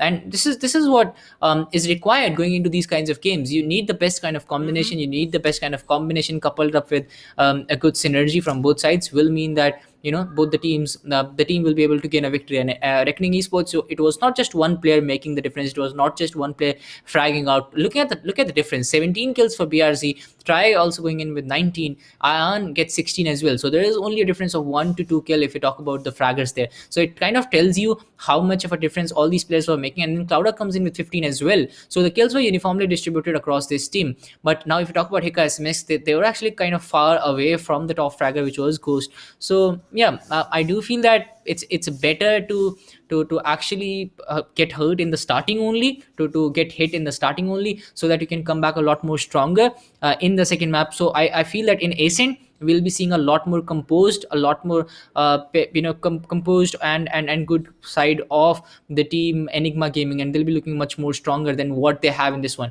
Now I guess if you talk about this map, Bind was the pick of Enigma Gaming. So not able to do well on the pick of your map, it's something which is kind of going to haunt them. And Reckoning, they chose the next map. Ascent, I guess, was picked by them only. So they'll be and on the back of this victory as well, they'll be a lot more confident. So all these things, they're going to favor Reckoning. But Enigma Gaming, since they have lost this one, it is going to be the pressure which might just push them towards a victory here. Well, indeed, and it's really shocking, but I believe the last BO3 that we have, semi-finals, one of upper brackets Group C, there Playground Esports did not choose the map here. There it was the other team which chose the map, and Playground Esports absolutely shown on Bind on the defender side, adding to that factor here. And looks like it's deja vu once again. Reckoning Esports not choosing the map, being on the defender side and just winning it. It's absolutely what happened in the previous BO3. Well, I'm not going to be shocked if Reckoning Esports move on and win the next game as well, because it's Ascent and it's one of the most played maps here. Well, talking about the group stages, we started off on the 13th on a very, very good note, with teams coming in. Team Inglu taking down Global once. That was completely amazing. But okay, I'm sorry about that. Team Inglu were not able to take down Global once. They did choke out Global on multiple occasions on Haven, like choking down a Goliath level team. That's completely amazing. But coming in today on the 18th of February, where we're watching Group C, it's a different story. It's not like you're having an exact, I'd say, dominating competition. The competition is close cut, but when it's dominating, it's absolutely like disastrous for the other team. This time, Enigma Gaming, they had the chance to perform better on their own map pick, but looks like they lost. And Team Reckoning, they had the better hand, they had the better coordination, and they definitely had insane level of gameplay that they had put through. 19th tomorrow, it's going to be the Group C lower brackets, where we have already confirmed a slot for Biryani Power here. Biryani Power will be playing up in the lower brackets survival game in the first VOC tomorrow, 4 p.m. onwards, between these two, Reckoning and Enigma Gaming. One of the teams is going to move on and face them, and face off against the other team who lose against Team Playground Esports. Well, Playground Esports, they definitely left a mark here, winning a 2-0 performance, and that was a great one. Well, this time, if Team Enigma Gaming, they want to win it, they need to win the map of Ascent. Otherwise, they are going to get downed, and they are going to move into the lower brackets, whereas Team Enigma Gaming, whereas Team Reckoning, they can just, take a short, maybe 10-15 minute break and play off against Playground Esports. Talking about Group D, both of the 4 teams here will be battling it out again on the 2 days of 20th and 21st. Well, Dinker, shed some light onto the teams that are playing in Group D. Yeah, it is going to be godlike Team Tamilas as well. Fangs coming in. So all these teams, if you talk about it, it's going to be a star-studded group. Team Tamilas as well. They have done very well in the past. Godlike Esports. I mean, we have seen a lot from them in the past tournaments. In this one as well. Fangs. They need. They also don't need any kind of introduction. So yeah, it's going to be a power-packed group. What are your expectations from this group? Who do you think is going to dominate the complete group? Well, I'm really expecting Godlike to move on from Group D, but that's something I really want to discuss after, tomorrow's lower bracket games. But talking about this particular group that we're having right now, Reckoning and Enigma, both of the teams, like I said, they have equal potentials. It's just the factor of how much you have, played together as a team. And Reckoning, their lineup has been playing together for quite some time. However, on top of Enigma Gaming, they had minor, fluctuations in their lineup, like some players moving out, some players moving in, and that might be the key here, which Reckoning is trying to capitalize. However, let me tell you, audience, it's not just all these teams who are battling for that 7.5 lakhs prize pool here. You definitely can move on and win the giveaways that we have here. The giveaways of the Pulsefire Core RGB, we have the Fury Ultra RGB gaming mousepad, Alloy Origins keyboard, and definitely the Cloud Core 7.1 gaming headsets by HyperX. All thanks to our partner HyperX here, who have presented you with these giveaways. One lucky person from the chat here will be lucky enough to win this grand prize, or many people will be able to win the tier 2, tier 3 and tier 4 reward here. All you need to do, head over to the description and click on that ESPL welcome giveaway. The sweep widget link will be redirecting you somewhere else, and yep, you will be moving in. Well, talking about Group D games are gonna happen on the 20th. That's day after, between between Team Fangs, Team Tamilas, team, let me just recall I believe it was Team Mages, and the other was Godlike. Yeah, these are going to be the 4 teams here. But talking about today, it's going to be Reckoning Esports once again taking the second game. It's going to be Ascent that they have chosen for, and it's going to be Enigma starting out on the attacker side. Reckoning, again on defense, should be quite, happy with the side they have got. But let's find out what they have chosen. Well, both the times, it's Reckoning on the defense, and on the third game as well, we are going to have Reckoning on the defense if Team Enigma can win it out. So what is it happening, Linker? Like, why is it the fact that Reckoning is on the defender side all through the 3 maps here? Like, Team Enigma, they really wanted to play out on the attacker side and get the benefits on the defender oriented maps, or it's just like I'd say it's just like going down the V2 and then getting what you have. If you personally ask me, I feel that being on the attacker side, you can get that initial advantage, and then if you have that kind of pressure built on the opposition, you can change the flow of the game. But unfortunately for Enigma, it was the other way around. Even if they were on the attacker, they were not able to gain the control of the site. They were not able to get the control of the map. They were not able to get the control of the game. Reckoning Esports did everything well. Now, when the switch happened, Reckoning Esports, they already had the advantage. Enigma Gaming was trying to come up with something special. Yes, if it's the map of split, it matters a lot. You being on the defender side, you will gain an extra bit of advantage. Now with the Sage in, that's something which will raise and Sage. If you have that and you're on the defenders, you'll be able to actually delay the rush for a long time, which will allow the rotation to come in from the other side. But now, if you ask me, it's going to be the Asian map which is coming in. Now Enigma starting on the attacker side, I feel that they'll have an extra bit of advantage, and there will be a lot of B executions. Just considering the kind of play style they have, I'm expecting a lot of B executions coming in, and that too very aggressive pushes. Now, for that to happen, they'll definitely need Arena. If that's not going to come in, I do feel that it's going to be the same fate which is coming in. Now, talking about the other side, SOA will again come in from the defender side. That's perfect from them. And since they are starting on defenders for clearing out the B side, we know how important a SOA is. So that's going to be a default pick. And specifically, considering all the maps, if you talk about Ascent itself, the lockdown, it makes a lot of difference in this map, just because of the kind of side control you can gain. One lockdown coming in, and you can gain the control of the full side. Now, one of the main strategies that we have seen from the defenders, they obviously send a player in the boathouse very early into the game, which kind of acts as a surprising element. Now, with that player going into the site already, it's a kind of 4v5 situation outside of that area. So you are kind of investing a player in to make sure that the plant doesn't happen. You're not getting that initial advantage. So if with that strategy in, it will allow the attacker side to actually have that numbers advantage early into the game. but to gain that advantage, they'll have to rush in quickly. So there are going to be a lot of things that will happen. There are going to be a lot of rushes that will come in, but it will be all down to the time again. Yes, the guns are going to matter. Yes, the strategies are going to matter. But again, when you are executing B or on A, specifically on Ascent, the time is going to be the changing factor. And whoever plays better on time, they're going to go away with the victory in this one. Well, indeed. And talking about Ascent, I'd like to shed some light on one particular topic that Kanav really, vouched for: the mid control. Any team who has the mid control, they really like to take mid, walk off tree, or just go into mid market, and they probably will win the round here. People need to watch out mid control, and if teams understand that the other team is coming in from mid, you're basically dead. You'll be caught off guard from tree, from mid link, from a mid market, from mid pizza, and an entire team stacking up mid is going to be a very, very difficult one to push through. But talking about the attacker side, once in a post plan situation, it's easy for them to hold on A side. However, on to B, it's going to be difficult for the attackers to hold down, because there's just one position where all the attackers can stay: in the boat house or on site. Boat house, we all know, it's a very, very tricky position. You might be having a race with a paint shell who's going to drop down the paint shell and the boom buddy into the boat house there. You might be having a killjoy who still has some nano swarms left in the in the pockets of her, and she might be just dropping one nano swarm, clearing out an entire area. There might be people just wall banging through the switch onto B side. That's B retake coming in for you. However, on A, retake is much difficult. People will be playing post plant in under heaven. That's popularly known as hell now. They will be playing outside in vines. They will be playing outside in A mains.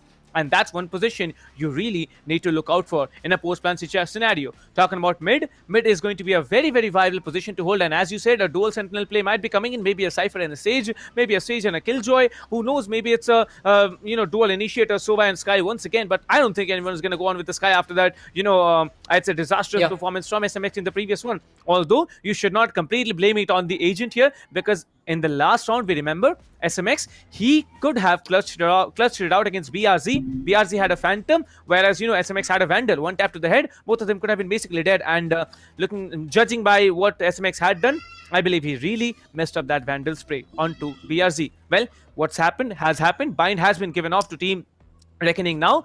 It's down to Ascent, where I really think that Team Enigma Gaming is going to step up and win this map, so that we can have a third one, to see actually what the potential of the teams are after they have won one game each. Yeah, the third game is definitely going to be interesting. Now, we talked about the B side, coming in action, the post plant. We have seen teams trying to, camp it out on hold it out on the boat house.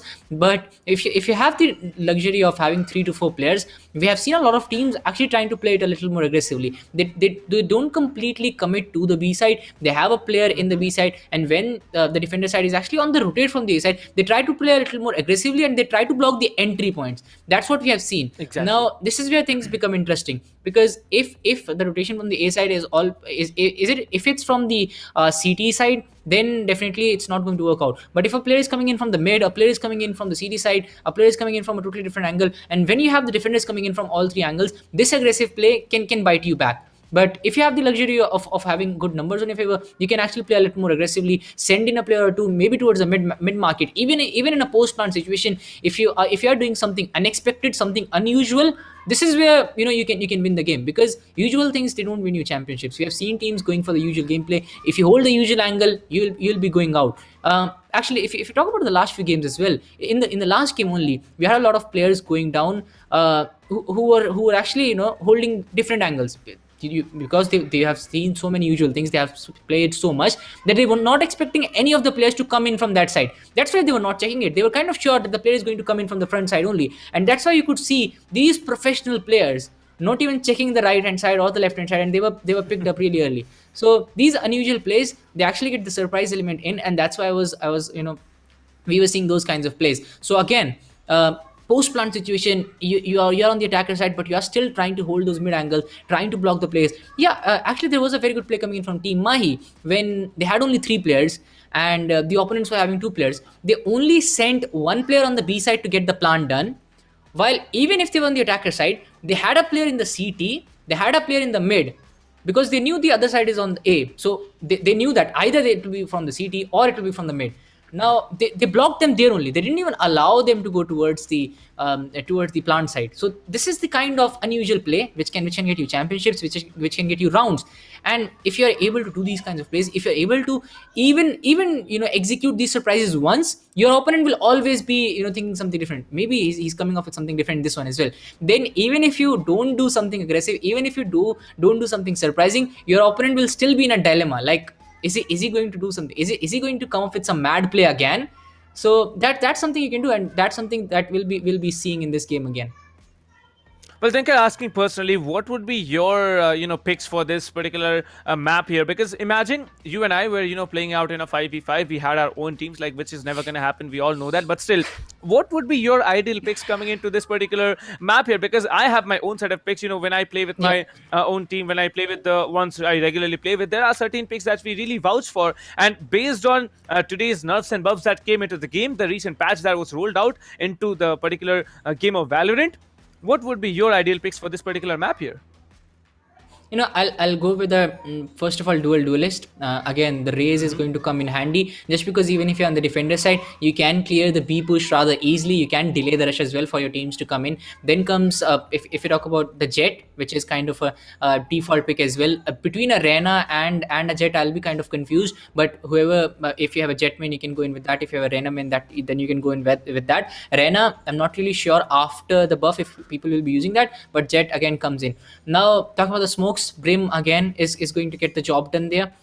The Jet, if it comes in, yes, you have the cloud burst, but that cloud burst, I guess, is only beneficial in the attacker side when you are trying to rush in. If you want to hold on, cloud burst, I still feel is not going to be enough. A 4.5 second smoke, not too much. But you need a Brim to actually block the sides completely. We have the Brim who can actually hold all the CT side for 17 seconds, if I'm not wrong. So you can send in a player. So Brim is going to be my pick for that as well. Then a Killjoy to hold on to the sides very beautifully, and then get the lockdown in and give you a 50% chance of actually clutching the round just on the back of that ultimate. Right timing is required, and then you have the turret as well, which can actually act as a sixth player for your team. It is actually providing the distraction angle. You're trying to fight out, the player is fighting with the turret, you can take him down rather very easily. So that's something which can come in. Killjoy again comes in for me. Then for the information gathering, a Cypher, maybe a Sova as well, because Sova actually gives you the if you talk about the Sova, you'll find him on the B side. Mostly he'll be on the B side trying to clear out the first one with the recon dart, and then if he finds the player, he'll be placing in a shock dart as well.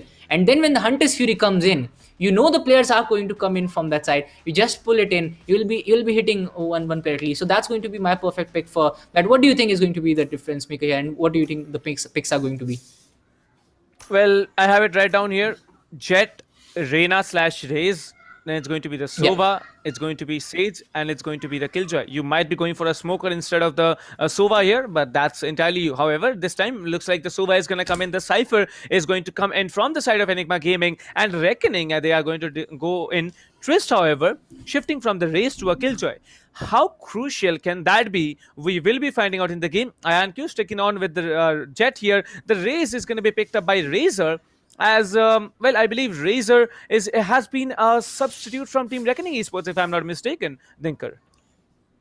Yeah, that's going to be coming in. We completely, didn't put our eyes on the Phoenix. So Hika is going to come in with the Phoenix. So yeah, I mean, he was not coming in the last two games. I mean, we have seen a lot of Phoenix in the Haven just because the fact that his flashes come in handy, whether you are, trying to go in onto the garage or you're trying to peek the window side. So that's why I guess we have seen a lot of Phoenix on the Haven. Other than that, the Phoenix meta has been kind of disappearing, I would say. We have seen a lot because earlier, anyway you go, every map you go, you'll be seeing a Phoenix on either sides. So it is going to be the Phoenix, Jet, Umin, SMX will be playing the Sova this time. SMX, I mean, I have seen him play a lot more Sova, so I was kind of surprised to actually not see Sova on SMX in the last game. But he tried to play the duelist in the first game in the bind. Then he went into change to Sky. Then the Sova is coming in from SMX. So yeah, he's a very versatile player. But can he get the job done here? That still remains a question. As Enigma Gaming will be starting on the attacker side to gain some initial advantage. Let's see if that works out for them, as the mid control, as you said, is going to be one of the most important things. But is it a B execute which might come in from their side? Let's see what happens. Well, Razor coming in place of BRZ. I don't know why they had to sub for BRZ, but I'm really hoping that, Razor can keep up with the pace, probably because I believe this map, Trist really plays out with the Killjoy. Might be some other reasons we never know, we never want to know. It's just about, how you can put up with the performance. Looks like both of the teams, they have one Sentinel to work with, one Initiator, two Duelists, and one Controller. The Controller this time, it's not going to be a Brimstone from either teams. It's going to be Omen from both the teams here as we get started into the pistol round. The first round coming in, Reckoning on the defending side, Enigma on the attackers. As you can see, this will be a B execute that's slowly coming in. Ghost is going to come in. He knows that there might be players in every corner. This time he's not making a mistake. He is checking every corner as the Killjoy has set up completely onto B side here. However, this time you can see the Killjoy turret is going to inflict a little bit damage. However, Ghost did dash up onto the side here. He gets one, where the Razor is still playing deep side. He goes in for a double. Razor will be getting a 3K. That's a massive performance coming in for him. It's down to a 2v2. The Sova and Jet versus the Sova and Omen. Yep, it's going to be the Sova and Jet versus the Sova and Omen. Sova, one of the most important picks on this map. Let's see how that works out. SMX, the spike has been planted. It is definitely favoring the side of Enigma Gaming. They're trying to move in. And SMX, he gets one. And this might just be over here as Clouda, he's trying to change things here with the Ghost. He knows the player. The peak might be coming in from there. He's going to check that angle, but the frenzy on SMX is going to get the job done. A 3K from him. And look at this, we have seen SMX play on the Sova before as well. He looks a lot more confident. But Razor, this guy, he was changing things at one point. He was completely going bonkers. He was trying to change the flow of the game completely. Clouda, the last remaining player, tried his best to survive, but unfortunately was not able to for too long. Well, Razor did get a 3K. That's a very, very... Razor did get a 3K. That's a very important frag that came in from his perspective. However, Team Reckoning, they did get the first round in their hands here. And I'm really looking forward to, as you know, how... Team Enigma got the first round here. And Team Reckoning on defense, they turned out to be quite shocking here. Now it's going to be a mid push that's coming in. Probably a B execute. It's going to be as all the players are coming in from mid-market. Trist will be falling back. He needs to be in cover. As is IonQ, who is also coming in for the rotate from his side here. Trist is going to come in, and you can see Trist is going to be absolutely massacred by all the players. Ghost will be taking him down. Hikka will be trading for IonQ. RG Rio will be taking down Hikka. Badman takes down 2, and there's going to be just one player standing. It's going to be Razor to pull off a 3K. If he does, he will be in a very, very, I'd say, quick position to do that, because now the players, they can actually change positions. He is down there in mid-market. He needs to come up from CT or from mid-market. There's one player in B main. There's going to be the Sova Recon drone coming in. The Sova Recon drone did came in from the perspective of the B side. Yeah, it is going.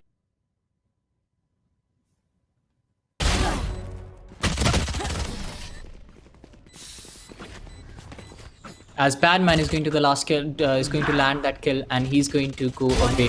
But SMX, he was checking that backstab. He was able to get that kill as well. Reckoning Esports after losing on the first round. Razor again trying his best to fight back. Razor again trying his best to do something here, but unfortunately was shut down. He's getting the frags, so that kind of gives me an indication that he'll be very influential in the upcoming games. If he can frag this much in the defensive side, let's see what he can do when it comes to the attacking side. Rio, on the other hand, other than Razor, everyone is kind of shut down from the side of Reckoning. So that should be a talking point here, as Ghost will try to move in again. The recon bolt from the Sova will give them enough information that yes, it might just be a B stack.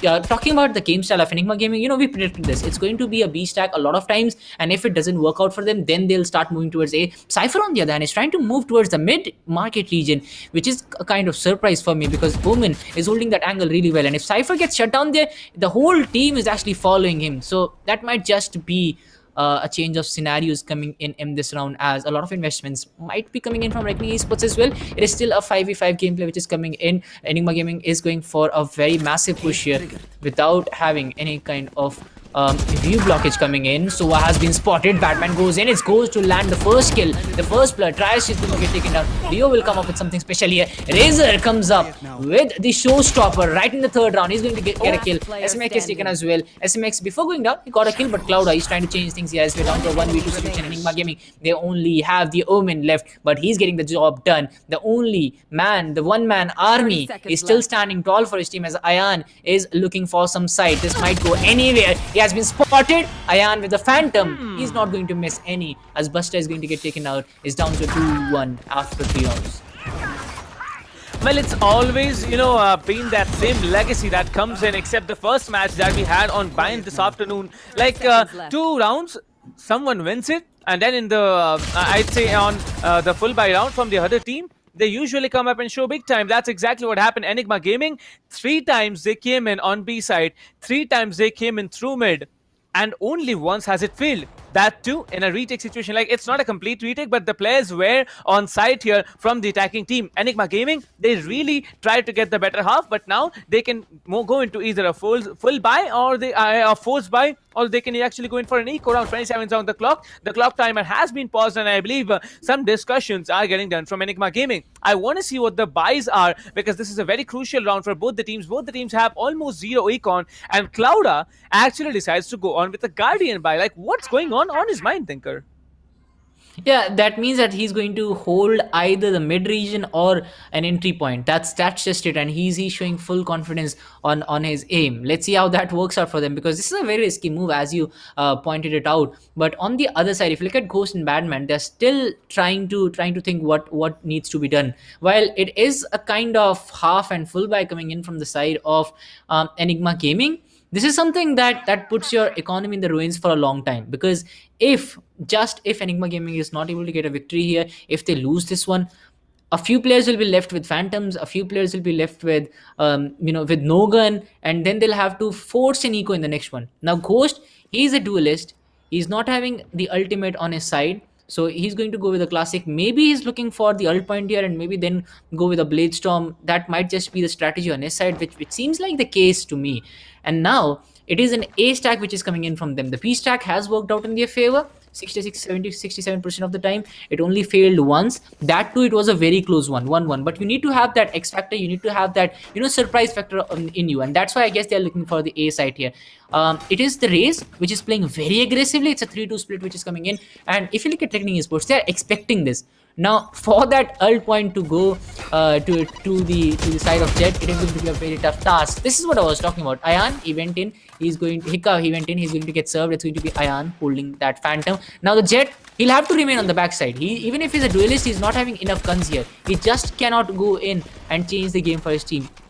As Buster will be trying to blind the sides, he'll try to deny the side. Ghost, on the other hand, is finally up with a gun. Now it's time for him to shine. Let's see how that works out for him. Ayan is going for a rotate here. The catwalk region is completely open.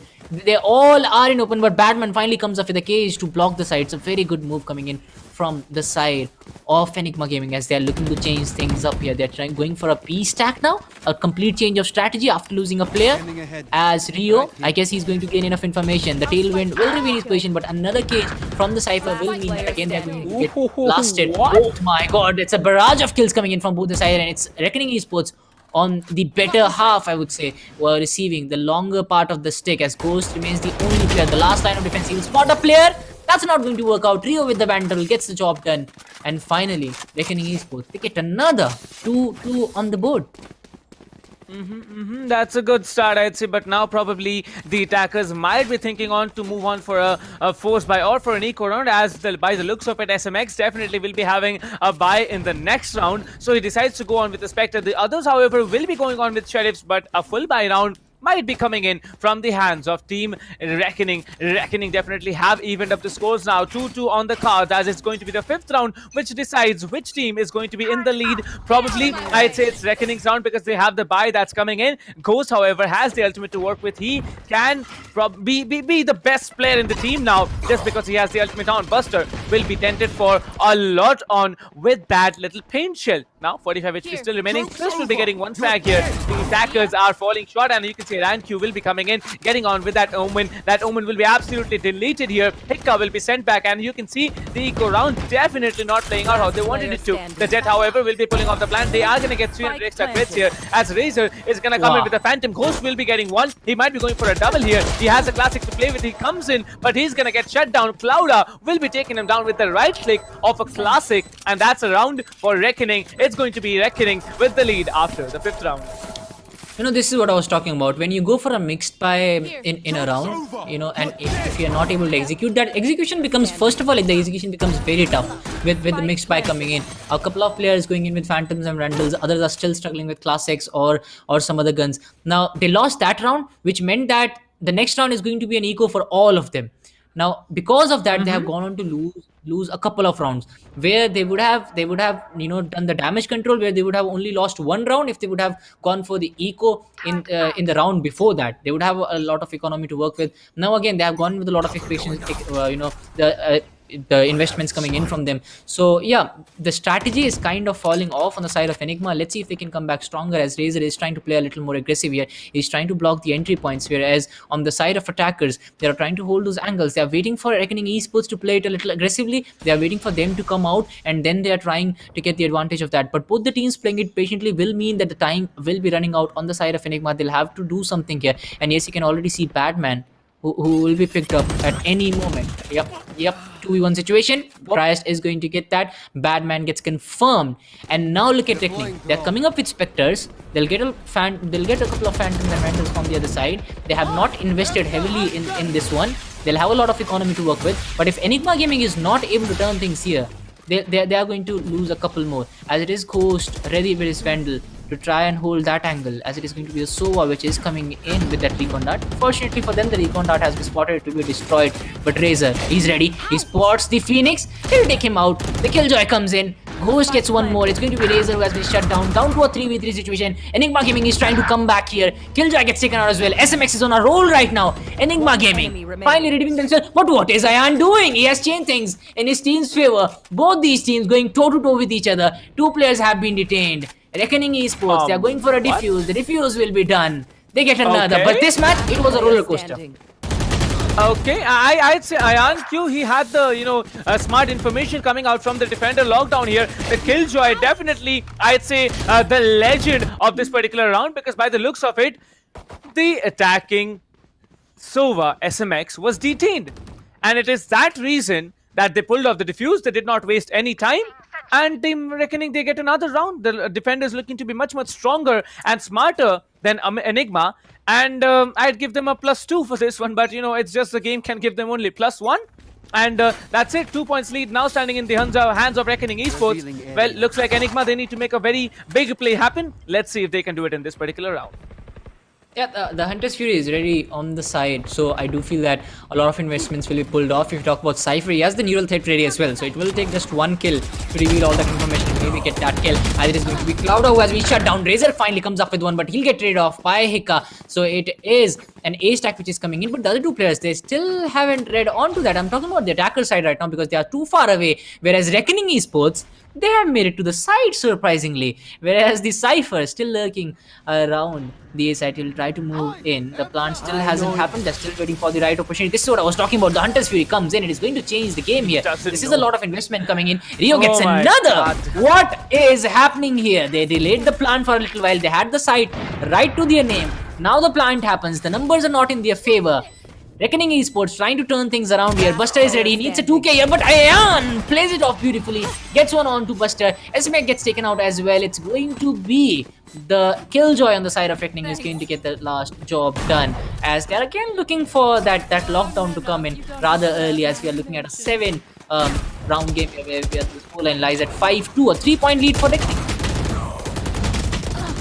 Well, I'd personally say, Dinka, that the entire team of Reckoning, they are functioning as a unit, and that's the reason they are pulling off rounds like Enigma. Yeah. They are coming into sight, but the way they are not being able to function is something that I'm really worried about. Hika, remember, he just tried to climb up on Heaven, and that time he realized he's run out of bullets. He goes for the reload, and there's the Jet there. Ayan Q is waiting there from Team Reckoning, shutting him down. Like, that's something we did not expect to happen, coming in from a professional player's perspective. But yeah, if you forget your reloads, you don't have your bullets, and that's basically meaning that you're dead. But now moving into the 8th, okay, it's going to be the 8th round of the game. Both of the teams, they have a full buy coming in. Well, it's not going to be a full buy from the attacker's perspective. Hika will be having light shields, and so will be Buster. But let's see how they work it out. Enigma in dire need of 1 round at least. Let's see if they can secure in this one.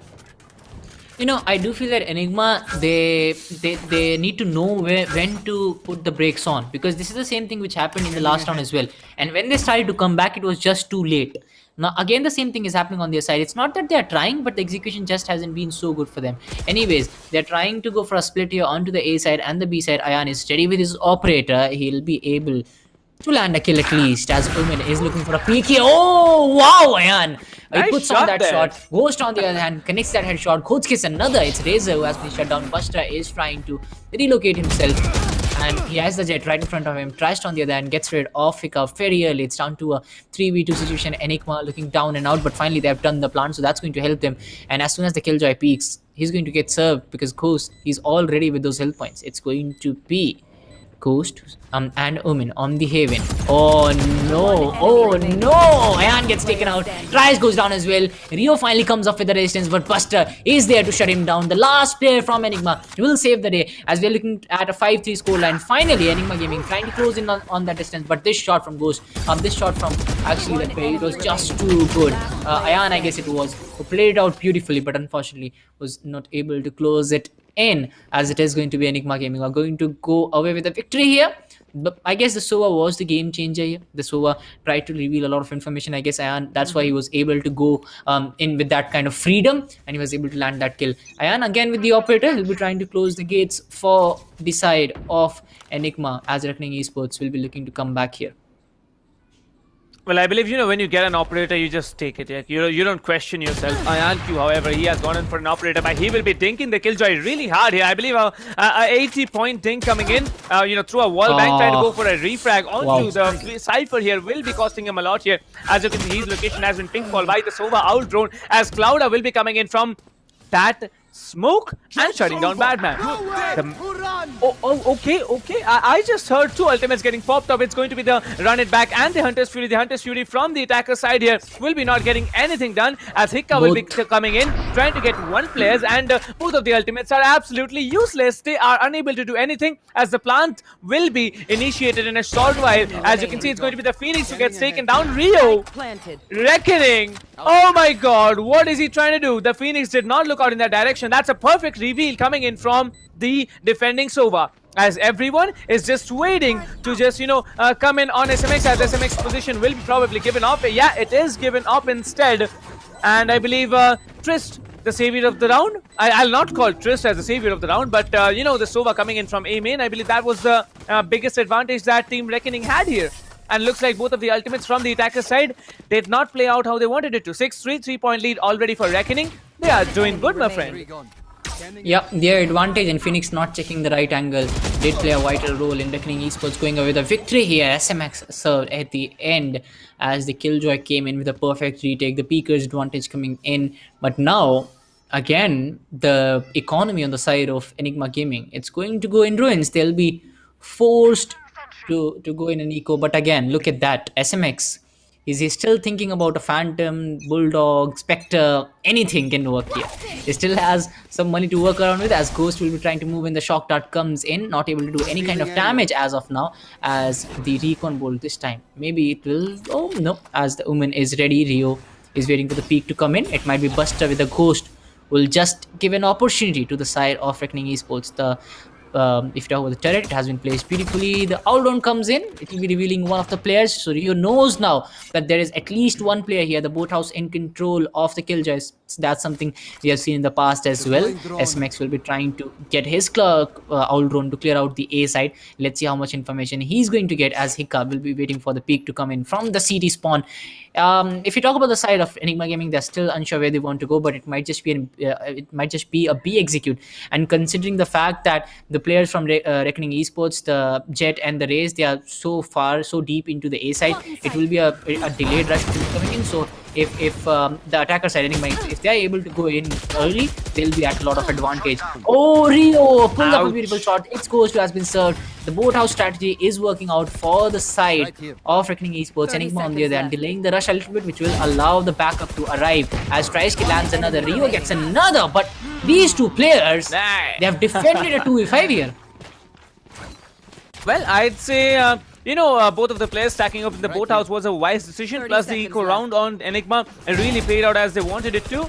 And I'd say Reckoning, like look at Trist here. He took down one, but through that wall bang on side here, came in again, took down the Cypher, and that was a round for you. 7-3 now. One more round. Reckoning will be having a decent enough lead, but will they be able to pull off a 9-3? That's a bit of a question. In the previous game on Bind, we did see an 8-4 coming in as the split here. Reckoning had the lead of 4 rounds here, but this round is going to be a crucial one. A full buy coming in. Not exactly a full buy, as Ghost and Badman, they still will be playing with light shields here. Let's see how the functionality comes up, as there's going to be the Showstopper, the Lockdown, and the Hunter's Fury ready from the side of Reckoning. Yep, everything kind of seems ready for them, and the Blade Storm not yet, but as they go in, they'll be waiting for that opportunity as Ghost is trying to get the opening here for his team. The mid control not so influential is this in this game specifically. We only saw once, I guess, where these teams were actually committing to the mid side. You can already see the side of Esports. They only have the Jet this time, who will be rotating in a matter of time as the Cypher, and it's going to be Buster who are trying to get the control of A side. The spike still remains in the hand of Soa, so I guess he'll be lurking around the despawn where the rotation might just come in, whereas the Jet will be looking for that opening kill on the side of Enigma. Buster trying to clear out the side. There's Rio coming in from the Haven. He'll get served. Buster gets the kill. Soa still on the backside, but I guess the rotation will be coming in from Reknik. Sensing that, I feel that it would have been much better to go for a B plan, but the Killjoy is still acting as a line of defense there. Ayan is ready with his operator this time. Let's see if he can connect any of those shots, as he'll be trying to check on all the angles. The spy cam will come in. Badman won't be able to get enough information here. Finally, sides coming in. Ayan connects one onto Buster. Clouda on the other hand connects one onto SMX. Ayan connects another, and he gets the Vandal in his hand. So that might just be game over, as we're looking at a 2v2. Razor gets one. Hika finally comes up with one more. It's down to 2v1. Raze will go for the defuse. The sides have been blocked. They know where the player is coming in from. The flash comes out from the Phoenix. He'll get one. He'll get two, but unfortunately, not the round. Well, I'd say 2 more seconds earlier and Enigma could have pulled off another round, but looks like the combined efforts of Reckoning once again proving to be very fruitful. I don't know how IonQ was able to pull these insane shots, but in that close range, coming in with the operator making that same angle, I believe it's just information from the previous round. Previously, there was one particular round where the Omen and the Jet were surviving, and both of them were actually in position. And now this time, Reckoning did not make any mistake. IonQ did not make any mistake. They shut him down. 12, 11, 9, 8 and 8 will be the, leaderboard score coming in now. As the Suba Recon Bolt will be coming in. He will be tagging one, probably going for a frag here. I don't know if he is getting it. Yeah, he does. SMX will be shut down. And the defenders are already on to a better start. Yeah, off to a very good start. Clouda through that cage is going to land a shot onto Ghost. Gets the kill, but he'll be denied sights again. Spike, Plantra has been killed. It's going to be a 5v2 situation. Killjoy comes up with a lockdown. Heavy investment coming in, as it will be the last round before the switch. As it's going to be Buster who will try to survive. Not the survival. As they run out, it's going to be Clouda who will shut down Buster. It's going to be a flawless round. And we're talking about a 9-3. Yes, it has happened.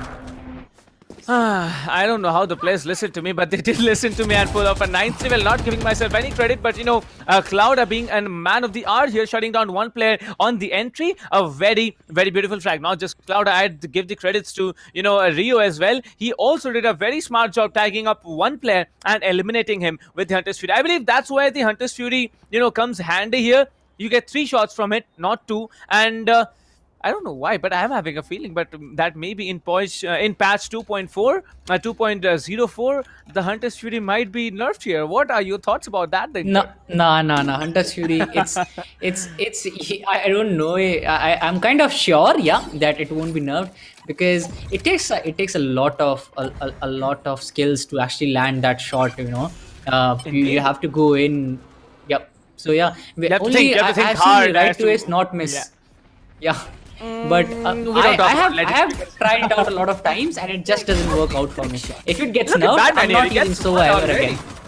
Well, but look at Batman. He gets one, he gets a double. Everyone's just walking into the cage. It's probably a flawless round coming in from Enigma Gaming as the last remaining player. It's going to be one. He takes one, but he's gonna get deleted eventually by Badman with a 3K and a round in Enigma Gaming's favor. Well, Enigma Gaming, they did learn it well. The Cypher setting up A is a very, very crucial setup that came in. The Cypher cage there, and Badman, every time he got a flare, there was actually no help from his utilities, and it's just gun game for him. He gets a clean 3k with clean 3 taps to the head, and that's it for him. One round already in the hands of Enigma Gaming, 9-4. The lead will still be remaining in the hands of Reckoning.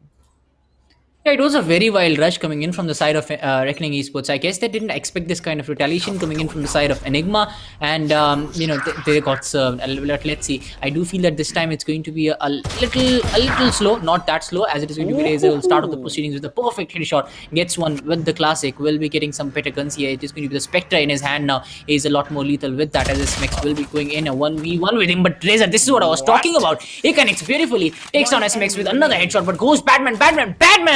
What is he doing? A 3k for him will take down the more than half of the side of Reckoning Esports, as Reckoning is down to the last player, who is going to be the Jet.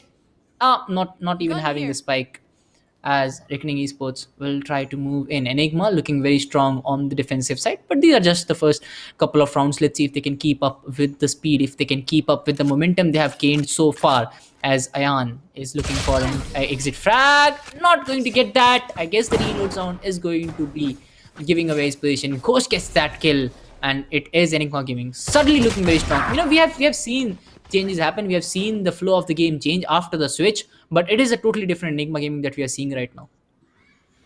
Well, that's true indeed. Reckoning Esports, they look out to be strong on the defender side, but coming up on the attacker side, they did lose 2 rounds. I mean, I'll give the credits to Razor for the previous round. He did take off, he did take down the defending Omen from Enigma Gaming's perspective. Buster was taken down, but in the end, he was shut down in close range with another player, I believe. But now it's going to be a B execute, as you can see. Okay, it's not a B execute, it's actually a play for pick situation, as 2 players will be on B main, 3 on A main. Well, it's a good split, because the Cypher has set up on A, and talking about B side, Hika is going to be there, just waiting up there in the corner. Ayanq, however, will be coming in, probably going in for a duel against the Cypher. He is going to spam in through the Cypher cage, not connecting any bullets. However, I believe there's an operator buy coming in. Yeah, there's an operator buy coming in from Team Enigma Gaming. Enigma Gaming, Ghost. He's gone in with the operator. We have seen him pull insane shots, but in the 3rd round, if you're willing to go for an operator buy, you should question yourself, because you might not be having a buy in the next one. After all, it's going to be an A execute, as all the players are slowly swarming up onto the side here. Ghost is waiting up with the operator. Anyone walking into that little space is going to get absolutely massacred, as the flash is going to come in. He's going to come in, and he's going to get shut down. Ayanq with his Phantom proving to be much more fruitful as he climbs up onto heaven, trying to catch one player off guard. He does get the Phoenix. He gets another, as Trist will be taking down Badman. It's only down to 2 players, as SMX will be waiting along with Buster, and he comes in. SMX will be getting one. That's a very good frag that he had here. SMX here to save the day or not, as both the players, both the Omen and the Suva from the attacking side, are low on HP. Buster, however, peeking that corner with the operator. They did not pick it up. I believe Team Attackers, that's Team Reckoning, they did not pick up the operator here, and they are absolutely, trying to go on here. Well, he's gonna a little bit of information is trying to be gathered here by that usual Suva recon dart, but now you can see the recon dart actually will be giving out information on both of the players here. Last player standing, it's going to be Buster to save the day. Well, it's not going to be Buster, it's going to be Rio, who walks in and pulls up an insane collateral. Wow. That's amazing play from Rio, and he says never give up. His agent says never give up. Well, he didn't give up, and he got the round. Reckoning Esports with the 10th round in their bag. Yeah, both the players just lining up, and he was making sure he's going to get both of them. SMX and Buster, they did turn the tables here, but Rio, look at this, a perfect shot to both the players will mean that they're going to go out, and another round for the side of Reckoning. Rio saving the day right there, as Ayan will be also fighting for the top spot. He has the Blade Storm ready. On the other side, we have the lockdown coming in from Reckoning Esports. It might just go with a complete B stack here, considering that they do have the lockdown coming in. So just one kill, and yes, they'll commit completely to the B side. The Aldon comes in to clear out the side. It hasn't got enough information. He's going to say that it's clear, but yes, there are a couple of players here, as the lockdown has arrived as expected. Now it's time for them to rush in, but all the players flashed. But Ayan with the Blade Storm is going to take down Hika. Hika, before going down, he got a kill. The Blade Storm is still ready. He goes for the shot. It's going to be Buster who has been finished off. SMX gets one. Razor comes up with a stab of his own. That's going to be SMX who has been taken down to a 3v2 situation. Reckoning Esports, they have done a lot of investment in here, whereas Oh, the Hunter's Fury, it might just be connecting. No. A Batman, on the other hand, gets rid of Clouda down to a 2v situation. The numbers are running out, but the Cypher has come up with a neural theft. They both know where the last two players are, but this is something that you would expect from the attacker side. Ghost gets one. Rio is taken out as well. He'll go for the defuse. A perfect retake coming in from the side of Enigma. Enigma definitely, did a fantastic job out here. I believe if the Hunter's Fury, the second or the third shot from the Hunter's Fury connected onto the Jet, it would have been a different story. But look at him, just look at Ghost play. On 70 HP, he came in and he got 2 frags. Like, I believe IonQ, it would have been a little bit of a better game if IonQ would have survived, but he's dashing in and then just right-clicking onto that Blade Storm. He did get one player, and then there was the assist coming in from Razor to shut down the Sova. Although it was a good round for Enigma, but it was a very, very close one. Coming in now, we are into the 17th round of the game as Team Reckoning will be actually having an eco round from their perspective. Now, this is the perfect, if we talk about the strategy for Enigma Gaming. If they can win this one, they'll definitely have a chance to go away the victory in this round, just because this is the same kind of the score line which is coming in from the last game. 10-6, 10-7, it was something like this, and then all of a sudden it was Reckoning Esports going away with all the rounds. Ion, even if it's an equal round for them, they have started off perfectly with that frenzy. Okay. What have you done, Eka? Oh no! What is happening here? Razor gets another. Oh, they have passed on the guns, they have passed on the site, maybe they have passed on the match as well. Buster still trying hard to survive as the side of Reckoning Esports is looking very strong. Is looking invincible here as we are down to a 5v2 situation. Jet is very low on health. It might just be the perfect start. On the other side, we have Soa as well struggling with those health points, but we do have the Killjoy waiting for the backstab here. This is what I was talking about.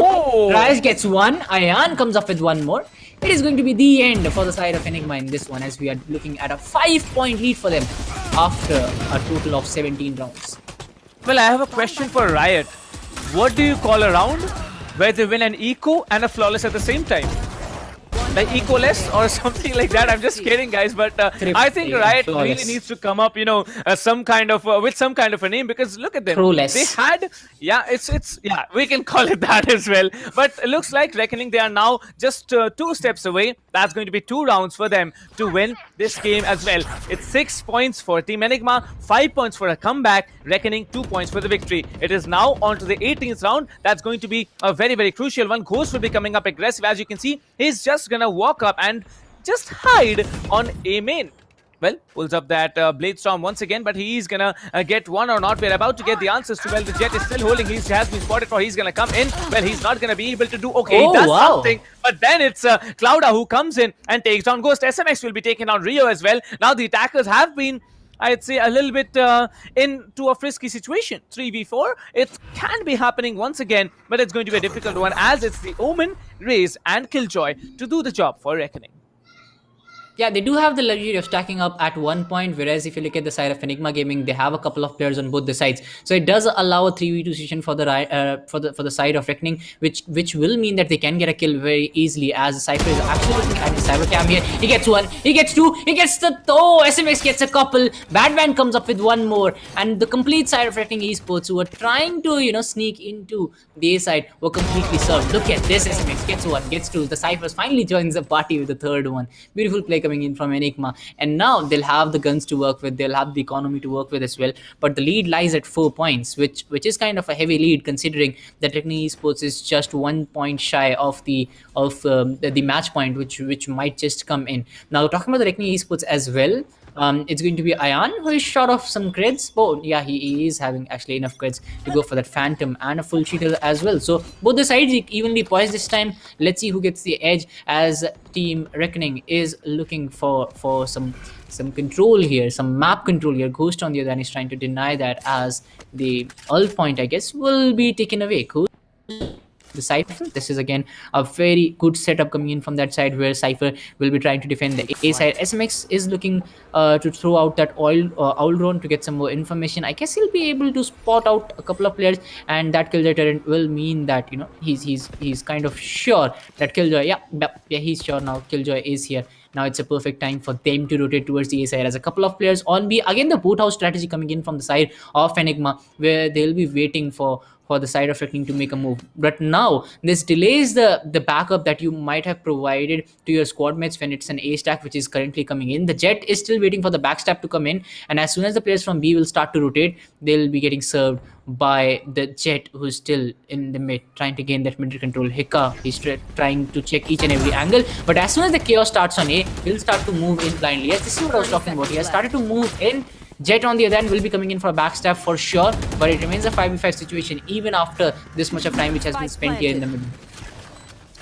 Well, 40 seconds on the clock, the spike gets initiated, and now it's a 5v5 retake. As you can see, Hika will be just waiting up in tree, trying to catch any player off guard as the Jet will be coming in. They're trying to break the door. Well, everyone's coming in now as the Omen will be ulting somewhere. I don't know where he ulted, but it looks like IonQ will be getting one frag already. Batman has been taken out. The attack is looking strong, but now IonQ needs to come up from behind. He gets one. That's a very, very good position. He might be going for a double. He gets a 3k already. Hika and Ghost have been shut down. Razor gets one. It's down to just one player. SMX will be coming in, getting one. SMX can do the heavy lifting, but he has 79 HP to work with, and a Dream as well, as he gets taken down by Trist, and it's going to be 12 points for Reckoning. Match point for them, and it's going to be a Dream now for Team Enigma to come back, as now the economy has been dented, and they need to come up with a force buy.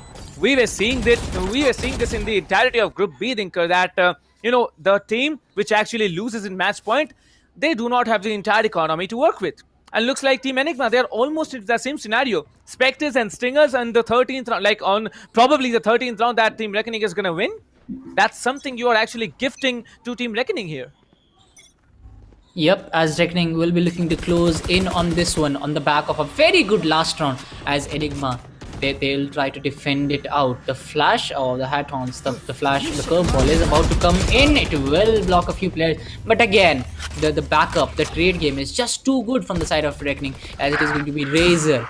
The player who came in is actually conquering this map here. Razor gets another. The Owl Drone is going to give him enough information, but do they have enough utilities to work around with, as it is going to be the shock dart which is coming in. SMX gets one, but he gets traded out very, very immediately by the side of Clouda, who has come in. The swarm grenade is out. It's down to a 3v2 situation. Clouda goes for the plant. The numbers are still favoring them, whereas the side of Enigma Gaming, they're looking to move in. They are not sure where the players are coming from. The Batman will try to come into it. Tries. He gets one more as we are down to the last pair. It is going to be the Jet. Nope. He'll try to move in again. 1v3 situation. He's not having any option right now. He just needs to move in, because this is the match point which is happening. As soon as he peaks, he'll be going down the drain, as a couple of players will be trying to move out. He might just a kill. Yeah, he lands that headshot. Omen will try to fall back just because he might just go anywhere, as Ghost trying to relocate himself. Won't be able to do that. It is going to be the Killjoy who'll land that shot. Enigma Gaming down and out. Reckoning Esports moving in.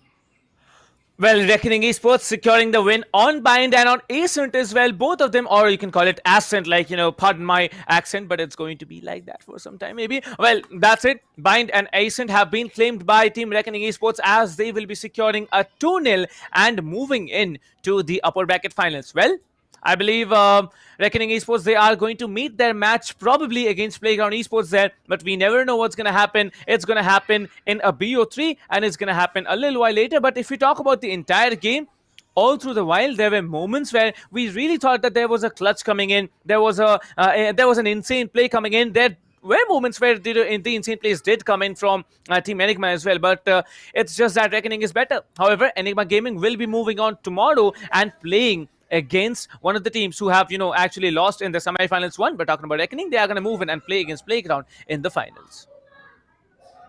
Yeah, that will happen, as Enigma will move on to the lower brackets now. But Reckoning, they must be very happy with what they have pulled off. A perfect semifinals for them, where they were able to land themselves a victory in 2 straight rounds. They didn't let it go to the 3rd round, and kind of in the same fashion where they started on the defender side. Then they were able to gain a good lead in their favor, and after that, continuing that lead in the next few. In the next round, and trying to replicate what they did in the first one. It's kind of hard to replicate your winning strategy, but they were able to do that. They were able to land a victory, and that too on a perfect execution of all the strategies, not just the team game, not just the perfect uses of utilities. It was just their intent to play it aggressively, their intent to get those kills, and their positioning, which was just perfect. Razor as well, one of the main reasons that their team was able to play with this much of freedom, where they can rely on a player or two to get the control of full site. Razor got job done as a duelist, as it was expected from him. He was popping up in the kill feed for the right reasons, for in a lot of time, So I won't be surprised if he is one of the top 2 players in the kill leaderboard when it comes in. But Enigma Gaming, they were also looking good at some points. You could see there was a complete flawless round right in the start of the pistol round. They were able to land a victory in the next one as well. But unfortunately, you have to carry the momentum from the last game to the next game, and also the buys that were coming in from them, those mixed buys. That means that you're risking a couple of rounds for saving one round, and that too for not saving it perfectly. So that was, I guess, kind of mistake from their end, and they paid the price for it. One enemy remaining.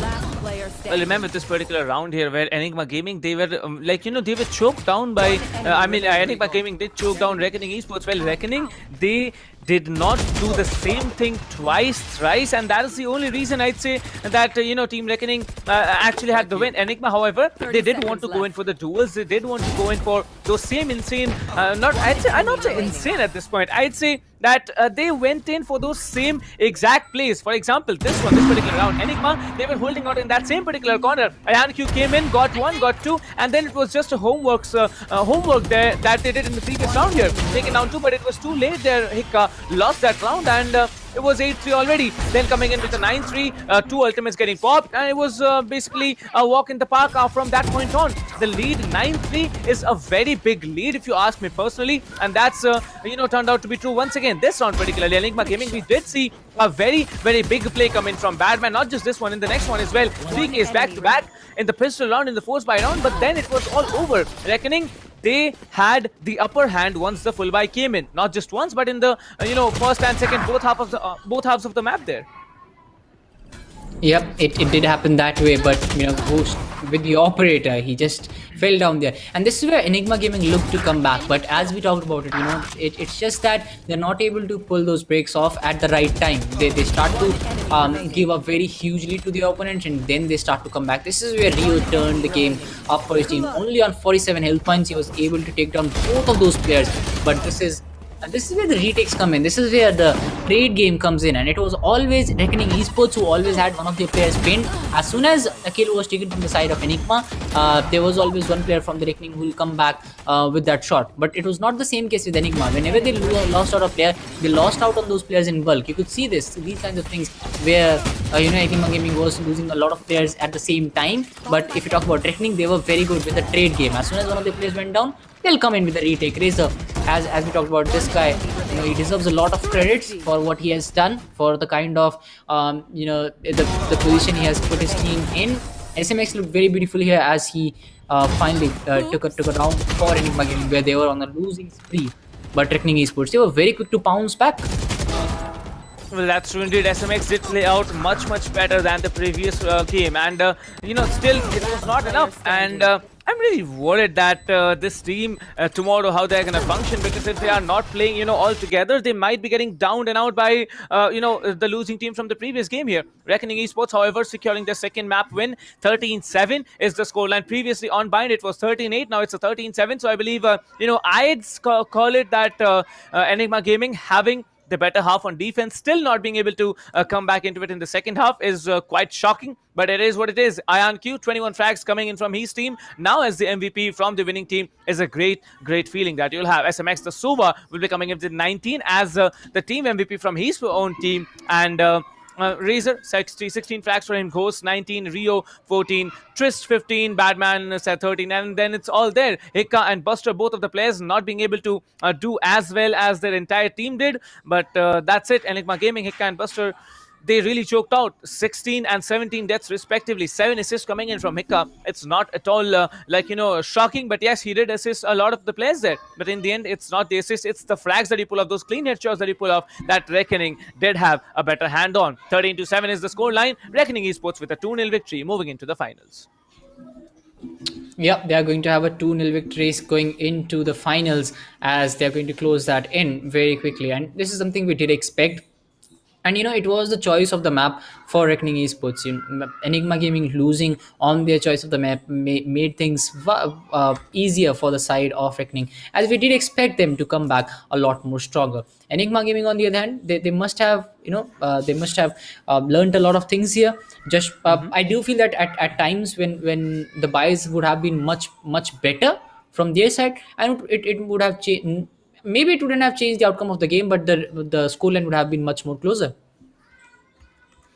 I'd say that as well, but it is what it is. In the end, it's Reckoning versus Playground in the upper bracket finals of Group C, and I'm really looking forward to see whether Reckoning is going to actually function. And I think, like, based on what Playground and Reckoning have shown us, like both of the teams, they had a 13-7, 13-8 kind of victories, in both of in all the four matches that we have seen. I'm really looking forward to see whether both of the teams are going to have a close-cut competition or not. 13 to 21st February is going to be the span of the group stages. We started off on 13th February with Global Esports, Inglu, and more teams there, and we are still continuing on the 18th. Well, 3 more days of group stages still left. Group C lower brackets, Group D upper and lower brackets are still left to be witnessed. So stay tuned to all the channels that you're watching the stream on. Of course, if you are, if you haven't yet subscribed or liked or left a follow, do make those things happen, because, in the end, it's a +1 to the organizers if you're doing that. Well, talking about the group stages, like I said, Group C is going on right now. The upper bracket semis are now over. The finals is going to come up in a short while between Team Reckoning and Playground Esports. Yeah, it is going to coming in between the two teams, between the two top teams of that group. They have made their way into the finals after a hard-fought battle, but both of them, they won 2-0. So that kind of shows you the kind of the kind of faith they carry, the kind of gun game they carry, the kind of strategy they come up with. So yeah, it's going to be an amazing game between the two top players from that group. As we are looking at the schedule right now, Group A has already been done and dusted. Group B as well. Group C, we are seeing the upper brackets today, and the lower brackets will be coming up tomorrow, where the teams who have lost will be playing in the lower brackets. As it was a perfect day, I would say. It has been a perfect day. The day is still not over. We still have the finals coming up for you, so that's going to happen. But yeah, Biryani Power, it kind of surprised me to actually see them lose in 2 straight rounds. Then coming up at Enigma Gaming as well, I kind of expected them to do a lot better after doing a few mistakes in the first round. I did expect them to come back a lot more stronger in the second. They were not able to do so, but the other teams, they got the best advantage of that. They made sure that they are playing on the weakness of the other team and on their strengths as well, and they were able to land themselves a victory. So final, it's going to be amazing. It's going to be indeed amazing, as Group C upper bracket finals is going to happen now. Tomorrow we're going to have the lower bracket, where the first game is going to be between Biryani Power versus Team Reckoning 1, right? Oh yeah, Reckoning 1. So Enigma Gaming versus Team Biryani Power is going to be the first match that we are going to witness tomorrow. Whoever the victors are from that particular BO3 is going to face off against the losers from the current match, which is going to happen. We don't know what the maps are. We don't know which team is going to go on with which agent. So yes, we are really looking forward to it, and I believe all our audience here is looking forward to it, because Reckoning is a name which has been there in the community for a while. Playground Esports coming in as, I'd say, half the underdog team, has also been shining quite a little bit up in the group stage as well. Talking about all the giveaways here, live stream giveaways are still going on. It will be going on in the group stages as well as the playoffs. So if you want a shot at winning all of the gear that's listed here on our screens, thanks to our partnering brand HyperX, you might be able to get away with that. Well, it's going to be a Furious mousepad as a tier 4 reward. It's going to be a Pulsefire Red gaming mouse from HyperX as a tier 3 reward. It's going to be Cloud Core 7.1 or Alloy Core RGB gaming headsets or gaming keyboards. Well, all those can be combined into one grand prize, one entire set of all these. You'll be lucky enough to win if you are the first victor that has been chosen from among all the ones who register. Of course, to register, you need to head away to the description of every stream that's going on right now. ESPL live stream gift giveaway is the link's name. Head over to the sweep widget link and you will be redirected to where you can make your entries. Well, Dinker, if I ask you personally, like I think I've asked you before, but still, name 2 things that you really want, and I might be able to, get you something. Like, I'll purchase it for you, of course, but I'll not do it, but still. Purchasing it, then I can. Okay. It will be, the keyboard and the headphones, I would say. I love collecting keyboards, good quality keyboard, and HyperX. So you collect and just definitely put them come on with- your shelf. Is it that kind of a scenario? I have a Okay, then hobby I'm of definitely- collecting the boxes and Okay. both as well. So I have Well, like that's good. all the Well, boxes. that's lined up. that's a different story. Maybe we'll tell it on somewhere else. But talking about this particular match, it's going to be Playground Esports versus Reckoning Esports into the finals here. Biryani Power is going to perform tomorrow alongside and against Enigma Gaming in the lower bracket survival match. But however, now it's Playground versus Reckoning. Well, what do you think, Dinker? Close cut performance or again a domination coming in from either of the teams here, like a 2-0 or maybe a 2-1? Yeah, it is definitely going to be a close one because both these teams they have 1-2 also. That kind of tells you that both these teams are really good, and when two top teams fight against each other, it's definitely going to be very close. Even if it's a 2-0, I do feel that the scoreline will lie around 13-10, 13-9, something like that. So even if the round goes into any team's favor, it's always about who. We might just see a 10-9 at the end of 19 rounds, but all of a sudden there is always a team who plays well under pressure, who is always able to go away with the rounds when it matters the most, whose players are able to deliver when it matters the most. So even if it will be 9-10, there will be a team who will be finishing off at 13-9, 13-10, because there are two types of teams: one who plays better under pressure in a 9-10 situation, and one whose game kind of scatters around when it comes to these kinds of score lines. At the same time, the momentum will matter a lot as well. Who's winning more rounds when it comes to the last few phases, who's having the edge of the map, because 9-10 at split will mean that the defensive side is definitely having an edge over the other teams. Yes, fragging matters a lot, but the map also comes in, the kind of angles you're holding. So the idea is going to get close. Even if it's a 2-0, it can still get close. The match points, the match numbers and the match score, it doesn't tell you the complete picture, and I guess that's going to happen today as well. I don't know if it will be a 2 match game or 3 match game, but still it is going to get close. Well, indeed, but we are going to have to wait a little while longer before, we actually step into the finals this afternoon. So, well, ladies and gentlemen, we'll be seeing you on the other side of this short break that we are going to take. And it's going to be me and Dinker back again on the English desk. See you after a short while.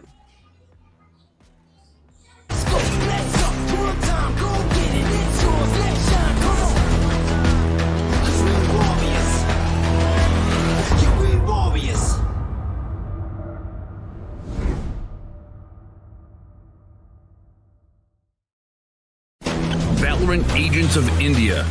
Are you ready? The ESPL Valorant PowerUp Series is a tournament open to players of all skill levels. Whether you are an agent with competitive experience or not, this series is meant for you to test your skills and have fun. Agents will battle for a total prize pool of 7.5 lakhs and the title of Series 1 champions. It's time to power up. Let's break down the tournament format. At the beginning of the tournament, there will be 4 open qualifiers. In the qualifying rounds, players will go through a best-of-1 single elimination, battling their way up the ranks. Those ranked top 16 onwards of the qualifiers will face single elimination in a best-of-3 match. The top 4 teams from each qualifier will earn a spot in the group stage, resulting in a total of 16 teams. These teams will then be split into 4 groups, with 4 teams per group. Teams will then compete in a GSL format, where 2 opening matches are played. The winners will then battle in the winner's match, which will determine who tops the group. The losers will battle for survival. The victor of this match will then battle the loser from the winner's match to determine who progresses further in the tournament.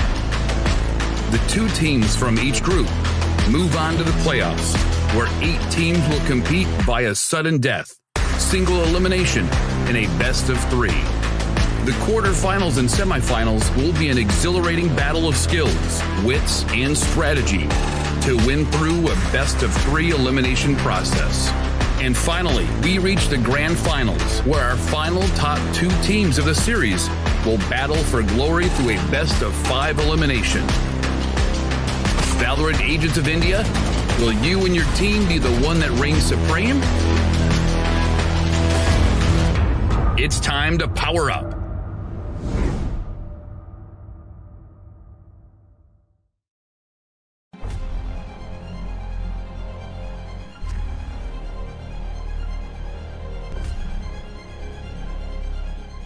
Every young gamer wants to become an esports professional. We make it happen. You just keep on winning.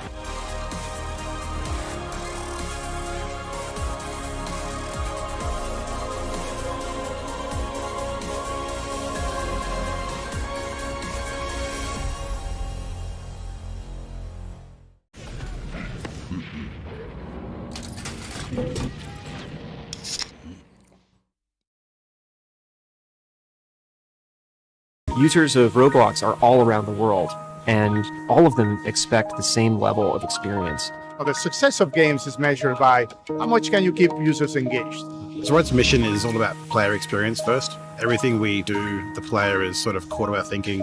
ここ数年で、リッチなユーザーエクスペリエンスを提供するために If you don't want to worry and you don't want to think about things like asset delivery and the ability to have your connectivity between your devices and your servers as fast as you can, just go with Akamai.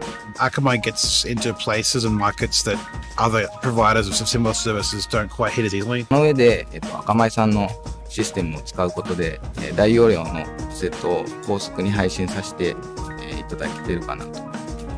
The workflow without that, I'd probably have a lot more CDN support because the amount of capacity we'd need from the others wouldn't be there. There's one less problem we have to solve. If Akamai wasn't around, we would probably have to multiply our team by I don't know what kind of factor and understand what we would need to do to replace what Akamai provides to us.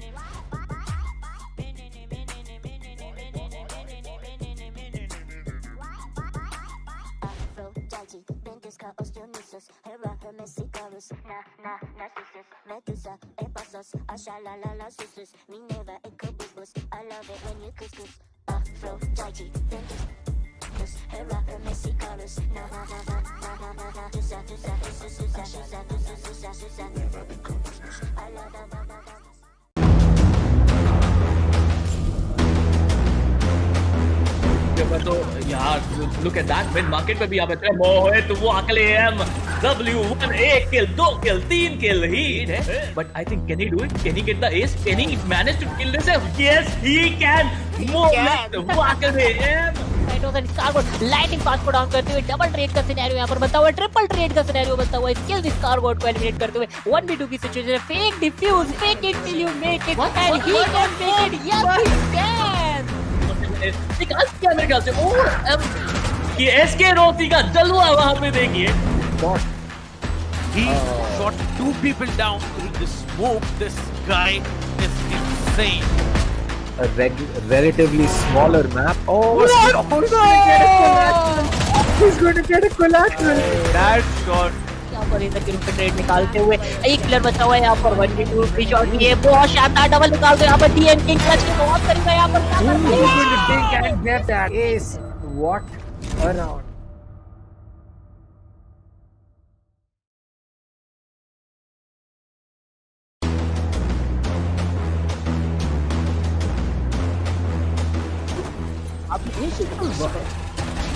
बिल्कुल यहाँ पे एक बेहतरीन और यहाँ पे Tempest यहाँ पे जो डिफेंडिंग करके दिखाई एक प्राइम एग्जांपल है क्यों हम कहते हैं कि ऐसे का मैप कमाल का है. But is gonna hold a very nice angle for himself. He saw one player there.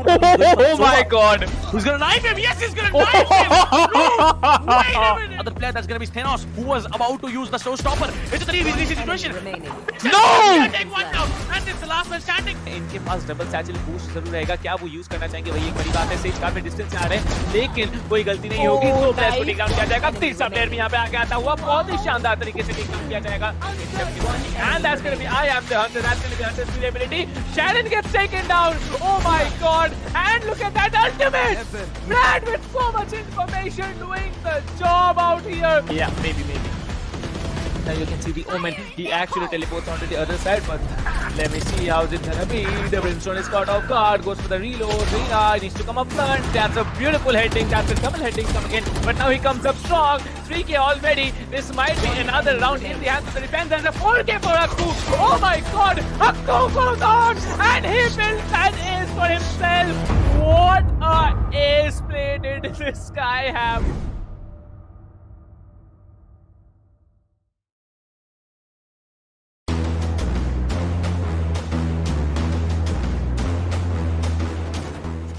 गुलाबी के लिए अगर देखा जाए तो होल्ड करते हुए येलो पंडर्स के पीछे उनके लिए बैक टू बैक यार ये काफी शानदार. आई गेस क्या बहुत चीज है तो ये थोड़ा सोच समझ के आपको एबिलिटीज का इस्तेमाल करना पड़ेगा। अगर आप कॉन्फिडेंट हो तभी आप कीजिए, लेकिन यहाँ पर जो लोग किल कर पाएंगे with that 700 HP on fire, और मुझे लग रहा है सिर्फ ये चीज होना ही था। Get this spike or get the spike diffused and get those kills. He is being pushed from two sides. He will spot the omen, get that kill. The recon dart is going to get taken out. 3 bullets, goes in for that reload. 25 in the mag. He'll connect that headshot.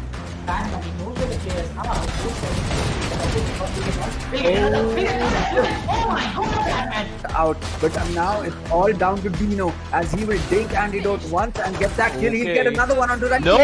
Third one is Scally. Nothing else bought by Corbett here. You can see how aggressive Amiterasu is shutting down 2, maybe just 3. Okay, no, 3 players are not shut down here. Only 2 players will be shut down, but there it is. He needs to take down another one, will be taken on another one. There's only one player standing. It's going to be the breach that comes in, but Amiterasu says, oh my god.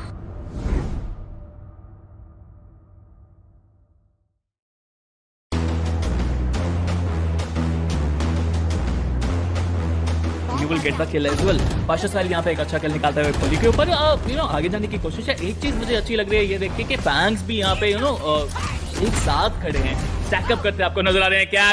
Cactus is too spiky. By the specters, you can buy the shields here, but you can see the arena being very smart here, checking that corner where Prophet was holding, takes down 2. It's impossible for Team Playground Esports. They have been shut down all week from sight. What was that, dude? You can't do that. That is manhunt. This guy is an absolute beast, dude. Going out there. He is pretty aggressive. Will he get the kill? He will get the kill. And right now, this guy is angry. He gets 3, and he might get even more. इतना ज़्यादा matter करेगा।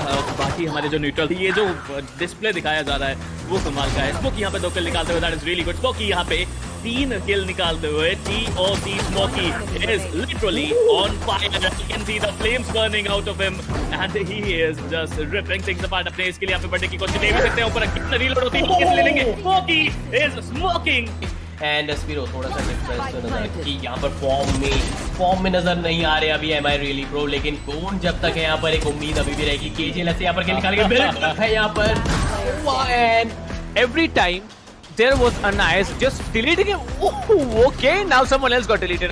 Things are much hotter in the finals, as you can see. Every time someone peeks the operator and he headshots him in mid-air, and he's gonna get the 3rd. Well, he's gonna get a 4th. वही काम अब किया जा रहा है the red syndicate के द्वारा। वो प्रेशर बनाना चाहते हैं अपने अपोनेंट के पास में, क्योंकि एक बार आपने माइंड प्ले कर दिया तो फिर माइंड प्ले से ऊपर बहुत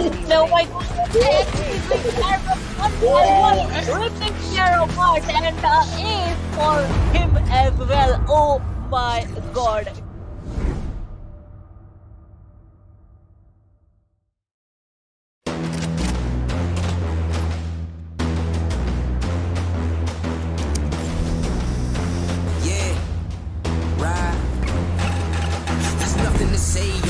Nothing to say, I ain't have words, I erupted in thunder and rain. If your man's strong, then why call me running away? It's just a game, but nobody coming to play. I bless. Rise up though, all my people where you at, rise up though. Let's go, yeah, let's go, let's up, one time, go get it, it's yours, let's shine, come on, yeah, let's go, raise up, that's right, ride with it, it's yours, let's shine, come on. With each day we wake up, we get stronger and stronger.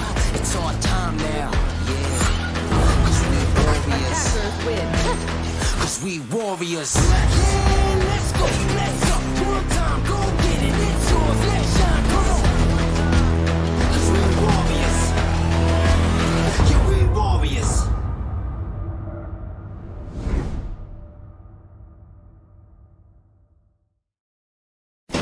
Valorant Agents of India. Are you ready?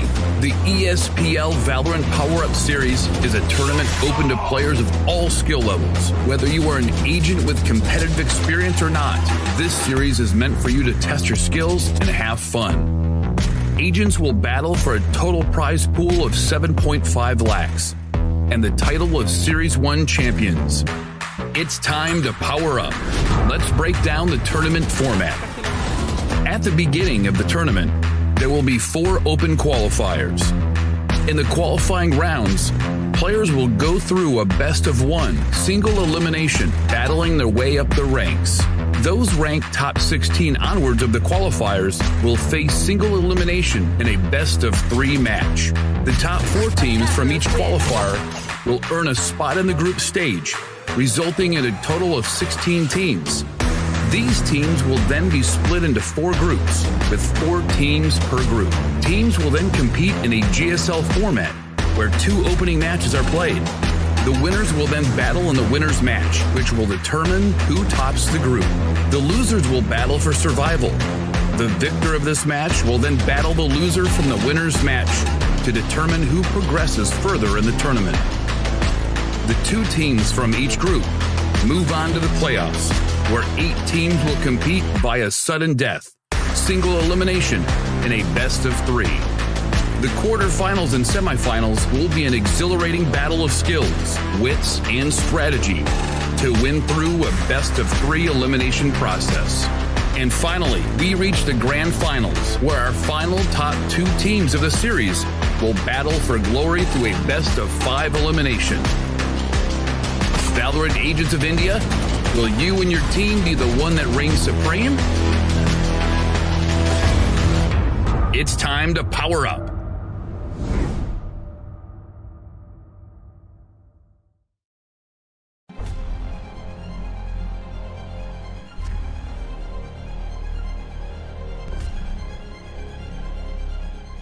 Every young gamer wants to become an esports professional. We make it happen. You just keep on winning.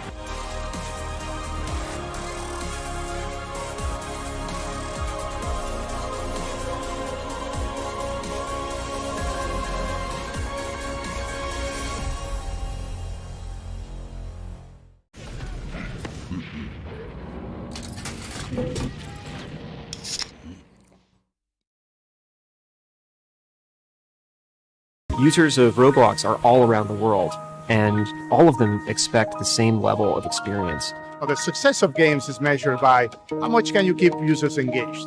Zorad's mission is all about player experience first. Everything we do, the player is sort of core to our thinking. ここ数年で、リッチなユーザーエクスペリエンスを提供するために If you don't want to worry and you don't want to think about things like asset delivery and the ability to have your connectivity between your devices and your servers as fast as you can, just go with Akamai. Akamai gets into places and markets that other providers of similar services don't quite hit as easily. その上で、Akamai さんのシステムを使うことで、大容量のセットを高速に配信させて、いただけてるかなと。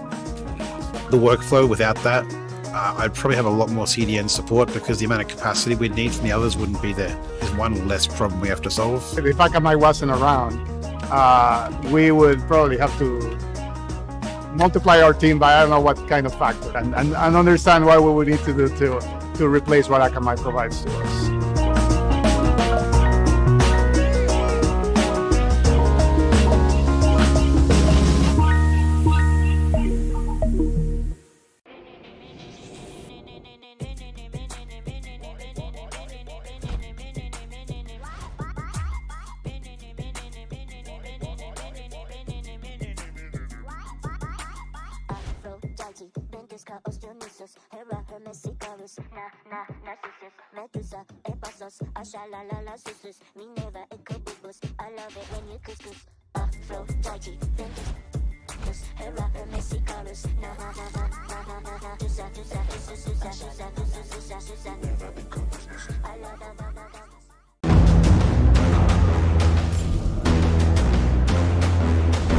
तो यार look at that mid market पे भी यहाँ पे मोहित वो अकेले M W1 1 kill 2 kill 3 kill he but I think can he do it? Can he get the ace? Can he manage to kill this? Yes he can. मोहित वो अकेले M lighting pass को down करते हुए double trade का scenario यहाँ पर बनता हुआ, ट्रिपल ट्रेड का सिनेरियो बनता हुआ, स्किल दिस स्कारगोट को एलिमिनेट करते हुए 1v2 की सिचुएशन है. Fake defuse, fake it till you make it and he can make it. Yes he can. निकाल क्या मेरे ख्याल से ये एसके रोती का जलवा वहां पे देखिए. He shot 2 people down through the smoke. This guy is insane. A relatively smaller map. Oh, he's going to get a collateral. That shot. Organiser के रूप में ट्रेड निकालते हुए एक प्लेयर बचा हुआ है यहाँ पर 1v2 फ्री शॉट ये बहुत शानदार डबल निकालते हैं यहाँ पर डीएन किंग क्लच के बहुत करीब है यहाँ पर क्या करते हैं? He's going to take and get that ace. What a round.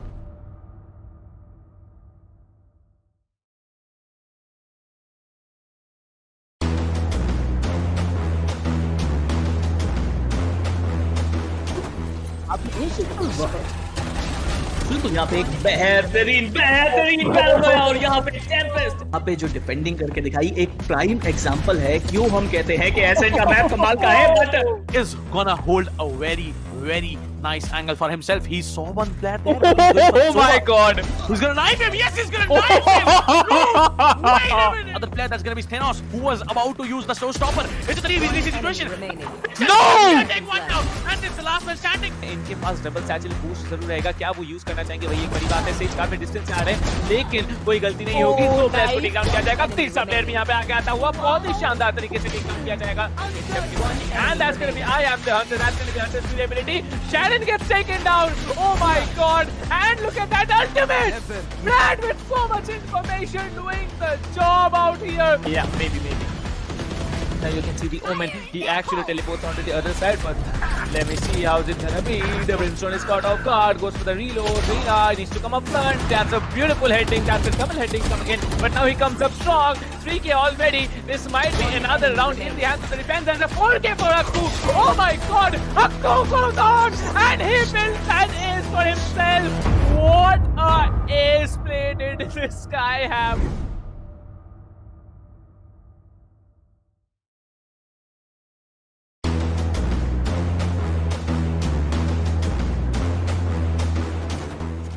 गुलाबी के लिए अगर देखा जाए तो होल्ड करते हुए येलो कंडर्स के पीछे और उनके लिए back to back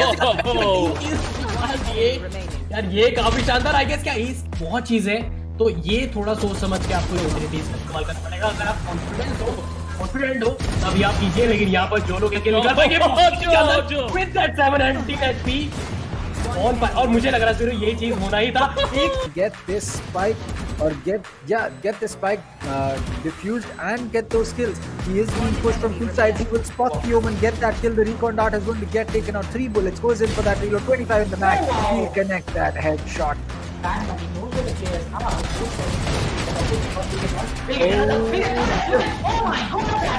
Out, but now it's all down to Dino as he will take antidote once and get that kill. He'll get another one onto that. No, third one on Scally. Nothing else bought by Corbett here. You can see how aggressive Amiterasu is shutting down 2, maybe just 3. Okay, no, 3 players are not shut down here. Only 2 players will be shut down, but there it is. He needs to take down another one. Will be taking on another one. There's only one player standing. It's going to be the breach that comes in, but Amiterasu says, "Oh my God."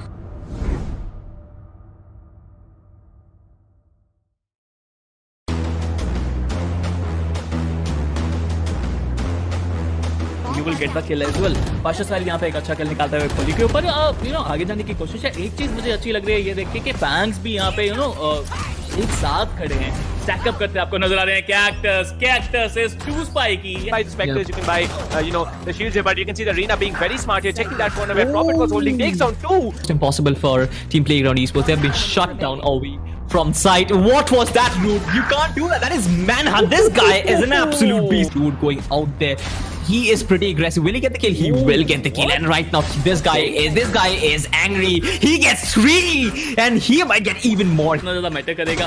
बाकी हमारे जो neutral ये जो display दिखाया जा रहा है वो कमाल का है. स्मोकी यहाँ पे 2 किल निकालते हुए, that is really good. Smoky यहाँ पे 3 किल निकालते हुए, TOC Smokey is literally on fire. You can see the flames burning out of him, and he is just ripping things apart. अपने इसके लिए यहाँ पे बढ़ने की कोशिश ले भी सकते हैं. ऊपर कितना रीलोड होती है किस ले लेंगे. Smokey is smoking. And Spiro थोड़ा सा डिफरेंस नजर कि यहाँ पर फॉर्म में नजर नहीं आ रहे अभी एम आई रियली प्रो लेकिन कौन जब तक है यहाँ पर एक उम्मीद अभी भी रहेगी. केजीएलएस यहाँ पर खेल निकाल के है यहाँ पर and Every time there was a nice just deleting him. Oh, okay, now someone else got deleted. Things are much hotter in the finals, as you can see. Every time someone peeks the operator and he headshots him in mid-air. And he's gonna get the third.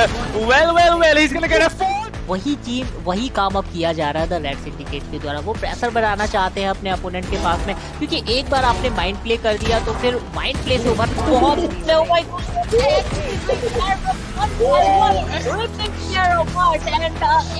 for him as well. Oh my god.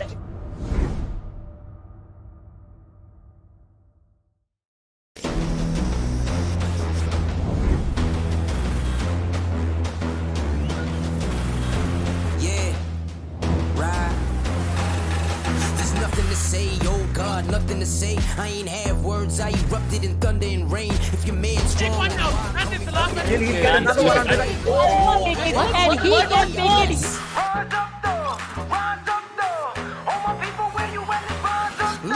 my god, man!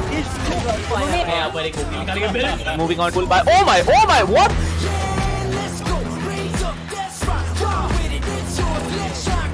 Goes in for that night. And Yeoman, what a shot! And then the 4K for us too. Oh my god! Cause we warriors. Spike has been initiated. Whoa! Who's gonna knife him? Oh my god! Oh my god!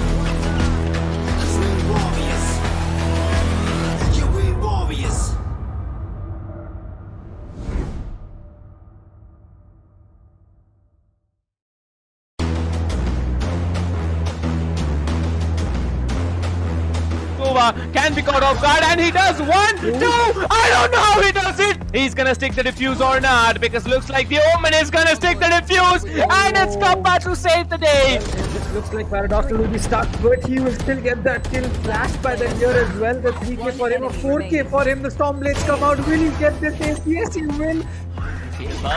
बेहतरीन run it what just happened there. Third kill की कोशिश में यहाँ पे third किल के साथ क्या Rossi यहाँ पे गेम खत्म करेंगे? बिल्कुल, Rossi is on another level. यहाँ पे फर्स्ट किल निकालने की कोशिश करते हुए रैंडम स्प्रेज आते हुए फ्यूज यहाँ पे एक किल निकालेंगे। फ्यूज यहाँ पे 2 शॉट 2 किल यहाँ निकालते हुए and fuse another perfect. Even did the same amount of work here. Cone will be taking on Mithrasu. Here comes the party there.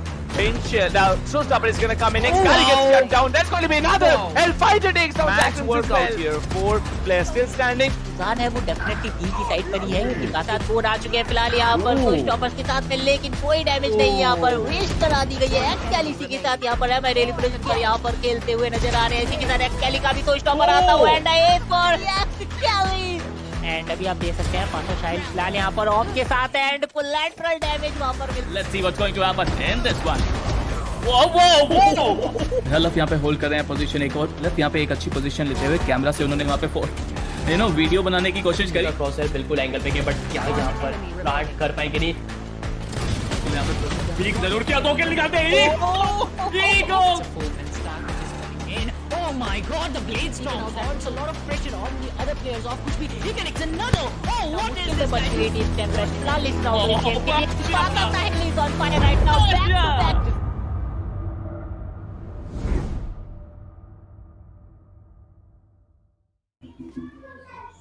Ting, and we are back with the ESPL Valorant PowerUp, the finals of the upper brackets from Group C. The group stages are on, and it's going to be the upper brackets that are played, and it is going to be Team Reckoning Esports versus Playground Esports in a BO3 playing out the finals. My name is Captain Price, and with me today is once again Dinkar Chaudhary.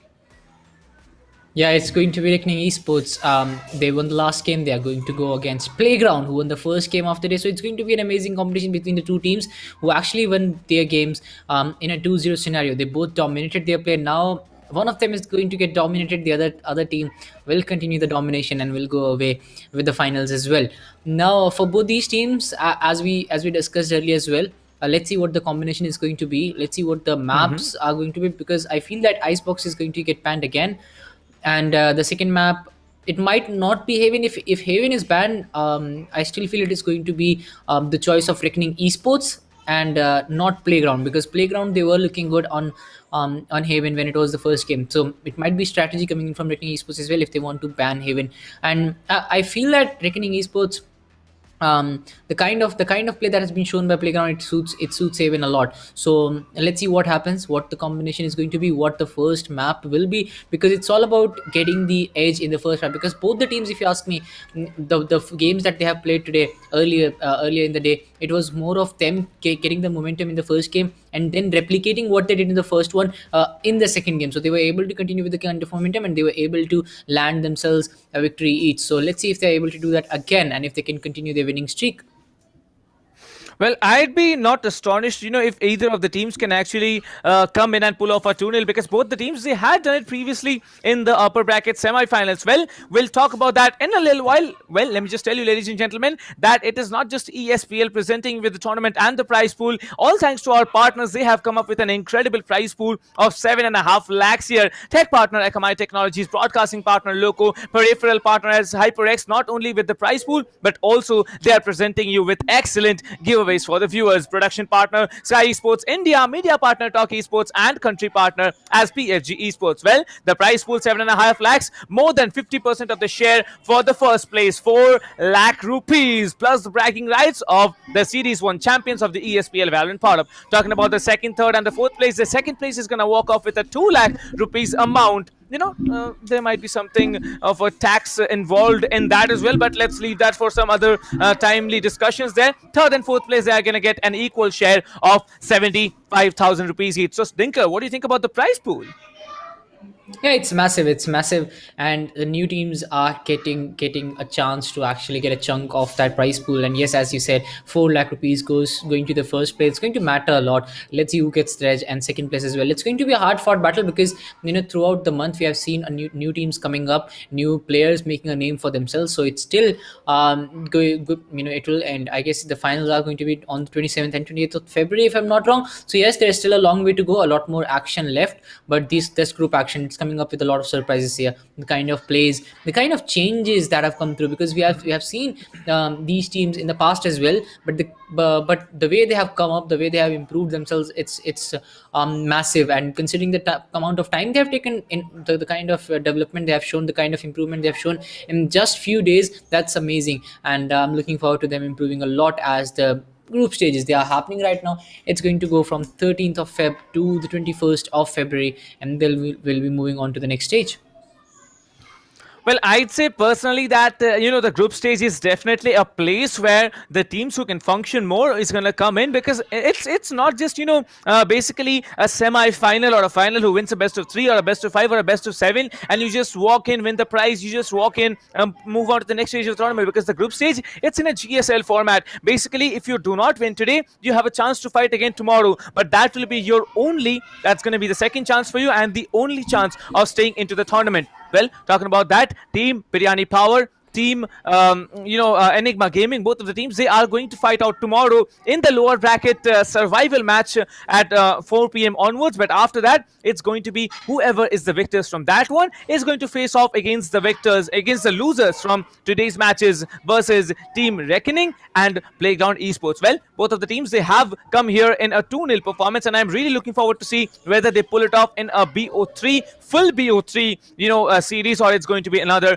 2-0 victory for someone else. Well, talking about the Group D matches, 20th and 21st are going to be the dates. As you find here, Fangs, Godlike, Mages, and Team Tamilas from Group D are waiting, probably just trying to figure out how the teams other teams on their opponents are gonna play.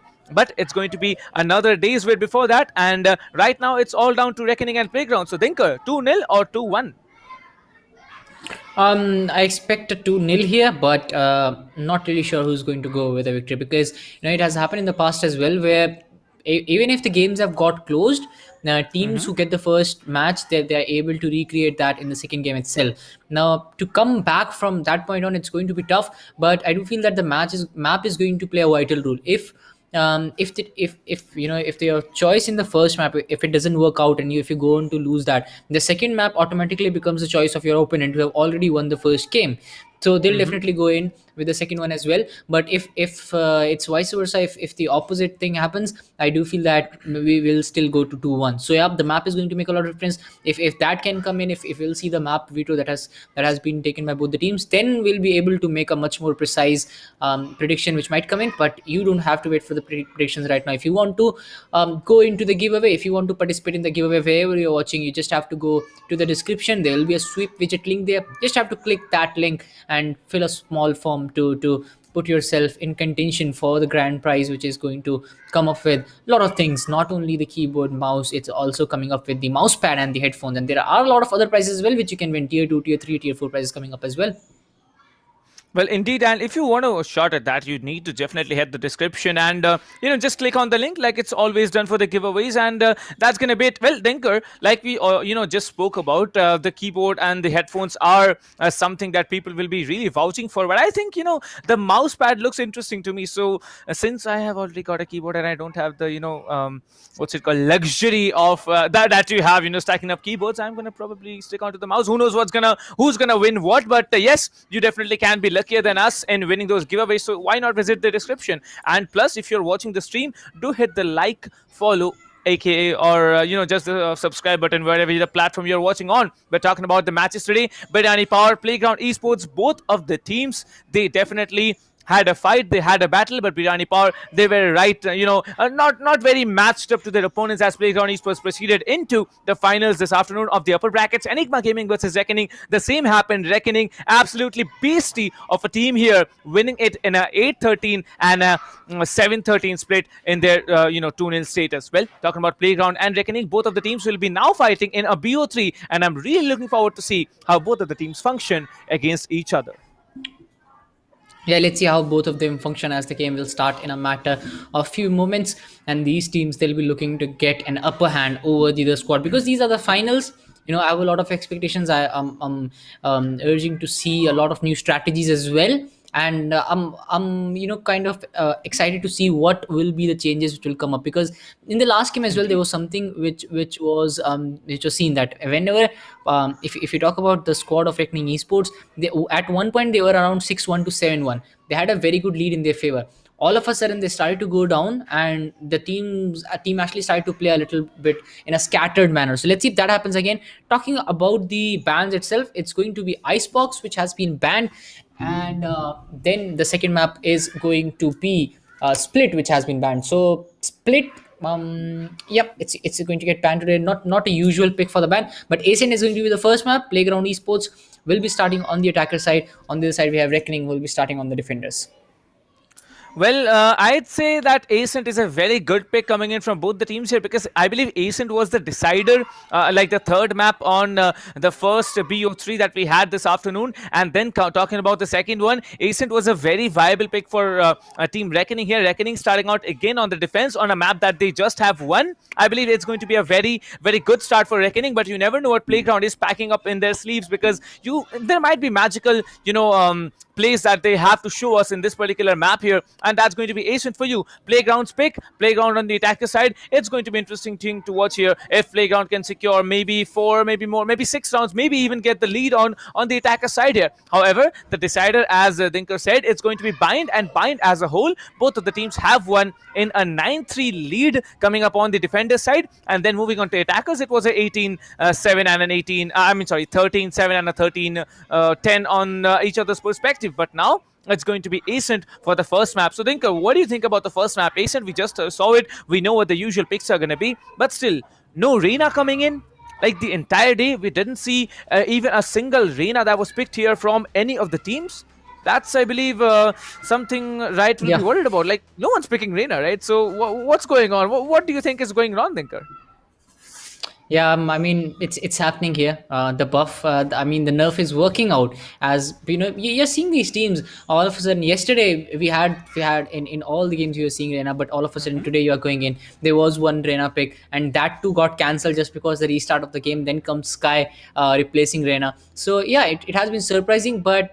On Haven, let's see if team will risk not taking Reyna in Haven, because that is definitely going to happen. Now, The first and second game, yep, it is getting close here. If you talk about Ascent and Haven, they kind of went close. Both the teams were looking very good on Bind. So Bind looks like the perfect map for me. If I wanted to go to a third map with these two teams playing, I would definitely choose Bind as my choice, because both of these teams, they have looked good on that. So they'll come up with their best performances. They won't have anything to say like this went wrong. This map for me was kind of weak. So Bind remains as the perfect choice, but it'll be more about Ascent, because if you look at that, the game, it went close, 13-9, 13-8. It's not a dominating victory. 13 anything after 13-7 is kind of a balanced gameplay, where around one or two games, because you take out the first four pistol round, two pistol rounds on both the sides, so that's a total of 3 to 4 pistol rounds. That can go anywhere. It's more about the trades that come in. Other than that, if you're dominating, that means that you have had a score of around 13-6, 13-7. So that's a kind of thing that I'm looking forward to. But I don't think it's going to happen specifically on Ascent, because both these teams, they would like to take that game, because it's going to go right down the wire. Even if they don't want to, there will be some uncomfortable moments for both the squads. Well, indeed, and I'm looking forward to as both the teams, come up with their extraordinary plays, and that's going to be something very interesting thing to watch. But I believe we might be seeing some different picks coming in, because today, not having the Reyna as the most powerful agent, it's going to be something of a frisky situation, because on Haven, we know Xkali from TM go on with Arena. So it's going to be very interesting thing to watch, like how all the teams, not just TM, Global Esports, they also like to play with the Arena on Haven there. But yeah, they're not going to get it anymore. They're not going to get all those 4 healing ops, solo ops coming in on the first round there. So yeah, that's going to be viable. But now on Ascent, it's a question. Phoenix Jet or a race jet? That should be, I believe, the question that we should be asking the teams now. Well, if we could ask, that's what I'd ask, but we can't talk to the teams, because now they are busy in setting up their maps and getting into the lobby, and we are gonna start the match in a short while. So Dinker, let's have our predictions. I'll put mine in the first time, because last time I gave you a shot. So I'd say Killjoy or Cypher with a Sage, like that's 2. Then I'd say an Omen, because it's Ascent. You can use the Omen to teleport wherever you want to when you have your From the Shadows ready. You might be having a Jet Sage, a Jet Rage, or a Jet, a Phoenix coming in. However, the Sage can be subbed with a Sova, and that I believe Reckoning has done very smartly. So what do you think, Dinka? Where should be your picks coming in? Yeah, that's going to be perfect. Just, as you said, Sage, I'm not really sure about that. No team is going to pick it. And unless, we are going to Haven, I guess Sage becomes a lot more viable option there. But right now, I do feel that it's going to be Sova from both sides. The other picks, Cypher as well. Let's see if they have a... if on the other side we have a good Cypher coming up, because Cypher, first of all, it takes in a lot of speciality.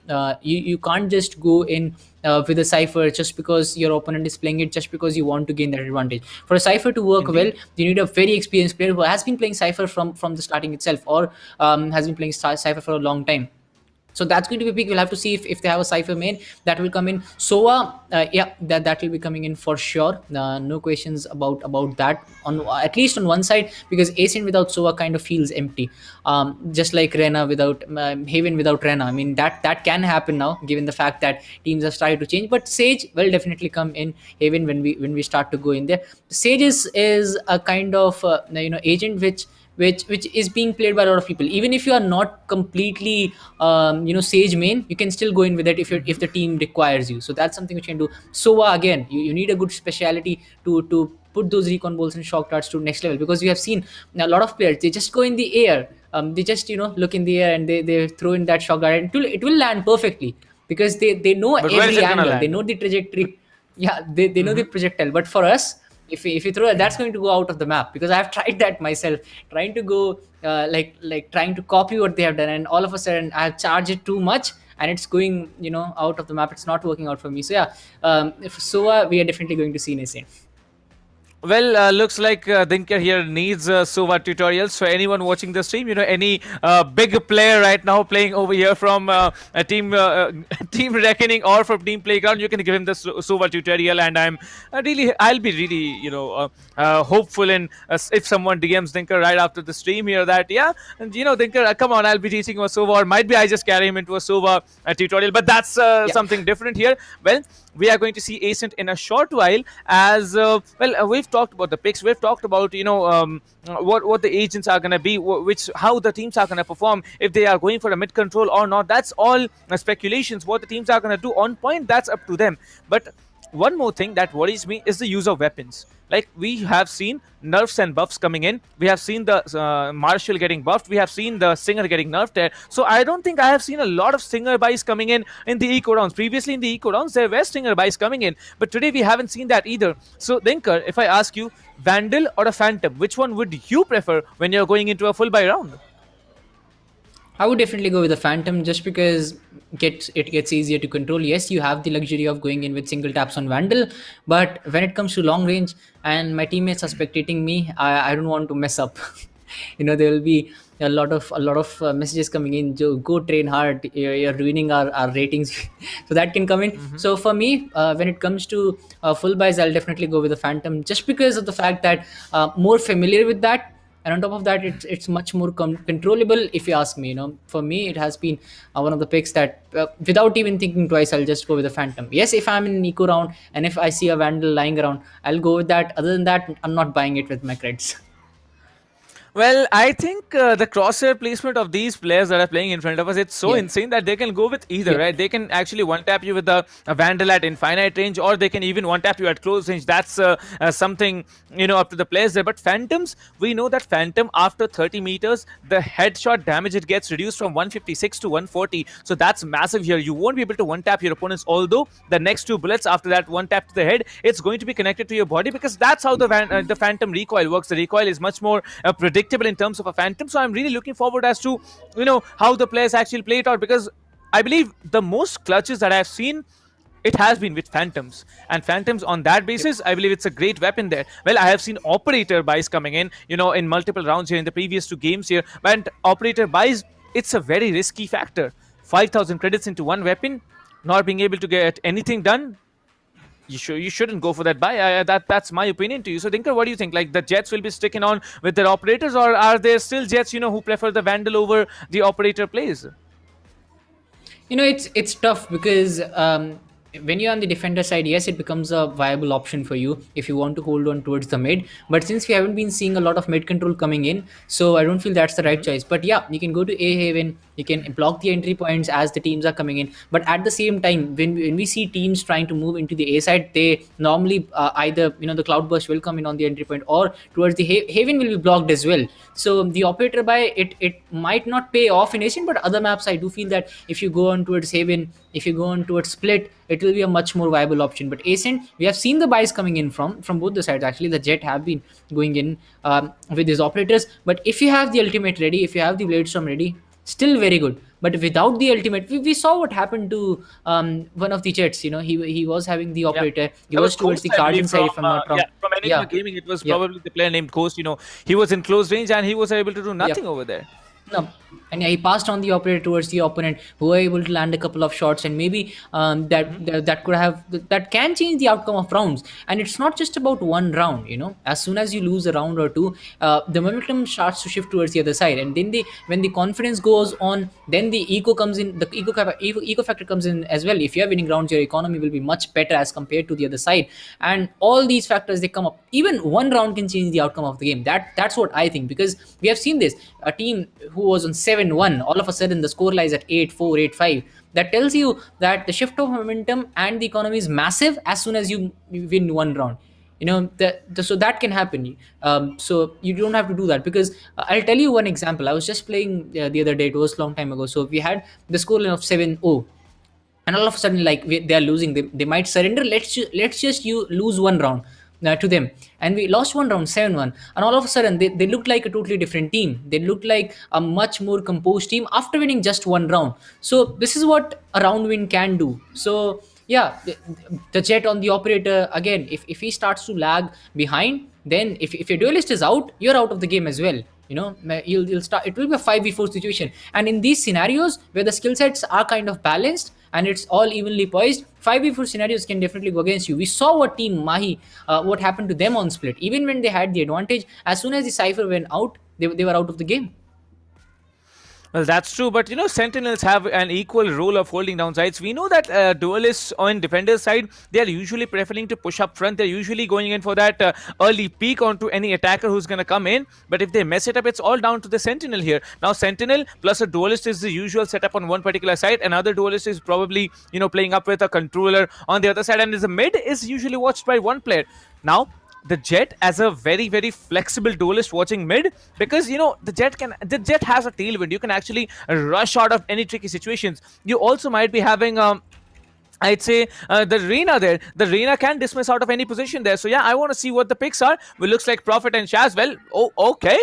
Team Playground Esports, you are very confident about your picks here, as Aryan and the Guru will be locking on to the Jet and the Omen respectively. Clay will be probably going on with the Phoenix because that was what he was playing with in their victory round on Ascent here. Shaz, however, will be coming in with that Sentinel. That's the cipher for you guys. And Prophet, yep, Sova, no doubt about it. Aryan, however, will be sticking in with that Jet. Well, I'm worried about how Trist, Razor, Cluda and BRZ, well, okay, I believe Razor and BRZ both are now in the playing five from Reckoning Esports. Well, that's kind of a little bit of change that I'm seeing, but who has been served for? I have to just confirm. But Razor with the Killjoy or Razor with the Raze, I'm going to see that. Well, it's going to be Trist with the Raze once again. I mean, the Killjoy once again, as Razor goes on and moves to probably select on with that Raze. Yeah, that's going to happen here as the Killjoy has been locked. Ayan also continuing with the Jet here on Ascent. Then comes the Prim or the Cypher. Shaz, let's see what he's going to pick. It's going to be the Cypher on him.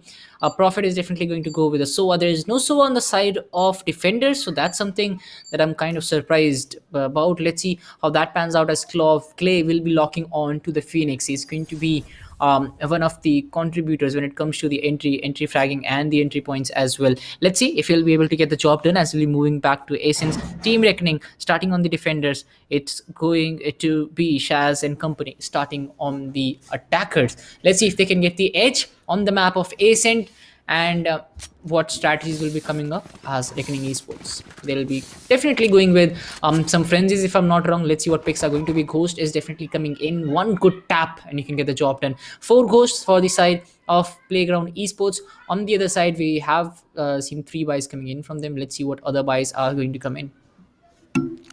Well, I believe this is the first time that Playground is starting out on the attacker side. I'm not going to be disappointed if I find out they secure the first round. Reckoning, however, they are going to stick up to the defender side and they will be trying to get the first round. We have always seen in today's matches that, except Bind, both the maps that we have seen on Haven and on Ascent in the previous 2 BO3s, every time the attacker team has come in, won the pistol round and then the force buy round, and then defenders with a full buy were absolutely massacring the others. Well, coming in now, it's going to be a slow execute onto B side as Aryan will be coming in from Catwalk, trying to go in from mid along with the Phoenix. However, one of the players from the defender side has been dinked on. I don't know how he has been dinked on, but Razor will be coming in with a perfect quick tap to the head. Aryan will be shut down. Now it's going to be the Boom Buddy who is scanning all that area in B main. However, the rotations have begun. The Jet and the Raze will be moving in, probably predicting an A execute.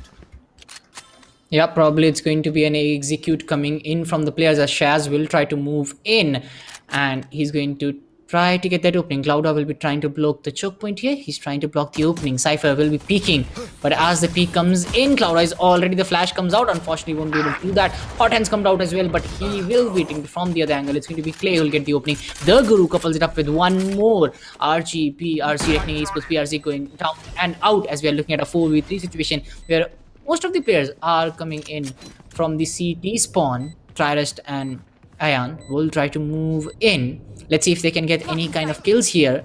Cloudburst coming in, the entry point block. Tyrus gets the first kill. That's the perfect start for the retake as Prophet will come up with one more. The defuse is happening here. The shots are coming in from Shaz. Unfortunately, he won't be able to connect, but Ayan connecting beautifully. It's down to a 2v1. The reload comes out. Razor gets one more. It's down to a 1v1. Can Razor get the job done here? He knows where the last player is. He goes for those tanks. Oh, unfortunately, won't be able to connect. It's going to be the Guru. Will finish it off in style, and that's going to be Playground Esports winning the round. the shot in the back, and the Guru will be closing it up in a Guru style as he secures the round, being patient, not peeking out. Well, if I were there in place of the Omen like the Guru, I would have probably come in and assisted my Suva, but the IGL calls, they are absolutely massive here. Probably the IGL said stay, just play time, and that's exactly what the Guru did, securing 2 frags, not dying, and saving the round for Playground Esports. Playground Esports have secured the pistol round and have decided to move on with the force buy. Let's see how they performed in the second one. Yes, let's see how they perform in the second one, as Clay will be again. He has an opportunity to get a couple of players. Right at this moment, he goes for the spray. Prophet gets one on Tyler. The flash comes out, and he was expecting that kind of flash coming in. He managed to fall back as the hot hands will be delivered, but won't be able to get anything as Shaz gets a couple of players. Let's see what happens as Clouder will be waiting for that angle with the classic in hand. Yep, as Shaz again moving towards the A side. They still have the numbers advantage. Clay gets another down to a 5v1 as we are looking at Guru moving in. Shaz on the other hand looking for an opportunity here. The last player has been spotted. Oh, Clouds connect beautifully, but Clay will come out from the backside. We'll get another. That's down to Playground Esports going with another round. 2 rounds for Playground, nil for Reckoning. Well, I probably think that it's a very, very strong, start for Playground Esports. They have started out strong and they are willing to carry on with the weapons or not, because Arden looks like he had died in the previous round, and this time he is going on with the Spectre buy. Like, why is he doing that? I believe he's gonna, just try and play with the Spectre because he knows that they need a buy in the next round as well. Well, even if they lose, it's going to be 1900 credits in the bags of, whoever loses this round. If Team Reckoning loses it, it's going to be 2900 credits. Okay, it's not going to be 20, it's going to be 3,000 credits coming in, but that's how the economy system works here. However, Clouda will be picking up this time, not on a Brimstone, will be playing onto that Phoenix and getting that initial frag on Clay is a very, very big one. However, this time you can see Aryan will be coming in and he tries to secure the escaping Clouda. Clouda, however, will not be caught off guard as there are 3 players stacking up under the arch on A side. Well, it's going to be the Sova Recon drone coming in, will be trying to get all the information he can. However, there's going to be the Omen on Heaven, there's going to be 2 players, there's going to be the Phoenix who comes in, but he'll be missing up a lot of shots there. Aryan will be taking him down, 14 HP left on him, and the default plant was, guarded by the Killjoy there. However, the defenders are looking strong as one of the players have very low HP. He has been shut down to the Cypher in a 1v3. A very, very tricky play needs to be pulled out here as Playground Esports has only 1 player surviving. Where is the Cypher? He's going to be hiding under tree, I believe on tree, and he's going to be taken down. Aryan with the cleanup and Ian Q with the cleanup. I'm really sorry about that. And 2-1 in the scoreline. Playground Esports have given off the first round to Reckoning. Alright. It's going to be the first round for them. 2-1 on the scoreline. Let's see what happens.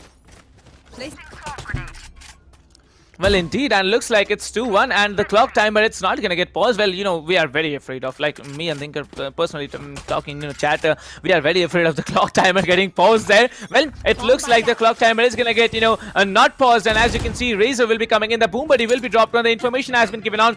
Bounced Paint Shell is going to drop in there. Well, however, the Phoenix will be triggering up. The ultimate will be sent back immediately as no one, people will be covering his body, and in spite of, that cover coming in, it's going to be a 4v4. The run it back, not being able to do anything. That's a very quick thought from the Phoenix as well. He knew that he was gonna get taken down by that Pinch who he did trigger. He's run it back. Prophet will be getting a double, a triple now. Prophet doing a very, very good work out here. It's down to the defending Phoenix and Omen to save the round, possibly have a retake in favor of Team Reckoning. Yep, as it is going to be Reckoning Esports down to 2 players. 2v3 situation. Clouda gets 1 to finally kind of converting into a gettable situation. Here comes Phoenix, running back comes in from him. Unfortunately, won't be able to land that kill. Prophet goes for the 4 kill here. He's looking for the ace. Clouda gets 1. Clouda gets another. Down to a 1v1 situation. Can Clouda do it? It was looking impossible just a while ago, but this guy has turned the tables. On the other side, we have the Cypher from Playground, very far away from where the action is happening.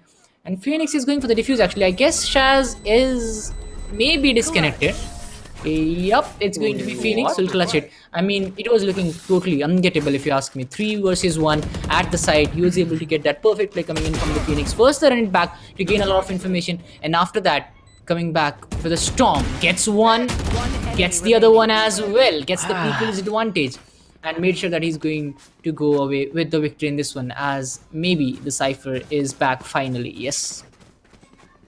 Well, it looked like so, yeah. Like, the Cypher was probably AFK or maybe just, disconnected. I don't think he was disconnected. Maybe he was just AFK, and that brings to another round loss for Playground. Playground could have had, just clutched out the round, but looks like the Cypher from the attackers, they were not very, outperforming, as it looks like it's going to be the 5th round as it's coming in. And here comes the party. It's going to be the Showstopper coming in from that attacking, from the defending race here, trying to get a frag. Well, he did, use the double satchel boost here, trying to get a frag here, as it's going to be the Jet who gets shut down in spite of missing so many shots with that.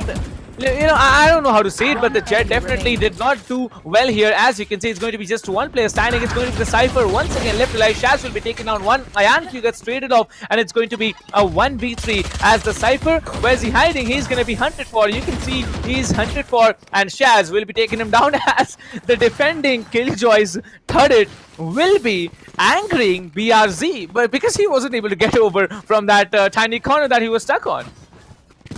Yeah, and now coming up with the operator will mean that he's maybe going towards the garden region to again block those angles. The same kind of strategy which came up with from them against the previous team. Let's see if that works out this time, because the last time he was picked and the operator was passed on to the opponents. On the other side, we have the other Jet as well coming up with the operator, but for Ion, his Bladestorm is ready. So I do feel that his investment is a lot better, but let's see if his team can come up with something good here, as the Boombot will be out. On the other side, we have Clay, who will be trying to move in towards the B side. This looks like a B execute for me, as the Omen is trying to carry that spike towards the B side, but there is a rotation coming in from the side of Reckoning Esports. The Killjoy is still trying to hold on, and the Rays will be trying to lurk around the CT side. As soon as the action starts to happen on any of the sides, he'll start to rotate. But the Cypher is still trying to move in. The Playground has already lost a player, so that's going to dent their rush, as Razor will be looking for any rotation coming in from the mid side towards the CT.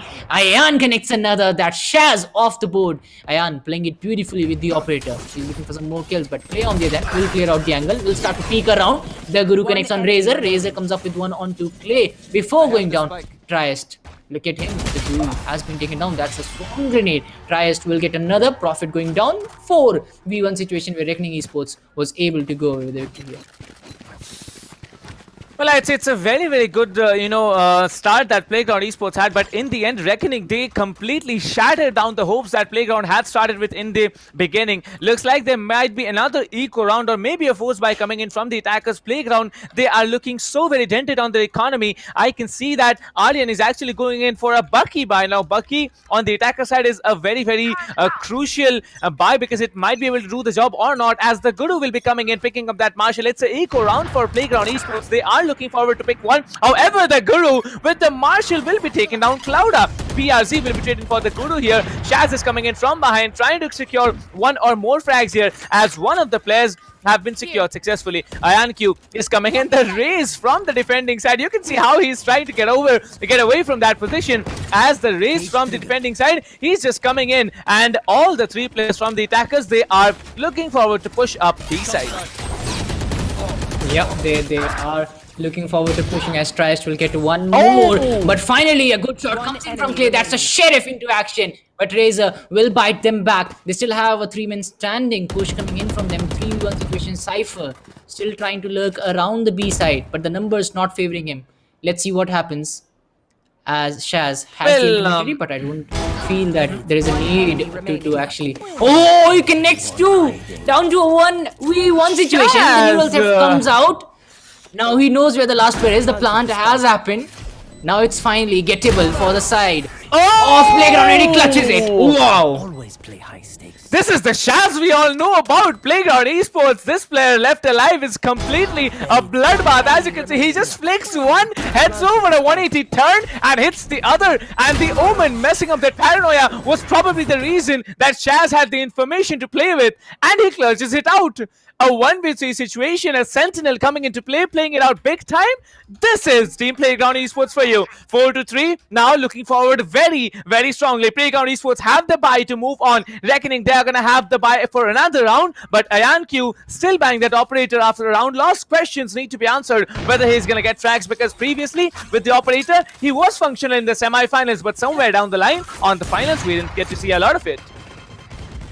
Yep, let's see what happens as ARX is ready with his operator again.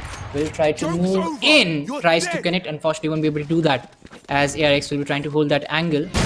And it's the Phoenix using his ultimate. Clay has been spotted again, but will move to safety as quickly as possible. On the other side, look at the side of Reckoning Esports. They have already started to rotate towards the B side, whereas the Phoenix will be trying to hold on to the A side. It might just be a 4v1 situation. The flash comes out from Clouda. He's the only line of defense here, and all it will take for Playground to gain the A side here is to get the kill onto the Phoenix from the Playground Esports. Anyways, the rotate comes in from Reckoning as well. They'll be starting to move in. Clay on the other hand gets Ion very quickly. The flash comes out again. Won't be able to pick anybody as PRZ will be looking for the teleport onto the B side. But Razor, they are all rushing in towards the A side. Razor finally gets one. He gets traded out by Prophet. Razor comes up with his ultimate and he gets Prophet. Shaz gets traded out as well. Guru is trying to fight it out with the opponents as it is down to a 2v2 situation. The spike is still in the hands of Playground Esports. Reckoning Esports is very quick to respond as they are coming in from the CT side. Let's see how that works out for them. Trying to clear out all the angles. It's just down to a 2v2 situation. But let's see how it works out as PRZ will be repositioning himself. He'll be trying to use all his utilities, all the smokes and the flashes coming out as PRZ. He knows where the players are. Gets one. Gets... Oh! Clay comes up with a 3k again. What is this guy made of? He clutches one more time. It's going to be Playground Esports surviving for one more time. 4-4. Well, that's an equalizer too. Then, in case you haven't noticed, it's already 4-4, and that's massive play coming in. Firstly, Shaz, now Clay. What are these people thinking exactly? Aryan has been given back his operator, as now the defenders push to an eco round or not, because looks like only 2 players will be able to buy Phantoms and shields, heavy shields with them. Well, not even heavy shields. BRZ is move on with a light shield because he wants to give away a weapon to the other player as well. Now it's going to be the Jet. Oh my god! Ayan.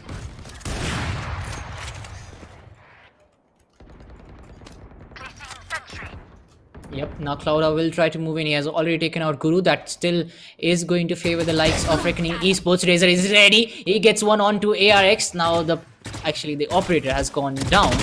And a little bit of peek coming in, and Shaz will make him pay for that. As it is down to a 4v2 situation. Cypher and Soa still remain on the side of Playground Esports. On the other side, we have Reckoning, still 4 men standing.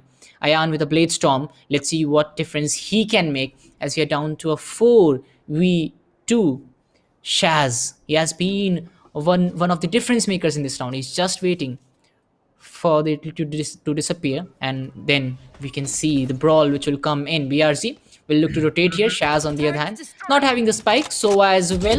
They're still looking for the spike. Oh, just he connects another that Shaz off the board, and it looks very, very hard for the Playground Esports now. From now, I have the spike. Well, it looks very hard indeed, as it's only 1 player left alive. Imagine the Sova, the solo player left alive. He clutches it out in a 1v4 situation. That's going to be really, really massive here, because, 1v4... okay, I'm sorry I said that, but, IonQ, he's not going to let me complete my sentence. That Prophet will be taken down, and it's down to a 5-4. 1 point lead secured by Reckoning once again.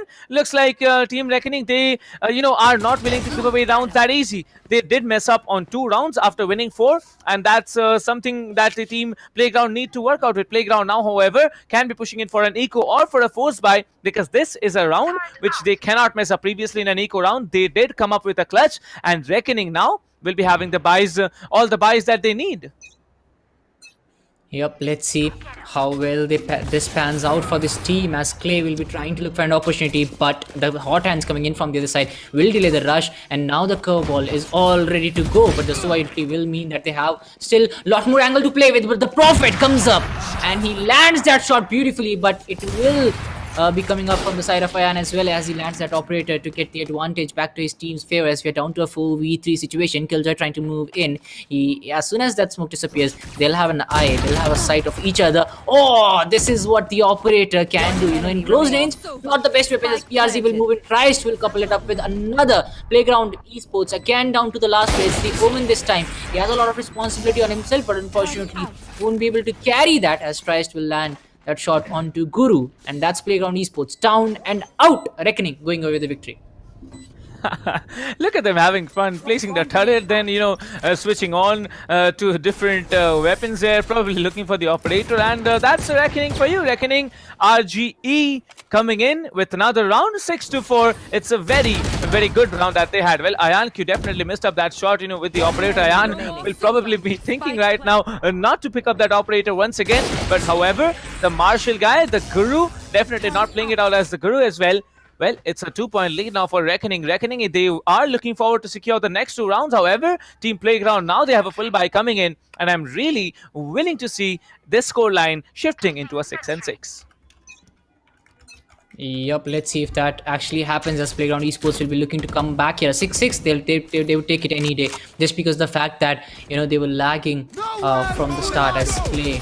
And back comes in from Clay. Will he be able to make a difference here? The hot hand comes out. He still needs to move in, as a Swarm Grenade will be actually delaying his rush. He has not stopped. Oh, he has not spotted the Killjoy. He is going to go back to his place, as Clay will be coming up with the curveball. Unfortunately, won't be able to flash out on any of the players. Clay again trying to move in as the defenders. Killjoy comes in. A lot of utilities coming in from both the sides, but the health points are very low on the side of Reckoning Esports. But on the other side, Playground Esports is still rocking close to full health points. Zerguru gets a couple Cloud and tries out of the game, as Reckoning is down to the last 3 players. Playground Esports still trying to move in. They still have a lot left, if you ask me, as it is down to a 5v3 situation. The Raze is already struggling with those health points. The Guru trying to move in as well. Razor trying to hold all those angles. Playground Esports, on the other hand, they have everything in control. They have the numbers, they have the spike planted, so they just need to wait, and they are playing it patiently, as I'm seeing Razor trying to fall back here. They know that it's not going to work out. The fallback is the right choice, and BRZ is still committing. He's waiting for the players to come out, and then he'll make his move, maybe an exit frag or 2, and he's trying to dent the economy on the side of Playground Esports. Playground on the other side, they're also very cautious. They're also trying to check each and every angle before they are moving in. BRZ, Profit Play. They are going to go down by the spike exclusion, and he's going to land 1 kill as well. Well, looks like the economy wasn't dented enough, as everyone from Team Playground can now move on with a full buy. However, I'm quite concerned about IonQ still sticking on with the operator. He has not been able to hit those shots recently, and he's still playing with that. Like, if I were in the team of Team Reckoning now, I would have probably yelled at Ayan here, like, if you're not hitting the shot with the shots with the operator, don't use it, man. Go for a gun game, because guns, I believe, you know, when you talk about rifles here, turn out to be very powerful in close range. Operators, you miss one shot, you're basically dead if you're in an open angle. However, Aryan this time will be using his Blade Storm, as Clouda will be ready with the curveball, trying to shut down anyone from entering A. However, the doors on B have been shut down. The mid-market area has been completely isolated for now, unless the doors are broken. Prophet will be securing the frag onto IonQ. IonQ not functioning once again, will be opening things up for Playground Esports. Playground Esports now looking to be confident, slowly creeping in onto B side, as I think this is going to be an all-out B execute. Yeah, it looks like an all-out P execute coming in from the side of Playground Esports, with Cyber still trying to hold the backstab, which might come in from the mid side. He's trying to look for all possibilities here, as Razor is all ready. All the 4 players lining up for him, and look at these 3 players and waiting for the right opportunity. The curveball comes in, the perfect usage of utilities, but not checking the right angles will mean that Clouda is going to land a 4K here. It gets rid of 4 players from the Playground Esports, as the flanker, the off angle on Playground Esports, will be the only angle remaining on their side. It's a 1v3. We have seen that happen in the past, but Shaz comes up with a flick, perfect time to show what he has got. He gets 1, and he has the location on the other 2 players as well, as the cage will be triggered. And Raze knows where the player is coming from. Give him the ace. Give him the ace. Curveball comes out. He's going to get flashed out. The hot hands as well, as Razor. Why would you do that? It's so amazing to watch people pull off insane 4 keys. Like, if I were there, I'd probably be dead. Like, maintaining that trigger discipline, hitting those insane 8 shots, 2 taps to the head. If there's 3 down already, and then it's Clouda shutting down Aryan and ulted, Jets getting shut down in such a way. Well, Clouda, you definitely are doing good, you were doing good on the Brimstone, and you're doing good on the Phoenix as well. 7th round already, the side switch happens, 7-5. Reckoning Esports now on the defender's side will be, Reckoning Esports now on the defender side, probably, maybe just going in. Oh, they're not on the defender side. I'm sorry about that. Reckoning on the attacker side, they will be trying to function a lot more. They need to get the pistol round, but will they be able to? We're about to find out. Now, a Cypher pick is a very, very crucial one from Playground, but how does the Cypher play? We have seen him play, right? We have seen Shaz function, but how is it going to function on the defender side when a total holding situation? Let's find out.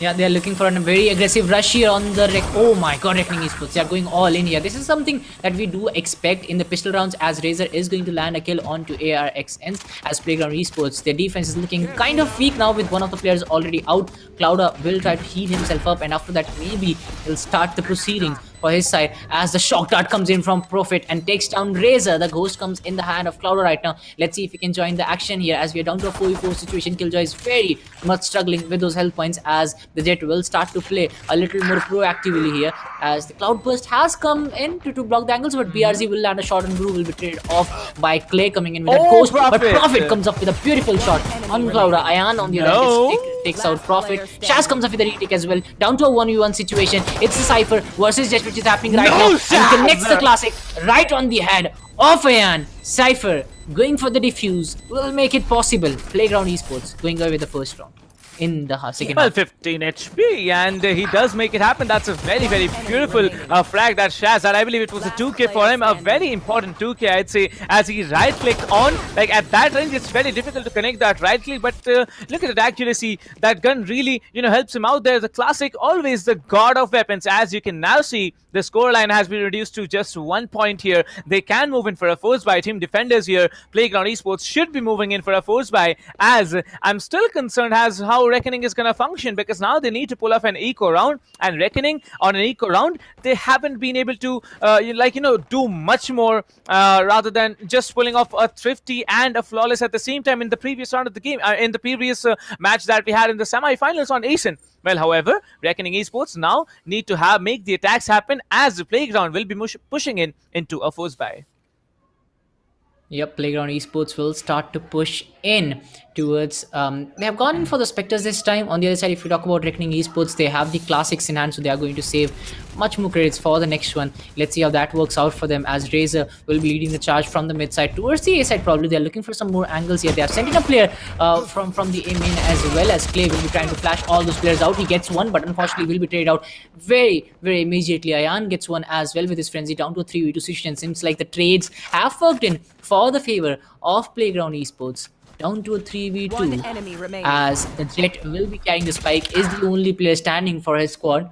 Gets one, but his health points, they're not enough. He's going to get taken down. The Guru comes up with 3k here, and it's going to be Playground Esports evening out the numbers here. 7-7. Look at that. Well, every time we have seen the defenders, winning, like I believe the defenders who started off, the teams who started off on the defenders side in the previous 4 games, they were the ones actually securing the victory here. But now, in this particular game, in the upper bracket finals of Group C, as you can see, Playground, they did start off on the attacker side. They did manage to get 5 rounds, and that's the reason now they are on the equal scoreline here. Stinger buy, surprisingly coming in from the defenders, is going to be quite a shocker here, as 3 of the players are going in for a Stinger buy. Probably they want to play it up close, and they want the buy to come in and support them in the next round. Let's see how they function. Well, the Killjoy has given off information that there's one player hiding right beside her. Well, looks like on the mini-map, it's not the scenario, as the Cypher is just playing deep side. He's being careful to shut down any player walking into his crosshairs. However, as you can see, IonQ has moved up on shot here. He spots one player. The Stinger will not be able to dent a little more HP here, as IonQ has drained almost 50% HP. The self-heal, however, will be coming in. Clay has lost his shield, and that means you're basically a one-tap to the ghost as well. The flash is going to come in, not going to be able to flash anyone, as IonQ will be looking back, taking down one. Not just one, he's going to take down two. And that's a very good start. Clouda will be taking another. Probably the Stinger by did not play how they wanted it to. The Guru will be spotting out one, but IonQ with a 3K will be securing the round. Playground Esports now shell shock with that Stinger by. They shouldn't have gone for that, but they did, and the round was given up to Reckoning. Yep, but now the full buys should come in from both the sides. Maybe we might see a few of the players from Reckoning. Maybe it's going to be Razor. Yeah, he's not having enough credits, but he might just get a buy from one of his squad mates. On the other side, if you look at the side of Playground Esports, they are going for those Phantoms and Vandals other than Prophet, who is still sticking to some... I guess it's a Stinger which is coming in from him as he'll be going in. It's an all-out push. I really like how Reckoning is trying to play here. They are playing all aggressively as the curveball will come in the right direction, but Prophet still manages to land that shot. That is the power of the Stinger coming in as the Guru will be trying to move in as well. Will he check the right angle? That still remains the question as we are down to a 3v3 situation. Trade equally balanced from both sides. Razor is struggling with those health points. As Razor it is going to be who's on 46 health points right now. He's going for a full rotate here. Even, it's a post-plant situation for the duelist to go for a complete rotation. I guess he's looking for some more angles here. Maybe he's looking to block out the Haven side. On the other side we have Ayan who is actually going to hold the under Haven as Shaz will look to move into the A side where the plant has already happened. The Guru again trying to peek out a few angles here, and there's 3v3 situation. Razor, the rotation has worked for him. He'll get a 2K. The Guru finally shuts him down, but it's too late as BRZ will push the last nail in the coffin on the coffin of Playground Esports, I guess. It's coming back very strongly, and the positioning was very good for them, and on top of that the long rotation which came in from Razor, just perfect. Well, Razor definitely not just a 2K there and a 4K overall. That was a beautiful play coming in for him. Razor talking about it. He is keeping up to the recent meta here, of pulling off 4Ks here. IonQ 3K previously. Razor 3K previously. Now stepping up and performing a 4K with a wide flank here on 46 HP. That's amazing. Reckoning now on the lead here. Team Playground gonna be shell shocked with those, buys not coming in according to what they expected. However, information has been given on as there is going to be an eco round coming in from Team Playground Esports. Playground Esports playing in the corners. They are trying to wait it out as one of the players, and if any, rotating from B side will be caught off guard. BRZ will be securing the kill onto Prophet. That's things opened up for Reckoning here. Slowly they can push up onto any side they wish to, as it seems from spawn. There's going to be all the players rotating. The Phoenix has been given the spike here, and all the players, they have been completely misled as everyone is rushing in onto B side here, and that's going to be a very, very drastic of a rotation that Team Reckoning have pulled through. Yep, Razor comes out with a beautiful Vandal shot right to the head of Shaz, takes him out. The Phoenix is again ready to move in. He has the Marshal in hand. Let's see what difference he can make as HyperX finally lands a shot onto the players of Playground, onto the players of Esports. Playground finally looking to come back. Lay lands one, but the retake will come as quick as that. Ayan and Triest, they'll finish the Playground Esports off. And after 7-7, we are looking at a 10-7 scoreline. And this is what I was talking about. Some teams, as the match start to close in, they start to look much better than what they have looked in the past. And all of a sudden, they are playing a lot better under pressure. So Reckoning Esports is doing the same thing. Maybe the switch is working out for them as well. The kind of rotations they are coming up with, the kind of strategies they have applied. And at the same time, baiting a side and then completely moving towards the other side. With one of the players holding the backstab, it has been perfect for the side of Reckoning till now. Let's see if they can close it on a high, because right now they have everything favoring them, and as soon as they win this one, they might just push Playground Esports into an eco round. I mean, let's see if that actually happens. It will be a matter of one kill, which has come in from Clouda. The side completely open to the side of Reckoning Esports. One kill has been taken by Clay, so that's the perfect kill coming in. But the Classic will mean that he still has a lot of work to do. Prophet finally comes up at the right time to get rid of Ayan. It's down to a 4v3 situation as the Hunter's Fury comes up. And from the side of Playground Esports, will be able to connect. The Guru connects another, and finally Playground Esports is looking to come back here. The operator has worked. Omen gets one. Is he able to? Oh, he gets another. Down to a 1v2. Is he able to buy enough time? No, says Prophet. He shuts down the last player. He shuts down the resistance as well, as the Diffuse will come in, and it will be a score of 10-8 after a matter of 18 rounds.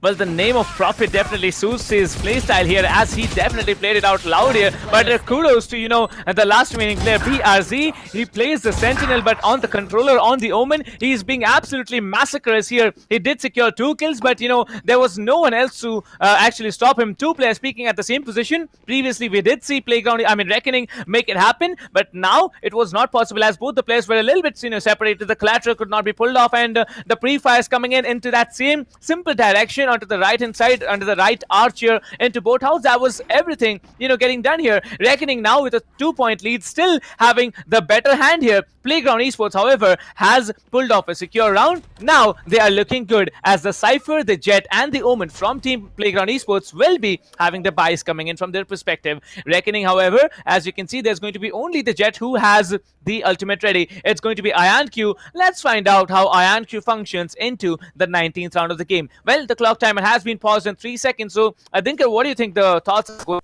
on into the players' minds here? Yeah, I think, since it is going away from the side of Playground Esports, they definitely want to come back here. And since they're on the defender side, they do need a lot more strategies here to go in. Because for the likes of Reckoning Esports, it's just about choosing the place, and it's just about them marching into the side. And this has been the same kind of strategy for them, as it is a kind of mid control coming in from the side of Reckoning Esports. This is a double-edged sword, because if they are not able to land a kill, which is going to happen here, they are actually going to give away a kill here. So that's going to hamper the way for Reckoning Esports. Now, the only thing they can do is to rotate towards the other side, which is kind of predictable. They have done it in the past as well, but Razor is in a lot of trouble here. He's in no way can rotate, as Ion comes up with a very good kill, and that's the Killjoy actually, lockdown, which will help them gain some more momentum. It's going to be the showstopper, which comes in down to a 4v3 situation. The rebound from the side of Reckoning Esports is just has been too good, and this is what I was talking about. Play a little aggressive even when the plant has been done, and people won't expect you here, and you'll be able to change things there. As BRZ goes in, he gets a kill, Razor gets one more. This is the kind of aggressiveness I was talking about just before the start of the game. Razor gets a 3k. This guy is something else. Trust me, this guy is going to go places. He's playing it beautifully. If he keeps on, dominating like this, if he keeps on improving like this, he's definitely going to be one of the top players, playing beautifully and making sure that his team is most of the times on the winning end. Well, I'd say that Razor is a very decent switch that Team Reckoning has, because every time we see Reckoning playing in Ascent here, or Ascent as you like to call it, many people like to call it Ascent or whatever you want to call it, this particular map here, Ascent, I'd say Razor is a very beautiful switch that Team Reckoning has here. Usually, Reckoning is not the one. Rio is the one playing the Sova, and they are absolutely mad about it now. No Sova, no Rio. Still, they are coming in with big rounds here. As you can see, 2 of the players have already been secured. Prophet, however, will be getting an important frag here. BRZ will be coming in, as the Trist will be taking down one. The Guru will be refragging it for himself. Now Aryan has that trade to make, and you can see our Razor will be just waiting up. He is smart. He just stays up into that corner onto A side. He's going to secure the 3rd for himself, and the round will be written in their hands. Match point for Reckoning already. Reckoning is proven to be very, very menacing at this point, and now in match point, at least Team Playground have a full buy to have in their pockets. You know what's happening here? Reckoning Esports, they are able to surprise the side of Playground Esports time and time again. They're not allowing the other players from the defender side to come in as a backup. If it's a 3-2 split, it will be a 2v5 or a 3v5 in the side for the side control. And if you talk about Playground Esports, things are not working well for them. Because if you see the likes of Reckoning Esports, they just barge into any side as soon as the round starts, as we are seeing again ARX trying to hold on to that operator. One thing that can work for the side of Reckoning Playground is that maybe they can go for a 5-man stack to either of the locations and then get a retake if the plant has been done, because this is definitely not working, the 2-3 split. Razor gets one more. Again, it's going to be the same story, but let's see if they can come in with a better retake this time. Guru starts off very well with the first kill. Shaz on the other hand is in the boathouse this time. That can be a surprise element which can come in, as we are seeing actually the side of they're trying to check each and every angle, and this has worked out. I'm really surprised to see Shaz not able to land that kill, because he has been very good with those duels throughout the game, but this time he's not going to land that. The Guru finally coming up with some more resistance. He gets one more onto Clouda this time. That's a perfect headshot, as Claw will be going in with a hot hand, but unfortunately won't be able to connect. The last player is struggling with those health points. The curveball which will come in, he'll start to heal up, but unfortunately the positioning is not good, as Reckoning Esports is going to go away with a perfect execution. That's the match for them. That's the first round for them. Reckoning Esports going away with the victory here in style. I believe Razor had a very good, influence on this particular map from Reckoning, because the moment he turns up, he actually steps up. He doesn't clutch up the gear. He clutches up along with the nitros there, and that's entirely his work. He just comes in, deletes everyone. Like, imagine, I believe it was the 11th round that Team Reckoning secured. They were walking up mid. They were trying to go up in mid market, and Razor, he took out one player down from the smoke. Immediately there was a Phoenix coming in. He did flash Razor, and that curveball, just that little information that he had, he came in big time, and he just managed to flick onto that Phoenix, onto that, the defending Phoenix there, and that was it. They had that round already into their hands. Reckoning, they did not start off well, but Playground Esports, in spite of starting out well, they were not able to do it. And look at them, like Reckoning, they got only 7 rounds. That's comeback situation for Playground on defense, but in the end, Reckoning's dauntlessness, it really paid off, and the entire team, they are capable of pulling off 3-4 Ks, and that's exactly what happened here. No aces again, but I'm quite satisfied as to how both of these teams played. And talking about Reckoning, they have been doing some serious grinding all together. They don't need to have the callouts. They don't need to have the the flicks coming in. And this was Shaz's play, a solo player, the Sentinel coming in from Team Playground, clutching it out. It was massive, but as a whole team, I believe Reckoning is far better than Team Playground at this point. Yeah, it was very surprising to see these kinds of clutches time and time coming again from the Reckoning Esports. Yes, there was a time where Clay was able to get a kill as well, but other than that, it has been Reckoning clutching those rounds where Playground Esports was actually looking very good. There were times when they had the numbers advantage, but all of a sudden a 2K or 3K meant that Playground Esports is going to lose on their numbers advantage. So I do feel that the pinning from each of these players hasn't been so good. Look at this, it was a 2v3 situation. It was gettable, but the player lurking around in open will mean that he's going to go out. Now again, if you ask me, if they can pick, if you can go in with that pinning factor, look at this. I mean, Clouda, he was able to take down 4 of the players.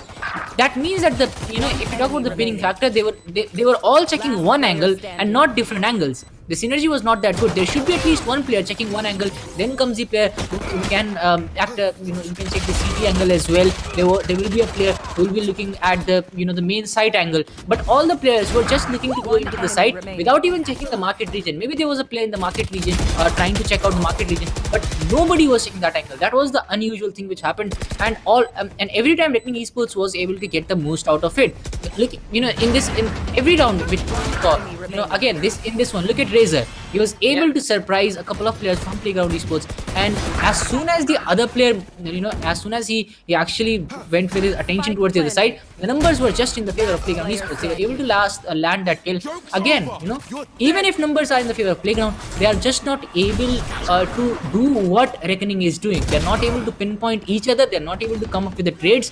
If they can come up with those trades, they'll definitely be able to close on the score and maybe be able to go away with the victory as well. Well, indeed, and looks like it has been a very, very good game as well. And I'd say that we are on the verge of moving into the next game here. That's going to be on Haven, if not mistaken. Just correct me, Tinker, if I'm wrong. And after that, it's going to be Bind.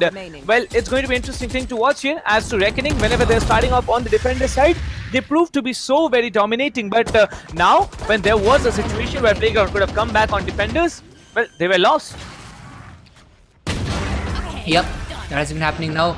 Moving on to the next map, I guess it's Bind, right? Bind. Yeah, I don't know. I have to just confirm on that. I believe it's going to be Bind altogether. But the way individual players from Team Reckoning has been playing, it's absolutely massive here. However, Aryan, I'm really, really disappointed to see him down there in the leaderboard. 7 frags and 20 deaths, and not being able to come up with something of a magical play.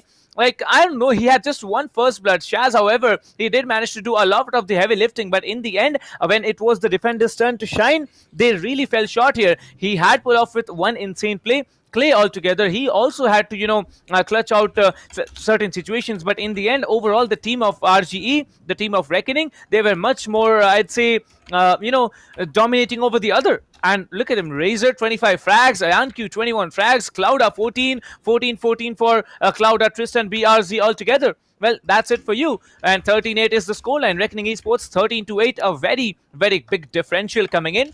And I'd say in the next match, Team Reckoning, they definitely will be pushing the corners and putting Playground Esports into a very, very nervous situation.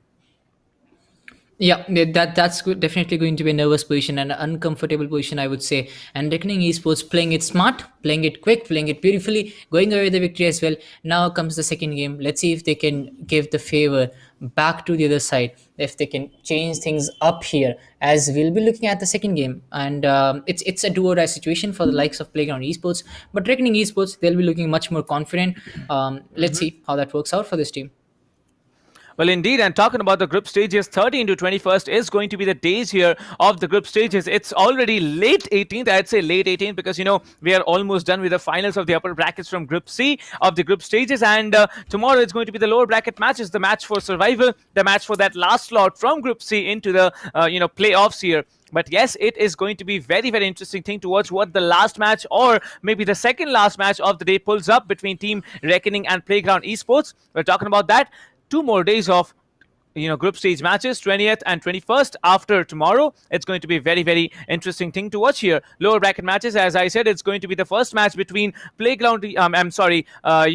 Gaming and Biryani Power. After that, whoever wins is going to play out against whoever loses this afternoon between Team Reckoning and Playground. Group D, however, 20th and 21st is going to be the matches here. The semi-finals and finals from the upper brackets will be on the first day, 20th. 21st, it's going to be the survivors not the survivors, actually, the downed and out ones from the day one, playing it out in the lower brackets here. However, the group stages, after it, we're going to have the playoffs, which comprises of the quarterfinals and the semi-finals, and then it's going to be the grand finals, which is a BO5. Well, best of 5 matches are, quite far away, or the best of 5 matches quite far away, as you need to clear after this 2 more stages, and that is going to be on another level. However, at this point, the teams are playing it out brilliantly. The plays that come in from individual players are also absolutely, excellent to watch here. And Nick, I'd like to say probably Group C has been one of the most interesting groups that I have seen among all these 3 here. Yeah, it has definitely been one of the surprising groups, one of the groups which is highly unpredictable, I would say. So yeah, it still comes in. And now, given the fact that teams who have lost in the first round, if they're able to come back in the second map, that actually sparks up a lot of things, and it has happened a lot of times in the past. Let's see if it happens again. But now, looking at the giveaway which is going to happen here, you can go in the description wherever you are watching. If you're watching on ESPL, if you're watching on SkyEsports, just go towards the description. If you're watching on Facebook as well, just go in the description. There is a link, just the sweep widget one. You just have to click on that, fill a small form, and you'll be eligible to win. You will be one of the lucky winners who can go with a grand prize of a full gaming set, and then you will have tier 2, tier 3, tier 4 prizes coming up as well. Well, indeed, and the tier 2, tier 3 and tier 4 prizes will be comprising of the Cloud Core 7.1, that's the headphones for you, Alloy Core RGB, that's the keyboard, and the mechanical keyboard, definitely Pulsefire Raid mouse, that's your gaming mouse for you, and the Furious mousepad as the tier 4 reward. Well, it's all thanks to our partners here. The prize pool and all these giveaways are possible for them only. Tech partner Akamai Technologies, broadcasting partner LOCO, peripheral partner HyperX, production partner SkyEsports India, media partner TalkEsport, and country partner as PFG. Of course, this is just the group stages. We are going to move on with the giveaways in the playoffs as well. So yeah, the group stages and playoffs, you can just win it all through here. And talking about today's games, the next game, it's going to be Haven. See, I was correct, Tinker. Come on, man.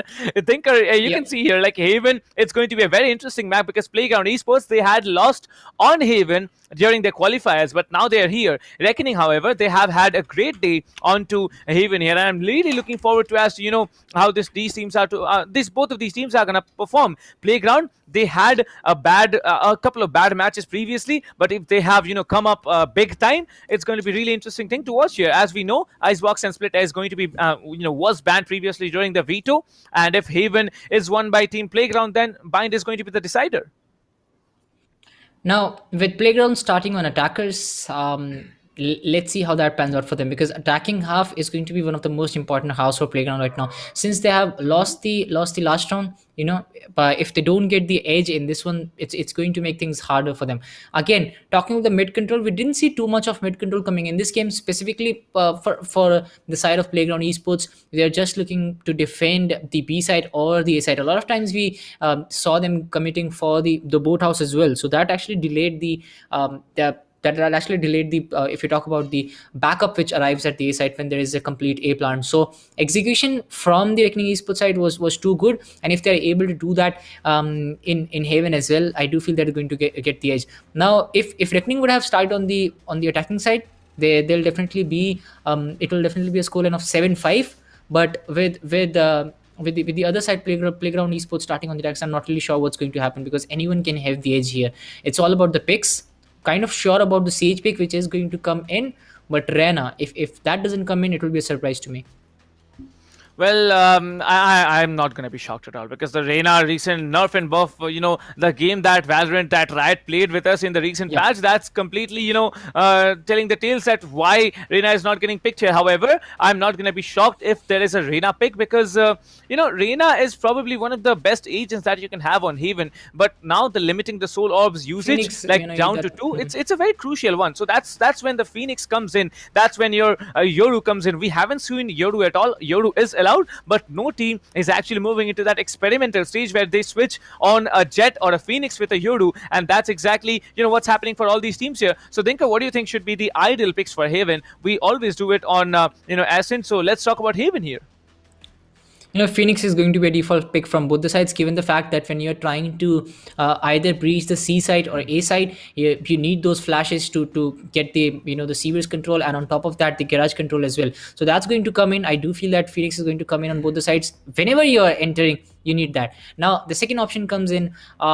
If you're going with a triple duelist, yes, you'll have the Jet going with the smokes. But if you're going with a dual duelist composition, I do feel that the Brimstone will come in to smoke the to smoke the Haven side if you're going in for an A plant. So that's going to come in as well. Brim is kind of a pick which I would go with. Then comes Sage, which comes in as a default pick for me. Just like Split, Sage is going to be one of the most important factors when it comes to defending on the Haven map as well, just because you can wall B and you can rest assured you can remain on the kind of A side or the C side, and that's the kind of assurance that the wall gives you. So Sage is definitely going to come in. Now Sova, this is something which we are going to see from only one side, I think. Because Sova can give you important information, but starting on the attacker side, if you're starting on the attacker side, I do feel that it's going to be the defensive side who will be taking the Sova this time. Let's see how that actually works out. Then Brim done. Then we have the Jet. That Jet will be coming in. Yeah, that's for sure. A dual duelist with the Brim in hand, and Sage and Sova. Yeah. All right. So I'd say I'd switch just a Brimstone with the Omen based on that. Otherwise, it's going to be a little bit similar. However, in competitive meta, we all know that the Sage is a very viable and it's a very valuable and a viable agent on Icebox. But coming in on Haven, I think Killjoy, Cypher, optional category is going to be there. Omen has to be there because, this particular map, it's so huge. The rotations take quite some time, both from the attackers and from the defenders perspective. And if you are actually moving in on any side here, the Omen has rechargeable smokes. Every 30 seconds you get one of your smokes back, and that can be very, very crucial to play with. You might be just smoking off the the spike here, trying to go in from the defuse on the defender side. You might be able to smoke off the spike from the attackers, from the defenders perspective while you're on the attacker side. That's going to be something more of an interesting thing to watch. However, on the duelist category, I still think Reyna can be quite valuable because of that buff it received, now a little bit of damage on from Arena. That also gives you another soul orb to deal with, another soul orb to deal with. And besides that, I think a Jet and Arena should be a good pick here. However, 3 duelist plays, we have always not seen this happen, but many teams do prefer to do it out on Haven. Jet, Reyna and Phoenix should be the ideal 3 duelist strategy that comes in. However, it's all down to the teams here. Well, I don't think any team is actually going to move in and pick the triple duelist because, Sentinels are the bosses of the sites and no one can replace them. Yeah, that can happen as well. And a lot of times teams have surprised us with Viper picks as well, specifically in Haven. So that's going to be one of the things that can come in, very, very beneficial on the defensive side as well, if you want to block the sides, if you want to, block the view as well. So that can come in. Maybe not as good as a Sage, but yeah. I do feel that can come in as well with the Sage. So yeah, Viper pick can come in as well to gain the side control. If the ultimate comes in, it's very hard to go away from that. Now breach, one of the agents which I feel is highly underrated in the map of Haven, because if you are coming in with a breach, the A side becomes highly predictable, and you can just go in and get the control of A side just on the back of those flashes coming in, and you just go in and you're able to stun the people. So yeah, it gives you a good side control, but that's going over the board, I would say. That's kind of thing which is untested, and we kind of see new teams doing that. The older teams, they kind of tend to stick to the same composition and tend to stick to the same strategy, because they know the other team is as good as them, so they cannot risk it, because risking something is like experimenting against a team who's sticking to the same strategy. So you are actually decreasing your chances of winning by doing an experiment in front of them. In sport as well, if you go to any big sport, experimenting is done when you have won the series, when you have the game in your complete hand. So I don't think the experiment is going to happen today. But again, if you talk about the surprises which have come in, if you talk about the picks that have been made, we were very surprised with the pick of Sky in the first game that happened. Unfortunately for them, it didn't work out. But let's see if surprises come in this map as well, because Haven has been a map of surprises. Well, talking about surprises, surprise, League Ops, good jobs to you as we finish our statement. Excellent timing by, people doing the production here as they pop us with the agent selection screen. And Ayan Q, is he trolling with us, Dinker? Because it looks like he is. He's actually going in, showing off that he's going to pick the Sky, although he hasn't yet locked into it. Clay, however, will be still sticking on with the Phoenix, a very, very valuable pick in this particular map. And I think it's going to be a lot more Phoenix, in a little bit of time span here. Clouda, he will be still sticking on, but this time we don't see Rio anymore. Rio, the Sova meta has fallen. Razor is actually going in and picking up that Sova. Well, Razor was a very, very functional raise back on Ascent here. We're talking about this particular map. Razor picking up that Sova, it can be a good thing or a bad one. Ayan Q, however, he needs to pick up that Jet, as Razor will be clicking on. Well, okay. That's surprising here. Clouda and Razor both have duelists here. So will Ayan Q will be picking up that Jet or not? We're about to find out. Shaz, however, you can see, I believe the agent selections has been made from Playground Esports. They haven't just locked into it here. The Guru on the Omen, Aryan on the Jet here, Prophet on the Sova, Shaz on the Cypher, and Clay will be playing on that Phoenix. Yep, a triple duelist composition is going to come in from the side affecting Esports, where they will be going in with the Raze, Phoenix, and Jet. I do feel if the nerf didn't happen, they would be going with the Rena instead of maybe the Jet, but not really sure about that. Let's see if that pans out. On the side of the attackers, if you look at it, we have the group playing on Amen, again continuing on the Omen. I do feel that he's a lot more confident on Omen. He didn't need to change that. Cypher comes up as well. Not really surprised to see that, because on the defensive side, you do need the Cypher cam to actually get a lot of information. He can go towards the A side, plant his spy cam, and then you can be actually rest assured about that region. So that's going to happen today. Sova is on the attacker side. I did feel I felt that it was coming in from one side, and if I had to pick, I would have picked the defender side, but that's going to be the attackers who are going to come in. Let's see what execute comes in from this side of attackers who are going to be Playground Esports, who need an edge here, who needs to win this one if they want to keep them alive in the upper bracket, if they want to win the finals here, as Reckoning Esports will be looking to close it in as quickly as possible.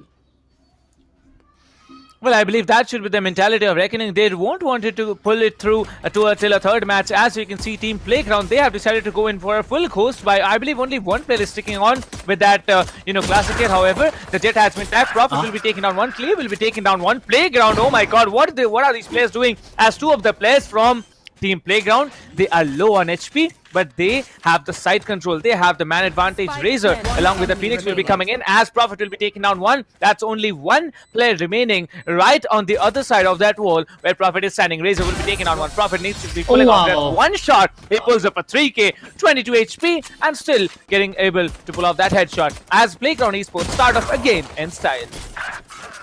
This is something that I was expecting from them in the last game as well. They just need to rush in without thinking anything. That's what Reckoning did to them in the last map, and now they're finally executing the plans well. The first kill comes in from them. Razor actually tried to come up with some resistance here, but unfortunately wasn't able to execute that, as it is going to be the side of Playground Esports who are going to go all in with those Spectres this time. The full shields coming in from them as well. On the other side, we have Reckoning Esports who are trying to play a little safe here. They're going to go with some frenzies, classics as well. Razor trying to play it a little aggressive here, comes up with the paint shell, but unfortunately will be shut down by ARX and S, who was looking for the A control this time. As the players have already started to move in, they know that the A side is open to them, but Prophet will get one more before getting the control. And Clouda, he comes up, I guess it was Clouda, yes, he came in with the backstab, got a kill, but was traded out very quickly. This is the pinning which I was talking about. As soon as the kill comes in, you need to have that retake, you need to have that trade coming in. Clay will put that last nail into the coffin of Reckoning Esports, as it is going to be Playground who are going to go away with the victory here. Well, I believe it was a good start to Playground, and they have secured another round. That's a very, very wild start here. But, I'm not going to be disappointed if Team Reckoning have a comeback story to tell, because looks like now Team Reckoning, they are moving in with a full buy here. A full buy, a very, very important scenario coming in for them. Every time Team Playground, they have secured the first 2 rounds. Like, not every time, but at least against this particular team, every time they have done it, there was a time when Reckoning came in and secured the 3rd round. Now, on Haven, we are about to find out if that's possible at all, as Aryan is going to come in and push through. He's going for the first frag here. Tris will be dropped on, and the Boom Buddy will be coming in, as there's going to be the Phoenix shut down here from behind. The Guru will be taking down Ayan as well. Well, it looks like Razor is going to go in, and Playground breaking that legacy of losing the 3rd round. Spike planted. Yeah, Playground playing very aggressively this time, as BRZ remains the only player for his team. He's trying to commit to this fight for some reason. 1v4 coming in. He's maybe looking for some exit kills, trying to get some kills before going down, or maybe get a kill or 2 and then go back to your position. Trying to dent the economy of the other side, as the Cypher is actually moving right into his trap. BRZ gets one, but there's a player coming in from the backside. He might be backstabbed. Yes, it's going to be Prophet. We'll get that kill onto BRZ. Playground Esports getting another beautiful round. That's going to be a total of 3 rounds in their favor. Perfect execution coming in this time as well. They actually cleared out the complete seaside. The plant happened really comfortably as well. Razor finally came up with a kill. I mean, he was trying to resist. He's trying his best from the last round itself, but it's just that he's not getting enough support this time. On the other side, we had the Cypher still remaining, who was trying to come up with a few kills, but he got one, but unfortunately was backstabbed at the end, as we are looking at a very strong Playground Esports who might just be going away with the 4th one as well, as we are seeing a few Marshals, Ghost coming in from the side of Reckoning Esports. Not the best kind of inventory. Let's see how that works out for them. Well, we are definitely going to see it, because the bulky buy coming in from the Cypher here is going to be a very, very tricky one, as Prophet and, Prophet is just walking into their traps here. He's going to get deleted, and there's a weapon coming in. Clay will be getting one. However, it's going to be now a 4v4 as the push comes onto A side. Now the Omen has a Marshal to work with. The Marshal, we all know it's now a 3.5x zoom. I don't know how many players have been able to, actually pull off that, as there's going to be the Shorty getting one frag already, and Q will be coming in. He's the last man standing. The smoke comes in. His position has been dealt out for well. He hits the guy and he takes him down, but the Guru will be trading it down. It was a close victory for Playground on an eco round from Reckoning, but they still made it happen. It's all about who wins the match, and looks like Playground Esports, they have started off on a very, very strong note. 4-0. Now a full buy will be coming in from the perspective of Team Reckoning.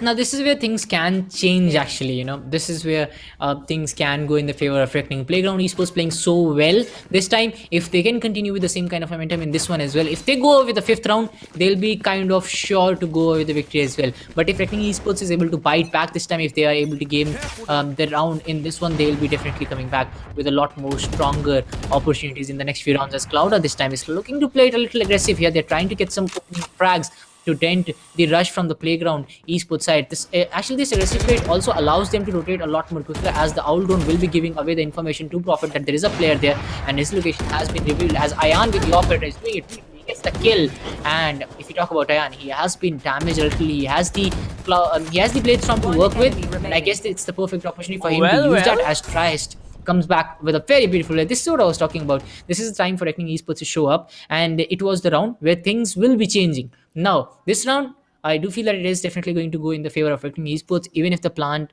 is done. Cypher actually gives away his position. Repositioning being done by the Raze as he was playing around. There is a backstab coming in from the Cypher, which is kind of expected by Shaz, and now the shots coming in from the Cypher will actually give away his position. And yes, it is going to be a 1v1. The health points favoring BRZ will get the kill as we're looking at a 4-1 now. Now, for the side of Reckoning Esports, they had full, they had all the 4 players alive, so now they'll be going in with full shields. On the other side, we have Playground Esports. On the back of 4 rounds, the economy won't be going in ruins just because of this round, but if they lose in the next couple of rounds, then I do feel the score will be level after the end of 7 to 8 rounds. So this one becomes more important. Now, Ayan with the operator, if he gets the opening frag, and I do feel that he is going towards the C site. Let's see if that actually works out, because there is only a couple of players on the A side and there is a full man rush which might arrive. Let's see how that works out, as the rotations are very important. Ayan gets the first kill. Well, he did get the first one, and looks like 4-1 has been, the decent score line here. I believe now Team Defenders are starting out strong, as all of them will be having their ultimates ready, as Clouda will be coming in, trying to go for a frag here, trying to spot one here, as I believe the Phoenix might be shut down. As you can see, the Phoenix will be sent back, and he comes back. He will be taken down by Aryan. A very, very crucial decision coming in, and it is definitely playing out in the hands of Team Playground. The plant has been initiated, as it's going to be an A-side execute, and it's going to be the showstopper coming in from the perspective of the defenders. Razor is coming in. Razor did not hit anything, as Triss will be rotating back. Aryan will be taking the third from his hands here. Now it's down to a 2v4, where the defenders are looking so very strong here. I mean, the attackers are looking so strong, as Twist is the last one who needs to take one. He does. He is now surviving on 89 HP and 27 shields. It's a very, very difficult retake for him, so he'll be preferring and saving his weapon. Yeah, it's going to be the save coming in from him, but I'm not really sure if his other comrades, if his other teammates, they'll have the money to go in with the same kind of gun. But yes, the save is definitely a better option right now at this point, where Reckoning Esports is coming up with the operator. So this is what he was coming up for. So Trice gets the operator for the Jet. I guess he's going to pass on that, because if you ask me, he has been playing beautifully. This was the perfect execution coming in from the side of Playground Esports. A lot of utilities were used up by the side of Reckoning Esports. A lot of money was spent as well, but unfortunately they were not able to redeem themselves. Right now, still, if you talk about the inventory, that's kind of balanced, except the fact that BRZ is going in with the half shield in not the best of not the best of the shield which he can go with. But Aryan, he's fragging it out beautifully this time. Look at him, 9-4. And in the last round, if running back had worked for Reckoning Esports, if he had gone in with around a couple of kills, that would have changed the outcome of the round as well,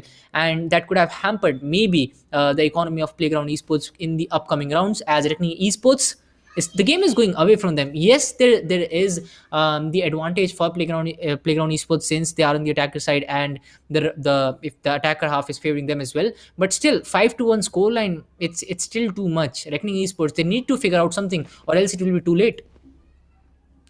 Well, looks like 5-1 Playground Esports. They have started out very, very strongly now. Reckoning, they need to have a comeback story to tell, as they need to secure at least 5 to 6 rounds in this particular map here. Well, they might be able to secure 4, but still the lead will be so big in the defenders' perspective that Team Reckoning can, Team Playground, they can basically hold out corners and let people walk into their crosses, because that's what Team Reckoning is doing to them right now. The paint chill and that Sova recon drone will be coming in as he tags up one player. Now he will be missing up that ultimate here, but the Boom Buddy will be doing a lot of work here. Prophet will be now surviving with 21 HP, as people will be trying to come in. Misses up that flash here. He will be self-flashing himself. That's a very, very bad way to make it happen. But yes, it did happen, as Clay will be messing things up and self-flashing and getting him down as well. Well, the Sova is very, very low on HP. The defending Omen, the attacking Omen actually uses from the shadows, goes up onto heaven, as the Guru will be getting that information onto this player. Now he's going to drop in as a very, very crucial frag comes in.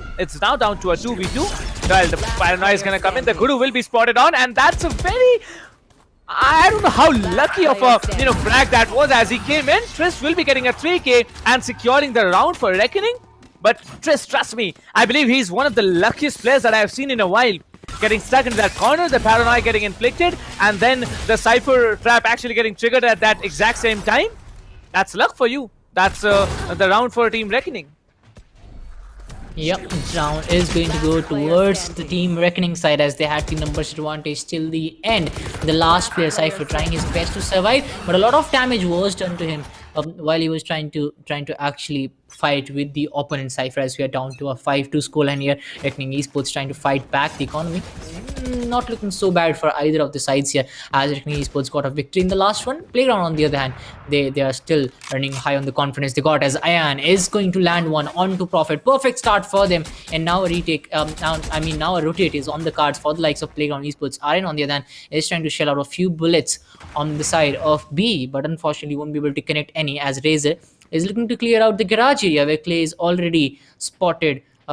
Let's see if Clay will be able to land a kill. A little bit of casual movement here and there, and he will be going down. It can be said for both the teams actually, as Clay he's kind of unsure now if there is a player on that side as well. Clay exposes himself, will be paying the price for that. This was the patience game coming in, as it is going to be Clay who will be losing out on the opportunity. On the other side, we talked about how influential the Cypher can be, the spy can be when it comes to these kinds of plays. As the cage is coming in, BRZ will still be surviving. Shaz is going to the plant. I really like how Cypher is trying to play it a little slow here, because he's waiting for the backup to arrive. The cyber cage will disappear, and so will the Cypher, as we are down to a 3v2 situation. Playground Esports low on numbers, but Reckoning Esports, they have an operator in hand, and in these kinds of situation I don't really count the operator player when it comes to goals in fights. Anyways, Ayan gets the Vandal, plays it beautifully, gets one, and he switched the operator with the Vandal at that moment. And this is the kind of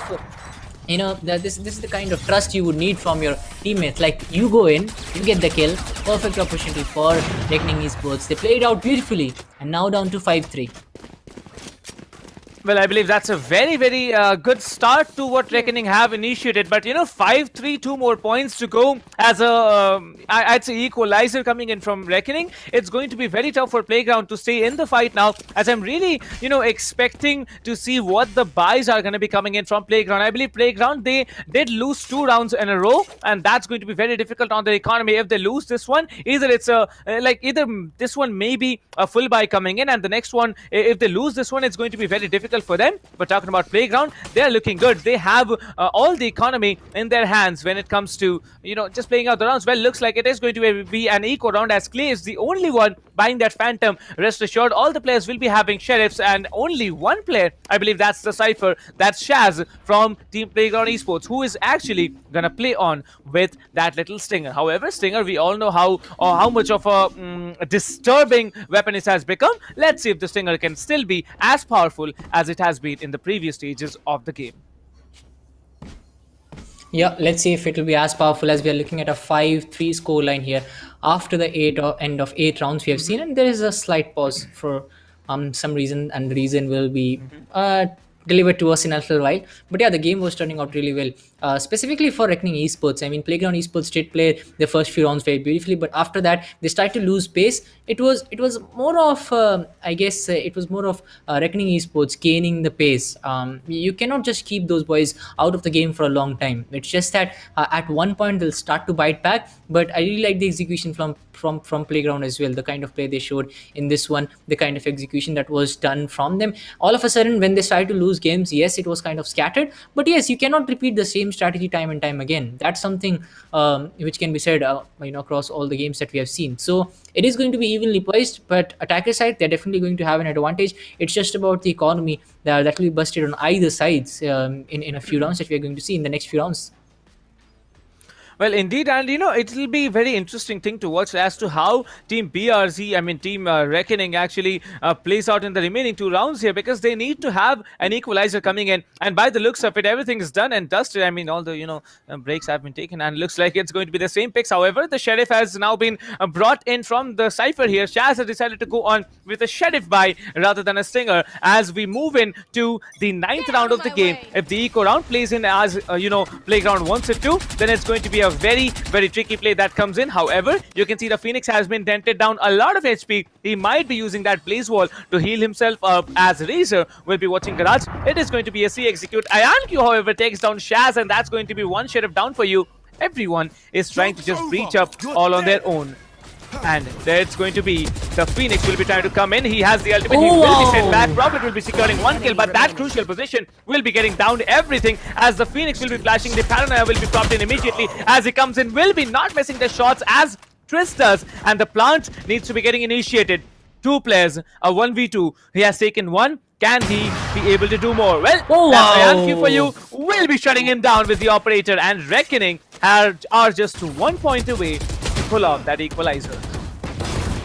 Yep, and the Phoenix, their running back, actually acted as the perfect distraction there for the Sova to land that sheriff shot. But Ayan, again, actually the Phoenix, he was not able to check that angle briefly. He just checked it in a hurry and paid the price for it. Ayan coming up with a beautiful op shot at the end to get things done for his team. I did feel that maybe it's going to, maybe the op on the hand of Ayan will change the outcome of the game. It was a 2v1, so if Ayan was down and out, it would have been rather easier for the Phoenix to clutch it after that. But anyways, let's see how it goes in the next round, where we have already seen the 9 rounds. Playground Esports right now leading the charge with just 1 point. Technically, Esports is looking to come back, where the difference was actually 4 points just a while ago, but now looking at the difference, it feels like technically Esports is trying to gain the pace. Clay, on the other hand, is trying to lead the charge for his team, but there is no backup coming in. I'm really surprised by that, because there are no utilities being thrown here. Maybe they don't want to give out their position, that's one thing, but but BRZ, finally the utility is coming through. It is going to the curve wall.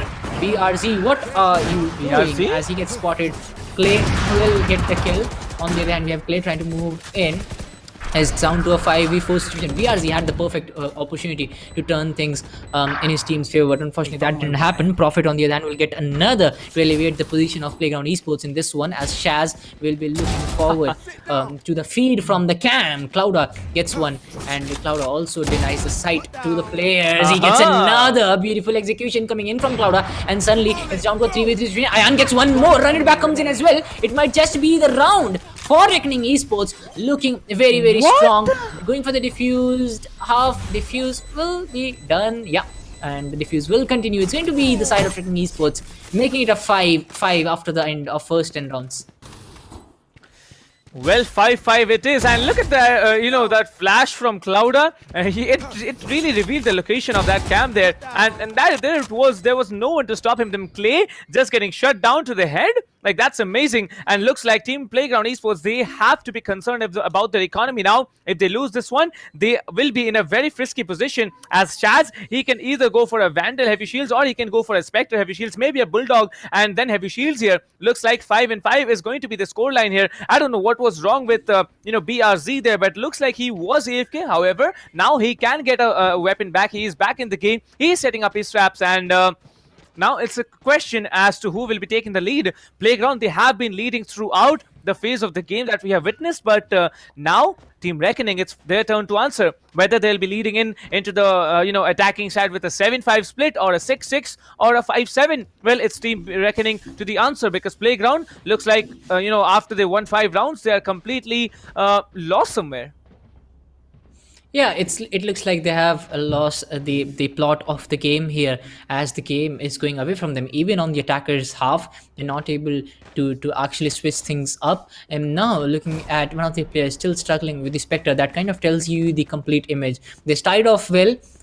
They had a lot of credits to work around with, but suddenly it's down to a few players struggling, and if they lose this one as well, it's going to go away from there, and maybe it will be Reckoning Esports having the edge at the end of this half, and then they'll be very lethal in the attacking half, because irrespective of the map, we have seen how lethal Reckoning Esports can be on the attackers half. With map favoring them, that will act as a catalyst for the side of Playground Esports, actually Reckoning Esports, and they'll be able to change things up. But these 2 rounds, the next 2 rounds, it's going to be very important for the side of Playground. If they are able to go away with this, it can actually help them out, and after that, then also after that, they'll have to win 2 rounds, the pistol rounds. Then only they can actually rest, or maybe rely on that lead to go with the victory. But right now, looking at the positioning, BRC, I guess he'll buy something before the start. He still has 1800 credits to work around with, and the classic, not enough, but Phantoms in the hand of Playground Esports. It can be snatched any time if they don't win this one.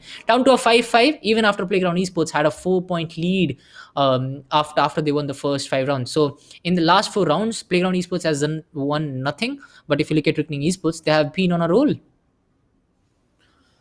Well, 5-5, and Playground Esports. It looks like BRZ was disconnected from Team Reckoning for quite some time. Now he's back in the game, and the clock timer will be initiated any moment. Now 5-5. Now it's a question as to who will be taking the lead and who will be telling the other that we are the better team. Because now it's like I'd say if I were in Playground's team now, I'd say that let's take the lead. Then we are gonna show them what we are. On the defender side, we're just gonna hold out corners. If I were on Reckoning, I'd say that take the get the lead now and tell them that what we are on the defender side, and imagine what we can do when we are pushing onto the attacker side. So that's a basic storyline coming in for them. But if we talk about both the teams here, they have the buys to work with. However, Shaz, he has decided to go in with a Spectre and heavy shields, and looks like it's going to be a short while before we start off with the round. Well, I believe we are going to start off with the round in a short while, in I believe 10 to 15 seconds here. Yeah, not even 10 seconds, as 20 seconds on the clock. The round is going to begin, the 11th round of the game, Reckoning versus Playground Esports.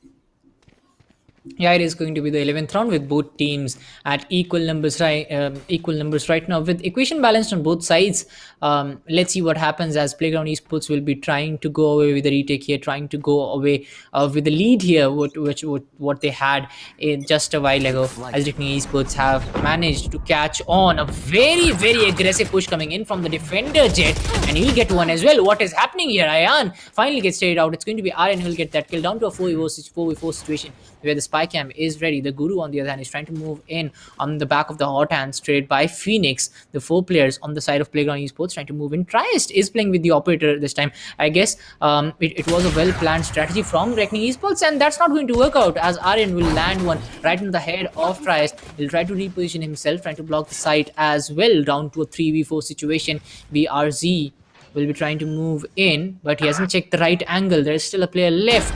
Aryan having the operator in hand. Guru lands a shot right in the head of Clouda. BRZ is ready with the shot onto Guru as we down to 3v2 situation. Still gettable, I would say, if they can land a shot here. Cypher versus Cypher happening. BRZ will land one, but unfortunately will be traded by Clay, who gets the kill onto BRZ, down to a 1v2 situation. Razor will peek. Oh, will get traded out. It's going to be Clay who will get that kill. Playground Esports back where they belong. They get the lead here.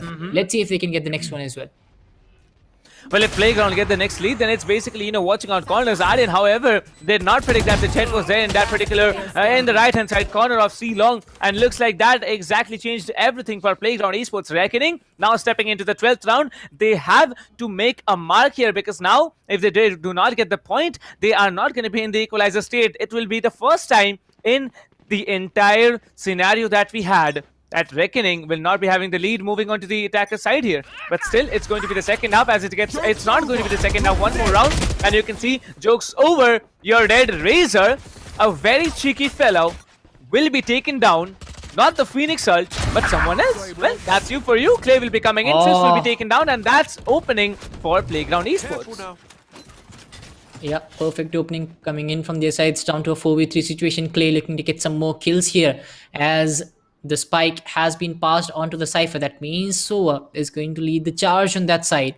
They still need to get a lot of kills. Aryan, he needs to check the right angle, or as he's all going to get served. Yep, they're playing it very cautiously. The Phoenix comes in, gets served, gets another. It's a 2k. Repositions himself, gets the third, gets a 4th one as well. What is this guy Aryan doing? A 4k for him. A perfect execution with the tailwind. And those shots, amazing play coming in. How has he done that? How do you do that, Ayan? Oh. The last time I pulled off a play like this was never. I don't know if that's possible, but Ayan, he makes it look so easy. He probably is like, his team would have been thinking like, how is that even possible? The lead, the kill feed getting popped up, tung. It's basically like that. And that audio cues coming in when he pulled off that insane 4K. I believe it was 2.5 seconds that he pulled off that 4K. And that's it. Equalizer coming in from Team Reckoning. Moving into the second half, it's going to be on the attacker side, Team Reckoning, on the defenders, Playground Esports. Yep, that's how you use the Jet. Get those kills, reposition yourself, and get a clutch in your favor. Not as easy as it sounds, but yes, they have done it. Anyways, Clouda will get rid of Clay. And now it's the start for them to rush in. Oh, Aryan misses out on a few shots here. Connects a few actually. He's going to get one. Is he looking for the another? Yes, he gets another. The spike is down. But they still have a lot of players to deal with. Phoenix, Clouda, still standing tall. Gets a 3k for him. Can he get an ace here? Oh, he has a 4k. Oh no, check the right angle. Oh, the Guru lands that classic headshot right in the head of Clouda. So close, yet so far, as the Omen on the other side is going to go away with the victory. I don't know, Thinker. I really don't know. 4K for Clouda, and then the Guru comes in, shuts him down. Like, what is this team trying to do even? Like, every time one player is coming and pulling off a 3K, the other just steps in. Every time, IonQ is coming in. Like, in the previous round, we saw him coming in with a 4K. Clouda's there with the Ghost pulling off another one. Well, now things are different. Yeah. How is it different? Team Reckoning, they have decided to move on with a force buy. A very, very tricky play if you can make it happen. Otherwise, it's going to be difficult as information has been given off. Aryan has been reduced to very low HP, 22 to be exact. And there's already one frag for him. Clouda will be coming in with his run it back, and he is going to catch some players off guard or not. Let's find out if he's able to, because if he does, it's going to be a very, very tricky play as he's going to send back by 2 players. And now it's a 4v5 retake that's coming into play. Well, we all know that CT, there are 2 players here. There are 3 players actually in CT, and they are going to try and come in. But let's see if they can make it happen. All the players will be having their guns, will be having their SMGs in their hands here. BRZ will be taking on the Guru, going for another one. Shaz will be taking on BRZ as the Omen Paranoia will be coming in. Razor with an excellent flank here. Razor can be the man who does the job as he's coming in from behind. Now, the last player standing, it is going to be Razor who comes in and cleans it up for himself, as it's going to be 7-7. The force buy round playing out exactly how Reckoning wanted it to. Yup, as it was a perfect execution. This is the luxury you have when you are on the attacker side. You can just stack up, you can just get the full side control, you can change things up. It was on the back of a perfect play coming in from Aryan in the last one, and now it's going to be Reckoning Esports coming back beautifully as we are down to 7-7. A very close game, something that we did expect, but it still can go anywhere. Reckoning Esports, they have already won one round. Now, it's a do-or-die situation for Playground Esports, so they need to play it a little more cautiously, and the map is not favoring them as well. It's still Reckoning Esports. Oh, he gets traded. Oh, he gets taken down as it is going to be Trash to get the first kill. Clay gets one as well, but he'll get traded out by the players from Reckoning Esports. Reckoning Esports trying to play it a little more cautiously here. They are coming up with some good trades here as Guru still on the back of the smoke. He'll be able to survive for a little longer. The peak might just be coming at any moment. The satchel comes out. Prophet gets one. The Sheriff right on the head of Razor. We're down to a 3v1 situation. Reckoning Esports trying to move in. BRZ will look for the ultimate orb as well. Clouda. Nope. The last player, I guess, Jet. He's still on the CT spawn. He's not doing anything right now. I guess he's offline, but he's looking at no, he's not. Oh, he's back.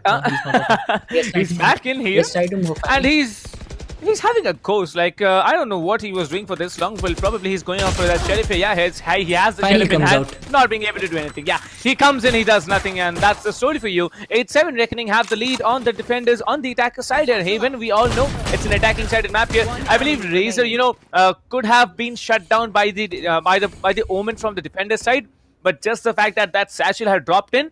Already it's 50 HP negative on your end, and looks like now both the teams will be moving on for a force buy. I mean, it is technically a force buy, but we're gonna call it a full buy because they have Vandals, they have Phantoms. But just Trist, he is going to have that Spectre to continue. Let's see if they are able to pull up another one. Reckoning Esports on the attack, having the lead of 1 point. Yeah, Trist has the credits to go in for the Phantom, but chooses not to do so just because he has the confidence. He just needs to move in. He's kind of going in as the Owl Drone comes out from the SOA on the defensive side, trying to gain some more information here. Yep, he'll clear out the Kirby. Unfortunately, the Owl Drone will be taken out as they'll start to move in. Clouda, on the other hand, clearing out sides, clearing out all the angles. Perfect execution coming in, will flash all the angles, and it might just be a perfect A execution coming in from them. As 4 players, unfortunately for Playground, they're lurking around the B and C side for some reason. There's only Cypher here, the only line of defense, but the plant is not that quick. We know it's clearing. They don't know it's clear, as it's going to be the Raze. Spy Cam finally coming into action. Locations have been revealed. It's going to be Shaz will have the luxury of getting that as he lands the kill right onto the head of Ayan. Down to a 5v4, where again I can hear the run it back coming in from Clouda. Clay lands one more onto Razor. the side of Reckoning Esports. They are completely dented. The running back comes out from Clay as well. He's able to land a kill, but unfortunately will get traded out. Now they know the position of Phoenix as well. The Blaze Wall comes out, but is it enough? He lands one kill, but unfortunately will get traded out at the same time by Aryan. It's Clouda who has gone down, and it's Reckoning Esports who have gone down with him, as it is going to be an 8-8 situation after the end of 16 rounds. It's such a difficult match to witness, like 8-8 after 16 rounds on Haven.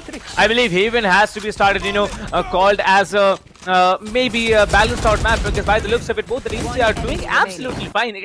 Like for this duel of the teams here, it's going to be going on for maybe I don't know how many rounds. It might be overtime, it might be 12-12, it might be 15-15, it might be 20-20, it might be 100-100. Well, that's not going to happen. Probably someone is going to give up before 100-100 actually happens. Imagine 20 rounds if we play it like I am going to give up.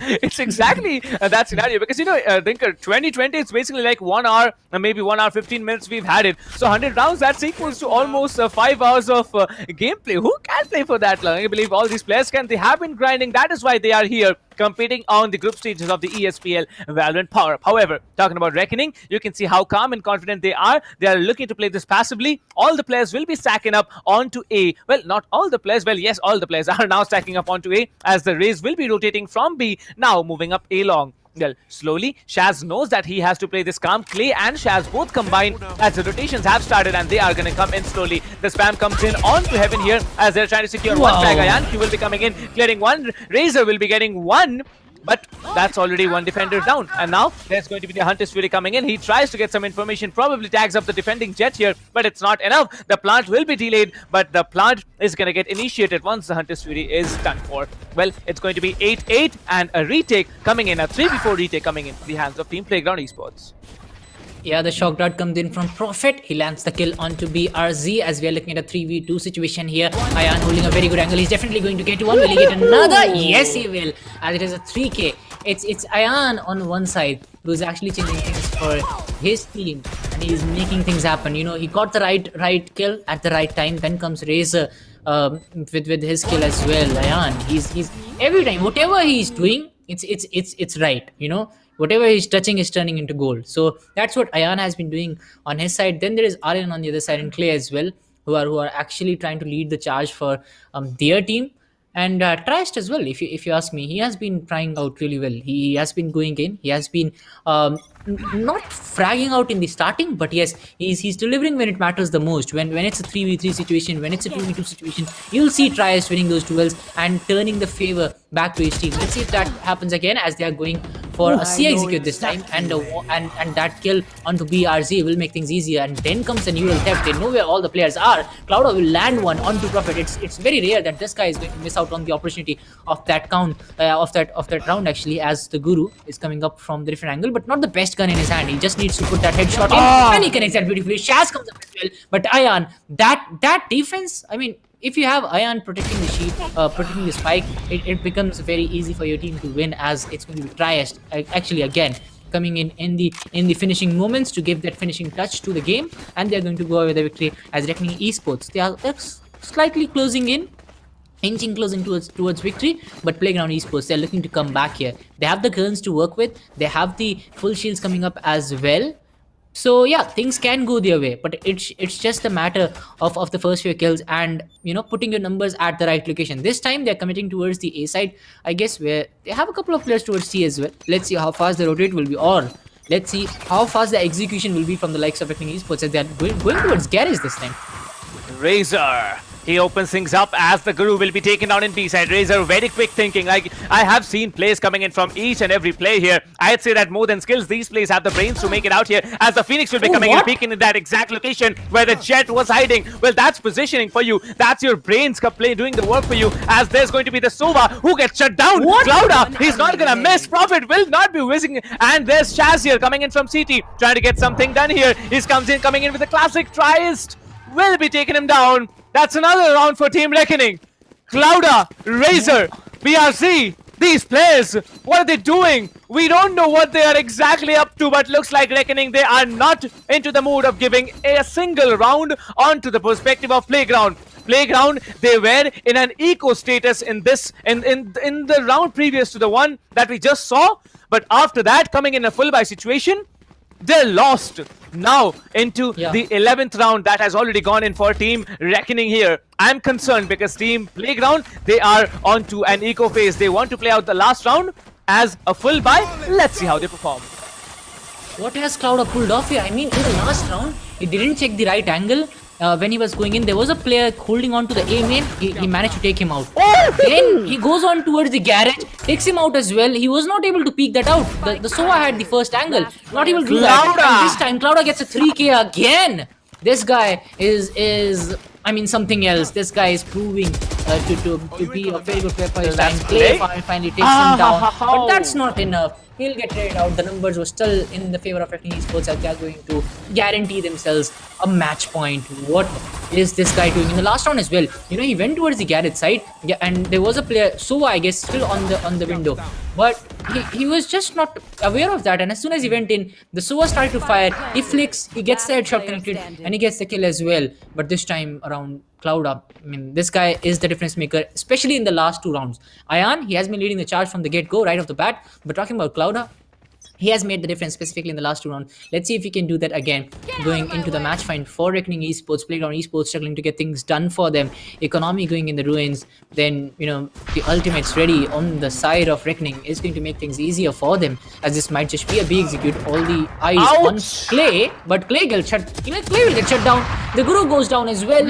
Aryan finally connects one from Playground. Shaze connects one as well. The neural theft comes out down to a 2v2 situation, but the plant has already happened. Spray comes in from Shaz. They just need to survive for a little longer, and the match will be theirs. BRZ, Oh my God. It might just be Warrior.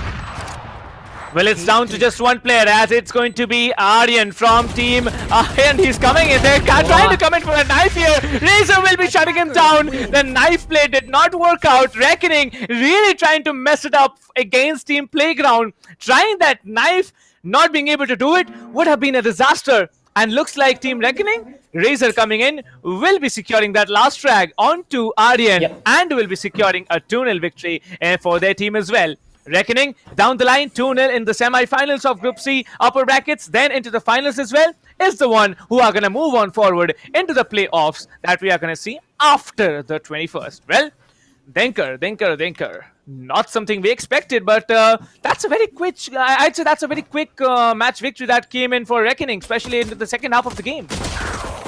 Yeah, the match was still very close as expected. You know, we talked about this. The match will be close, but it will be the team who won the first round who will be winning the second round as well, just on the back of the momentum. And if you compare both the games, it was Reckoning Esports in the first 15-16 rounds. Both the teams were looking equally good, but at the same time, when it comes to the finishing touch, Reckoning Esports is just better. So Playground Esports, I feel that they just need to work on the finishing touches. They just need to work on things. When things are not going their way, then the eye-shading, then the execution, they need to just work on that, I feel. It's just my opinion. Other than that, Playground Esports, they are no less team. I mean, if you talk about their players, it has been perfect. They also have a few very good players. Talk about Clay, the Guru as well. He has been trying out a lot. But it's just that when it mattered the most, at the ending moments, the execution from Reckoning Esports was just too good. Even after a lead of 4 to 5 points on the attacking side, they were not able to finish it off on a high. That kind of tells you how they kind of choke in the ending moments. That's what I've seen. Well, I don't know how to say it, but Team Reckoning, they were almost, probably going down and losing the game. But Playground, I don't know how they're allowed to, even manage to come up. It's amazing. 5-0, then 5-2, 5-5, 6-6. First half was so very interesting. Coming into the second half, it was completely a bloodbath against Team Playground. They were lost, and Reckoning, they have shown what they're capable of. This is one of the, I'd say this is one of the upcoming best teams that, the Indian region has to offer, and who knows, Reckoning, without a doubt. They might be coming up in the semi-finals and probably in the finals as well. Well, it's too early to say anything. It's just the, upper bracket group C matches here. They need to clear up 2 more stages before they're actually moving into the finals. But already in the group stage, in the playoffs of at the quarterfinal playoffs, there are teams like Global, there are teams like Mahi, there are teams like Inglu, XFT already waiting for you. Well, that's going to be another story to tell, but Ayanku, look at these plays. He hits 3 headshots and then the 4th as well. How does he make it happen? I probably would have, missed everything if that was given to me. But then it is. It is what it is. Like Reckoning, that's the team for you. Yeah, the perfect play coming in from players from either side actually. It was not just one of the teams dominating, as we said in the early phases. Well, these are the finals. You expect them to be close, and yes, it went right down to the wire. Not in the end, but yeah, in the first half of the game, I would say in the first 17-18 rounds, it was much better. But then Reckoning Esports just showing what they have got, just proving their mettle at the end. They were just better. You could see that the kind of management, the kind of workload management that came in from them. The utilities put in the perfect places. It was Reckoning Esports in the end. After, I guess this is where the things start to change. You have 8-8 on the board, and all of a sudden it's ending at 13-10. That kind of tells you the image. Clouda, I mean, this guy was something else right from this round. He actually won 2 rounds, right? Reckoning, they won 2 rounds right on his back. It was the individual play who made the difference. There was no one even acting as a distraction. If you saw that, he just went in, got the kill, gets another, just like Ayan, just like how he won one of the rounds for his team. So it was very good. But Reckoning Esports, just perfect. And kudos to Cypher from both the sides. They both of them. It was just the perfect execution from them. At last, they wanted to knife him.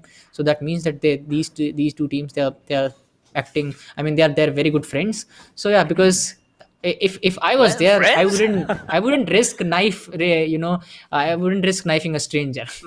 Never. Well, I'd say the way that Reckoning was playing, and especially the way they tried to come out, the Cypher pulling out his prime axe, and there was the Raze, I believe, Razor pulling out his Sovereign Sword, trying to just rush in onto the last surviving player, the Jet Aryan. Well, I believe Aryan would have taken them down both, but the Razor didn't want to risk it, and he had to in the end gun him down to secure that match point round. Well, it's 13-8 for Reckoning Esports. Definitely, stepping up their game. Reckoning since the initial stage of this map here. Well, I'm looking forward to more from this team. And what's done is done. Clouda coming in at the top of the leaderboards here. 20 frags for him, 14 deaths, and just 3 assists. Ayanq, however, 21 frags for himself as well. Clay having 18. Aryan will be having 18. 14 for BRZ. Trist will be having 18. The rest of the scoreboard is over to you, Dinkar. Yep, he's also having 18. Profit, on the other hand, will go away with 15. Razor gets 11 as well. Shaz gets 11. And then we have the Guru going with 7 kills. Not the best kind of plays from him. I mean, just looking at the kind of plays he was making, I did feel that he should have had more kills. But unfortunately, sometimes you are going to have bad days. The Guru, his gun power is good, but I felt that the angles were not that good from him. That's why he was not able to do so well. Anyways, it happens. It happens sometimes.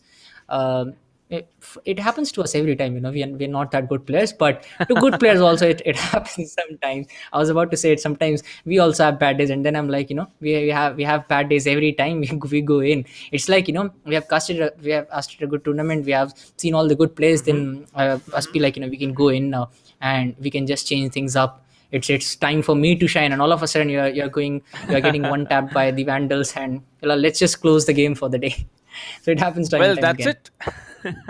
That's it, for the upper brackets here. Well, it is the 18th of February. This, now it's the 18th of February. Tomorrow it's going to be the 19th, and we are going to witness the lower bracket matches. The group stage, however, will be going on till the 21st. We started off on a very strong note, where on the 13th, Team Inglu, they were downed and out, almost out, I'd say, by Global. But then on the 14th, when it was, their do-or-die situation, they came in. They won the lower bracket survival game. They won the lower bracket finals, and they are now into the playoffs here. Talking about Team Tempest and Team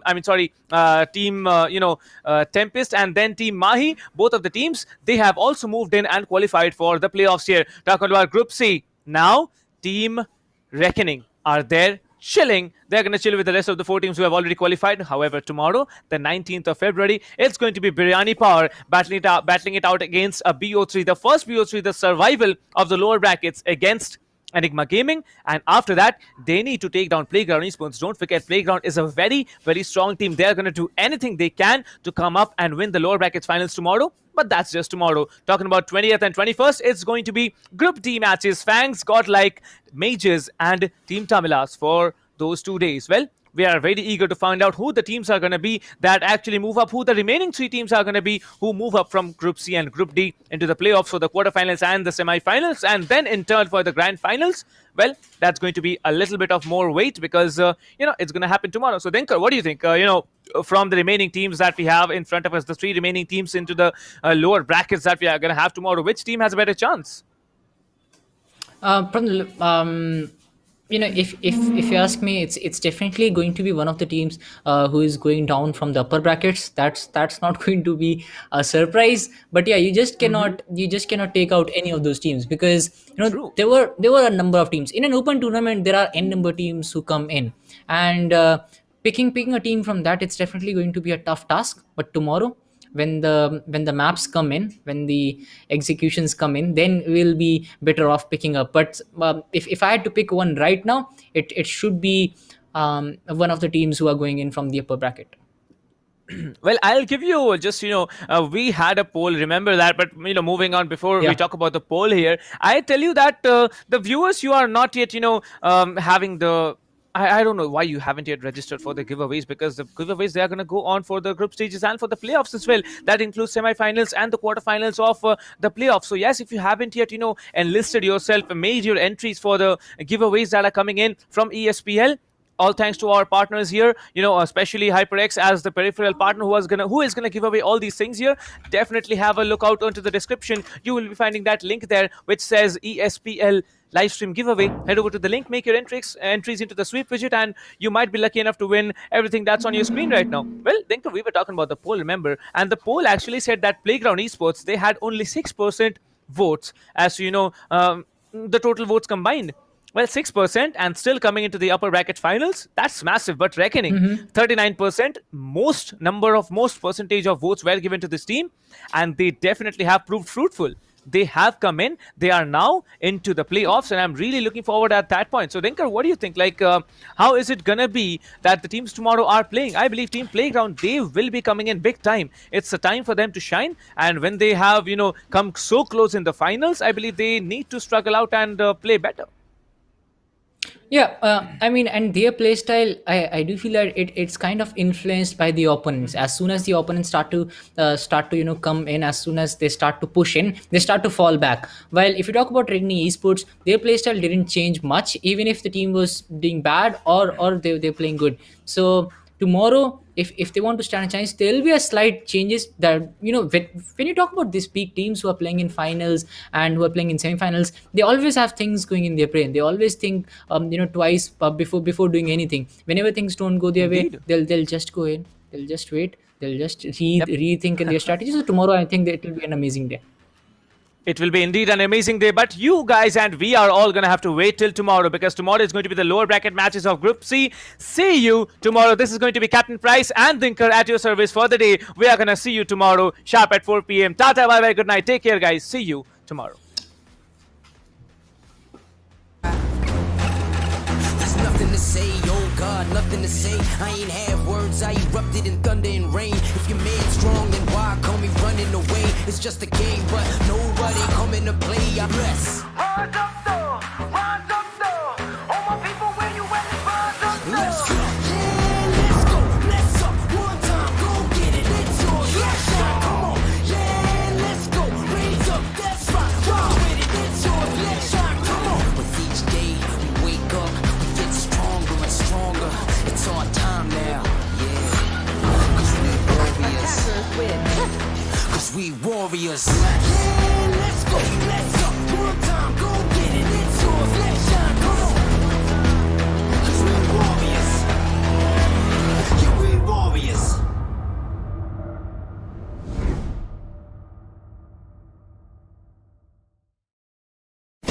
Valorant Agents of India. Are you ready? The ESPL Valorant PowerUp Series is a tournament open to players of all skill levels. Whether you are an agent with competitive experience or not, this series is meant for you to test your skills and have fun. Agents will battle for a total prize pool of 7.5 lakhs and the title of Series 1 champions. It's time to power up. Let's break down the tournament format. At the beginning of the tournament, there will be 4 open qualifiers. In the qualifying rounds, players will go through a best of one single elimination, battling their way up the ranks. Those ranked top 16 onwards of the qualifiers will face single elimination in a best of 3 match. The top 4 teams from each qualifier will earn a spot in the group stage, resulting in a total of 16 teams. These teams will then be split into 4 groups, with 4 teams per group. Teams will then compete in a GSL format, where 2 opening matches are played. The winners will then battle in the winner's match, which will determine who tops the group. The losers will battle for survival. The victor of this match will then battle the loser from the winner's match to determine who progresses further in the tournament. The 2 teams from each group move on to the playoffs, where 8 teams will compete via sudden death, single elimination, in a best of 3.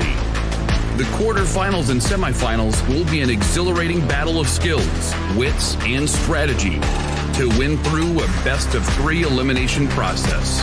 And finally, we reach the grand finals, where our final top 2 teams of the series will battle for glory through a best of 5 elimination. Valorant Agents of India, will you and your team be the one that reigns supreme? It's time to power up.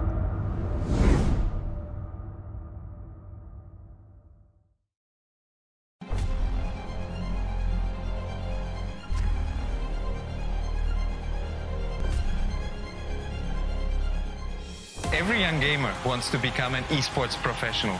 We make it happen. You just keep on winning.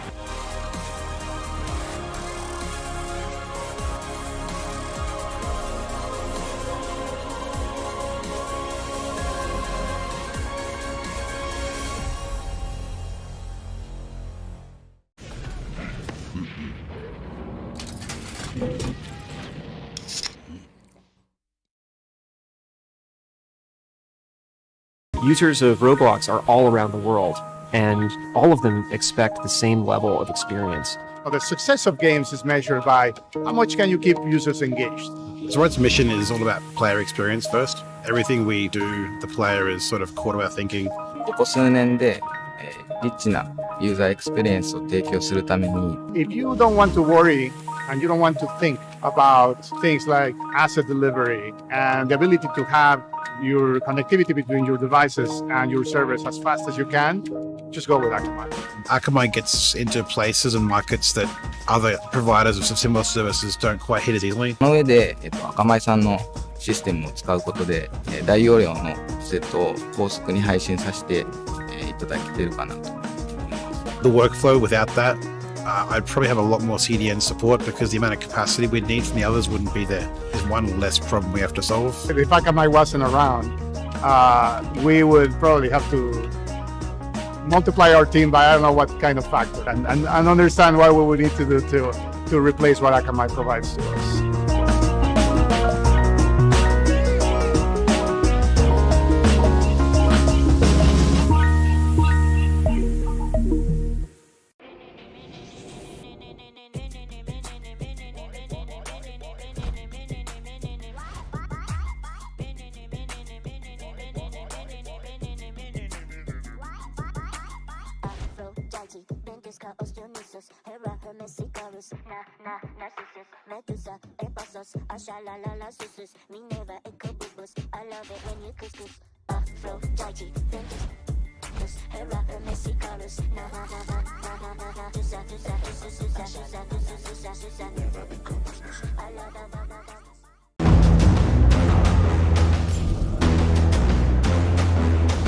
तो यार look at that mid market पे भी आप इतने मोहित वो अकेले W1 1 kill 2 kill 3 kill he but I think can he do it, can he get the ace, can he manage to kill this? Yes he can. मोहित वो अकेले lighting pass को down करते हुए डबल ट्रेड का scenario यहाँ पर बनता हुआ, ट्रिपल ट्रेड का सिनेरियो बनता हुआ, स्किल दिस कारगोट को एलिमिनेट करते हुए 1v2 की सिचुएशन है, fake defuse, fake it till you make it and he can make it, yes he can. निकाल दिया मेरे ख्याल से और ये एसके रोती का जलवा वहां पे देखिए। He shot 2 people down through the smoke. This guy is insane. a relatively smaller map. Oh, he's going to get a collateral. That shot. यहाँ पर इधर के रूप में ट्रेड निकालते हुए एक प्लेयर बचा हुआ है यहाँ पर 1v2 की शॉट ये बहुत शानदार डबल निकालते हैं यहाँ पर डीएन किंग क्लच की बहुत करेगा यहाँ पर He's going to take and get that ace. What a round.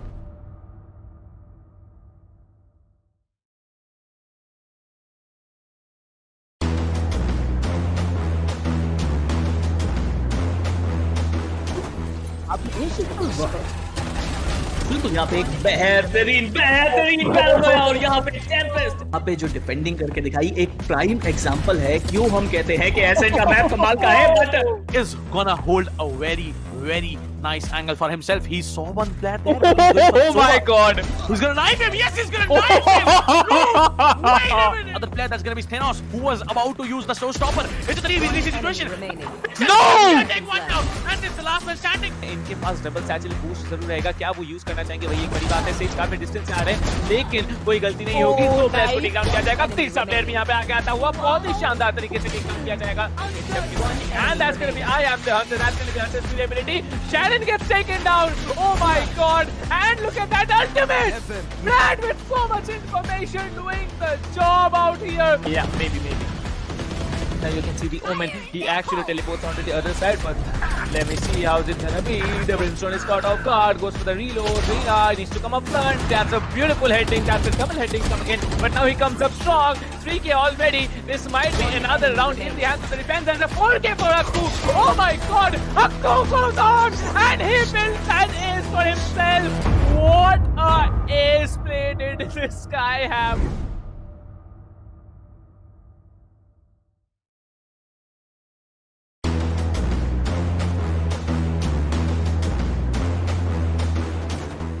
बिल्कुल अभी के लिए अगर देखा जाए तो होल्ड करते हुए येलो कंडर्स के पीछे और उनके बैक टू बैक यार ये काफी शानदार आई गेस क्या इस बहुत चीज है तो ये थोड़ा सोच समझ के आपको यूटिलिटीज का इस्तेमाल करना पड़ेगा. अगर आप कॉन्फिडेंट हो तभी आप कीजिए, लेकिन यहाँ पर जो लोग निकाल पाएंगे विद दैट 700 HP और मुझे लग रहा है ये चीज होना ही था. Get this spike or get the spike diffused and get those kills. He is being pushed from two sides. He will spot the Omen, get that kill. The recon dart is going to get taken out. 3 bullets, goes in for that reload. 25 in the mag. He'll connect that headshot.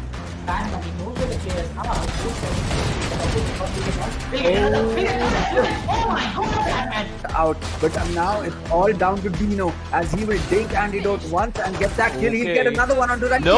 Third one on Scally. Nothing else bought by Corbett here. You can see how aggressive Amiterasu is shutting down 2, maybe just 3. Okay, no, 3 players are not shut down here. Only 2 players will be shut down, but there it is. He needs to take down another one, will be taken on another one. There's only one player standing. It's going to be the breach that comes in, but Amiterasu stays. Oh my god.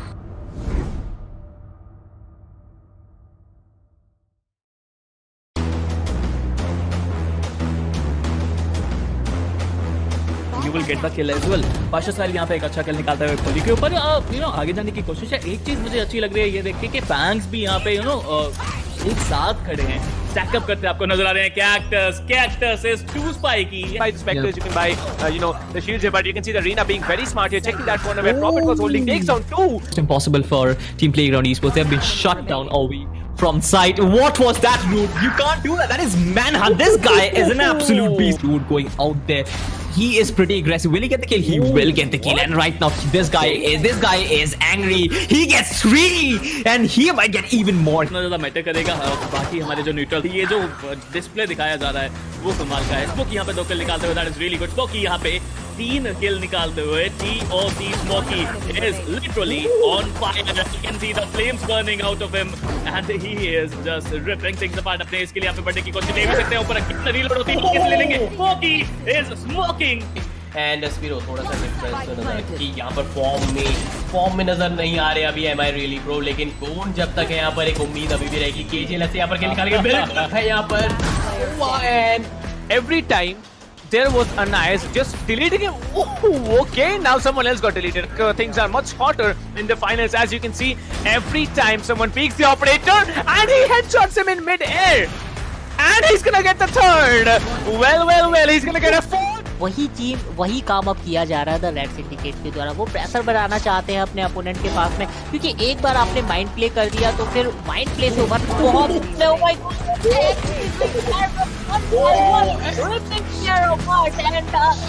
for him as well. Oh my god.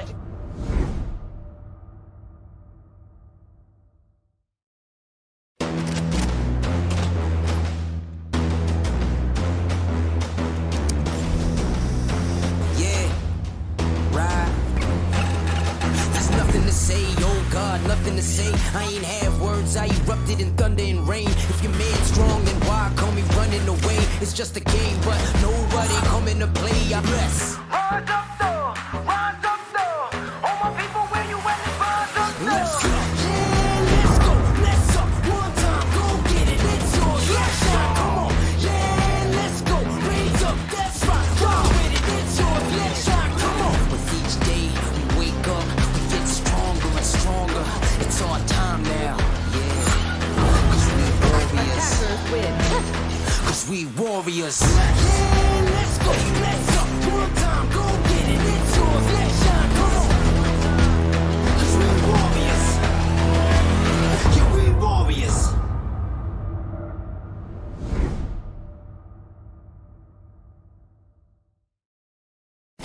Valorant Agents of India. Are you ready? The ESPL Valorant PowerUp Series is a